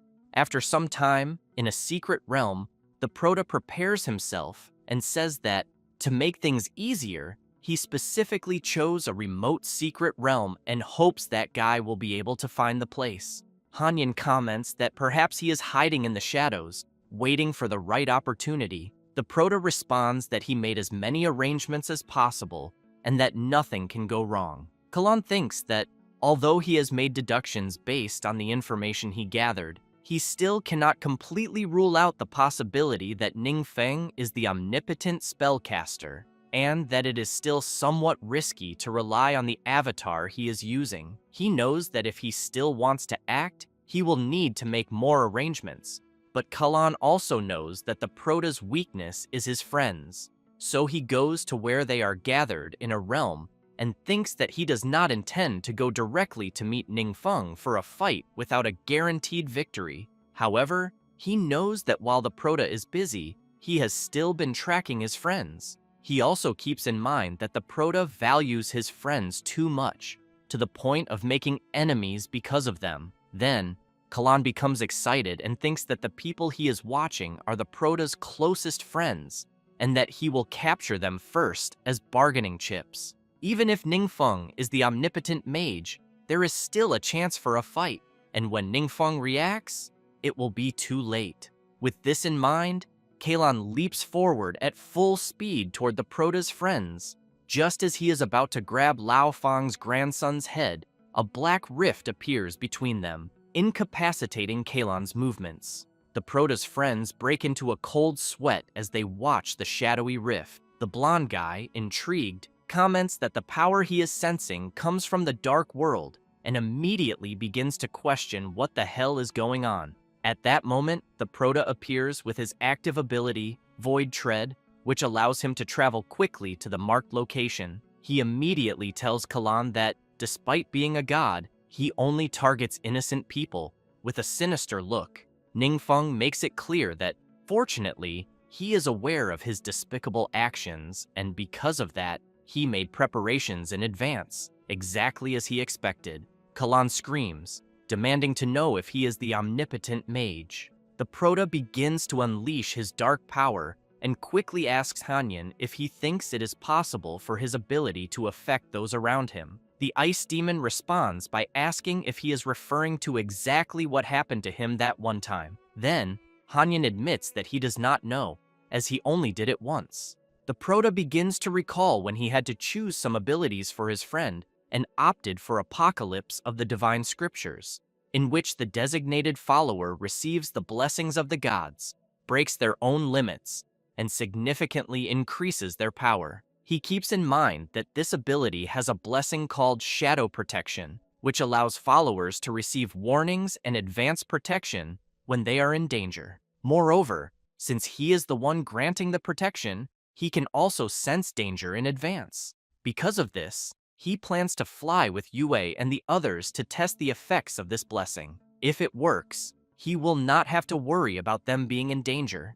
As they stare at each other, Kalan thinks that now is not the time for hesitation. Even if he loses the avatar he is using, he needs to test the Prota's strength. Ningfeng takes a deep breath and, releasing his terrifying power, makes it clear to Kalan that he does not deserve to be called a god. However, by the time the blonde guy realizes something, it is already too late. He is struck by the Prota's dreadful ability, Eye of the Storm. As he watches Kalan being consumed by his ability, the Prota wonders if he will truly be defeated, knowing that this was his first time fighting in the world of darkness. Since he was worried about unexpected situations, he did not hold back at all. Hanyan, surprised by his master's attack, says that even a god would not be able to withstand such a direct hit. The ice demon still recalls witnessing something similar once in the secret realm of judgment, where he was caught off guard and directly struck by a forbidden curse from the true Holy Spirit. Incredibly, he merely drank a healing potion and fully recovered. At this moment, the Prota seems to have become an incomparably powerful god. The Prota comments that he never expected the true essence of the Holy Spirit to borrow Kalan's body and directly invade his world. Therefore, he hopes that this time he can suppress it and buy some time to continue growing stronger. Meanwhile, at the glorious monument in the divine realm, controlled by the true essence, the soul of the Holy Spirit returns to its original body, which immediately lets out a scream and falls to its knees. The guards rush to his side, asking if he is well and if something has happened. Furious, he yells and orders everyone to leave immediately. The being of true essence believes that what just happened is impossible and wonders whether the omnipotent mage can truly control the power of darkness, as he had never sensed any trace of such power in him before. He then reflects that not even the 7 evil gods had used the power of darkness on such a scale. The true essence of the Holy Spirit grows worried and considers whether the omnipotent mage has mastered what they have been relentlessly pursuing. If that is the case, he knows he must contact the other gods immediately. However, he is also aware that he cannot let them see him in his current state, as some may take advantage of the situation. Aware of this, he grows even more furious and begins to destroy everything around him. Later, at the Blue Sharp Guild, Aglium steps out of the carriage. It is Shiyu who looks around and comments that, after being isolated in the hospital for so many days, he can finally return. Then, he turns and asks Shixiang if anyone provoked him while he was away. He replies that they did not, and mentions that, although many people have indeed left the guild, most remain subdued. As they walk inside the guild, Shiyu makes it clear to his younger brother to ignore those who left, as, in any case, the secret realm of judgment still exists. Therefore, he asks Shixiang to work hard, as they will grow again in the future. The blonde boy begins to sweat coldly and wonders if he should tell his brother about the appearance of the true essence of the Holy Spirit, knowing that he would likely love the idea of earning a god's favor and becoming his most trusted warrior. Shiyu is surprised to see what happened to the secret realm of judgment and immediately wants to know what the hell occurred. Later, Shixiang calls the Prota and tells him what happened. He, in turn, asks if the secret realm of judgment has truly been sealed. The blonde boy, upset, says that his brother has just returned and suffered a major blow, as he was counting on that realm to rebuild the guild. Hanyan tells the Prota that the realm of judgment is an extension of the divine realm, the main base where gods spread their faith across different worlds, and that abandoning the realm of judgment voluntarily likely has only one reason. After the true essence of the Holy Spirit fought against the Prota, it completely severed its connection with this world. In other words, it admitted defeat. Shixiang is surprised by the explanation and says that, in that case, the Prota is the true essence. Ningfeng responds that, for now, it seems so, and he believes he has won. The blonde boy begins to sweat coldly and feels a certain relief, knowing that, thank God, he did nothing to betray Assistant Professor Ningfeng. Thus, he believes that the professor will think well of him. Then, the Prota tells Shixiang that he has helped him a lot, and that if he ever needs anything in the future, he just has to let him know. The blonde boy starts jumping with joy and says everything is fine, while his brother lies on the ground, lamenting. Later, at the training ground base, the whole class is gathered, and Ningfeng comments that although they have temporarily defeated the true essence of the Holy Spirit, some planning is still necessary. After all, he knows that, in the end, besides this god, there must be others who will inevitably take notice of this place sooner or later. He then smiles and thanks everyone for trusting him. Someone behind Chang Mukyu thinks of their brother and imagines that he probably can't even believe what is happening. It is Shixiang, who is very happy and surprised that the Proto invited him to be part of his group. It doesn't take long before everyone heads to a meeting room. Wang Yue is deep in thought after discovering that all those previous inexplicable incidents caused by the so-called mysterious Grand Chief were actually the work of Ningfeng, her childhood friend. The old man, Lao Fang, knows that the Proto has never harmed an innocent person. On the contrary, many lives have been saved thanks to his help. Compared to those unpredictable and reckless gods, Ningfeng is much more worthy of respect and trust. The Proto smiles, realizing that he has seemingly reached a consensus with everyone. Moreover, the reactions of some people exceeded his expectations. Then, he looks at Shixiang and sees that he is in awe. He knows he has had that expression from the beginning, with such fanatical excitement in his eyes that it is almost overflowing. However, Ningfeng states that he believes no one there wants to see the world turn into a slaughterhouse for the gods to trample at will, and that the top priority is to grow stronger quickly and protect Earth themselves. He then makes it clear that since their world is relatively low level and lagging in many areas, everyone must find ways to improve in comparison to other worlds. He knows that although he has already found some potion recipes in other worlds, it is still far from enough. Wang Yue wants to know if, besides potions, emblems, achievements, and high-level skills, there is any other method. Ningfeng recalls that a few days ago, he absorbed Arlita's magic weapon, God's Doom, and gained new memories. In them, he found something useful once again. Rui Fang wonders if, by any chance, it could be enhancement and enchantment. The Proto confirms and explains that these two options are ways to improve equipment. Enhancements can increase the base attributes of equipment, while enchantments can grant equipment special attributes and effects.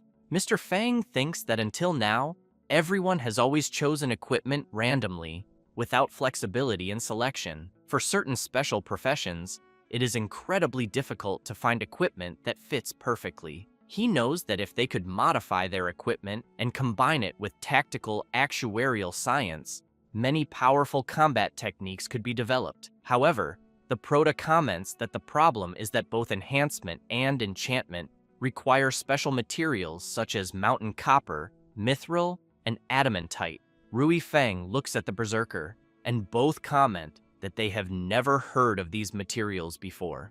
Ningfeng makes it clear that this is precisely the issue because, to them, these materials are completely unknown and can only be found in secret realms. At that moment, someone calls Lao Fang, and he apologizes, saying that he needs to take the call. Yue is intrigued and asks if the materials mentioned by the Proto are metallic minerals and what their appearances are. Meanwhile, the old man, concerned about the call he received, responds that he will leave immediately. He then informs everyone that there is a disturbance caused by a mutant in the city of Shijiang and that he needs to take care of it. The Proto responds that it's fine and urges him to go quickly. In the city, the scene is chaotic, with several explosions across buildings and streets. A mutant warrior laughs and declares that no one there can stop him. After the old man arrives at the scene, he is informed that the person causing such an uproar had mysteriously disappeared a few years ago and only recently reappeared. To make matters worse, attacks have no effect on him. Lao Fang walks up to the mutant warrior and makes it clear to his assistant that he is going to run a test. He then summons his chaotic flames and hurls them at the mutant warrior. As the dust settles, he remains unscathed. The old man is shocked, unable to believe that his attack had no effect. The warrior begins to laugh and says that it seems the old man's magic doesn't work against him. Lao Fang wastes no time and uses his Infernal Dragon Flames ability, attacking the warrior, who easily dissipates the attack completely. He then laughs again and says that he already warned that the old man's power has no effect on him. With a sinister expression, he reveals that his armor has been enhanced with mithril, a special metal with excellent magic resistance. The old man is surprised to hear that the mutant warrior's armor is made of mithril. Lao Fang turns around and starts running away, while the mutant warrior yells, wanting to know why he is suddenly fleeing. The old man grabs his phone and informs the Proto that he believes he has found a clue about mithril. The adventurers, speaking through the communicator, want to know what is happening inside the building, as they heard that the mutant is really strong and that even Director Fang couldn't handle him, requesting reinforcements. However, at the scene, the mutant warrior has already been beaten up and now wants to know who attacked him and why they took his armor and clothes. The Protoss group is on site, and he, analyzing the mutant warrior's armor, wants to confirm whether there is truly mithril in it. The warrior, his face bruised all over, says that even if the Protoss steals his equipment, it will be useless since all enhanced equipment is bound to the user's soul, preventing others from simply using it. Ningfeng becomes serious and, with a sinister look, demands that the mutant warrior reveal where he obtained the mithril. Terrified, he confesses that he was chosen by a demon lord and sent to cultivate in the secret realm that this lord controlled for several years. He also states that there are several mines in this secret domain that produce special minerals capable of enhancing equipment. The entire Protoss group becomes serious and demands that the mutant warrior immediately provide the location of the place.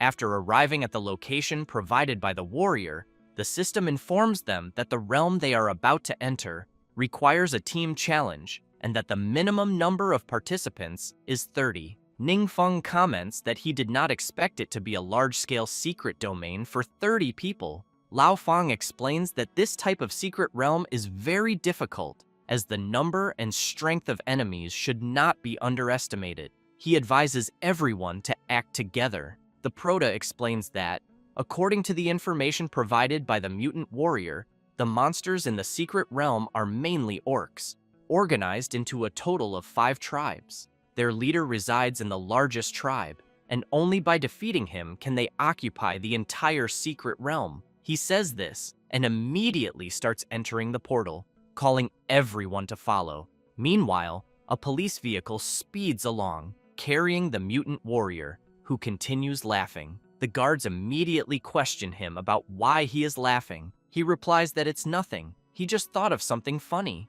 However, in his mind, he wonders what their expressions will be like once they enter the secret realm. Inside the realm, a sacrificial ritual is taking place, with multiple sacrifices being made. The orcs are ecstatic. As the Proto enters, he wonders if this place is some kind of arena. Suddenly, the system informs them about the bloody arena, explaining that only one will remain standing and that they must eliminate the beasts inside the cage. The cleric becomes worried and asks if they will have to fight each other. Wang Yue wastes no time, equipping her bow, just as Lao Fang quickly conjures his flames. Both attack the barrier, but soon realize that it cannot be broken. The orcs begin laughing and shouting, saying that the little insects are trying to escape. At that moment, some orcs observe them with a sinister gaze. Their leader stands up and takes a deep breath. The old man is startled and shouts, saying that the 5 orcs present are the leaders of their respective tribes. The system then informs them that inside the arena, there are no friends, only mortal enemies, and that the countdown to battle will begin soon. The Proto smiles, grabs his sword, and attacks the barrier, shattering it effortlessly. One of the orc leaders is shocked and extremely surprised to see the blood-stained light barrier destroyed with a single strike. With his terrifying aura, the Proto orders everyone who can to leave. Later, in the Beastman tribe, The orc leader shows the Proto the place where they enhance their equipment. He reveals that the mountain copper, mithril, and adamantite mentioned by the Proto are stored in the warehouse next door. While preparing a weapon, the blacksmith is startled when the leader calls him an idiot,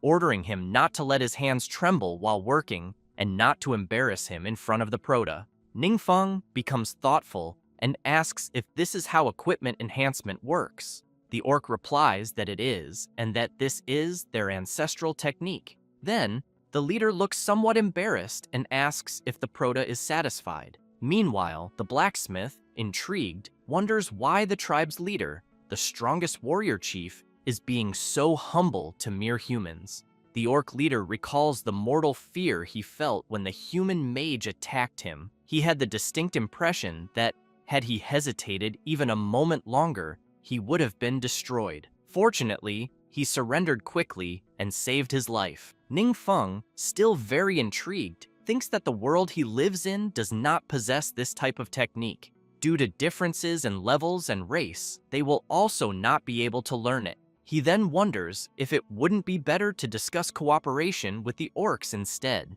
Suddenly, the orc leader smiles and says it would be a great honor for their tribe to provide equipment enhancement services. He then asks the Proto to leave that matter in their hands from that moment on. Everyone is surprised by the orc's decision, and the Proto thinks that they agreed too easily, without even negotiating a price. However, he makes it clear that usually, when they occupy a secret realm, they eliminate the chief and place some seals. But since their chief was so cooperative, he cannot simply eliminate them. Nonetheless, he emphasizes that monsters are still monsters and that they cannot trust them completely. The leader pounds his chest and asks the Proto not to worry about that, suggesting they sign a blood oath contract. With that, the Proto raises his hand, and so does the orc leader. They then touch their hands together and create the blood contract. However, the leader feels something strange and immediately wants to know what is happening.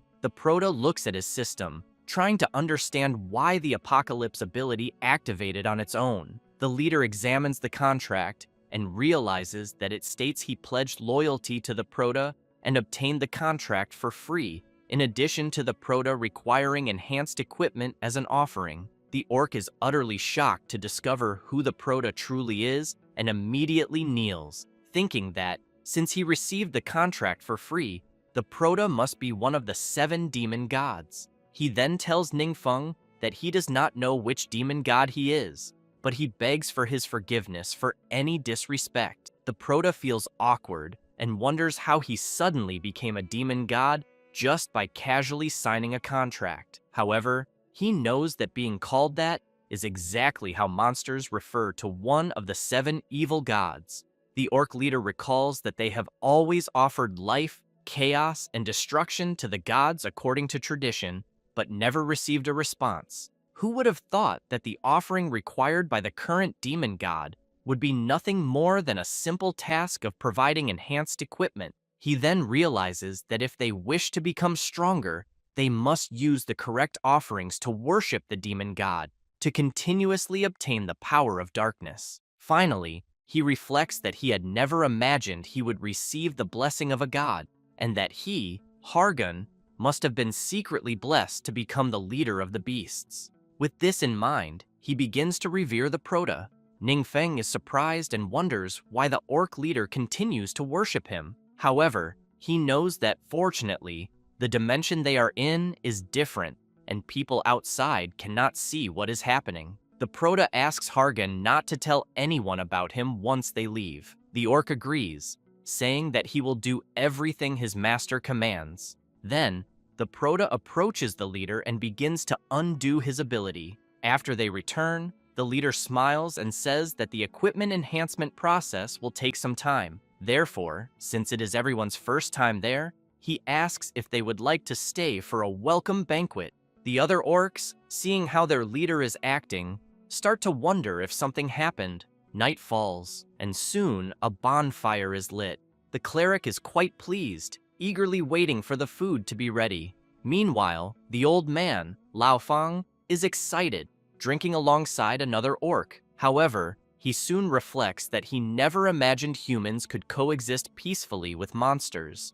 Meanwhile, the Proto observes Shixiang and notices that his expressions are always exactly the same. The orc leader thinks that, at first, he wondered how such weaklings were qualified to stand beside such a powerful figure, but he eventually understood that the gods must have a much deeper plan. Because of this, he decided that he must become the Proto's most loyal servant, no matter the cost. Later, the blacksmith informs them that the first batch of enhanced equipment is ready. The system immediately asks whether those who wish to wield the weapons want to perform the soul-binding process, as once bound, the item will become exclusive to the user and cannot be altered. Wang Yue picks up the bow, feeling impressed, and comments that the enhanced equipment stats are 10 times higher than before. She adds that such a level of improvement is something most people cannot achieve in a lifetime of cultivation.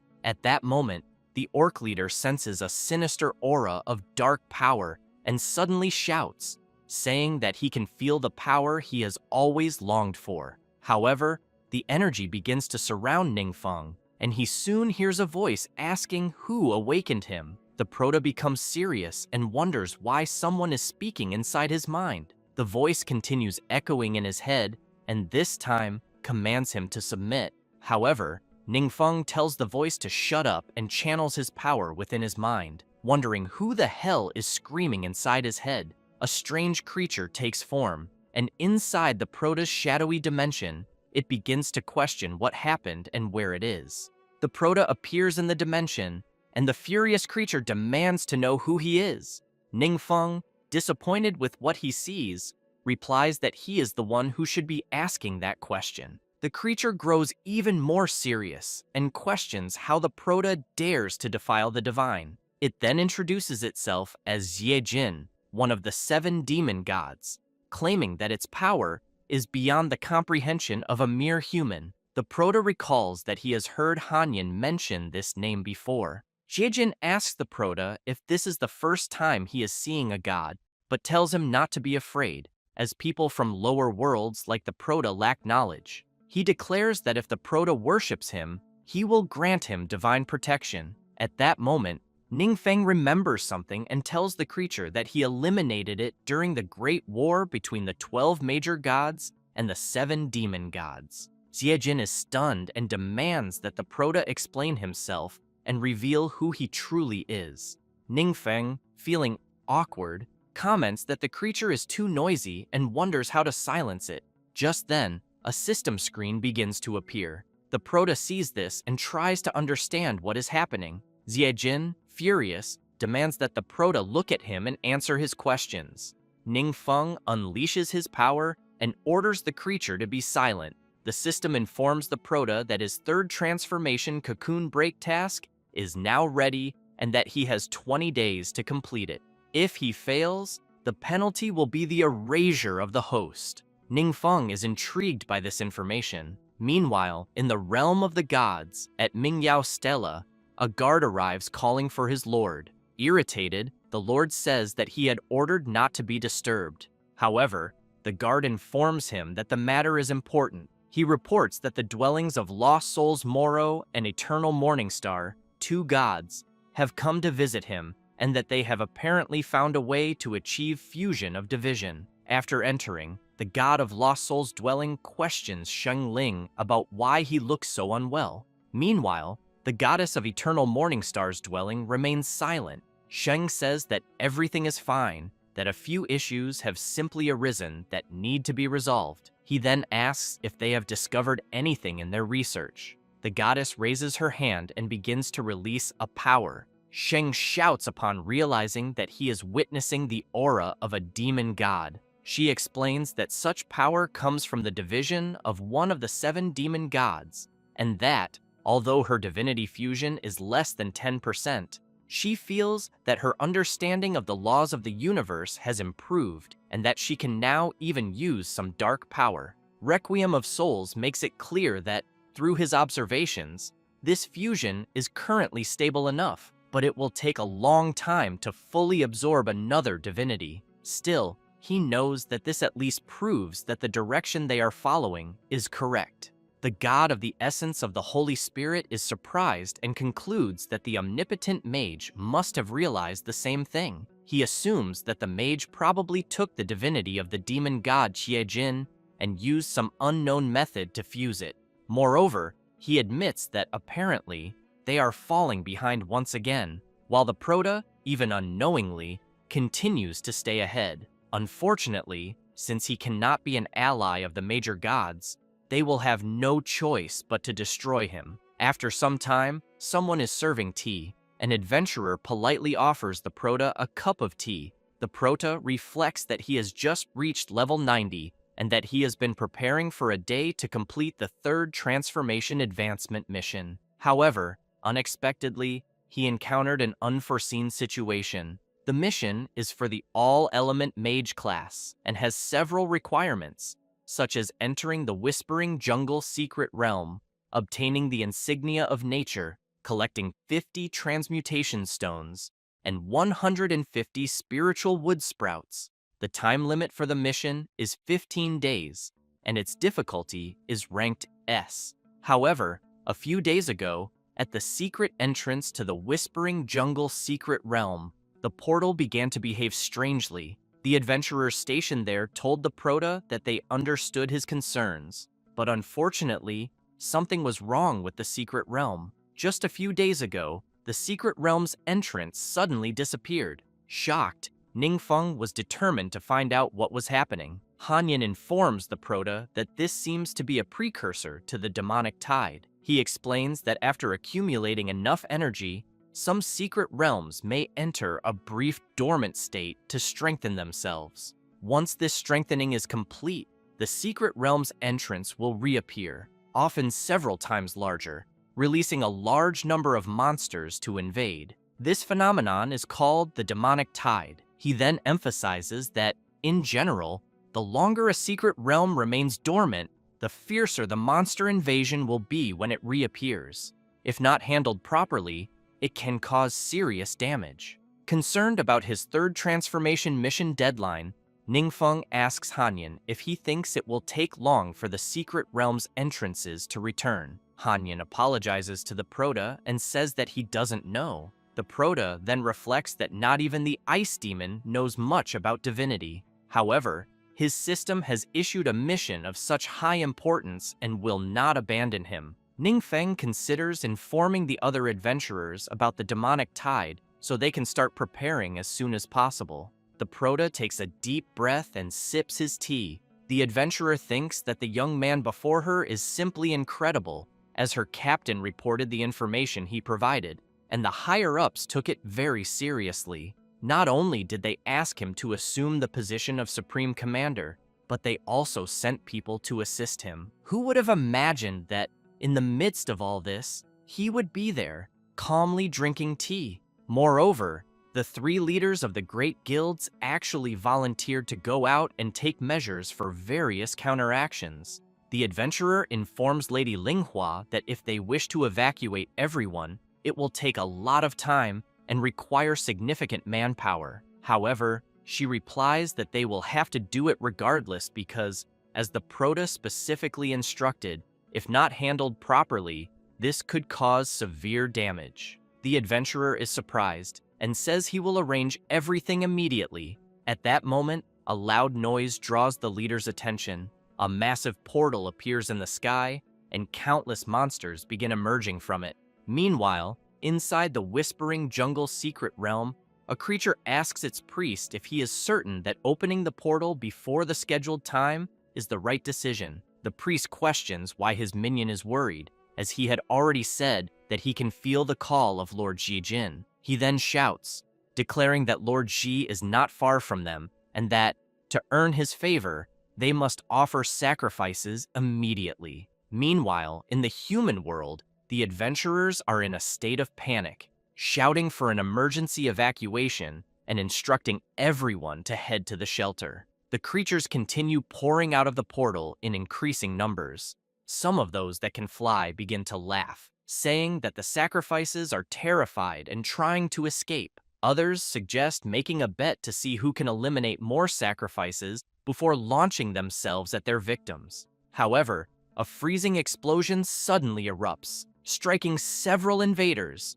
Some monsters are startled and begin questioning what the hell just happened. The Proto arrives and states that the creatures invading the human world aren't all that powerful. Hanyan explains that, in reality, the demonic tide isn't necessarily a bad thing, as if they manage to defend successfully, they can gain experience and abundant rewards. As the entire Protoss group prepares for battle, he feels excited at the thought of earning a massive amount of experience and rewards. One of the adventurers assisting in the patrol observes the Protoss group and thinks he knows they all come from the 7 great guilds. Although they are considered the frontline fighters among human adventurers, against such monsters, they are still like weak lambs. He knows they risk their lives facing powerful enemies, but seeing his comrades fall one by one, he wonders if this cruel war will be their endless fate, until he is surprised to see them all resolute and ready to fight whenever they can. Zhang Yanchuan, advancing without hesitation, shouts that he hasn't had such a good fight in a long time and feels like a completely different person. Ning Feng is pleased to learn that the first batch of high-grade potions and reinforced equipment has limited production, so they were prioritized for the elite forces of the 7 great guilds. Apparently, it was the right decision. He also considers that the large-scale battlefield there is perfect for testing something. At that moment, a monster charges forward but is easily struck in the head. The adventurers around Wang Yue are impressed, as she fired her arrow from the enemy's blind spot. She comments that the enemy shouldn't think she simply can't see them. The item she is using, while active, grants an additional 8 in agility, 20 in vision, 20 in accuracy, and a 30% experience boost. The Proto believes that such a battlefield is perfect for his friends. He then shouts for them to show their improvements. Zhang Shu and Rui Fang activate their monster cleaner items, which, for a certain period, increase the primary attribute by 5 and grant a 30% bonus against a specific type of enemy. The cleric also activates her item, which provides buffs to teammates, allowing them to kill 10 enemies consecutively within a certain time frame. The item's effect grants an additional 8 in the spirit attribute and a 15% buff to skill casting speed. One of the generals is shocked and shouts that this is impossible. As the high priest had said, they were all warriors blessed by Lord Xiejin, but seeing his allies being defeated one by one, he wonders why the hell their offensive is actually being stopped by the enemy. At that moment, the general hears the high priest asking what is blocking the path. He realizes this is the high priest's voice transmission spell. The adventurers hear the voice as well and immediately want to know what is being said, but they cannot understand anything since it is in the monster's language. The Proto, however, finds this strange, as he can clearly understand it. The priest makes it clear to all his warriors that Lord Xiejin eagerly awaits the sacrifices and commands them to advance and make the enemy taste the fear of death. The Proto is intrigued by this and telepathically asks Xiejin in his mind if all those monsters are his people. The evil god responds that they are not and asks the Proto not to use them. He then shouts at the high priest that the idiots on the battlefield are trying to kill him faster and that he wants everyone to stop immediately. The priest hears this, is terribly shocked, and comments that he has received a response from the evil god. He then transmits to all warriors that they must heed the god's revelation. The creatures comment that they are listening,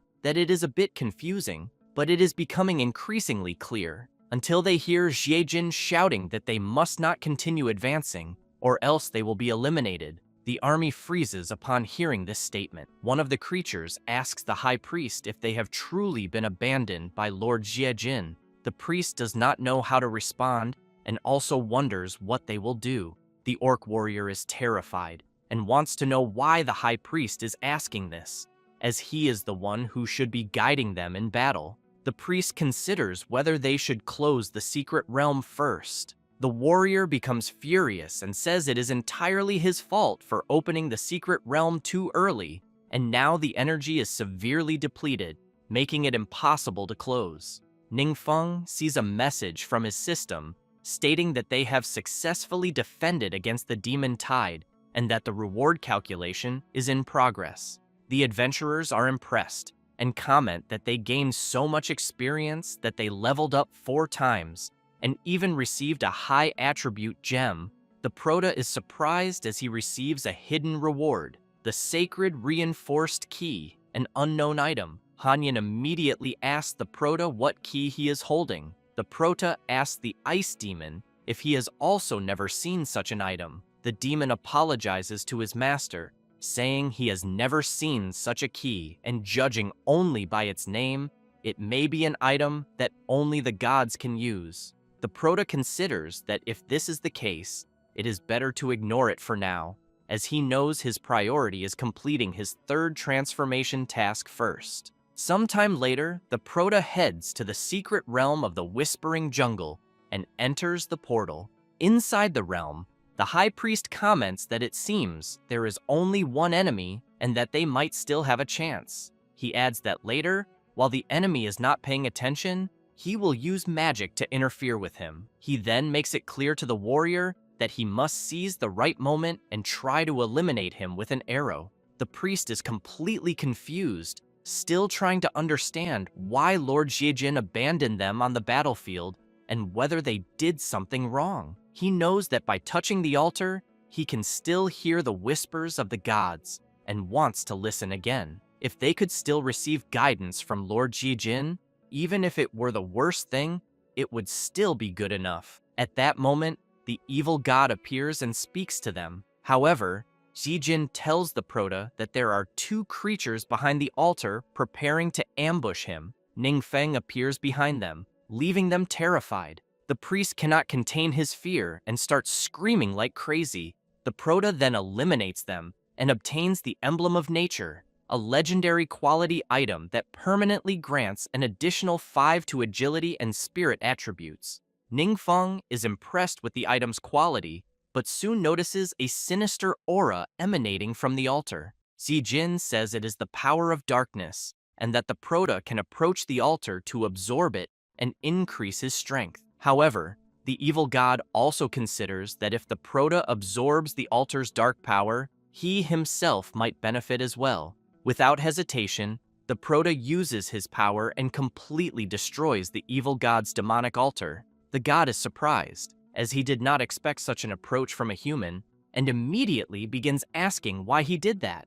Ningfeng becomes serious and tells him to shut up immediately. He then thinks that he does not understand the operational principles of these demonic god altars and that, therefore, it is best to destroy them. Meanwhile, in the divine realm, the god of true essence of the Holy Spirit possesses one of the 7 demonic deities, the deity of profaned madness, and intends to follow the method of the goddess Eternal Morning Star to fuse it as quickly as possible. However, a strange reaction begins to envelop the power core. The god tries to control it at all costs, but realizes it is out of control. The goddess explains that such dark power comes from the sacrifices of demons to the demon god, and that the demon god's divinity will frantically absorb the hidden power and attempt to break free from the seal. Therefore, she knows that the difficulty of fusing the divinity is extremely high, and out-of-control situations usually occur.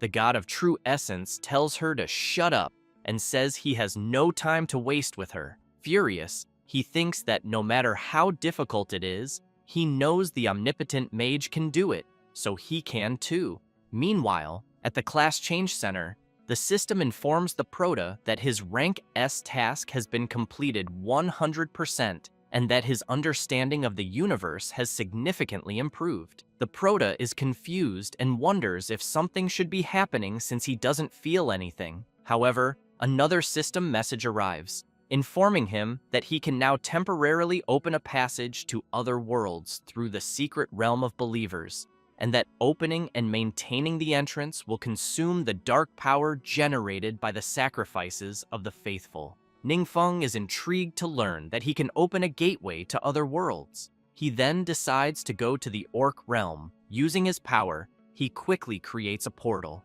Hargun, watching his master, thinks that he is truly worthy of being an evil god, as he can casually destroy space and time. The Proto understands that his new ability is very important and realizes that just as these gods can enter his world, he should now also be able to enter the worlds they control. Standing before the portal, he wonders what kind of world awaits him on the other side and whether he should really take a look. The orc leader asks the Proto if he wants him to accompany him. Ningfeng replies that it is unnecessary and that he is just looking around. However, he emphasizes that the exit is within the orc realm, so he needs him to protect the place and prevent outsiders from interfering. Ningfeng also makes it clear that if the orc leader encounters a formidable enemy, he will appear in an instant. Hargun assures his master not to worry and promises to fulfill his task without any problems. With that in mind,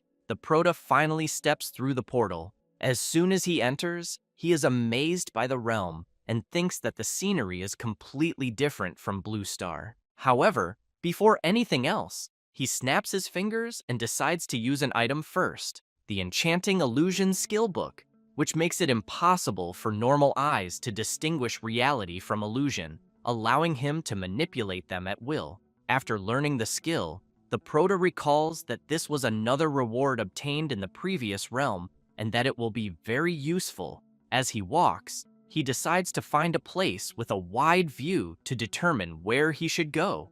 After reaching a peak, he spots a large city straight ahead. Upon entering the city, he begins walking and notices that the people he sees seem very old. Due to his ability, fortunately, they cannot recognize him, and apparently, he can also understand what they are saying. He then wonders if this is because his understanding of the universe has improved. Hanyan quickly asks his master to look ahead and points to a temple where there are followers of the goddess Eternal Morning Star. The Proto asks if this is the goddess who favors support classes. Hanyan confirms and praises his good memory. However, Ningfeng thinks that although he is curious about the temple, it is better not to go there to avoid alerting them. He then heads to a place where many people have gathered. One of them raises a staff, and Hanyan quickly asks his master what they are saying. The Proto comments that it seems those people came from a secret realm and obtained a very rare item. He also notes that the group appears to be very powerful,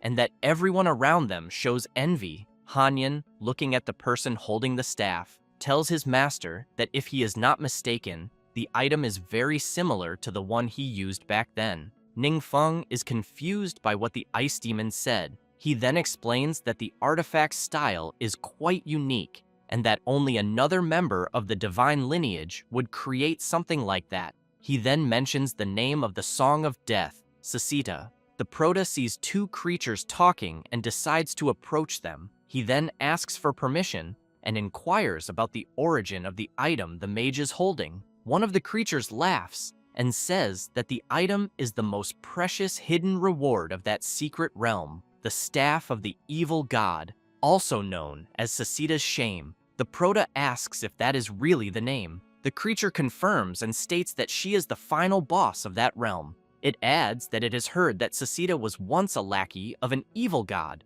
but was later subdued by the Lord God and imprisoned there. Hanyan becomes worried and tells the Proto that he fears it is truly Sasita and wonders if they should try to rescue her. Ningfeng is intrigued about what decision to make. However, he comments that he also needs a staff of the evil god, so he wants to know how he can obtain one. The creature points a finger at the Proto and asks if he is a rookie. It says there is only one way to enter the secret realm and informs him that the cost to hire them to take him there is 1,000 balins. Ningfeng wonders if balins are the currency of this world and where he should get that amount. However, he grabs a pouch and activates his enchanting illusion ability. The Proto believes this skill will make it work and that he most likely won't be exposed. He then hands the pouch to the guides, who are amazed to see that it really contains 1,000 balins. One of them then tells the Proto that he is quite straightforward. He then turns around and calls him to follow. Later, in the secret realm of the phantom domain of the Enchantress, the guide makes it clear to the Proto that the paths there are very complex and that it is especially easy to get lost on one's first time entering. He adds that if he accidentally goes to the wrong place and needs rescue, it will cost him even more. The other guide laughs sinisterly, thinking they can simply abandon the Prota there, return later to rescue him, and make even more money. However, one of the guides notices that he no longer hears the Prota speaking and turns to check if he is talking to himself. At that moment, they realize that Ningfeng is no longer there, and that, on top of that, the money pouch has also disappeared. Meanwhile, the Prota moves at high speed through the realm. Hanyin makes it clear to his master that he is not mistaken and that this is indeed Susida's territory. He explains that the place was originally called the Songwang Dungeons, but people changed its name to something like the Phantom Domain of the Enchantress. As they explore the area, Hanyin states that he is very familiar with all the paths there and that there is no chance he is wrong. He asserts that if the secret realm has not been distorted or altered, Susida must be very close. After stopping in a vast hall, Hanyin immediately informs him that this place is Susida's library and that she spends most of her time there. At that moment, she appears and releases her terrifying aura. Hanyin starts trembling upon seeing her. Without hesitation, Susida begins using her power and brutally attacks the Prota and the Ice Demon. Hanyin shouts, asking Susida how she dares to disrespect the Prota. Half out of her mind, she screams, calling them blue-skinned bastards and declaring that they will never humiliate her. She adds that if it weren't for the seal, she would make their lives a living hell. The Ice Demon comments that he regained his senses as soon as he saw the Prota and wonders why Susida didn't do the same. However, he becomes alarmed as he remembers that she called them blue-skinned bastards. He then turns to his master and suggests that this might be related to the illusion ability he is using. Keeping that in mind, the Prota deactivates his ability. Susida immediately changes her expression and looks surprised. She then says she can't believe she is seeing the evil god. The Prota is frustrated to realize that everything happened simply because his ability was active. She shouts, asking the Prota if he is really the evil god. Hanyin also speaks up, saying that he is there. However, Susida becomes furious, loses control again, and unleashes her terrifying power, calling the Ice Demon a blue-skinned bastard once more. The Prota immediately asks his friend what is going on and whether Susida's illusion hadn't already been dispelled. While trying to dodge her attacks, the Ice Demon responds that everything is fine and that the Prota probably doesn't remember, but blue-skinned bastard was originally the nickname Susida gave him. Shortly after, she returns to normal and asks the Prota what is wrong with him. Hanyin comments that, for some unknown reason, his master seems to have lost his previous memories. Susida wonders if it could be because of those hypocritical gods. The Ice Demon tells Susida that she was still alive when he died and suggests that her information might help the Prota. She then kneels and declares that she wishes to return under his protection. However, she explains that she is sealed there by the goddess Eternal Morning Star and is unable to leave. She then screams that the goddess deliberately suppressed her power, turning her into a monster within the secret realm. She reveals that she has been killed repeatedly and reborn countless times, suffering endless physical and mental torment. She then begs the Prota to rescue her from such suffering. Ningfeng comments that her situation is different from Hanyin's, so he is unsure if the previous method will work again. The Ice Demon tells his master not to worry. As long as it is his decision, everyone there will accept it. Hanyin makes it very clear to Susida that the Prota must kill her first, and then use another method to try to save her. He then explains that this is how he was resurrected, but he is not sure if the same method will work on her. She says it is fine, and that she fully trusts the will of the Demon Lord. The Prota becomes serious, realizing that the place they are in is influenced by other gods, and it is not advisable to stay there too long. Knowing this, he draws his sword and thinks it is best to act quickly to get out of there as soon as possible. He then eliminates Sasita, and a seal is activated, enveloping them. Meanwhile, in the city, guards begin teleporting, wanting to know what is happening. Near the temple, someone comments that the seal in the secret realm has been triggered and orders all guards to enter the temple to investigate. Someone inside the temple shouts that no matter who is behind this, they must be captured and brought to justice by the goddess.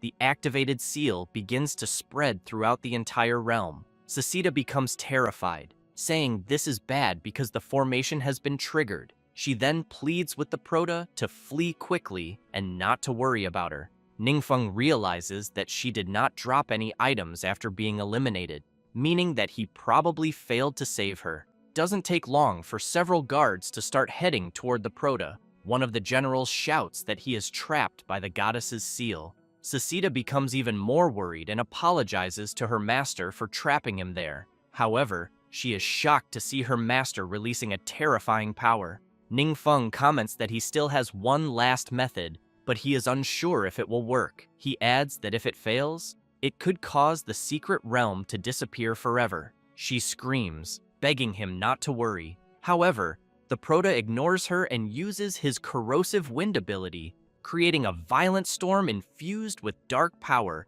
capable of corrupting all light. All creatures are engulfed by this power and are quickly obliterated in a matter of seconds. The mage who was holding Sasita's item drops it. It is a legendary quality item that can be upgraded, containing additional spells such as Soul Withering and Phantom Domain Harvest. Additionally, Sasita's soul absorbed the city's divine power and did not dissipate. Instead, it is now bound to the item, and whoever wields it will receive a bonus of 12 points in the spirit attribute, 12 in magical damage, and a 15% increase in spellcasting range. Without wasting time, the Prota grabs the item, calls out to Sasita, and tells her that it worked. Meanwhile, in the Orc Kingdom, Hargan stands on guard at the Prota's request. He soon notices a rift of a portal in front of him, and then Ningfeng passes through it. The Orc leader is pleased to see his master again. The Prota then says there's no need for him to stay there. He mentions he has decided to seal the passage and that Hargan can leave and take care of his own life. Ningfeng knows that maintaining the passage consumes a lot of energy and that the dark power obtained through sacrifices has nearly been depleted. The Prota comments to the Ice Demon that it's a shame items from higher-level worlds can't enter lower-level ones, because otherwise he could have brought some equipment from there. Hanyan laughs and says, unfortunately, artifacts can't bypass such rules. But on the other hand, everything went well since Sasita has finally returned. The Prota raises his staff, which he obtained in the upper realm, and the system immediately reveals its info. It is the Staff of Lord Requiem, legendary grade and upgradable. When equipped, it grants the user 1,500 points in spiritual attribute, 150% magic damage, 150% casting range, and 30% spell duration. It's a piece of gear that ignores durability. Normal attachments add death element properties, with a 20% chance of inflicting the weaken effect. While the death element is nearby, the user's mana regenerates slowly.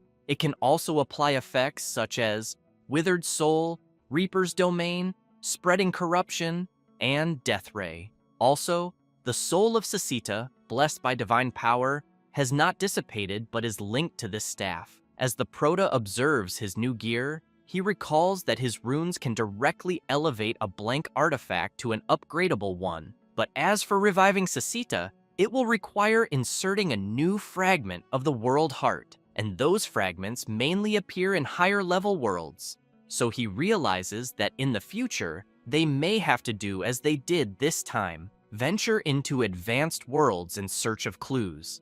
Meanwhile, in the Temple of the Eternal Morning Star, the goddess's servants are speaking with her. Through a dimensional rift, she says something in an unknown language. Then she switches to the language of her servants and asks them what exactly happened. One of the servants, terrified and trembling, begs the goddess to forgive their carelessness. He reports that an unidentified intruder invaded the secret realm she had sealed. She comments that she sensed such a powerful dark force that it even broke her seal. So, she wants to know if it was a demonic invasion. The servant again apologizes and says they still don't know the intruder's identity. The eternal morning star becomes furious, calls them fools, and questions if there wasn't a recording formation in the secret realm and why they didn't send someone to investigate. The servant begins trembling even more and, scared, says that the secret realm also vanished. Meanwhile, at the training base, Ning Feng, holding the capybara demon, arrives at a location and comments that the room in front of him is quite nice and that its internal space is also very large. He then takes out the unknown key he received, and the system quickly asks if he'd like to rebuild the secret realm of the Requiem of Souls there. Ningfeng recalls that the sacred key of reconstruction, obtained during the last demonic tide, serves that purpose and allows destroyed secret realms to be rebuilt in any chosen location. He clicks accept. However, he wonders if saving Sasita may have drawn the attention of another deity, and that, if there were a way to defeat them one by one, it would be ideal. Meanwhile, in the secret realm of the vast starry sky, the divine domain ruled by the eternal goddess of the morning star, she is puzzled, trying to understand what exactly is happening, since a powerful dark force broke the seal she personally placed. She wonders if perhaps a demon god has been resurrected. The goddess recalls that it's been a very long time since she felt such intense unease. She knows the last time was during the battle against the omniscient god. Then she grows frightened, thinking about all the recent events. Even more shaken, she wonders if it could really be the person she's thinking of. After some time, she summons the Requiem God of Souls and shares her concern. The god asks if she's truly worried about the return of the omnipotent god. She says she's not sure. Requiem remarks that the omnipotent god has been gone for so long that no one knows if he's even alive. He notes that the eternal morning star goddess has a habit of biting her hand uncontrollably when extremely anxious, and it's clear that the war against the omnipotent god left her deeply shaken. He then adds that the omnipotent god is nothing more than an unlucky dog who barely escaped, hiding for ages. So what difference would it make if he did return? After all, his followers either died or fled. Requiem also points out that, besides, she had said the one who broke the seal used a forbidden dark spell, so it's not like just invoking the name of an evil god would actually turn someone into one. The goddess calms down, agrees with Requiem, and admits she was being overly sensitive. Requiem suggests they investigate the matter first, saying it's just a damn temple and a secret realm, nothing for her to stress about. The eternal morning star then asks about the god of the true essence of the Holy Spirit. Requiem replies that he's still in isolation, since divine fusion isn't easy to manage. Meanwhile, in the secret realm of the city of the dead, Hanyan says it's truly a divine miracle, and that when Sasita resurrects and sees her world intact, she'll be overjoyed. He adds that all the books in the library are from Sasita's personal collection over many years, and to her, they're more precious than life itself. The Proto smiles and tells the ice demon that he promises to restore his world too. Hanyan is deeply moved and starts crying, thanking his master for such kindness, saying he truly misses his hometown. Ningfeng thinks he completely understands Hanyan's feelings, since besides the world heart fragment, they also need a reconstruction key. He also realizes that coming here was well worth it, not just because of Sasita, but also because he leveled up. He tells Hanyan that after clearing a secret realm, he instantly went from level 90 to level 120 and will soon reach his 4th transformation. The Ice Demon explains that in higher level worlds, experience points are incredibly high, making this a very fast leveling method. However, the Proto notes that causing such a stir might attract the attention of other gods, who could target him specifically. That's why, even when leveling up in the future, he needs to stay alert. He then calls the Ice Demon so they can head to the job change hall and accept a few quests. Upon arriving, The quest they choose is the Omnipotent Mage God's a fourth class change quest. It has a few requirements. First, enter the secret realm of the Mind Spirit Labyrinth and obtain the mental emblem. Second, collect 100 transformation stones. Third, collect 150 evil crystals. And finally, collect 150 clear heart vines. The deadline is 20 days and the difficulty is S rank. The Prota says that it seems the secret realm of the Mind Spirit Labyrinth is unique, and remembering the last creature crying terribly and begging non-stop, he feels a bit down. But as he approaches the portal, he knows that, fortunately, this time, the target isn't him, but rather the hidden boss within the secret realm. Upon arriving at the realm of the Mind Spirit Labyrinth, the Prota is quite surprised to see the creature right in front of him, radiating a terrifying aura. The creature smiles, but then starts making some really bizarre faces.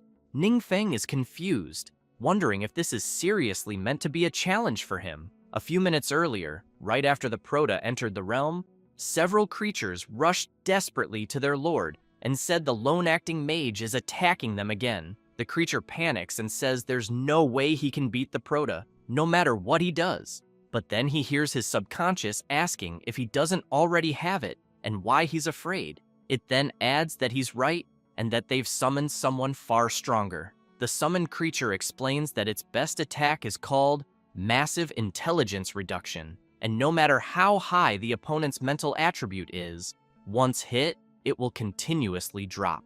It then clearly tells the secret realm boss that as long as he keeps the mage distracted, it'll strike suddenly, ensuring the Prota can't dodge the attack. And once his mental attribute drops, the summoned creature says it'll torment him properly. So back to the moment when the secret realm boss was making faces to draw the Prota's attention, the summoned creature quietly activates the Massive Intelligence Reduction ability. The Prota is hit by it, and the secret realm boss celebrates, as the plan has worked. However, Ningfeng quickly dispels the ability and realizes that the skill he recently acquired can resist mental attacks, and that he originally prepared it to deal with the god of the true essence of the Holy Spirit.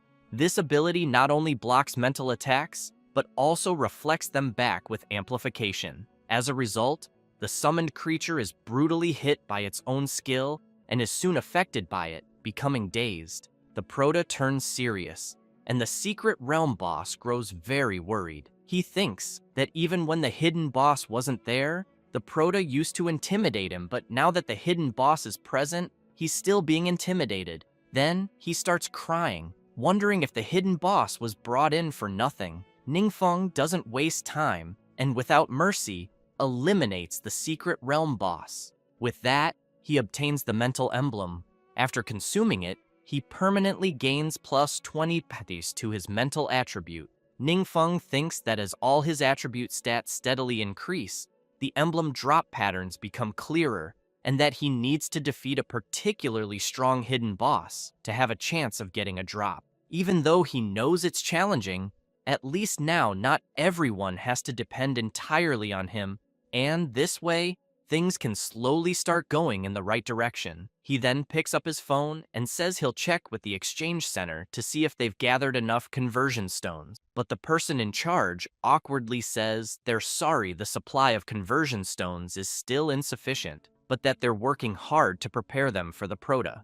Ningfeng knows conversion stones are a high-demand item and that he just bought a batch for his third-class evolution recently. But he also knows there's still plenty of time before his mission deadline, so there's no need to rush. And for now, he'll return to the training field immediately. When he arrives, he sees several adventurers gathered and instantly wants to know why the training field suddenly got so lively. The adventurers, upon noticing the Prota's presence, cheer excitedly and shout that Boss Ningfeng is back. The Prota recognizes them as the elite group from the battle against the demonic tide, so he quickly asks what's going on. Lu Ping says the authorities just decided to extend the training camp's duration, and with all the recent changes, everything is now new knowledge, and that instead of wasting resources, it's better to focus and properly train a group of people. The adventurers approach the Prota and comment that now they'll have the chance to see him more often, so they want him to guide them properly. The Prota laughs and says the group around him is already the strongest in the country. One of the adventurers questions what he's talking about, since they all know that only he is the strongest in the country. At that moment, someone suddenly appears, and the adventurers wonder if it's Kai Yuchen and why she's in such a hurry. She then tells the Prota that something has happened. Ning Feng quickly asks what it is. She says the auction house just called and said the transformation stones prepared for him were stolen. He wants to know if someone actually dared to rob the auction house, and whether she knows who did it. A few moments earlier, at the Yuancheng auction house, Mr. Cheng says they finally managed to gather 100 transformation stones, and that they should be delivered immediately to the training camp, as quickly as possible, and handed personally to Ning Feng. The guard responsible says okay, and that he'll do it right away. The director closes the suitcase, and a dark aura begins to emerge from it. From this aura, something grabs the director by the neck. The guard rushes to help him, but is restrained by another shadow, and then attacked by several others that appear out of nowhere. Unable to defend himself, he is defeated and falls face first to the ground. The other shadow moves toward the auction house director and grabs him by the neck again. The director, now scared, asks what kind of creature it is. Just then, someone arrives and comments that he heard Yuancheng's auction house had been stockpiling transformation stones lately, and apparently, that's true. The director gets serious and, looking at the guy, says he's Zheng Jiasheng, the eldest son of Zhenggui auction house. The director knows that Zheng Jiasheng and Kai Yuchen were classmates in high school and participated in the same year's supernova. However, he was later disqualified from the college entrance exams for injuring someone intentionally and supposedly moved abroad in anger and never returned until now. At that moment, the boy's shadow tightens its grip on the director's neck, but he begs the shadow not to kill him yet, saying he still has questions to ask. He then demands to know why Yuancheng's auction house is collecting transformation stones and what they plan to do with them. The director shouts for the boy not to do anything reckless, and then says they're for a very important client. Zheng Jiasheng finds that interesting and places his hand on the suitcase containing the stones, saying that's very convenient because Zhenggui's auction house would also love to have a client like that. Zheng makes it clear to the director that he's taking the stones and that, if that important client shows up, the director should tell him to find him at Zhenggui's auction house. He says that and disappears. The shadow creature releases the director, who falls to his knees, coughing hard while trying to scream and beg the boy to stop. After Kai Yuchen finishes telling the Prota everything that happened, he thinks to himself that the Zhenggui auction house is also a major trading house, rivaling Yuancheng in scale, and wonders if this could be a case of business rivalry between the two. Yuchen says that originally, this shouldn't have involved them, but when they sent people to negotiate, Zheng Jiasheng violently drove them out. She then says Jiasheng has grown much stronger than before, and the monster he summoned is stronger than most bosses in secret realms. Just then, the Prota's phone rings, and he asks the adventurer to wait a moment while he answers. She tells him to go ahead and that she'll wait. Ning Feng asks what Duan wants, and Duan replies that Mayor Kai just reported something. The Prota asks if it's about the transformation stones, because if so, Kai Yuchen has just informed him about it. Duan says that's convenient, but he's already near Zhenggui's headquarters with the capybara demon, so the Prota doesn't need to make the trip himself. Ning Feng agrees and tells Duan to be careful. Hanyan comments that it's just a simple matter, not worth the Prota bothering to handle personally, and that Duan has been improving a lot lately, so leaving it to him would be perfect. Besides, the demon Man is with him.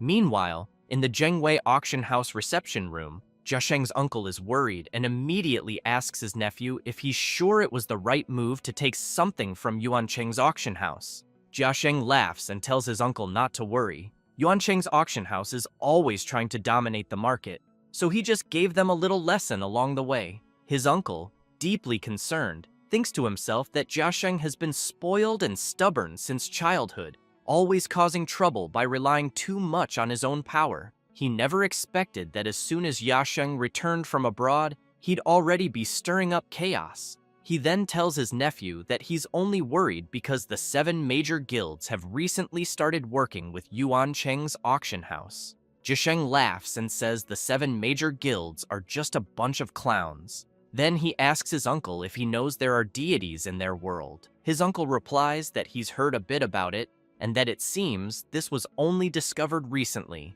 Jiasheng says he wants to formally introduce his master, a devout follower blessed by the deities. The uncle looks at the person sitting and drinking in a strange manner and wonders if that's the one Jiasheng brought from abroad. Jiasheng says his master comes from a higher-level world that caught the attention of the gods, and the deity he worships cannot be referred to by name, only revered as Requiem of Souls. The boy also says his master's current journey around the world is to spread the faith and recruit more believers for the deity, and that any nations willing to worship the Great Lord will receive protection from his master. However, he warns that those who refuse to worship the Great Lord will be erased from existence by his master. Jiasheng's uncle says that even if his master comes from a higher-level world, his tone is still very arrogant.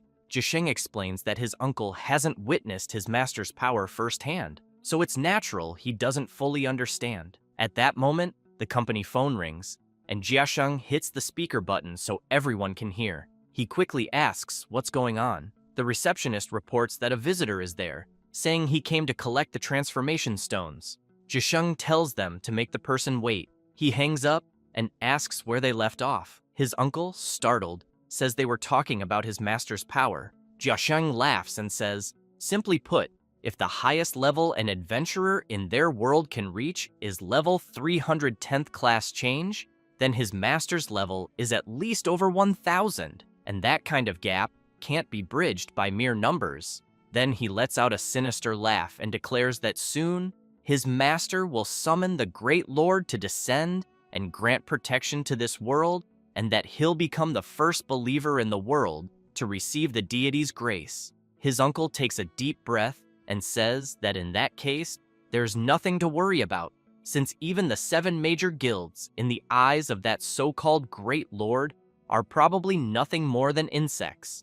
At that moment, someone bursts in, slamming the door open. Jiasheng immediately demands to know who just did that.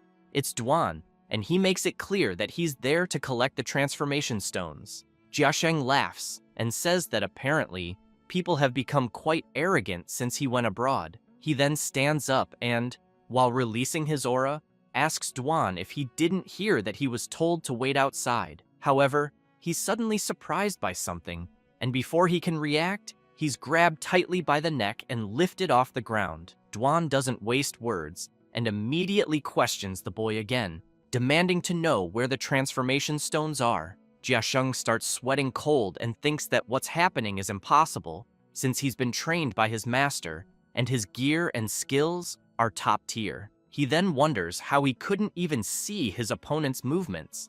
At that moment, Duan notices something as he turns to the side and sees Jiasheng's master unleashing his terrifying power. Then, Jiasheng's master laughs and tells Duan he made good moves, asking if by any chance he's a follower of the God of the true Holy Spirit. Duan replies seriously that he's not.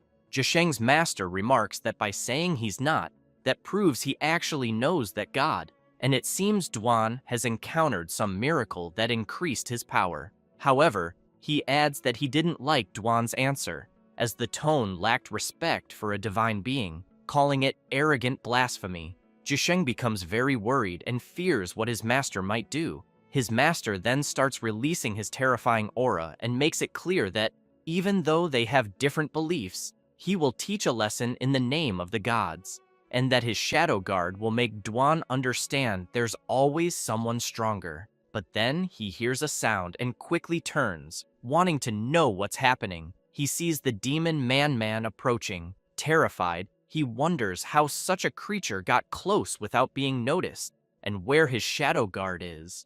Looking around, he realizes all his shadow guards have vanished. Jiasheng panics and says his master's shadow guards were all transformed from high-tier demonic beasts, extremely powerful, and wants to know what kind of monstrous creature could devour them so easily. Duan comments that apparently the demon Man-Man really likes the taste.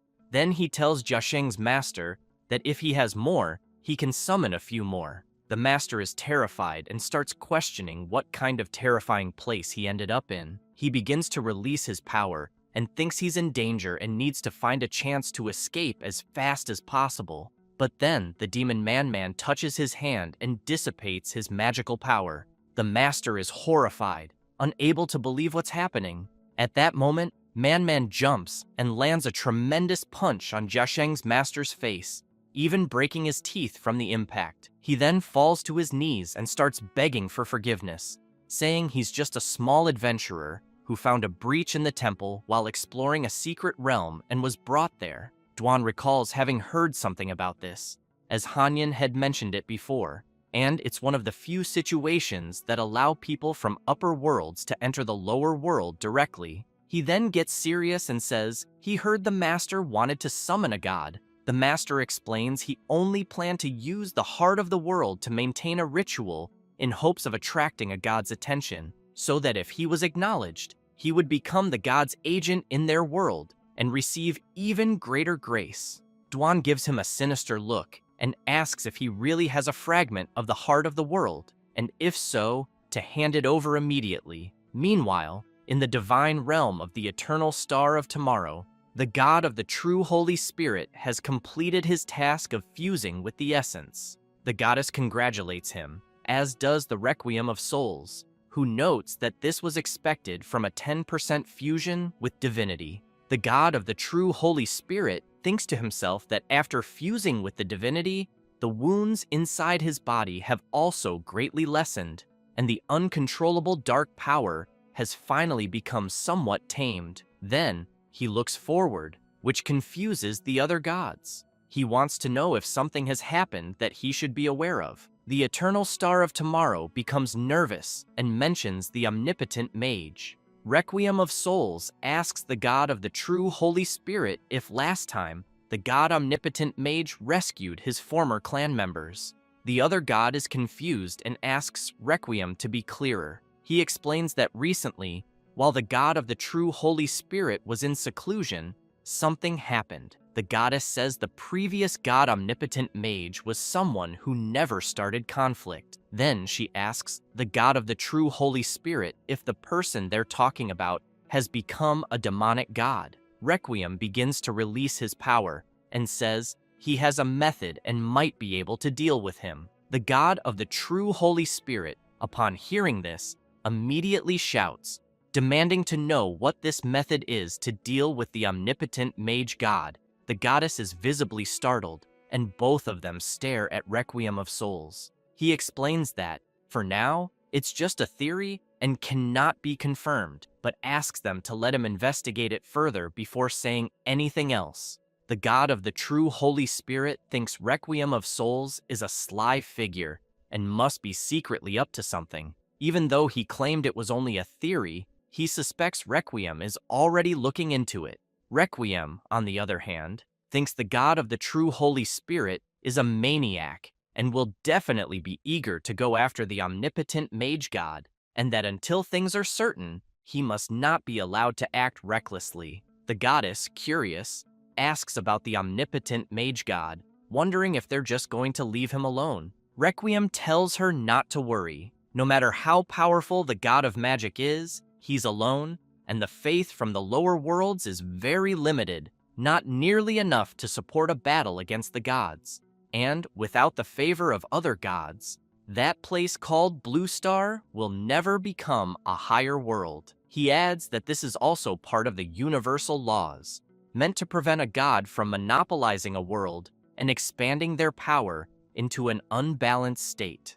In other words, the omnipotent mage god's hideout will become a prison he created for himself. Meanwhile, in the lower world of Earth, the Prota is happy and petting the demon Man-Man. Jiasheng and his master are kneeling desperate to know who the person in front of them is, since the monster that easily defeated them is being so obedient to him. The Prota turns and asks Dwan if the identity of the one-eyed man has been confirmed. Dwan says yes, explaining that about a month ago this person appeared in a secret realm in Livia. The Prota gets curious and asks if Livia is a small country in Eastern Europe.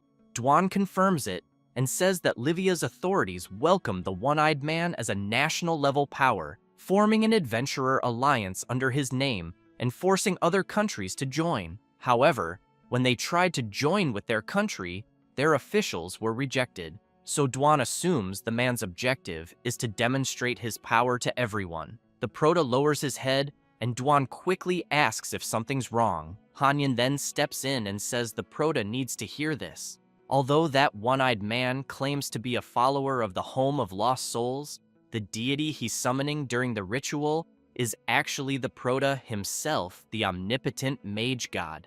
Ningfeng is disappointed upon hearing this, but immediately tells Jiasheng's master that he's not telling the truth and asks who exactly he was planning to summon. Jiasheng's master is terrified and tries to say something but can't explain himself. He then starts slamming his head into the ground repeatedly in desperation, saying he was wrong and that he was summoning an evil god. At that moment, Dwan gives him a sinister look and calls him a bastard, demanding to know who told him that the omnipotent mage god is an evil god. Jiasheng's master becomes even more terrified and keeps apologizing. But amid all this, he realizes something and asks Dwan if they also believe in the omnipotent mage god. He then says that this was expected of the omnipotent mage god after all.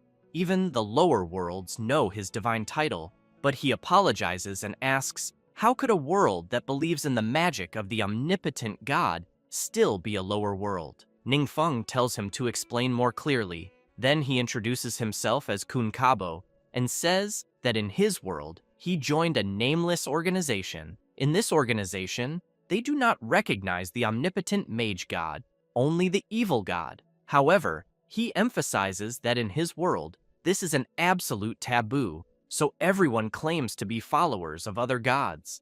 The Prota interrupts him and asks who the leader of the organization is. He replies that he doesn't have that information either, as no one has seen the organizer's true appearance yet.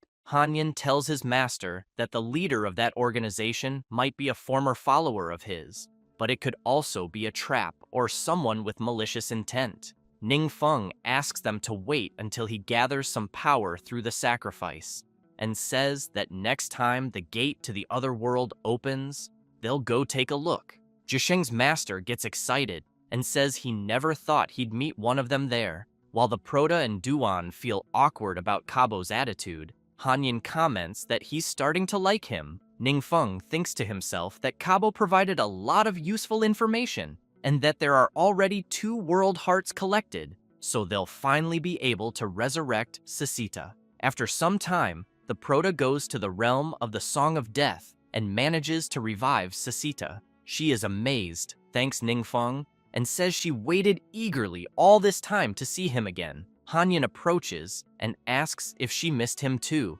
Sasita gets furious and says he's the last person she wants to see, then demands that he leave her realm immediately. The Prota laughs and says it looks like the two of them have a pretty close relationship. She screams no and says that Hanyin always messed up the books she organized, never put them back in the right place after reading, and used to borrow books without returning them. That's why she banned him from the library. Hanyin says he remembers that, but insists he can't leave the Prota waiting there, so he tells them to come to the library and says he'll lead the way. At that moment, the Prota sees Sasita quickly leap forward and land a kick on the ice demon's back, making it clear he doesn't make decisions for her. After arriving at Sasita's library, Hanyin awkwardly tells his friend that that's no way to treat a guest. She makes it clear that no food or drink is allowed in the library, so she asks the Prota to please forgive her rudeness, but notes that the rule applies even to him. Ningfeng laughs and asks the ice demon to please stop provoking Sasita. Then she asks her master if he understands the current situation. He says yes, and as he tells the story, she listens in awe. However, she comments that relying only on the world they're in to fight against the other gods could be extremely difficult, and that without divine intervention, the adventurers of this world can't break their limits or become true support. She adds that, as the Prota saw, Cabo, the one-eyed man, suppressed an entire continent by himself with power, and that kind of gap between world levels can't be closed just with numbers. In higher-ranked worlds, whenever the Prota intervenes, he will always draw the attention of other gods. Ningfeng asks if basically it means others can't come in and they can't go out. Sasita confirms and says, the most important issue is that this will cause a problem if other gods secretly send people to infiltrate and cause destruction. They might not detect them in time. The Prota thinks to himself that if other gods are willing to sacrifice their believers and send suicide squads, like when he rescued Sasita before, it caused many problems. Also, these gods treat their followers like pawns, so they really might do something like that.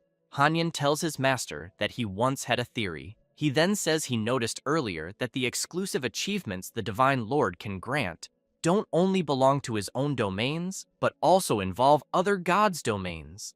And to be precise, they involve two gods, the agility type Shadow Commander and the support type Sage. After hearing those two names, Sasita comments that they were already eliminated by the Lord God during the War of the Gods. The Prota is a bit puzzled by that, but Hanyan says that apparently it seems his master had considered that possibility too. Sasita gets nervous and wants to know what the two of them are talking about.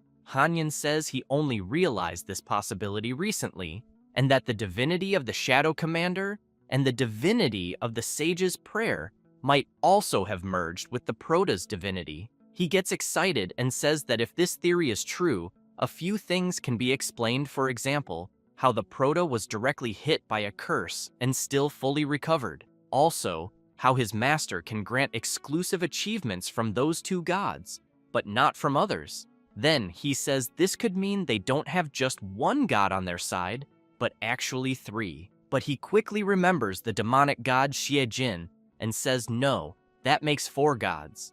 Ningfeng comments that, in other words, if they kill other gods, there might be a chance of fusing with their divinity too. Hanyan makes it clear to his master that this theory still needs to be verified, so the Prota gets serious and asks him to verify it immediately. Meanwhile, in the realm of the gods, the god of the true essence of the Holy Spirit, as well as Requiem of Souls and the goddess of the eternal star of tomorrow, all sense something strange. They immediately want to know what's going on, as they suddenly felt a terrifying threat. They begin to recall the time they confronted the omnipotent mage god. The god of the true essence of the Holy Spirit shouted that they weren't there to fight him and asked why he refused to listen. But the omnipotent god simply stayed silent. The goddess commented that he disliked conflict, and that's why they never forced him. But what he's doing now is clearly antagonizing all the gods. Requiem of Souls asked him to stop what he was doing and not act so recklessly otherwise.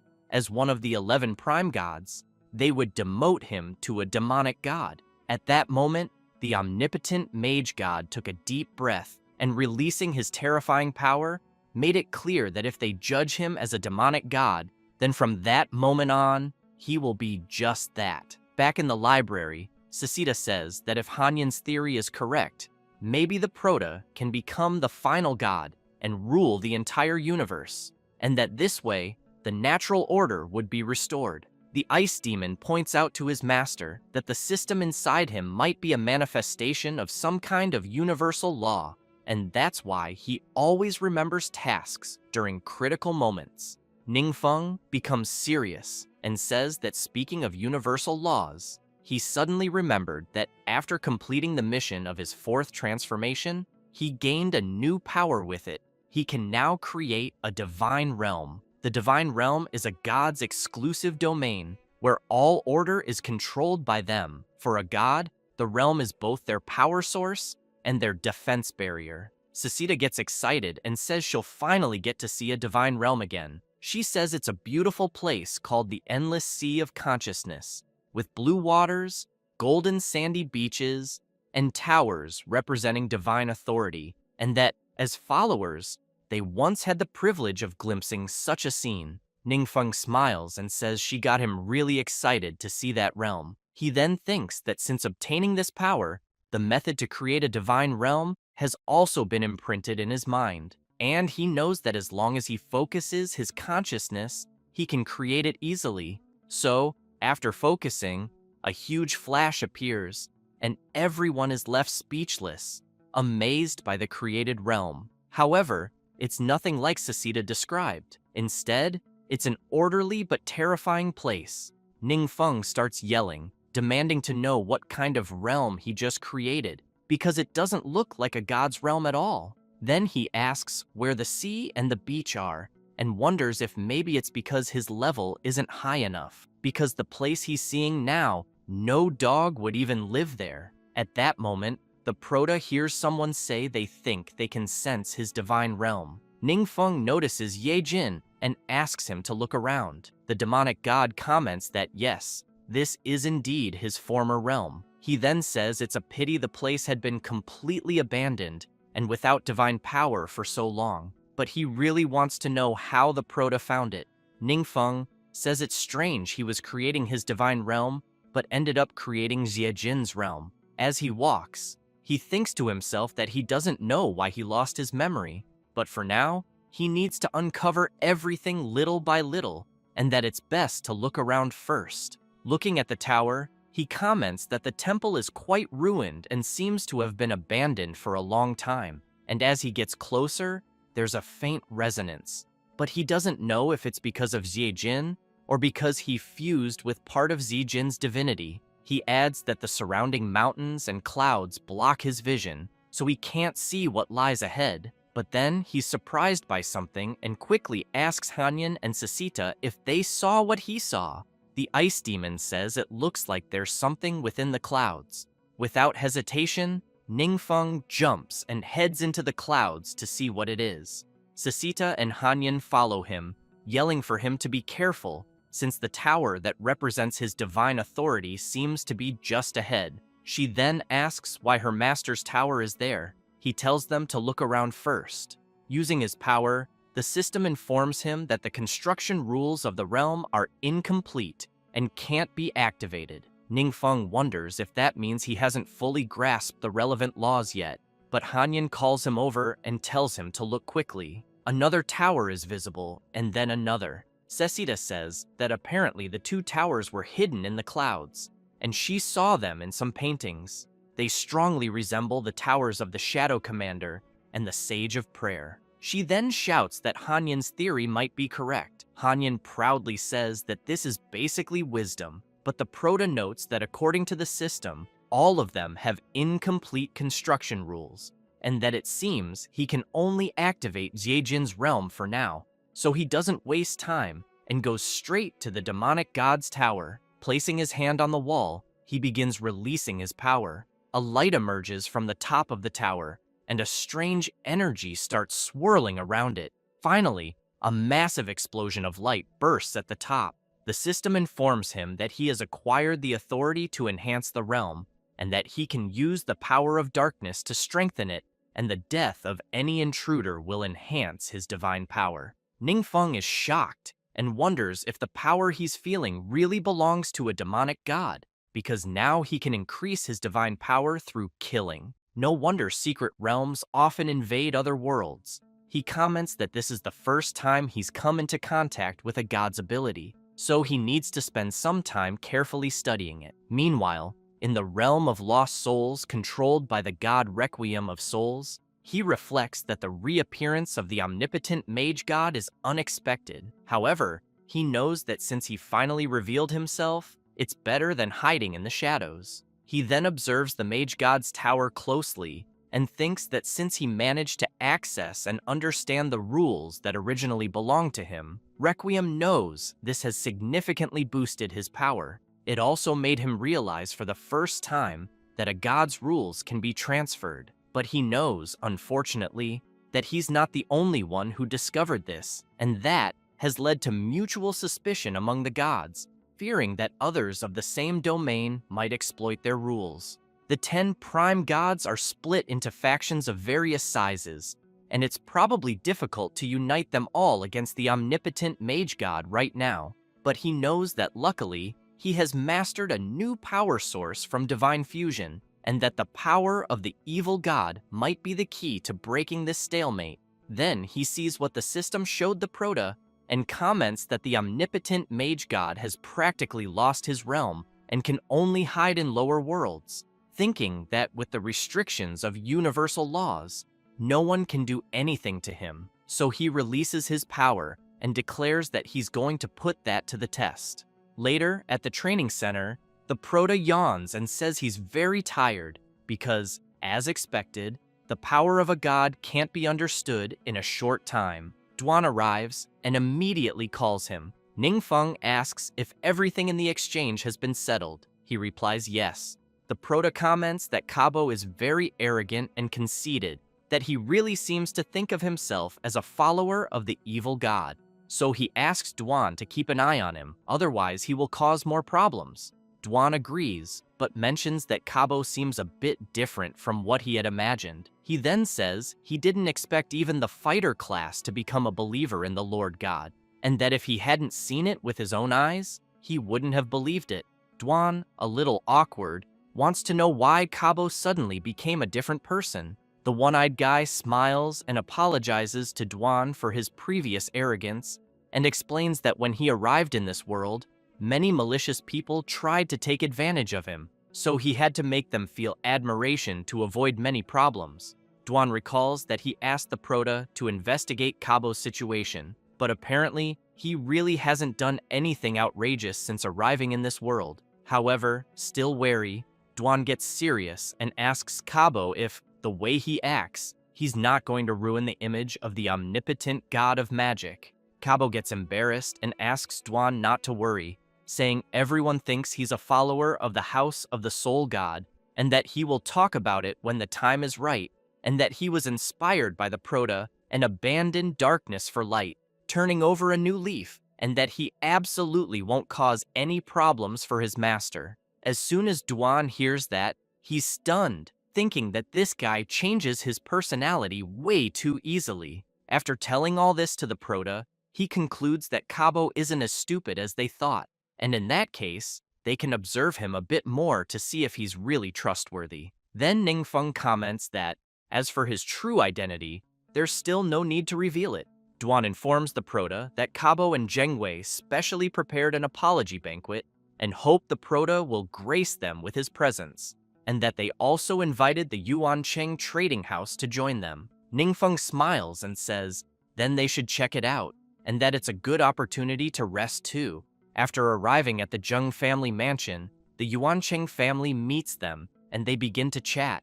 People passing by are impressed and comment that something big is happening because they heard the two main auction houses will be meeting. At that moment, a limousine arrives. The Prota is inside petting the demon Man, while commenting that he didn't know they'd have to take a luxury car to get there, and that, because of that, he concludes the hotel must be worthy of luxury. After Ningfeng and Duan get out of the car, Kabo immediately approaches and says he's glad they arrived safely. Two beautiful girls are waiting for them and are impressed, wondering if they're really the VIPs of the two major auction houses because they look so young, until the blonde one is impressed as she remembers something. She tells the Prota that he's the great hero who defeated the hidden boss and saved many people. Then she says her family was also in the secret realm at the time, and that's why she has a strong impression of his video. The redhead is impressed too and says the Prota really is a great hero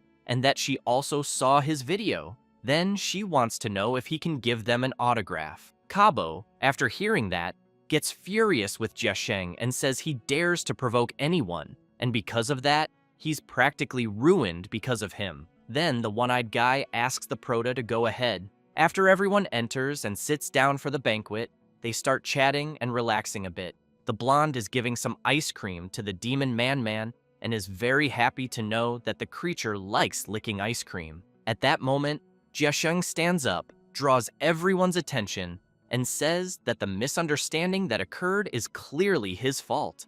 Kabo also stands up and says that, as his master, he did not teach him properly, and therefore also takes responsibility.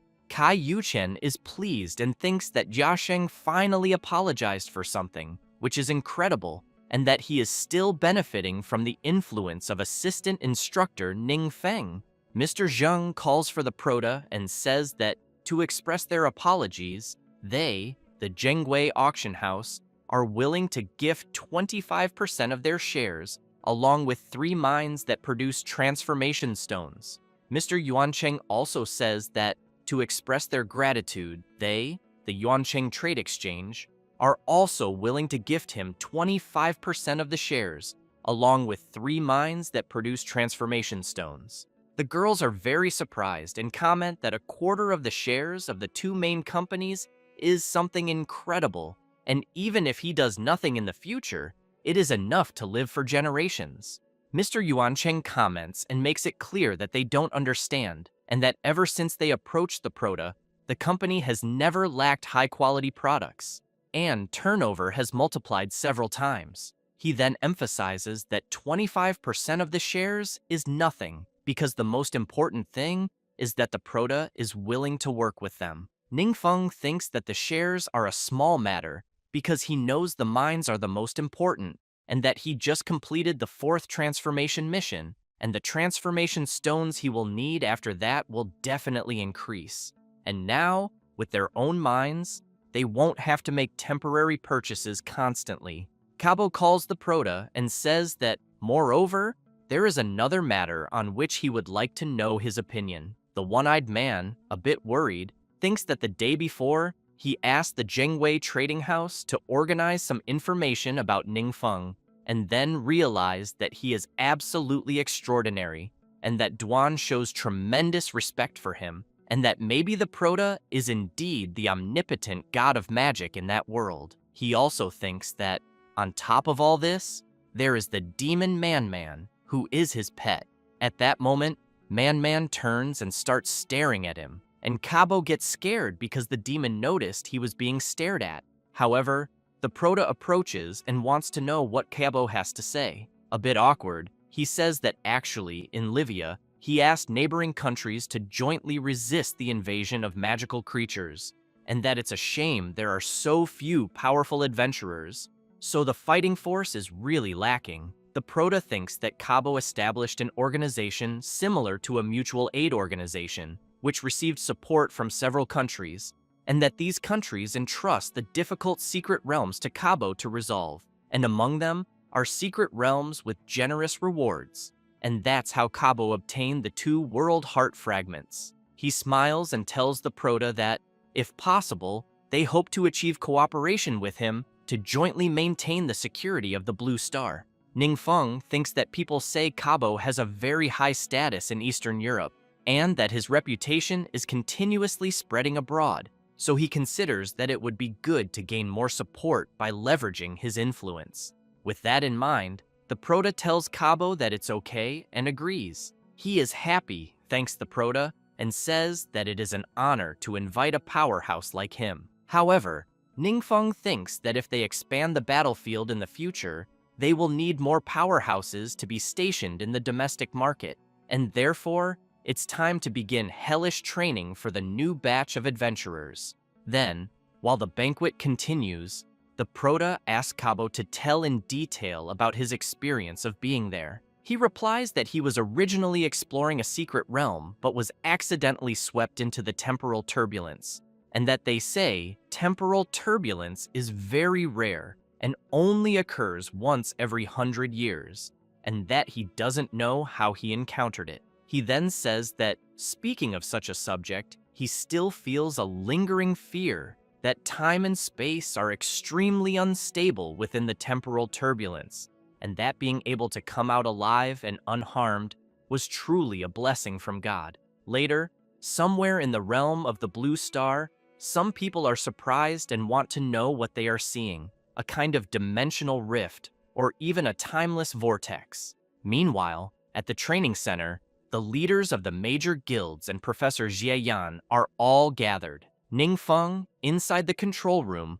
thinks that the various guild presidents he met during the short period are decent people, and that, along with Professor Z, they are the ones who can currently be developed. While going through the hellish training, President Yingzhen has in mind that it's a special training that caused the Prota's power to increase drastically, and that, because of that, he must take it seriously. Ningfeng becomes even more serious and increases his dark power over the leaders.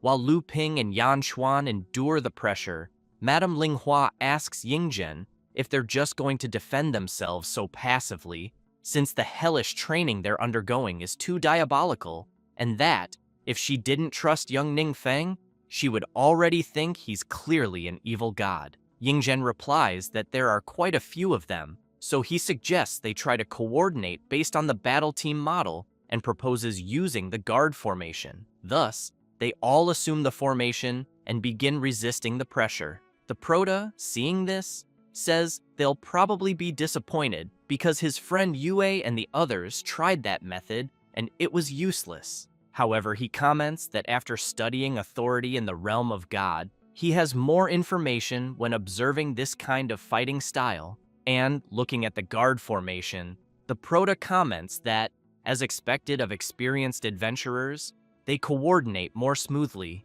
Madame Linghua uses her Earth Shield skill, and Jie Yan activates her Suffering Purification skill, but soon both become confused as they feel something strange. Lu Ping and President Yingzhen are left open-mouthed, surprised by what they're seeing. The system informs that with the increased suppression, when the scholar and priest classes are present and form a guard formation, the defensive bonus effects increase by 20%. Ziyan immediately begins to question what's going on. Then, Yuening and Lu Ping receive an 8% evasion increase and a 15% armor boost for having two of the assassin class together. Hanyan asks them to trust the team-activated domain effects. Sasita, impressed, wants to know if something like that really exists. Everyone gets excited after holding on, and Yingzhen comments that the squad mode is truly useful and that everyone became stronger. However, after a while, the Prota sees everyone collapsed on the ground, tired and exhausted, and says that, as a result, they held out for so long and suffered an even more terrible stun. Hanyan asks her master if that divine intervention earlier was his doing. He smiles and says that, while watching everyone cooperate, some ideas in his mind gradually became clear, as if, in an instant, those domains had been activated, and he ended up receiving a system message saying that his understanding of the universal rules had improved. Thus, he wonders if he can truly comprehend the universal rules in such a way. The next day, still in the training center, the old man Lao Fang is very surprised, but soon starts laughing and tells Yingzhen that he's completely worn out. He asks Lao Fang to stop laughing and act like a mature person. Then, he starts trembling all over because of the hellish training from the day before and quickly asks his friend to hurry and help him. Lao Fang quickly hugs him and starts helping. Yingzhen wants to know if he's there just to mock and tease him. He replies no, and that he was just a little bored. And with a sinister look, he says that Ningfeng gathered everyone there and that he heard Yingzhen discovered something very important. The old man laughs and wants to know if they're not truly incredible. He then calls Lao Fang a narcissist and asks him to slow down, questioning if he's doing it on purpose to hurt him. Later, the old man Lao Fang goes to the control room, where the Prota and Xie Yan are monitoring things. He immediately asks the professor about the progress so far. She replies that they organized several squad groups for simultaneous experiments and discovered some team domains with different effects. Thus, she explains that, for now, the ones that can activate team domains are mainly certain agility type, spell type, and support type classes, and that the number of domains activated is not related to level, but to team synergy. Lao Fang concludes that this means low-level adventurers also have a chance to fight stronger enemies as long as they're trained. He then asks if that's really what she meant. The professor smiles and says he's absolutely right. Ningfeng, on the other hand, thinks that from that point on, the things he can comprehend are becoming fewer and fewer and that he probably reached some kind of limit. At that moment, Dwan arrives calling the Prota, who immediately turns wanting to know what it is. Desperate, Dwan says that Kabo sent a request and shows a photo on his phone of a possible dimensional rift. Ningfeng takes the phone to look, while asking if Kabo hadn't said he would send all requests for selection. Dwan emphasizes that it's because this request is very special. After observing the image, the Prota is surprised and wants to know what that is, and if, perhaps, it's a new secret realm. Dwan, desperate, yells that Kabo said it's the temporal turbulence. Hanyin comments to her master that it's only been a month since Kabo was there due to a temporal turbulence, so she wants to know if it's really possible that a new turbulence could appear in such a short time. At that moment, the Prota begins to worry because he sees something coming out of the temporal turbulence. Later, at the Prota's house, Kabo explains that the location where the temporal turbulence appeared is in the state of Wilken, in Austria, and that all procedures have already been completed and they can quickly use the flight scroll to get there. Ningfeng replies that it's fine and that he'll go there. Kabo is confused by the Prota's response and quickly asks if he's going alone. Ningfeng replies yes and wants to know why he couldn't go alone.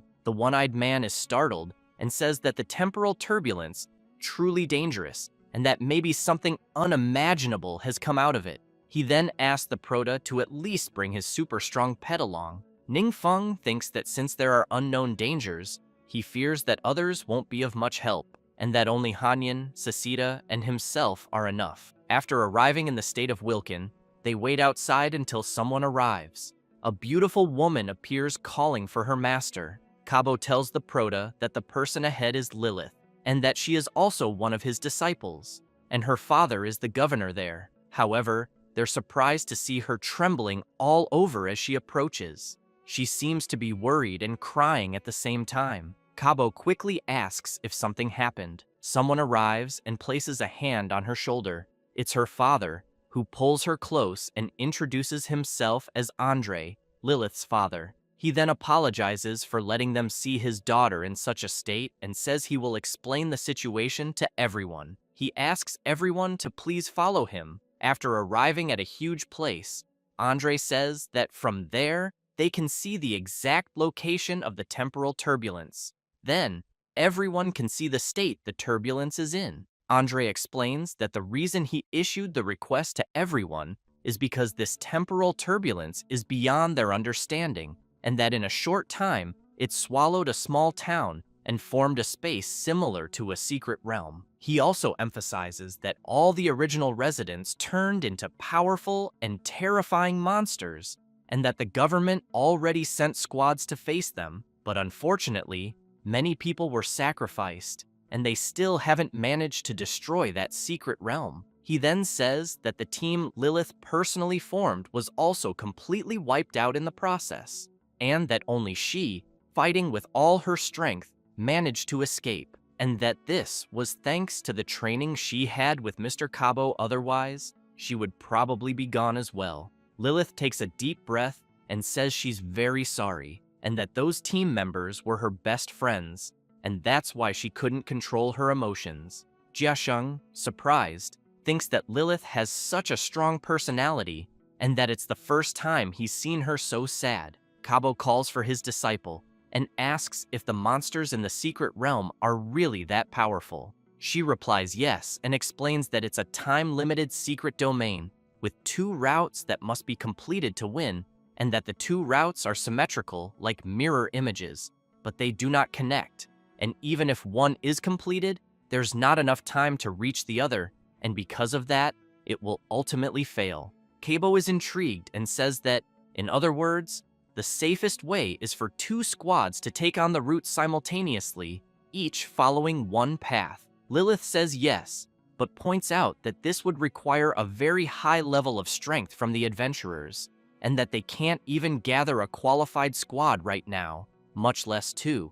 Ningfeng smiles and says he has an idea. He then says he thinks Kabo can lead people down one path and he'll take the other alone. Everyone is left speechless, wondering if he really plans to go alone. The Prota thinks that Lilith managed to escape, and that with Kabo's strength, even if he encounters danger, at the very least, he believes Kabo can escape unharmed. While the Prota considers the plan, Lilith thinks that her master said he would invite a strong person to help, but looking at the person in front of her, she realizes he seems like an ordinary one-star person and even appears younger than herself. Therefore, no matter how her master sees it, relying on just one person is quite outrageous. Kabo, worried about the Prota's decision, quickly asks how he plans to do that. Ningfeng smiles and tells him not to worry, just to focus on completing his route. After deciding everything, they head straight to the secret realm of the temporal turbulence. And as soon as they enter, a large timer appears, showing a countdown of 2 hours. The Prota says the estimated time is set and that they have to race against it. He then says he'll go to the left and that Kabo's group should go to the right. Lilith, concerned, asks her master if young Ningfeng will really be okay. Not knowing what to say, he replies that he doesn't know, and that to be honest, he's never seen any of the Prota's moves. However, he makes it clear that if the demon Na Nam, his pet, is with him, he thinks there won't be a problem, because he personally witnessed the demon devour all of his shadow guards. Lilith is shocked when she hears this, not believing it, because she knows that her master's shadow guards are extremely powerful and capable of crushing any powerhouse in the world they live in. So she wonders what kind of terrifying monster could eat all of her master's shadow guards. She then wants to know what kind of person could keep such a monster as a pet. Still worried about the situation, Lilith wonders if perhaps Ningfeng chose to act alone because he's hiding some secret he doesn't want them to know. As they walk through the secret realm, Kabo's group encounters some creatures, and more of them begin to appear, charging straight at the group. Kabo uses his soul-devouring serpent's ability and takes down several monsters at once. Jiacheng gets excited about his master's skill and says it was expected. He, in turn, wonders if the monsters they just defeated are the ones that humans transformed into. Then, he thinks they are indeed much stronger than the usual monsters of secret realms. However, he knows he can still handle them. He also keeps in mind that the Prota's strength is above his and that, because of that, there will be no problems. At that moment, the time remaining is 1 hour, 51 minutes, and 43 seconds. Kabo keeps attacking with his ability. However, it seems that the monsters are starting to get stronger, and his ability is no longer effective. Kabo panics, wondering why it's not working, and realizes that the same abilities are becoming less and less effective against these monsters, currently being completely useless.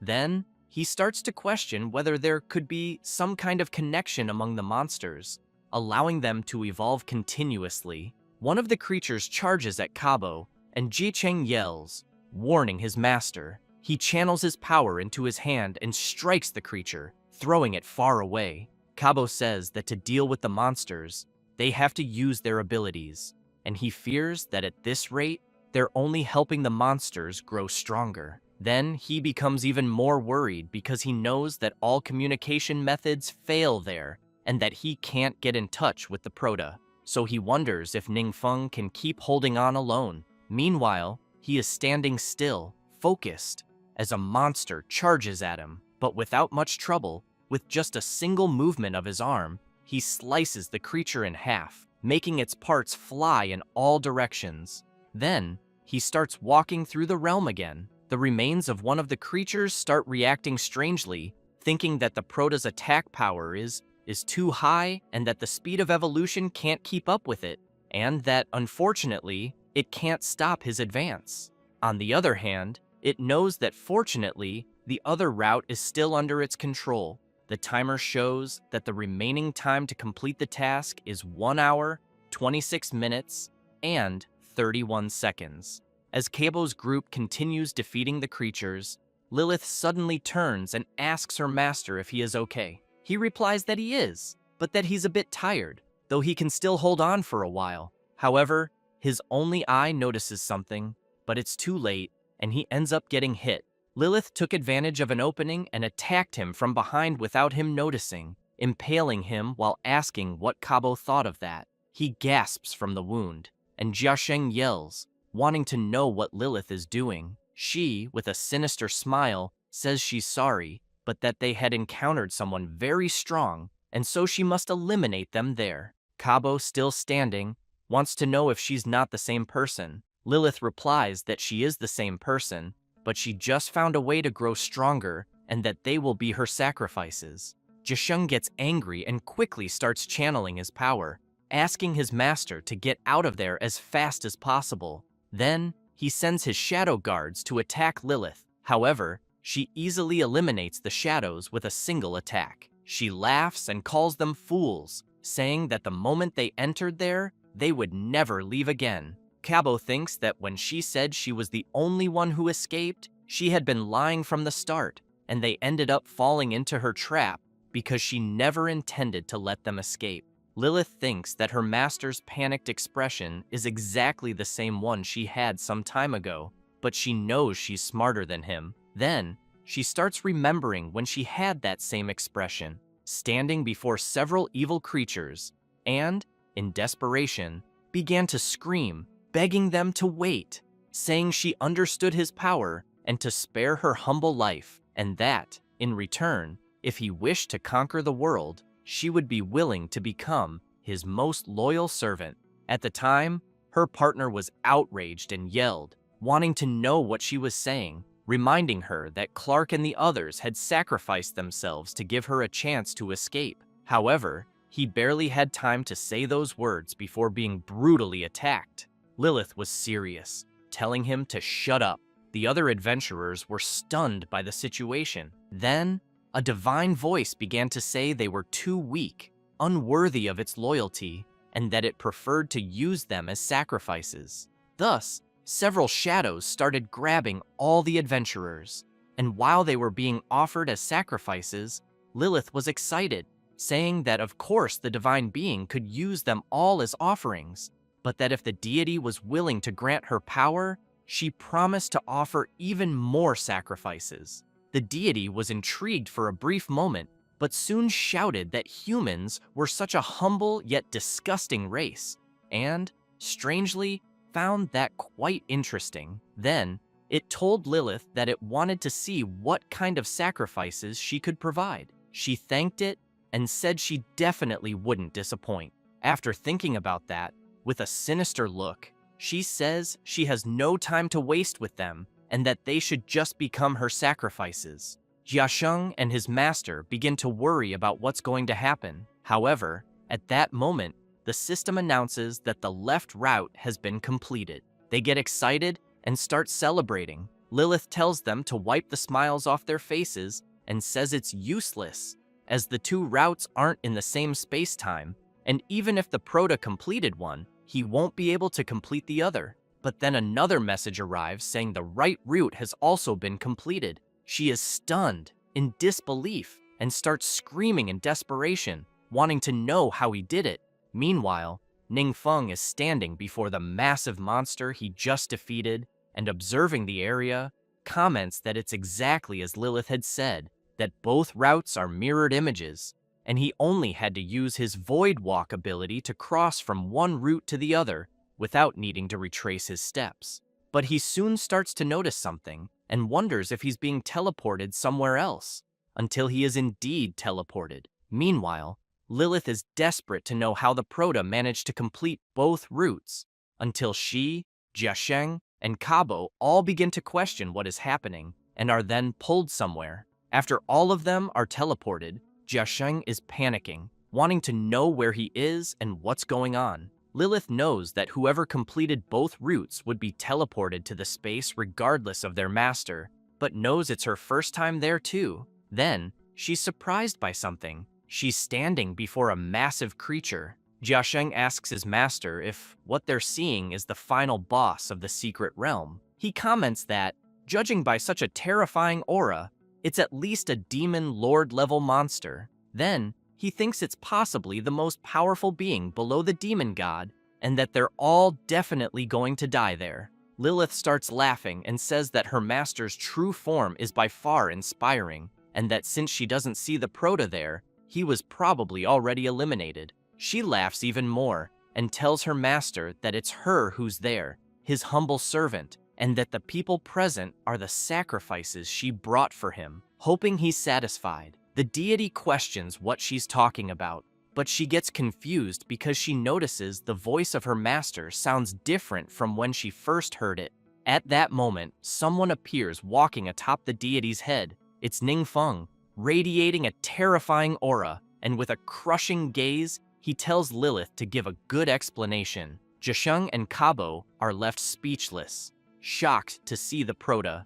Lilith, utterly stunned, wants to know why the hell Ningfeng is standing on her master's head and why he's not resisting. The deity is sweating cold and thinking that it's terrified. Then it begins recalling a few moments earlier when it thought the Proto did have high attack power, but never imagined he could reach the end of both routes and even defeat its personally assigned guards with a single forbidden spell. Then, he used another forbidden spell, ignoring the separation of space and time, and appeared on the other route. The guards were eliminated by the Proto's dark ability before they even had time to react. Therefore, it started to conclude that, since he used 3 forbidden spells so casually, only the demon god could do such a thing. At that moment, Zhesheng yells at Lilith saying her plot has failed, but asks why she betrayed their master and deceived everyone. She changes her expression and replies that it's because they're all fools.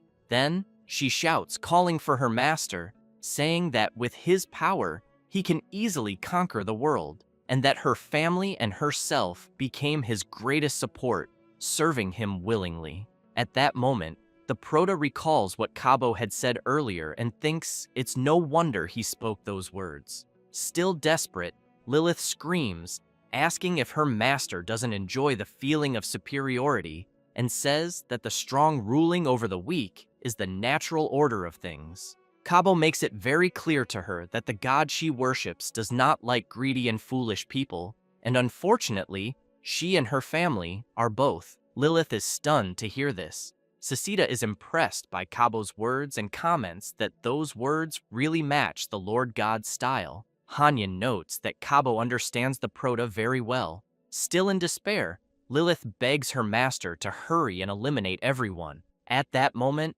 a massive hand begins to move with force.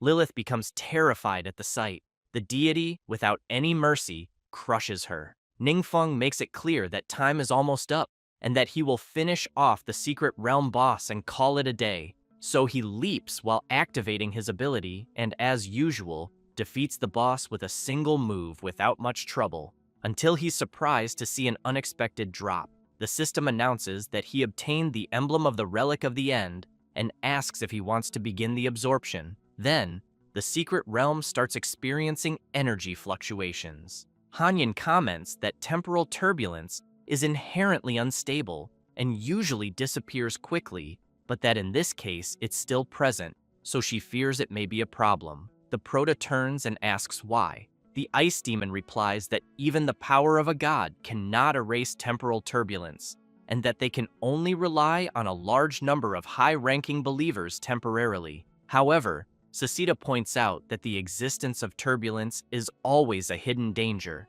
and that a powerful being could break the seal at any moment, also reminding them that some worlds in the past were destroyed that way. The Proto considers that maybe something this dangerous was created by other gods just to deal with him. He then gets serious and says that if that's really the case, they deserve to pay. But he's soon surprised by something, and while trying to control the temporal turbulence, Hanyan approaches and asks if he's okay. He says that it seems that to repair the breach, he's going to need something. At that moment, a system mission arrives in which Ningfeng has to repair the world, and the time limit to do so is 2 hours.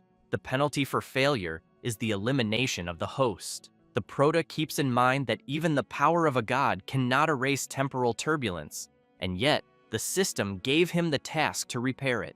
So he questions whether the system is an existence above the gods, since it constantly threatens him with elimination if he fails, completely disregarding the omnipotent god of magic. Jiasheng turns to his master and asks if they should do something. Kabo says that Ningfeng seems to be thinking about something and that, therefore, they shouldn't disturb him for now. The Proto tries at all costs to restore the temporal turbulence. However, something begins to happen that deeply frightens him. Then he starts screaming in pain, and while trying to endure it, he thinks that the temporal turbulence is tearing his body apart, and that this kind of excruciating pain is unimaginable, until he hears a strange voice. At that moment, several system notifications arrive, stating that the gods will fall. He panics, wondering if this is a trap, but he thinks that, trap or not, he knows that if the system issued a task, there must be a way to complete it. So while enduring the pain, he tries to remain calm until he notices something and thinks he felt something, even if it was only for a fleeting moment. But he knows that deep inside, a different rupture point appeared. Then, he begins to focus even more. However, it's proving difficult, and he thinks that the temporal turbulence seems to be deliberately interfering with him, so he must focus even more. It doesn't take long until he gets an idea. Meanwhile, outside the secret realm, someone is waiting. It's the governor, Lilith's father, who is thinking that it's already been over 2 hours since they entered the secret realm, and that, apparently, it seems his daughter's plan worked. Then, with a sinister smile, he thinks he hopes the demon lord inside the secret realm is satisfied with the sacrifice his daughter offered, and that as long as he gains the demon lord's support, no one will be able to stop him from ruling the world. An adventurer approaches Andre and reports to his boss that the people from the Alliance Guild are there. The governor turns and says they're all idiots for reacting only now, but even so, he'll send them straight to hell. Meanwhile, the Alliance Guild is sealing off the area. The chief commander of the Austrian Alliance Guild, Johnny Wilson, is waiting for the governor. The adventurer guilds in Austria are mainly established independently by major corporations, and the Alliance Guild is the highest authority for Austrian adventurers. One of the adventurers asks the chief commander if they should go in and arrest Governor Andre. He replies that they should wait a little longer. At that moment, some traces of a flight scroll approach them, and Johnny gets excited to see that his old friend has finally arrived. Meanwhile, inside the secret realm, the Proto is thinking that he found a starting point of the temporal turbulence and can use his divine power to fix it in place, knowing that once it's fixed, that point will no longer be out of control. Then, he begins to see faint spots in other places again. With that, he gets excited and concludes that as long as he follows those methods, the breach will be fine. Hanyan and Sasita are surprised and comment that the breach is really closing. Ningfeng takes a deep breath and thinks that he has finally managed to restore it. And a message from the system arrives saying that his understanding of the universal laws has improved and that the resilience of the world he protects has increased. Sasita also sees this and comments that what she is seeing is beyond her knowledge. The Proto says that he will explain later and that he will study it slowly afterwards. Then, he becomes serious and thinks about the voice he heard earlier when repairing the temporal turbulence, wanting to know what exactly that meant. At that moment, Zhesheng points his finger and asks his master to look, because the breach is clearly stabilizing. Then he tells his master that it seems the environment is returning to normal and that this is believable. The Proto approaches Kabo, who becomes frightened and shouts, begging Ningfeng to believe him, saying that he, one-eyed Kabo, never had any intention of conquering the world. The Proto smiles and, touching his shoulder, says that he believes him. After leaving the secret realm, Ningfeng turns around and hears a strange sound and immediately wants to know what it is.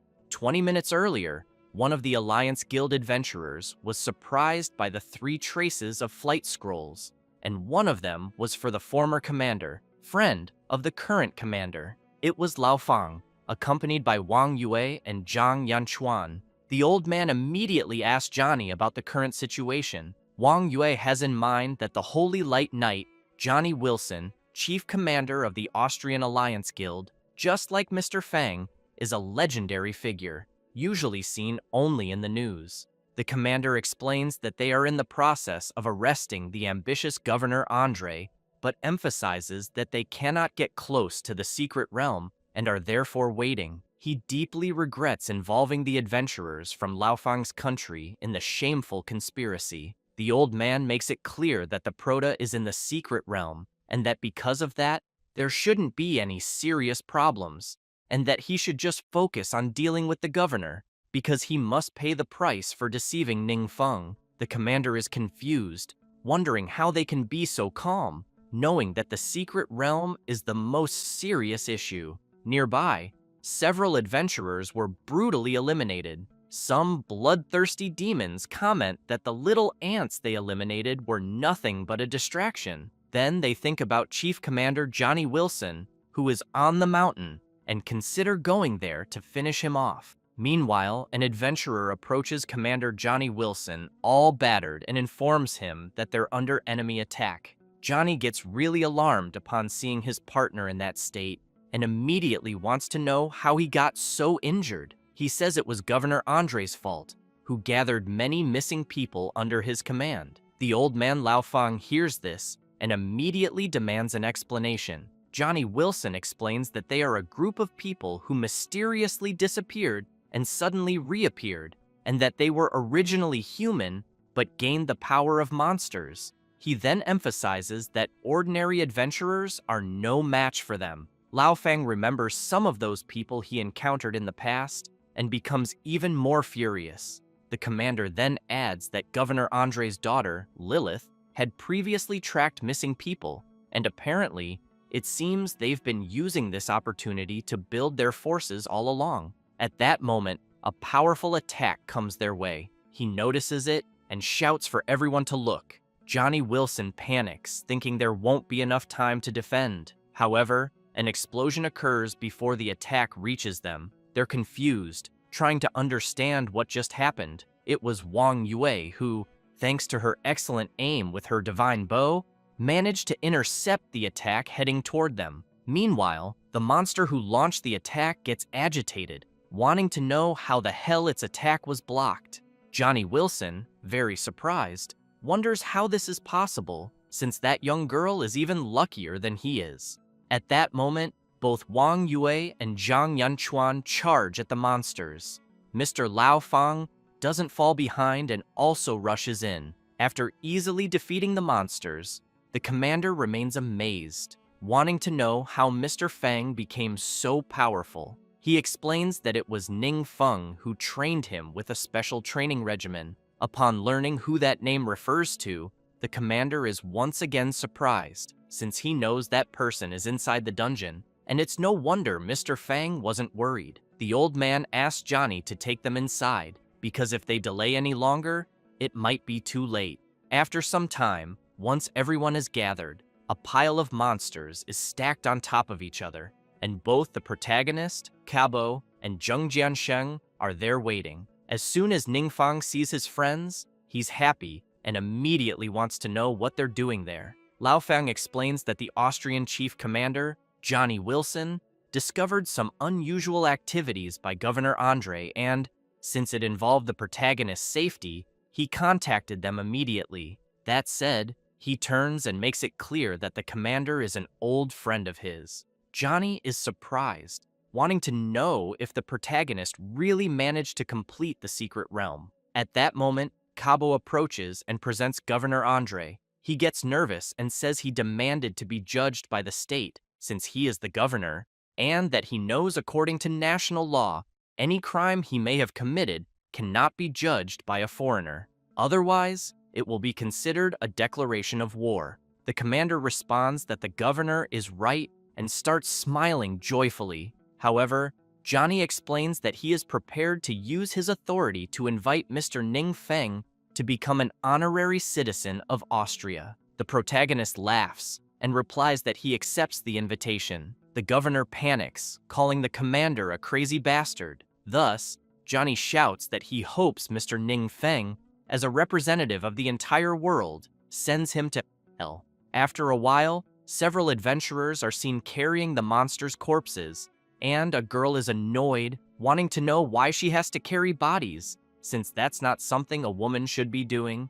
Another adventurer wants to know what nonsense she's talking about, since aside from Commander Johnny Wilson, everyone there is a president of a top-tier guild, and they're all fighting to talk to the hero of the Dragon Kingdom, and that the only ones left with the lowest status are them, the ones carrying the bodies. The girl gets really excited, saying that the protagonist from the Dragon Kingdom is truly powerful, and that she'd really like to talk to him a bit, and maybe it'd be even better if she could go on a date with him. The adventurer gets annoyed with her and tells her to stop dreaming and help carry the monsters already. The commander tells the protagonist that they've prepared a special banquet for him and asks him to please grant them the honor of showing their respect and gratitude. However, Ningfeng is thinking that after closing the temporal rift, he leveled up to 150, so he reflects on whether he should switch classes in Austria,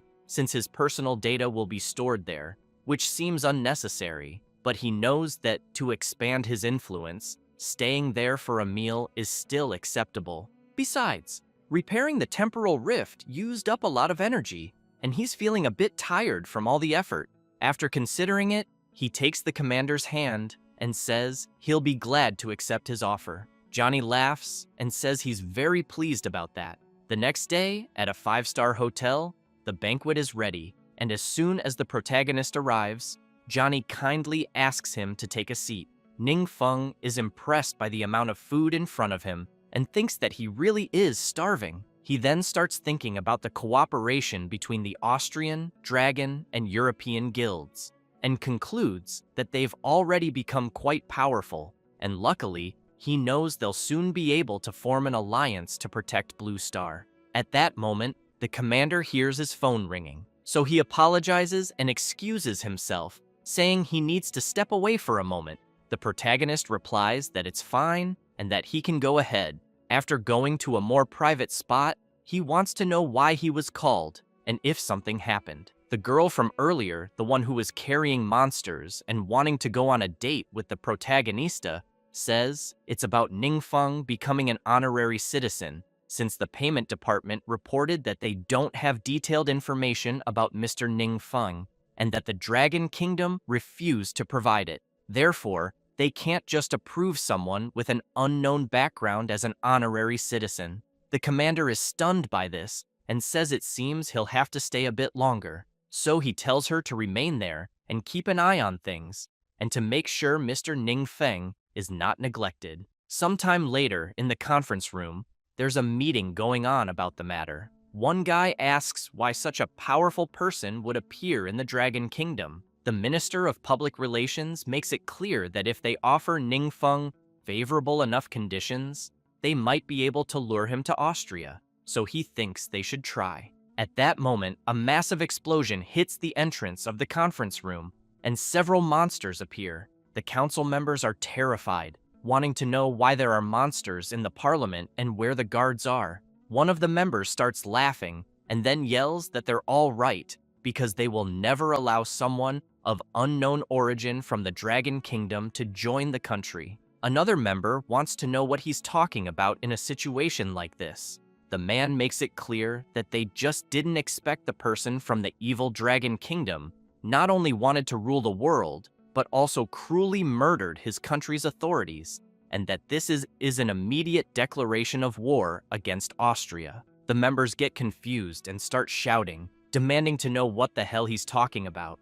At that moment, the man speaking starts to have his head split open, and soon his entire face, revealing Lilith, Governor Andre's daughter. She starts laughing and unleashes her intense, dark power. Later, the commander runs to the location in a panic, and as soon as he arrives, he sees the chaotic scene and the council members all injured on the ground, wondering what the hell just happened, until he hears his phone ringing. As soon as he answers, he yells to make it quick because he has an urgent matter to handle. Someone informs him that a large number of statements from unknown sources are appearing online, claiming that the foreign adventurers killed Austrian officials, but that Austria's top guilds are trying to cover up the truth. They also say the Congress refuses to allow this killer to become an honorary citizen and have called on everyone to unite against the powerful. Moreover, many people are currently supporting this online.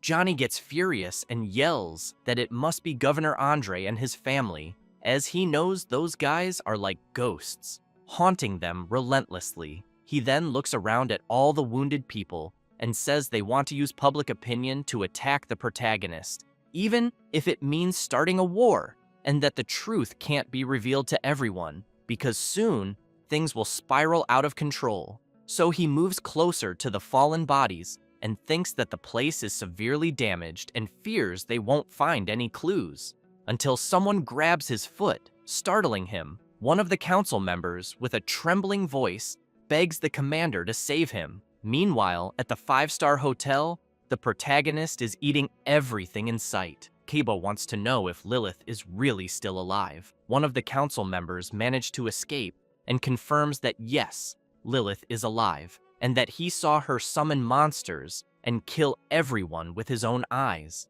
having only escaped thanks to his fake death skill. Kabo asks where she might have gone. The man apologizes and explains that, since he was faking his death, he couldn't see where she went. Ning Feng, while eating, wants to know if Lilith has any other life-saving or resurrection abilities.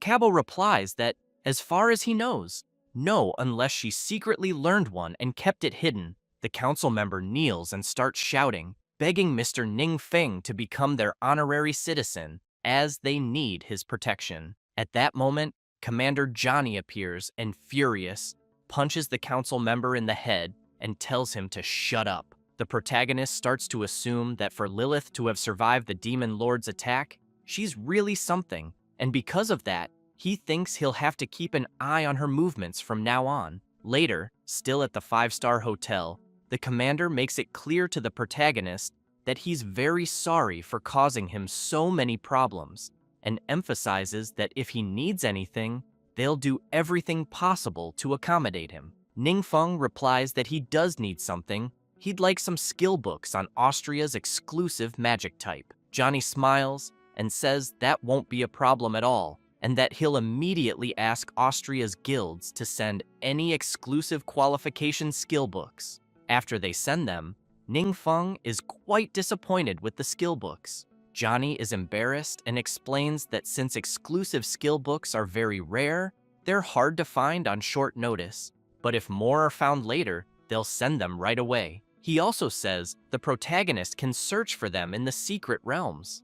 Ning Feng smiles and says he understands. However, he adds that he has other matters and needs to return to his father for a while first. Then he says Kabo will stay to help deal with the follow-up matters.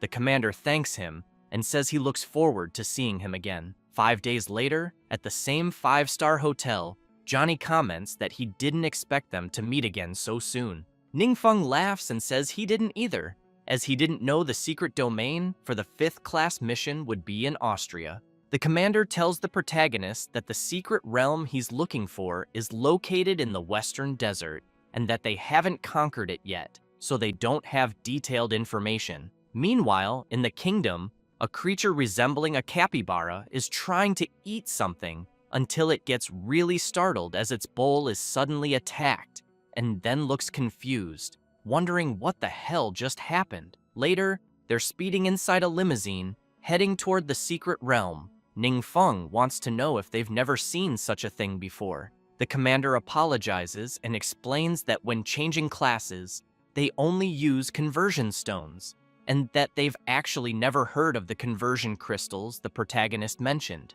Kabo comments that conversion crystals are a higher level form of conversion stones, and that his previous world had them too, but on Blue Star he's never seen them. Ning Feng, disheartened, thinks he never imagined the 5th class transfer quest would have such requirements, as he used a lot of the power he had saved to repair the space-time rift, and what he has now isn't enough to open the portal to the other world. The system had informed him that for the 5th class transfer to Archmage, he'd need to enter the secret realm of the Multum Abyss Rift, obtain the quest item, collect 10 conversion essences, 200 blue obsidian clusters, and on top of that, 200 purgatory flames, all within a 30-day time limit, and with the difficulty rated as rank S. He then thinks that there's still a lot of time, but that if it comes to it, he knows he'll have to make the orcs work overtime. Meanwhile, in the secret realm of the Multum Abyss, something is being severely beaten. A huge monster with a whip is enraged, yelling at the thing it's hitting that it only mined a little ore, so he wants to know who gave it permission to rest. A creature appears and pleads with the monster to show mercy, saying the workload has increased drastically lately, and if they don't eat enough, they won't have the strength to go on. But as soon as it finishes speaking, it gets struck hard. The monster, furious, makes it clear that if that bunch of trash wasn't capable of mining, they wouldn't be alive, so he wants to know how it dares to try bargaining. He then yells to everyone that because of this, the workload will now be doubled, and if they can't finish it, he'll kill the slowest one and hang them at the entrance as a warning. One of the miners calls for the elder and says that if the workload is doubled again, it'll be impossible to complete, and asks if that doesn't mean some of them will definitely die. The miner who is being punished yells out for everyone not to worry, and says if the officers want to kill someone, let them eliminate him first. The elder wants to know what nonsense he's saying, because they can't just abandon him. Timeng starts crying and says it doesn't matter, because someone will end up being sacrificed anyway, since they're all so weak. The elder tells Timeng he'll take everyone to work first, and that he should rest and follow later. After everyone goes off to work, Timeng stays behind recovering, but soon hears someone saying that apparently there are monster corpses nearby, and that there might be other adventurers around too. Meanwhile, deep in the secret realm, the boss of the realm is channeling his power, but soon asks his underling where the ore is and whether it hasn't been transported yet. The underling apologizes and says he already sent them off to work and that everything will be restocked again soon. The boss makes it clear that if that bunch of idiots weren't somewhat useful and able to improve the ore quality, he would have killed them long ago. At that moment, the evil vessel begins to react, and the boss gets excited because the demonic god responded to his ritual. The guard wants to know if they should send more ore, but the boss tells him to shut up and not interrupt while he listens to the oracle. He then hears the demonic god demanding flesh, blood, and sacrifice. So he quickly orders his underling to find sacrifices to offer the demonic god. The guard, frightened, reports that everything happened so suddenly that he might not find any quickly. The boss gets furious and yells, ordering them to capture those miners, since the summoning ritual for the demonic god worked, and therefore they have no reason to stay alive anymore. He then shouts that becoming sacrifices for the demonic god will be the most glorious moment of their lives. Meanwhile, in the Purgatory's Rest Kingdom, the divine realm ruled by Rikian of Souls, he thinks this place called Blue Star is very strange,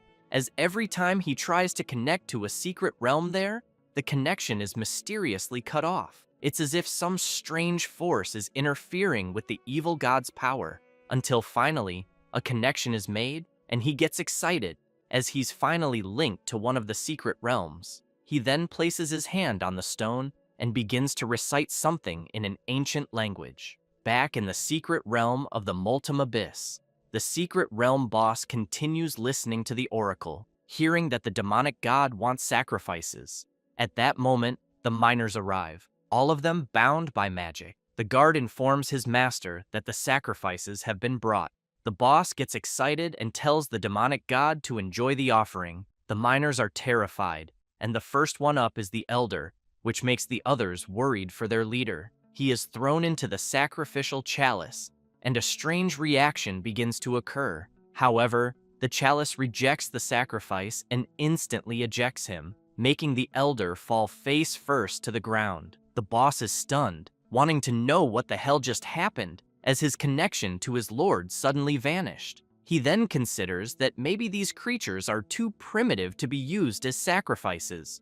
So he yells that he'll just absorb them and find better offerings for his demonic god. He begins to conjure a black vortex of absorption and launches it at the miners, but his attack is blocked by a mystical barrier. Quickly, All the demonic guards begin to be trapped by this barrier. Then someone appears at the entrance of the cave with one of the miners. It's the protagonist, wielding the power of evil curses.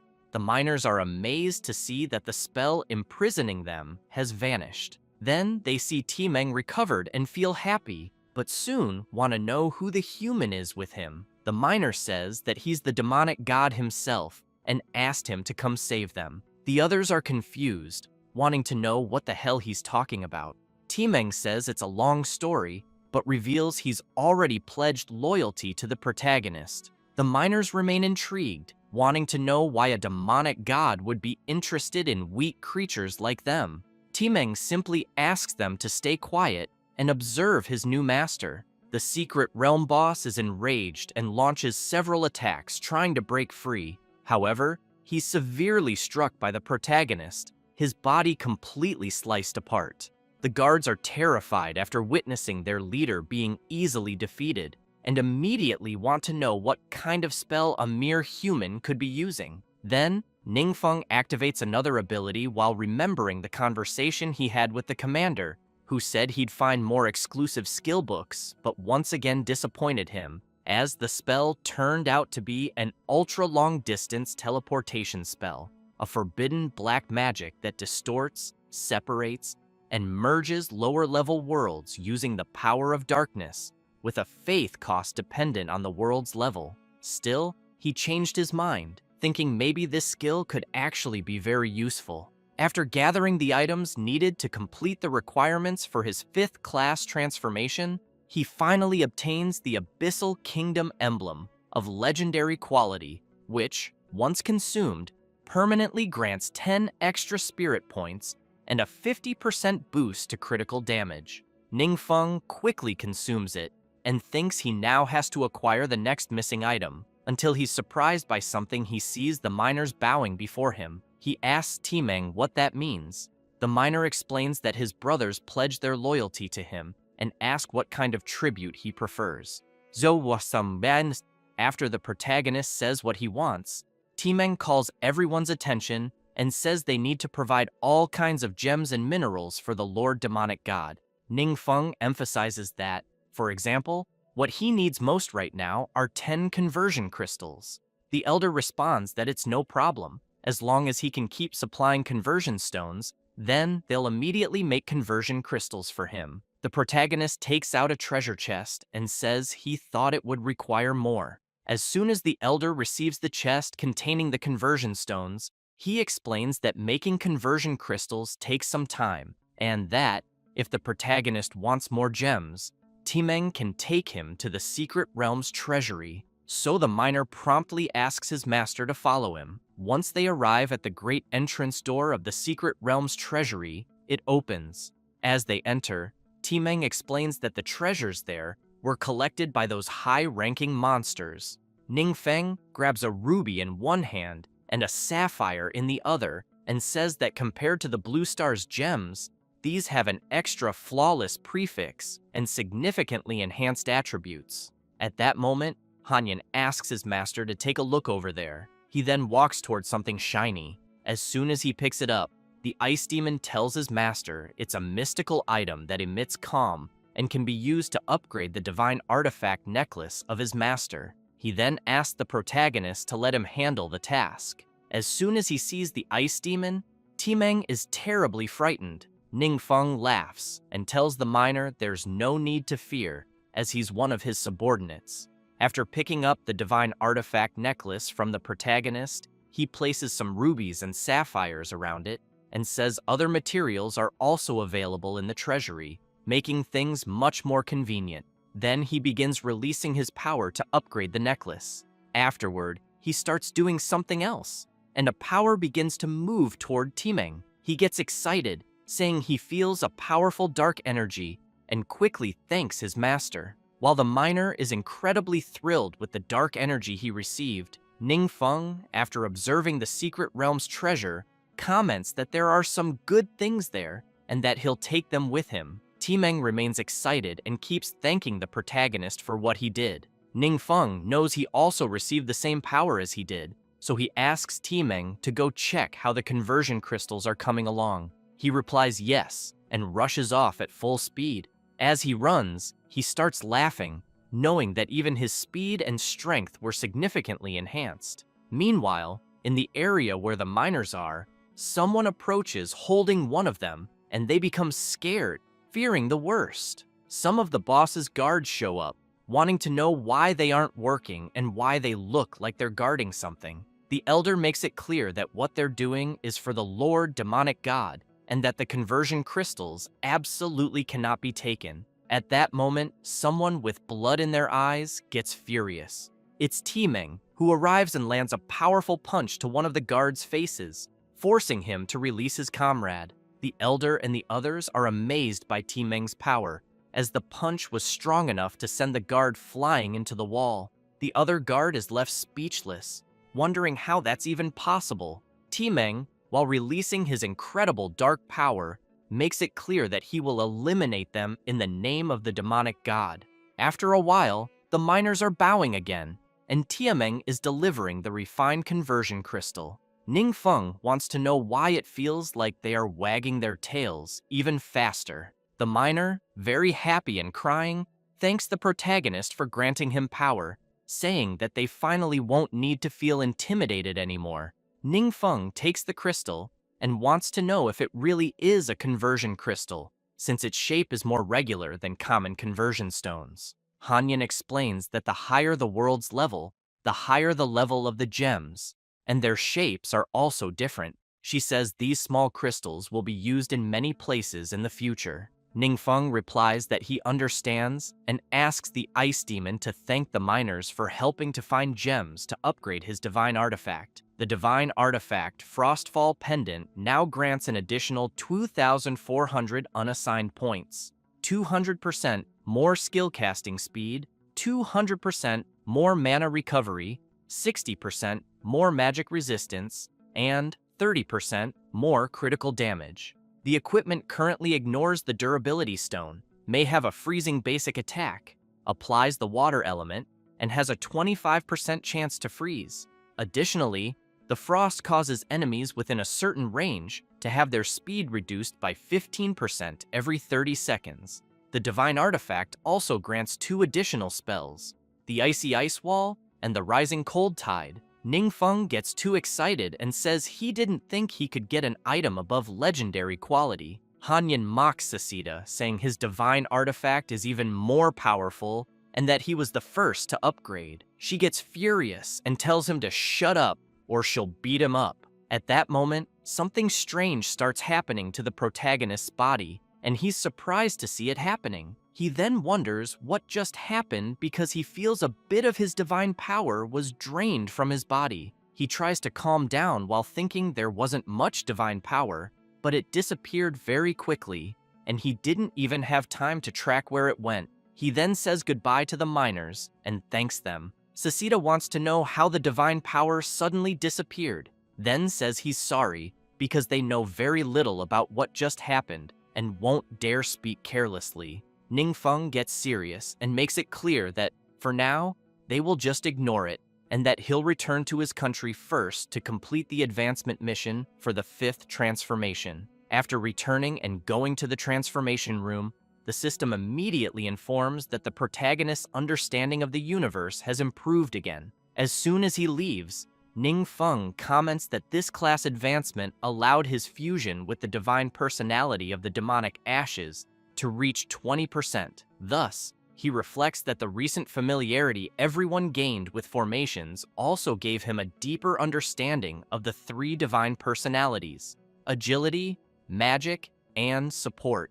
With that, he concludes that, adding the recently acquired Skull of Rescission, which also contains the memories of the demonic god's life, he knows he'll need some time to digest all of it. Later, in the protagonist's divine realm, he is focused, trying to understand things more, until he again feels his divine power being drained. He is surprised and thinks that some of his divine powers were drained again, but now he vaguely captured the source of the divine power drain, and that apparently it doesn't seem to be coming from his country, but from somewhere in the southern hemisphere. After a while, They go to the African savannah, where something is happening with a timer. The protagonist soon wants to know what it is. Meanwhile, in the secret realm of Purgatory's Rest, the realm controlled by Requiem of the souls, he is laughing, shouting that he finally did it, and observing the time rift of the abyss of Time Devourer, he knows it's a special type of secret domain, and that those demonic gods of the past also used it. He then concludes that this type of secret domain generates a countdown, and once the time reaches 0, a certain number of adventurers will be randomly absorbed, whether they entered voluntarily or were passively drawn in. And once the secret realm fails, they won't die. However, he knows very well that resurrection comes at a cost, as the secret realm will absorb the divine power of the world therein and return it to the demonic god who controls the secret realm. And not only that, as he knows this secret realm has even more powerful aspects. Meanwhile, the protagonist approaches the entrance and, as soon as he places his hand over the time-space dimensional rift, he wonders why the hell he can't enter it. It doesn't take long for a system message to arrive, informing him that his magic type and class can't enter the realm. He's confused, wondering why there are class restrictions as well. Sesita explains that this type of secret domain usually appears in some high-level worlds, equivalent to a challenge initiated by an evil god against a main god, and they come with some special rules, such as restricting specific classes from entering to increase strategic difficulty. However, she explains that how exactly this is done, she has no idea. Ningfeng becomes thoughtful and comments that, in other words, what's influencing this secret domain could be an evil god, or maybe it's because he's fused with the personality of an evil god. Both Sesita and Hanyan shout that this is really possible. The protagonist considers that, unfortunately, things are getting more and more troublesome, as he knows the most urgent task now is figuring out how to deal with this secret domain. Moreover, he knows that most of the experts on his side are of the magic class type, and if they can't enter, everyone's strength will be drastically reduced, until he soon has an idea and wonders, what if they form a team and try it out first? He then thinks about his team and concludes that everyone has made great progress during this time. Besides knowing that Wang Yue and Rui Fang are close to level 4, and President Yingzhen has even completed his 6th class transformation, and that, excluding magic-type classes, he believes this is probably Blue Star's strongest formation. Thus, he becomes confident and makes it clear for everyone not to worry, as this secret realm won't cause the adventurers to die, and they'll also be able to train. After telling his team about the secret realm and giving his orders, they shout that they understand and will do their best.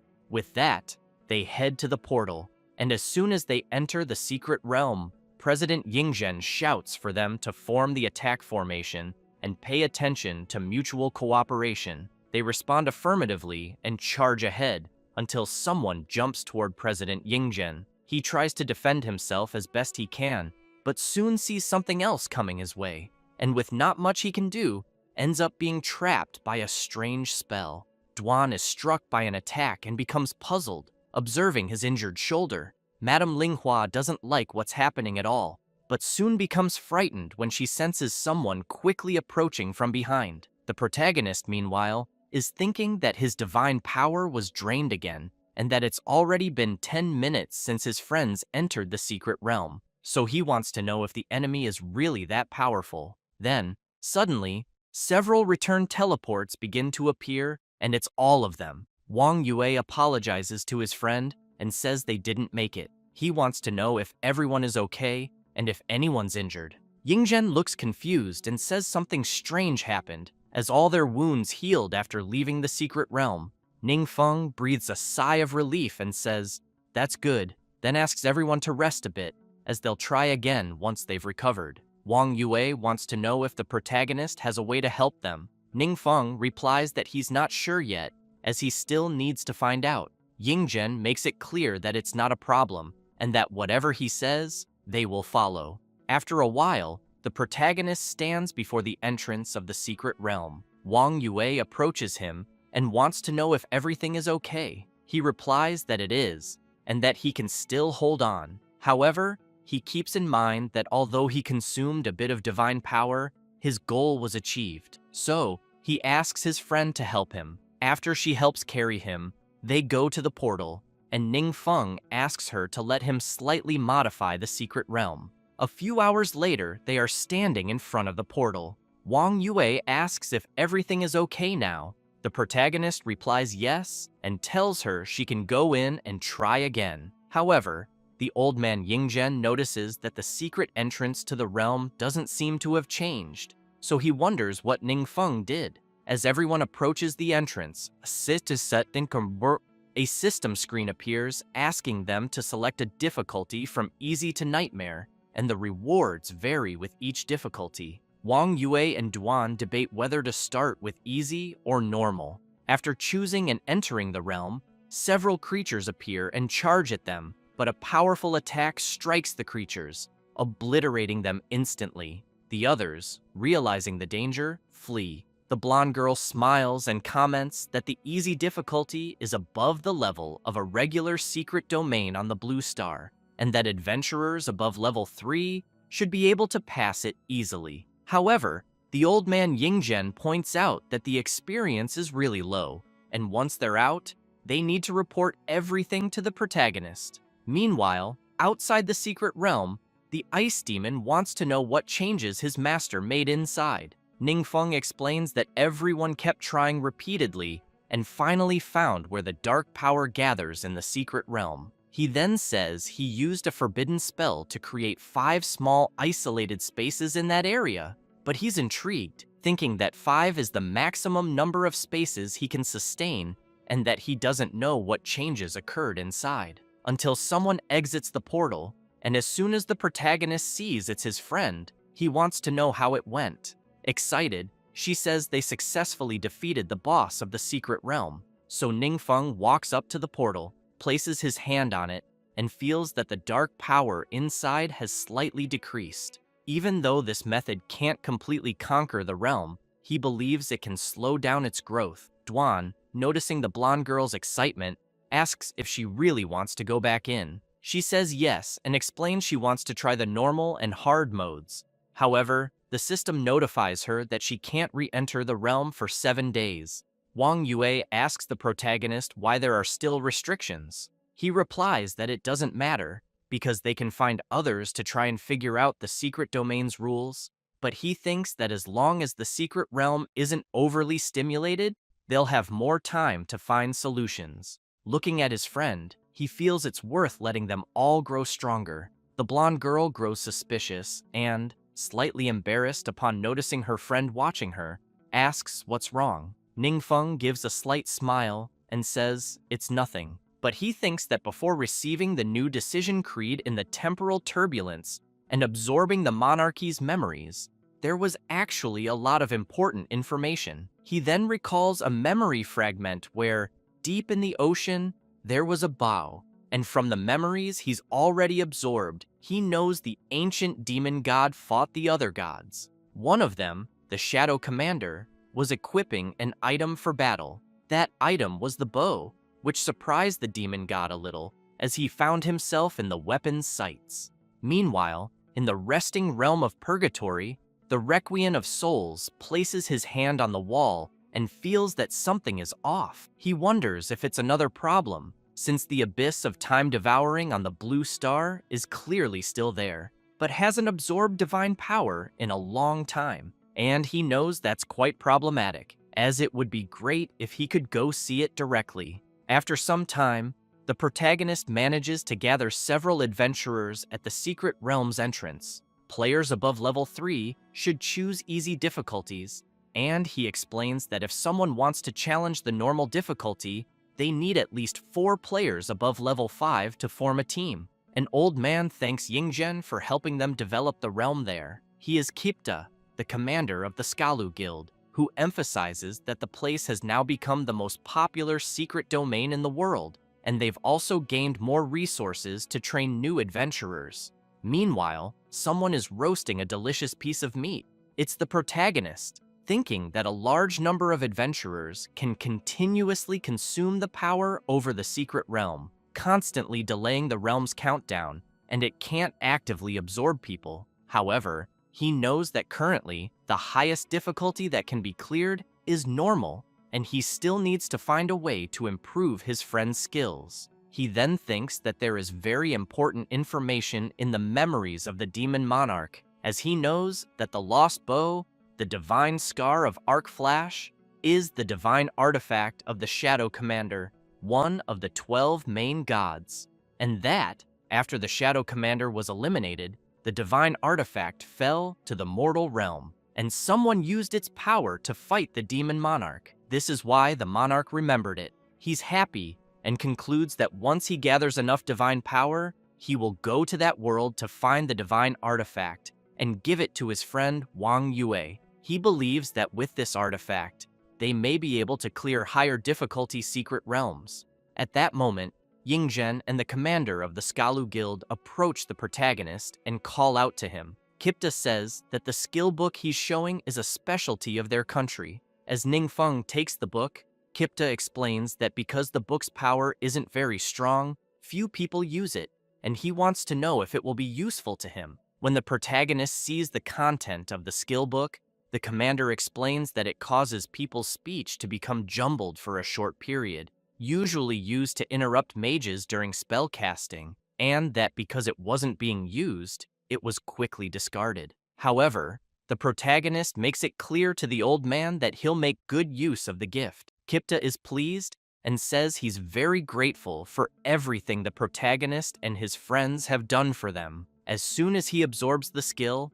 Ningfeng reflects that, in any case, the skill book will turn into a forbidden spell, and for that reason, he thinks it shouldn't be wasted. After sitting down to eat, Kipta yells for his guild members to bring more fruit. Once everyone is full, Ningfeng lets out a burp and comments that he's really stuffed. However, telepathically, he hears someone calling him and asking if it's his blessing. Ningfeng quickly realizes it's the voice of the orc leader, Hargun. Later, in the orc territory, some of them are chatting and laughing. Ningfeng shows up and asks why the leader is so happy. Hargun tells his master that the orcs there, though few are craftsmen, have just been promoted to tribal blacksmiths. Ningfeng asks Hargun to be clearer. He explains that he heard if the weapons forged by craftsmen can earn more sacrifices for the gods, the craftsmen can be promoted. He then emphasizes that if blacksmiths can forge and strengthen better equipment in a shorter time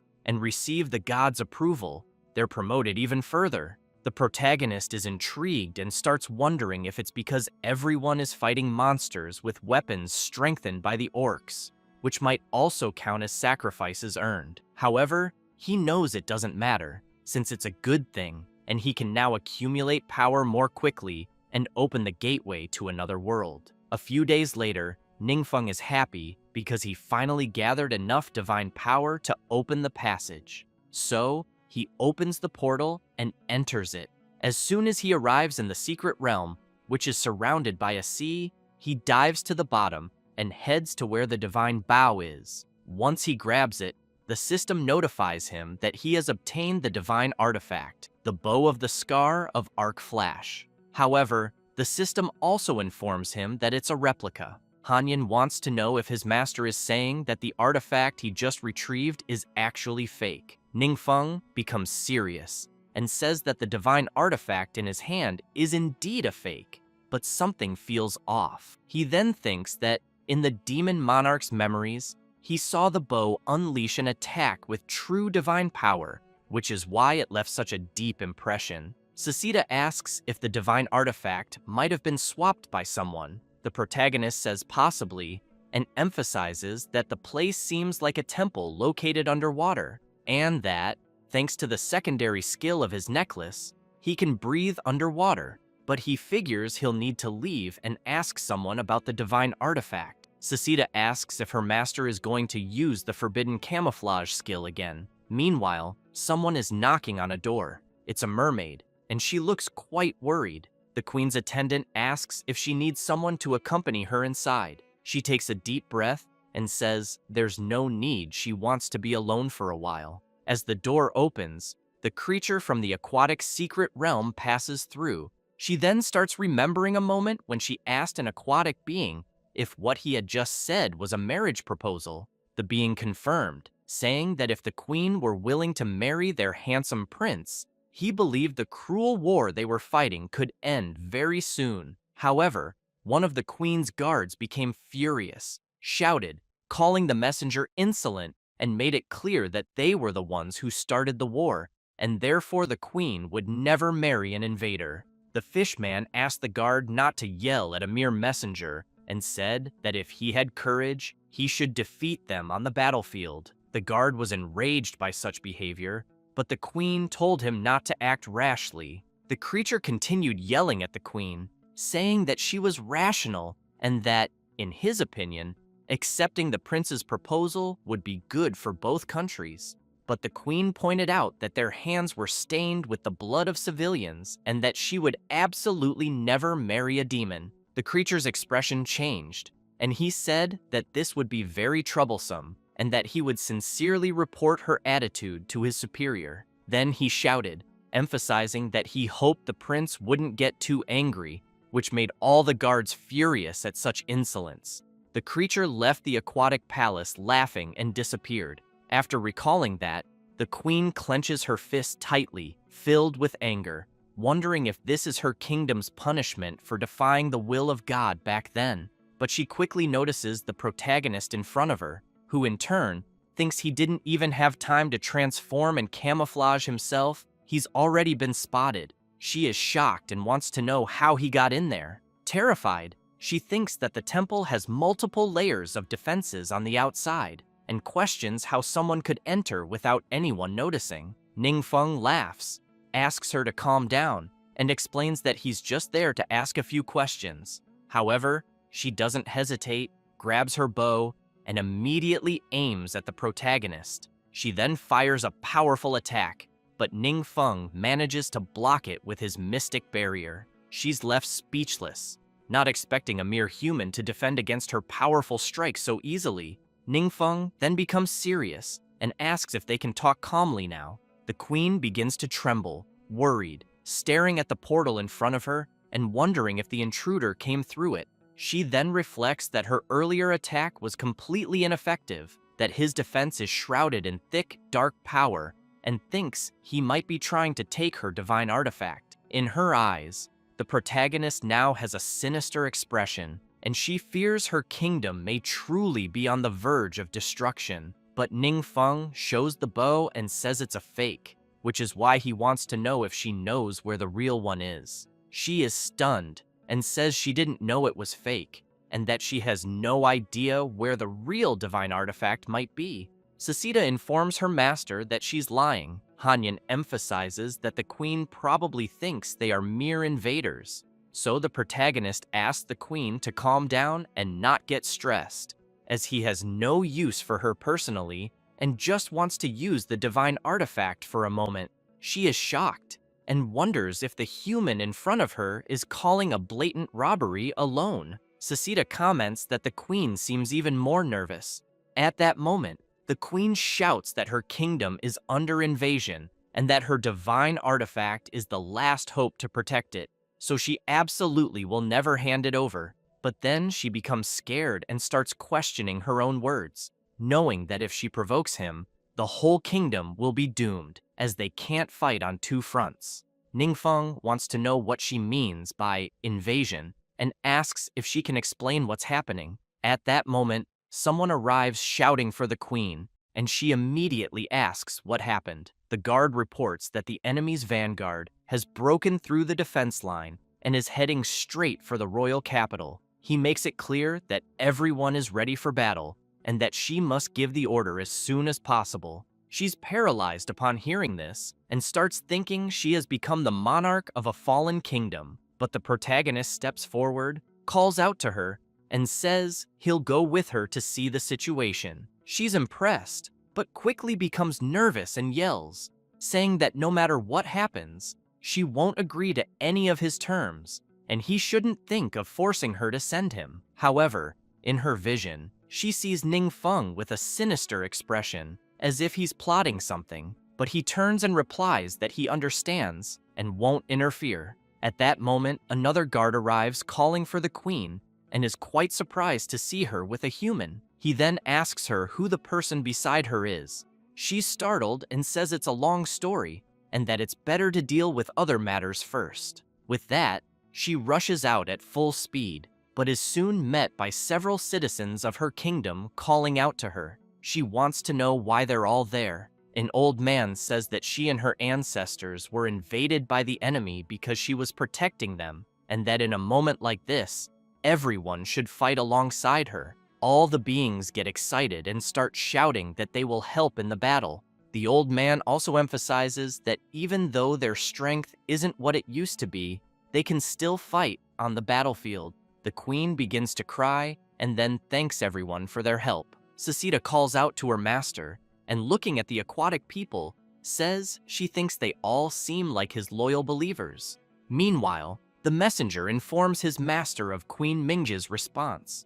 The prince comments that she is a naive woman and wonders if she really thinks she can stop his army. One of the prince's guards calls for him and asks if it could be a trap. After all, they still possess the divine artifact of the Shadow Commander. He tells the guard not to worry, saying that the Shadow Commander is just a fallen goddess and that she can't be compared to the Lord he serves, the Requiem of Souls. He then emphasizes that he has been feeling his power growing stronger lately and believes it must be a gift from the Divine Lord, which is why he's going to show the queen what they're capable of. He then shouts for everyone to prepare for the attack. Meanwhile, the heretic among the aquatic beings is preparing his skill. Ningfeng sees this and wants to know what they are doing. Sasita says they're setting up a reinforcement formation to increase their power, but she thinks it's a pity they can't unleash their full potential. At that moment, Queen Mingjae becomes very frightened as she sees the prince's troops charging into battle.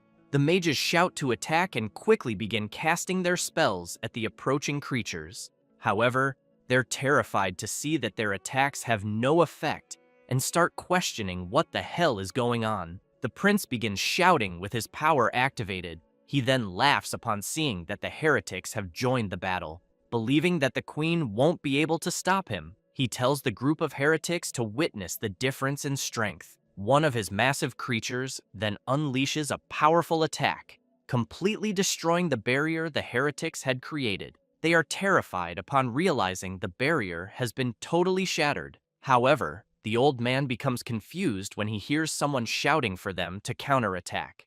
It's the protagonist, urging them to quickly cast their spells again. The old man comments that they can't even scratch it, but wants to know who the protagonist is. Meanwhile, the queen stands there stunned, unable to believe that the human has integrated so easily with the heretics. At that moment, one of the guards informs Her Majesty that the creature is about to attack again. Mingjae then shouts for everyone to be warned to retreat, as they can't hold them off. But just then, an attack lands squarely on the creature about to strike, blowing a massive hole through its chest. Both the queen and her guard are in disbelief at what just happened. Ningfeng laughs and tells one of the heretics he did a great job, who in turn is left speechless, wondering if he really was capable of that. Sasita gets excited seeing a formation personally supervised by her master. Hanyan, meanwhile, says he's feeling really jealous. The prince is shocked, thinking this is impossible. He then screams, asking if they really think they can win this battle. The creature with the gaping hole in its chest quickly regenerates. The prince explains that the corrupted sea monsters present were all personally summoned by him, and emphasizes that unless the protagonist cuts off their connection, they will continue to regenerate.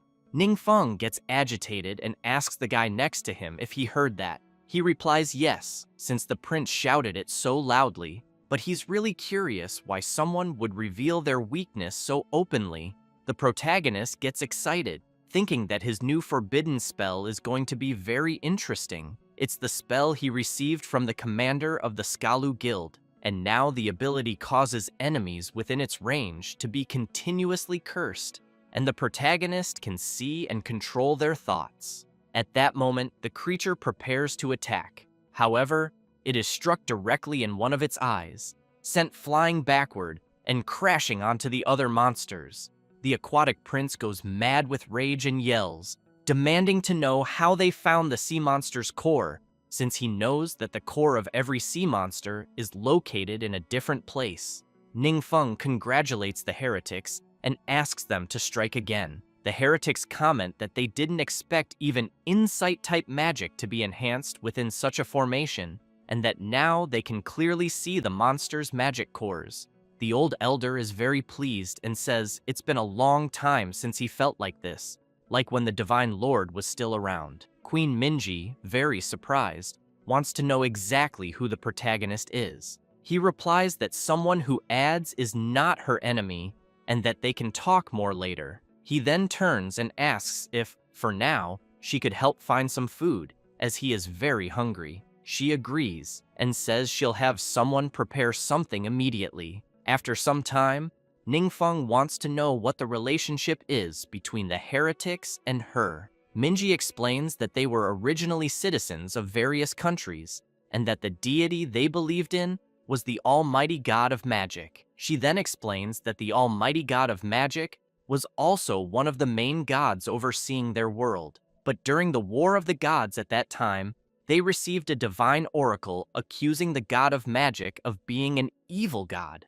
Because of that, the followers of the Almighty God of Magic were forced to abandon their faith or be marked and mercilessly killed. And, apparently, the gods seem to encourage their followers to do the same. However, she emphasizes that her ancestors believed those people were innocent, so they stood up bravely and took them in. But unexpectedly, the god their own country believed in, the Commander of Shadows, also fell during the War of the Gods. Because of that, they lost the protection of the gods, and their ancestors' power was drastically weakened. Other countries then began to take action, planning to use the crime of sheltering heretics as a pretext for invasion. But she believes it may have been a blessing from the heavens, as their ancestors unexpectedly obtained the divine artifact of the Commander of Shadows.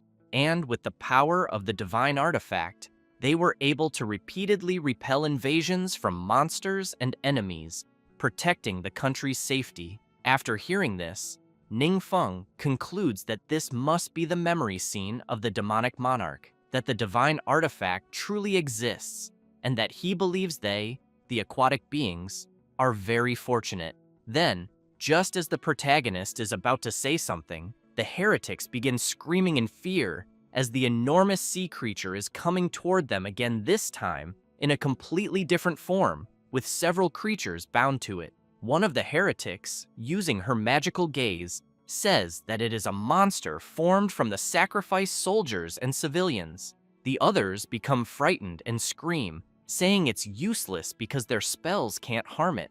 Meanwhile, the prince gets excited, shouting that he will eliminate everyone. He emphasizes that the dead will only strengthen his monster. Then he declares that this is the true power of a god, enough to destroy the heavens and the earth, and that he will make the whole world tremble at his feet. However, he ends up being struck by the activation of the forbidden spell, and his soldiers find it strange, beginning to wonder if their prince isn't acting abnormally. With that, the creature turns against him and prepares its attack. He is terrified, unable to believe what is happening, and is soon severely attacked by his own creature, though he tries to defend himself with the magical shield he created. Deeply shocked, he begins to question why his sea monsters are attacking him. He can only watch, knowing that the prince is under the effect of his ability, which uses his own mental power to control the target's mind, temporarily turning them into a mental slave. The souls of the creatures the monster defeated begin to be expelled,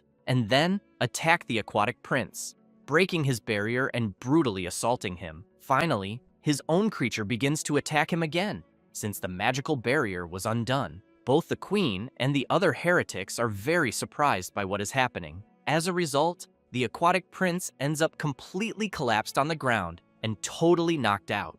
The prince's henchmen quickly rush to him worried, calling out, until he wakes up startled and shouts, asking everyone not to panic. because the god he worships is the Lord of Souls, so he wants to know how he could die so easily. Then he stands up and, while releasing his power, says that he received a benefit from the Divine Lord, allowing him to avoid 10 fatal blows, and that at the moment he only used one. Inside the prince's mind, the MC wants to know if then only 9 remain, which leaves him very scared, not understanding the voice he is hearing. The giant monster soon grabs the prince and starts throwing him from side to side, while the prince's henchmen run away screaming and wanting to know why he had to reveal the secret. After a while, Ningfeng has in mind that in short, the tide of war had turned in an unexpected way. However, he knew that in the following days the enemy had not completely given up resistance. Thus, while some were hiding, the commander made it clear that the defeat they suffered was just an accident,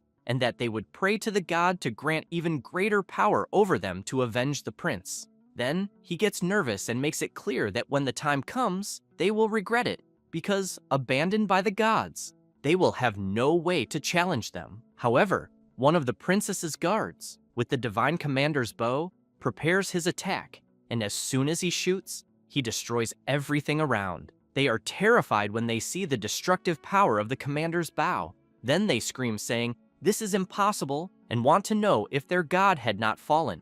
The guard makes it clear that she regrets disappointing them, but that they have already gained the recognition of a god, a powerful and kind god. Meanwhile, Ningfeng is completely calm, eating a succulent lobster. He turns and says that the elder and Mingi can also sit down, as there is no need to be so formal. The princess feels a little embarrassed and says that it is fine, but that they just want to know if he needs anything. At that moment, the elder begins to cry and says that at a certain time, he only read about the Divine Lord's actions in the scriptures and never expected to actually witness the descent of the Divine Lord and be saved by him. Mingay thinks that she also never expected the omnipotent god of magic to be even more powerful than the epic books described. Then she begins to remember the conversation she had with Ningfeng, where she wanted to know if he was really the omnipotent god of magic. He replied that yes, and that, originally, he was there to take the divine artifact left behind by Commander Shadow,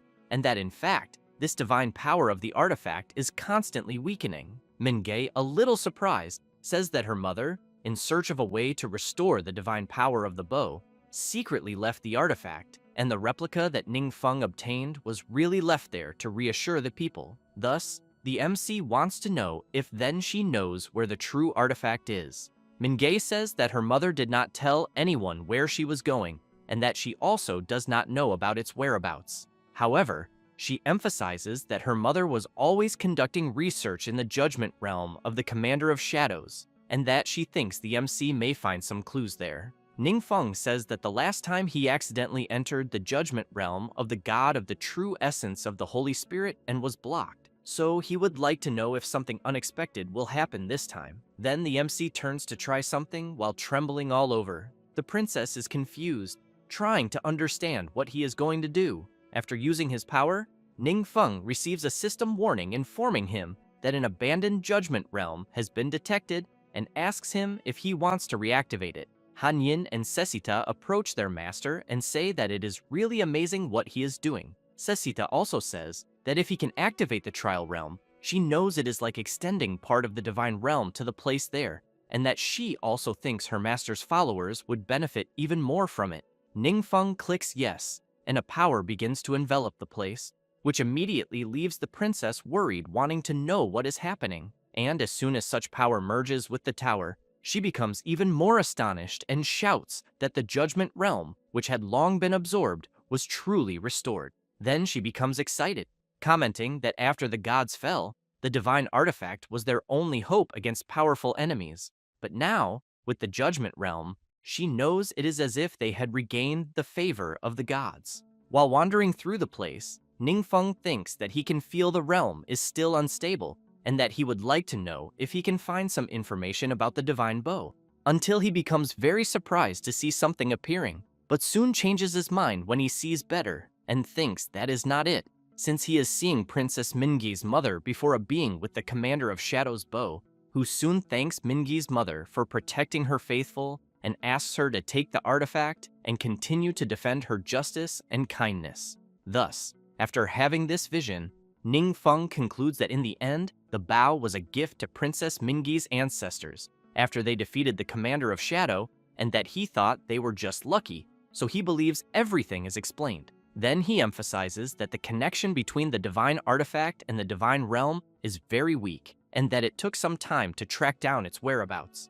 But now that he has finally found its location, he will return after recovering his strength. After returning from the Judgment Realm, Menge wants to know if the MC needs them. He smiles and wants to know if she has no matters to deal with regarding her country, as he can handle the matter alone. That said, he leaves immediately. As soon as he arrives at the place, the Ice Demon comments to his master that apparently there is nothing there.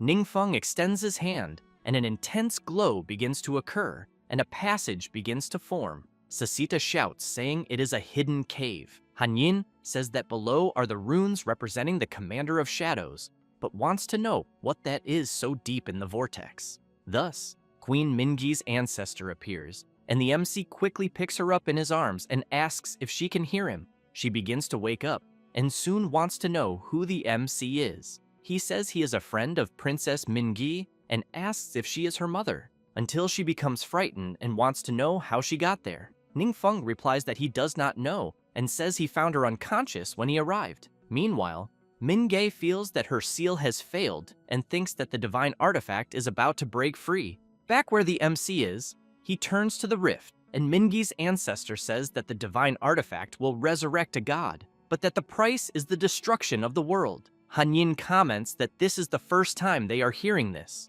Sasita then asks her master if it could be the resurrection of the Commander of Shadows, but Ningfeng, intrigued by the situation, wonders if the fallen gods can really be resurrected. Thus, he goes straight to the rift and says it is better to check. However, the ancestor, very frightened, says it is too late and soon begins to remember the old days, when she thought she had found a ritual to restore the divine artifact, but she was wrong, and that the truth of this ritual is that the divine artifact absorbs the weak divine power of the faithful to help resurrect the god. Unable to withstand the power of the god, the world gradually withdraws and will be destroyed. And when she realized her mistake, the ritual had already begun and could not be stopped, and so she knew she could only use the little power she barely had to seal the divine artifact. Thus, she knows they are only nutrients for the gods, sacrifices to be used at any moment, and that the gods' favor is a lie to deceive mortals. Then she apologizes to Mingi for having failed and thinks it is a pity she cannot be by her side before the world is destroyed. Meanwhile, the MC, as he approaches the flow of power, thinks that the surrounding environment there is affected by the divine power and that it began to distort and collapse. And therefore, he knows that if this continues, he fears that a space-time rift may appear, until the flow of power begins to react even more, and a presence emerges from it, quickly commenting with the MC that it feels the power inside him and wants to know if he is willing to become one of its chosen. Ningfeng does not like the question very much, and the entity explains that the chosen are the highest devotees recognized by a god, and that the MC will be allowed to enter the divine realm and follow at his side. With that, it asks him to help complete the ritual, and he will receive its divine favor. Ningfeng makes it clear that he is not interested at all. The being begins to laugh and shouts that apparently it seems the MC is as foolish as Mingi's mother for really giving up the chance to become one of its followers just to protect the humble mortals. Ningfeng thinks the being must be referring to Mingi's mother, and then wonders if she also rejected the offer of the Shadow Commander. The being continues commenting that it seems to have slept for a long time and that mortals have forgotten its divine power, then asks the MC to allow it to personally help him remember. Thus, it releases its incredible, overwhelming power. The MC pretends not to care about its display until suddenly the goddess falls to her knees on the ground and becomes very confused, trying to understand what the hell just happened. Then she starts questioning how a god ends up kneeling to a mortal and soon becomes furious, shouting that she will make the MC pay a terrible price.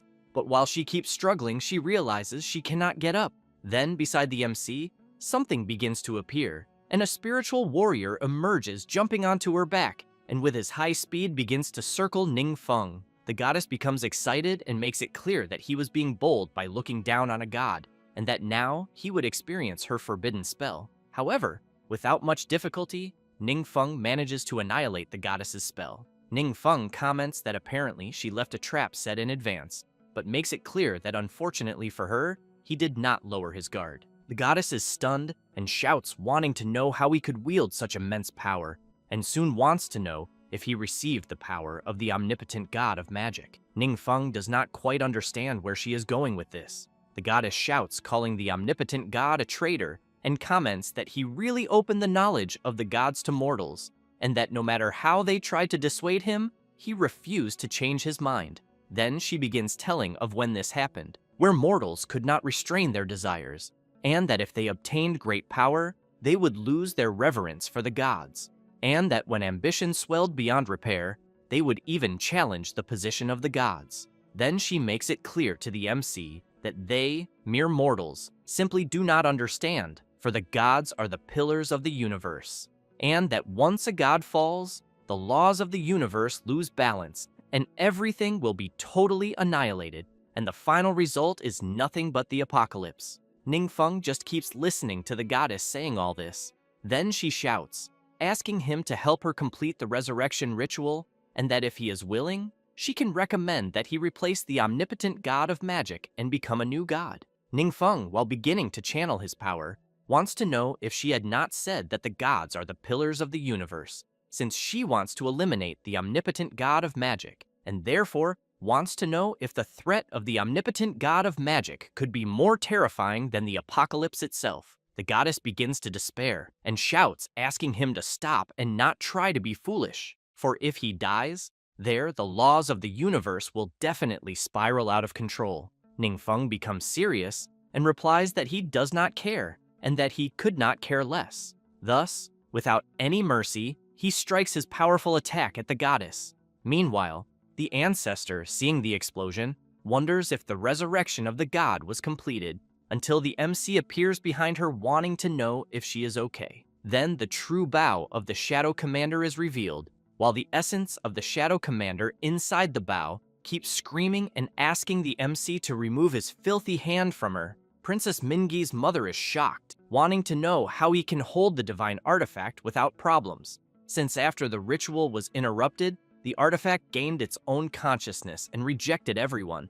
Ningfeng gives an awkward laugh and says it is a long story, but in short, he thinks the consciousness inside the divine artifact disappeared. She wants to know if she could take a closer look, and soon the MC hands it to her. She finds something strange and, observing the divine artifact more closely, comments that it seems some terrifying words have appeared on it, then wants to know what this God Slayer is.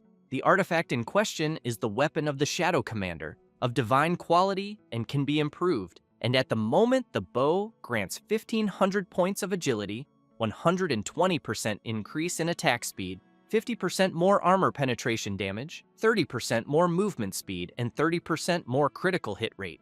In addition to the item ignoring durability and having a chance to leave an afterimage that briefly confuses enemies when moving quickly, and it can also apply a target to the enemy to track their movements. It possesses spells attached to the item, namely Quick Shadow Barrage, Rain of Arrows, and Hidden Snipe. Then the ancestor looks around and comments that apparently the divine power that was being drawn has also disappeared, and finally, the ritual was interrupted. Ningfeng asks Mingi's mother to tell what happened before. She replies that she was trying to find a way to help the artifact restore its divine power, and that she supposed its power was very weak, so the artifact ended up freeing itself from its seal, and that is why things turned out this way. With that, she makes it clear that the MC is their savior, and that she never imagined someone could actually defeat a god. Thus, she states that from that moment on, they would not believe in any god and asks the MC to tell his name, for she will spread his heroic actions throughout the world.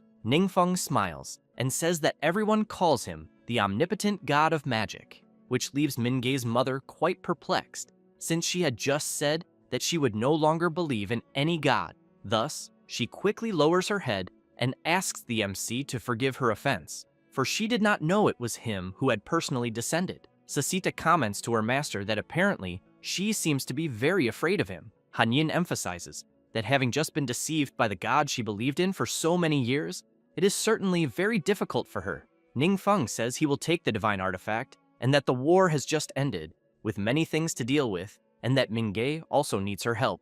A little afraid of reuniting with her daughter, she replies yes. After some time, as soon as the MC returns to the training field of the supernovas, Wang Yue wants to know if her friend is really giving away such a powerful bow. She gets very excited and comments that she never thought she would be able to use a divine artifact. The others start drooling over the MC's gift, who in turn laughs and says, "That is not all." Suddenly, a tremor begins to occur in the place, and everyone wants to know if it is an earthquake. But soon they are surprised when looking up. Thus, the MC says that there is also a suitable test field for them, just like the one previously released. Ningfeng reflects that after activating the test domain, he can open an entrance in the world he controls, and therefore knows it is a crucial moment for everyone to improve their strength, deciding to let Wang Yue try first. As soon as she enters the realm, she is impressed and comments that it looks like the skeleton of some kind of giant beast, but soon notices some warrior skulls rushing toward her. Thus, she takes the divine bow and without much difficulty, with just a few simple shots, she easily annihilates the creatures. The people watching from the outside comment that the power of the attack is quite impressive, and that based only on the statistics, they think even a master of the 6th transformation would be crushed by Wang Yue. Ningfeng feels that the princess is also taking the same test in the Judgment Realm. Meanwhile, Mingei asks her mother if something is wrong, since she does not seem well. She replies that it is nothing but keeps thinking that she no longer knows if she can trust these gods, and, seeing her daughter entering the Judgment Realm, she keeps hoping she will be fine. Already inside the realm, several creatures head toward her, and she prepares her bow and fires at them. Ningfeng, seeing this, feels very pleased and thinks that in different worlds the test realms may look the same, but their difficulty levels vary, as the monsters on Mingei's side are clearly stronger than those of Blue Star. Then he notices something he does not like, and, observing Mingei, he sees some system screens around her. On the system screen, there are some locks blocking the information, and he immediately wonders what it is. Then he focuses and considers that this might be some type of restriction limiting the knowledge of power, and he questions if this could be what the Shadow Commander meant when saying that it prevented knowledge from being open to mortals,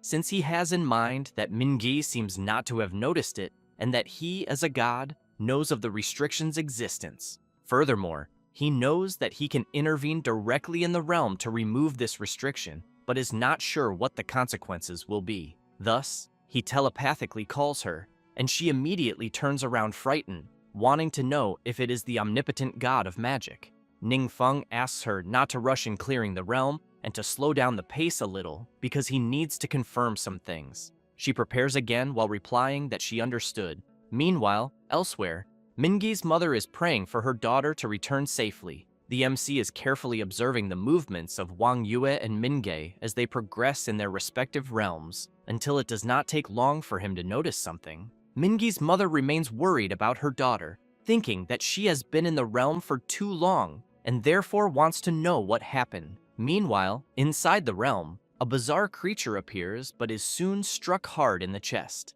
Telepathically, the MC wants to know how Mingei is feeling. She tells her master that she thinks she might not be keeping up yet and needs some time to get familiar. Ningfeng tells her not to rush, since he knows that these restrictions appear in some important ones, sealing part of the laws of the universe, and that if a believer wishes to use that part of the laws of the universe, they can only pray to a god and then activate the laws with the help of divine power. However, he knows that this method makes the believer blocked by divine power, unable to come into contact with the laws of the universe themselves, and that if this continues, he thinks believers will start to firmly believe they must rely on gods to gain great power. Yet, he questions whether this is the method the gods use to control mortals, until a sinister creature appears before Mingei, and behind her, something starts emerging from the ground. Several claws appear and hit her, leaving her worried. She apologizes to the MC and comments that she is being very clumsy.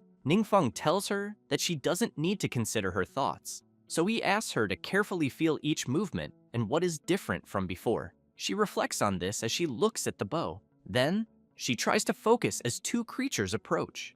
Minji disappears from the monster's line of sight and appears right behind them, ready to strike. Thus, she unleashes multiple attacks and brutally hits the creatures, which can't even defend themselves. She gets excited and comments that she never thought before that her skills could be used this way, and that apparently her combat understanding is deepened. That said, she goes after another creature and eliminates it easily. After a while, at the entrance of the realm, Minge exits through the portal and notices her mother there. She apologizes for keeping her waiting so long. Her mother walks up to her and wants to know how it went inside the realm. Mingi smiles and says she failed. Her mother comments that as long as she succeeded, it's great, but soon realizes what her daughter said and wants to know what she means.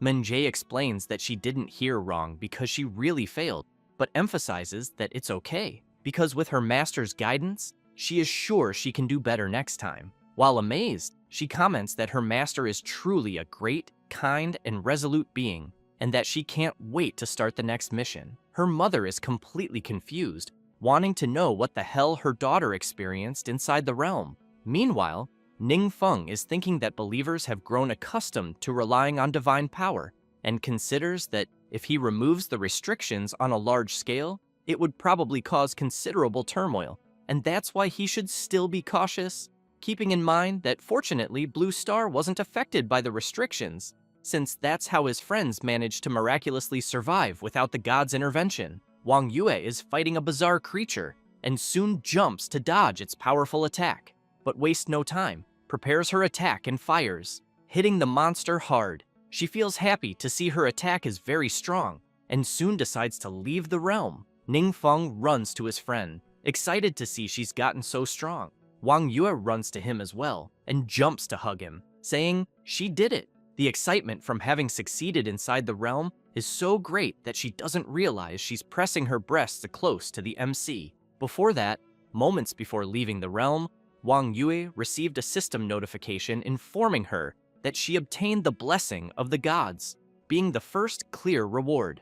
The MC was talking with Sasita and Hanyin, and they mentioned that the so-called forbidden curse is an extremely powerful spell, and that normally the conditions to cast it are extremely difficult, far beyond what a mortal body can withstand. Ning Feng raised his hand and wanted to know if the reward for the forbidden curse inside the secret realm of judgment is just an illusion. Sasita replied that it is not, and said that in the past, a small number of chosen believers managed to pass the final judgment and obtain mastery over the forbidden curse. However, she emphasized that due to the laws of the universe, those powerful individuals ascended to the divine realm to follow alongside the gods. Hanyin added that at that time, if Sasita and he had understood a forbidden curse, they could have fought side by side with the Almighty God himself. Back in the realm of judgment, Wang Yue was still receiving system notifications informing her that it was detected her adventurer class is incomplete, and that because of this, she would be unable to learn the forbidden curse, so the reward was adjusted to her current advanced class. Back at the adventurer's training center, Shu Wei greeted the MC and said it had been a long time since he last saw him. Ning Feng said he heard that he had developed a new type of potion again. Shu Wei replied that yes, and explained that the 3 bottles were all refined according to the formula the MC gave him, and that they are high-grade healing potion, protection potion, and high-grade resistance potion, and that they can strengthen the body during combat. Ning Feng commented that he remembered many of the ingredients in those formulas no longer existed, so he wanted to know if that was correct. Shu Wei said that thanks to Lord Kabo, they discovered a new secret realm abroad, and that this place produces some rare alchemy ingredients, and that each of them appears in the formula the MC gave. Meanwhile, in the secret realm of the luminous green wood, Cable was eliminating some creatures. His subordinates were excited seeing how Lord Cabo fought and commented that with his help, the monster hunt was much faster. However, he ended up being attacked and thrown hard to the ground. They ran to Cabo wanting to know if he was okay. Cabo, badly injured, tightly grabbed one of their arms and, very frightened, begged them to run away immediately. They were terrified by something, as they saw a sinister aura from a creature emerging from the middle of the forest. As soon as they returned to the training center, Jiansheng shouted, calling for the MC, asking him to save Lord Cabo. After taking him to the medical treatment sector, While Chang Muqiu and the cleric treated Lord Kabo, Ning Feng wanted to know what the hell had happened. Jian Sheng said that Kabo was ambushed inside the secret realm, and that they didn't even see who the enemy was, only felt its strong presence. The MC was intrigued and thought that even if Kabo had lost his shadow guard and his strength had been greatly reduced, he knew that to injure him so badly, the attacker clearly surpassed the strength of the monsters of Blue Star. At that moment, the Capybara demon began to smell Kabo's arm, and Sasita wanted to know if Han Yin could also feel what she was feeling. He replied that there really was a familiar aura about it. Back in the secret realm of the luminous green wood, someone is asking a little creature why it let people escape. She tries to argue but is interrupted, and a bizarre being tells the little creature that he wanted to give her a chance to prove her worth, but judging by her performance, it was completely disappointing. Then he thinks that he knows those adventurers wish to destroy their homeland and steal their lives, so he makes it clear that if they are allowed to leave, the next day, they will return with even more people. Thus, he emphasizes that the little creature's mistake could plunge the entire secret realm into disaster, and therefore, he wants to know if she wants to eliminate them all. The mushroom apologizes several times and promises that it will never let him down again. Her boss thinks that he knows the little creature in front of him is a hidden boss he summoned not long ago, and that its strength is terrifyingly high. But in contrast, its mind is unstable, and it shows a strange dependency. Keeping that in mind, he thinks that he then exploited that weakness and made it his subordinate, since he knows that with its help, he can now put his conquest plan into action.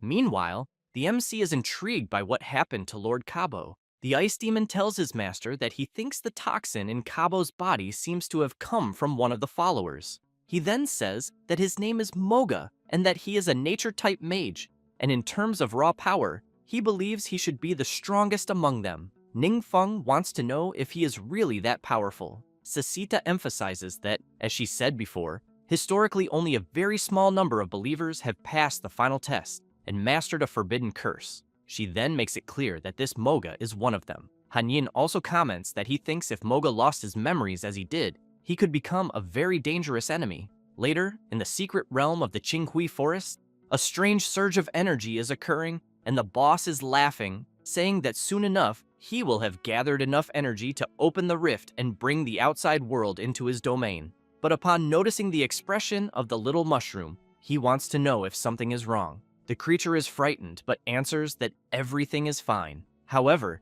he thinks that being called Little One feels so familiar because someone very close used to call him that. He remembers that at first, he thought the man in front of him was that same person, but when he attacked the intruder, he suddenly felt a very familiar sensation, and that was precisely why he didn't deliver a fatal blow. He then starts to struggle with himself and thinks that he remembered something, but it is too vague to understand, so he wants to know what he should do.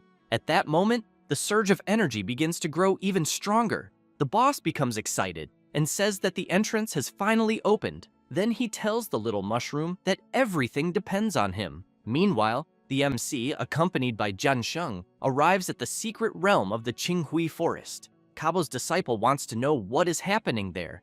An adventurer says he can't explain it. So he points forward and emphasizes that in the direction he is showing, the secret realm has caused an invasion covering a large area, but the monsters inside do not appear in large numbers. He then explains that they evacuated the residents of the area and that there were almost no casualties, but the enemy is not making any moves, which has made them very worried. Jian Sheng calls the MC and asks if it's possible that the monsters in the secret realm are gathering their strength for a large-scale attack. The ice demon hears this and tells his master that he thinks there may be another reason. Meanwhile, deep in the forest, some monsters are being gathered.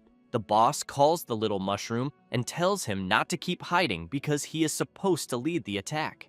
Trembling, he says that he is scared and wants to know if his boss can go with him. Moga becomes angry and makes it clear that he already told him to go and that he should stop complaining and acting like a fool. However, he feels something strange and says that the trees are sending a message. Then, he becomes alarmed and shouts that apparently there are enemies nearby. The boss becomes concerned and thinks that it seems the enemies are advancing very quickly and fears he might not be a match for them. So, he opens a portal and the little mushroom immediately wants to know where his boss is going. He tells his little creature to deal with the enemies and makes it clear that if he fails, he must never return. The little mushroom becomes even more terrified and screams, begging his boss not to leave him behind. Then he jumps into the portal, but it doesn't take long before the boss grabs him by the leg, pulls him out of the portal, throws him out, and quickly closes the rift. The little creature keeps screaming, pleading for his boss not to leave him there alone. And then he starts to remember the past, when he attacked his former master, when the same thing happened. However, he stopped, and as soon as he turned around, he stared at the little creature, who at that time was trembling in fear. His boss wanted to know why he was being attacked. The little mushroom, very scared, said that he thought the man was there to capture him, and that he didn't know why, but everyone who saw him always wanted to take him away. The master laughed and emphasized that a small creature like him is indeed a very rare material or food. However, he made it clear that his talent for magic was extraordinary, so he wanted to know if the little mushroom wanted to accompany him. At that time, when the omnipotent god showed Sesita and Hanyin, they wanted to know if that was the little creature their lord had mentioned before. He smiled and made it clear that his talent and determination completely exceeded his expectations, and that he even completed the test very quickly, rising from level to level from a lower world. Sesita became intrigued by something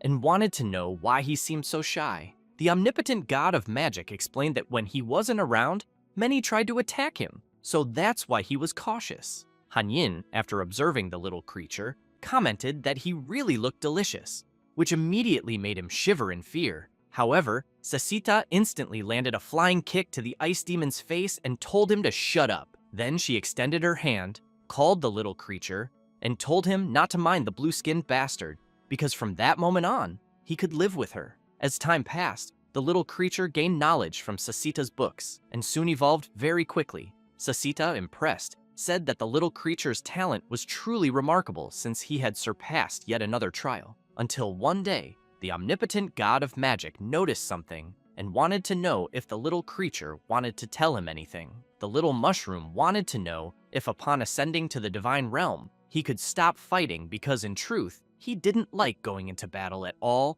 and only trained to become stronger in order to protect himself. He then emphasized that he had been thinking that if he could stay in the divine realm forever, he wouldn't have to suffer so much. The omnipotent god of magic smiled and promised that when the little creature entered the divine realm, he could do whatever he wanted. Thus, it didn't take long for the omnipotent god of magic to tell the little creature that he had completed the highest trial and that he was welcome to the divine realm. The mushroom was very happy to know that he had finally made it, until one day, while cultivating some plants, the omnipotent god approached him, called him, and asked if he could count on his help to go to another world and find a certain treasure. The mushroom wanted to know if the omnipotent god was going to leave him. He smiled and emphasized that it was mainly because he couldn't leave at that moment and could only count on him. The little creature replied that he understood and would return as soon as possible. Thus, after learning where he had to go, he arrived in a completely frozen kingdom, and at the top of a mountain, after searching for some time, the little creature finally found what his master had asked for. Looking at an icy flower, he knew he had to hurry and return, until he felt something strange and terrified, wanted to know why his connection to the divine realm had been cut off. Then, desperate, he began to shout, begging his lord not to abandon him there, until, after some time, in a certain place, a human was preaching that the omnipotent god of magic was an evil faith that had already been purged by 11 gods, and from that moment on, anyone who still worshipped the omnipotent god of magic would be considered an unforgivable heretic. Meanwhile, someone was lurking, listening to all of this, and quickly began to move. It was the little creature, who, very confused, thought that if it was like this everywhere, then he wanted to know what the hell was happening. Then he noticed an attack rapidly approaching and activated his magic barrier, blocking the strike. But a massive explosion occurred at the site, and someone started shouting that they had found a fool siding with the evil god. The mushroom said that he recognized the creature in front of him and knew that he was one of the followers of the Battle Lord Blood Frenzy, but wanted to know why he was attacking him. The executioner told the little creature to stop pretending to be bothered because he knew that the evil god he worshipped had been defeated, and therefore wanted to know if he had managed to escape. The mushroom wonders if what he heard was true, that his master was attacked by other deities. The executioner doesn't care, and, while preparing his attack, shouts that he would have never thought the evil god actually took care of such a rare magical creature, but he thinks that if he sliced it into pieces and roasted it, the taste would certainly be delicious. However, as soon as he says that, he becomes very surprised because he sees the little creature before him releasing an incredible power and demanding that he tell everything clearly. Then the mushroom launches his attack, and the executioner tries to block the powerful strike, but it is too strong and hits him directly. He then thinks that the evil god was truly capable of creating such a powerful divine servant, and that if the little creature were in the divine realm, its combat power would be even greater. But he questions why it didn't appear during the War of the Gods. Moga uses his ability, and several energized vines burst out of the ground, quickly restraining the executioner. The mushroom, furious, demands that he tell him where his lord is. The executioner laughs and says that he was gravely wounded by several gods working together and probably died somewhere. He then asks if Moga is sure he wants to know more. He releases a powerful spell and shouts that he just summoned his god and believes that he will be more than willing to answer all his questions. Moga becomes worried and thinks this is bad because he didn't imagine that the Battle Lord Blood Frenzy would descend in person, knowing that he cannot defeat the incarnation of a god. At that moment, the executioner gains more power and manages to break free. He then grips his axe tightly and strikes a powerful blow at Moga, sending him flying backward. While on the ground, the little creature keeps calling for his master and thinking that he has been abandoned by him. Then, a very bright light emerges, and the MC steps out of it, leaving Moga shocked. Sasita and Hanyin also appear. Moga starts crying and says that he is about to die because it feels like he is hallucinating. Hanyin goes to him and comments that it seems they have met again. Moga becomes very happy and wants to know if they are Hanyin and Sasita. She answers yes. Ningfeng smiles, and the little creature runs to him and hugs him tightly. The ice demon says that he knew the little creature was shy and never dared to leave that place easily, and that even after becoming a hidden boss and launching an invasion of the secret realm, he still hadn't changed that flaw. After the MC discovers the reason for the invasion, some time passes, and someone is observing all of this through the portal and, seeing his little creature with the MC, wants to know what is happening. Moga says that apparently Lord Cabo is also a believer of the MC and apologizes for having attacked him. He then asks if he can help him detoxify, since he believes he will recover very quickly. Ningfeng makes it clear that they will first resolve the matter of the secret realm invasion, and then return as soon as possible. While Moga releases his power, he tells the MC that he doesn't need to worry because he will take care of it. Thus, he opens a portal, and as soon as they pass through it, they are surprised because they see the boss and his subordinates kneeling and shouting that they salute the return of their leader. But it is clear that the boss had to do this out of fear that he could not handle them. Ningfeng asks Moga what is going on. The boss begins to explain, saying that he was very disrespectful before,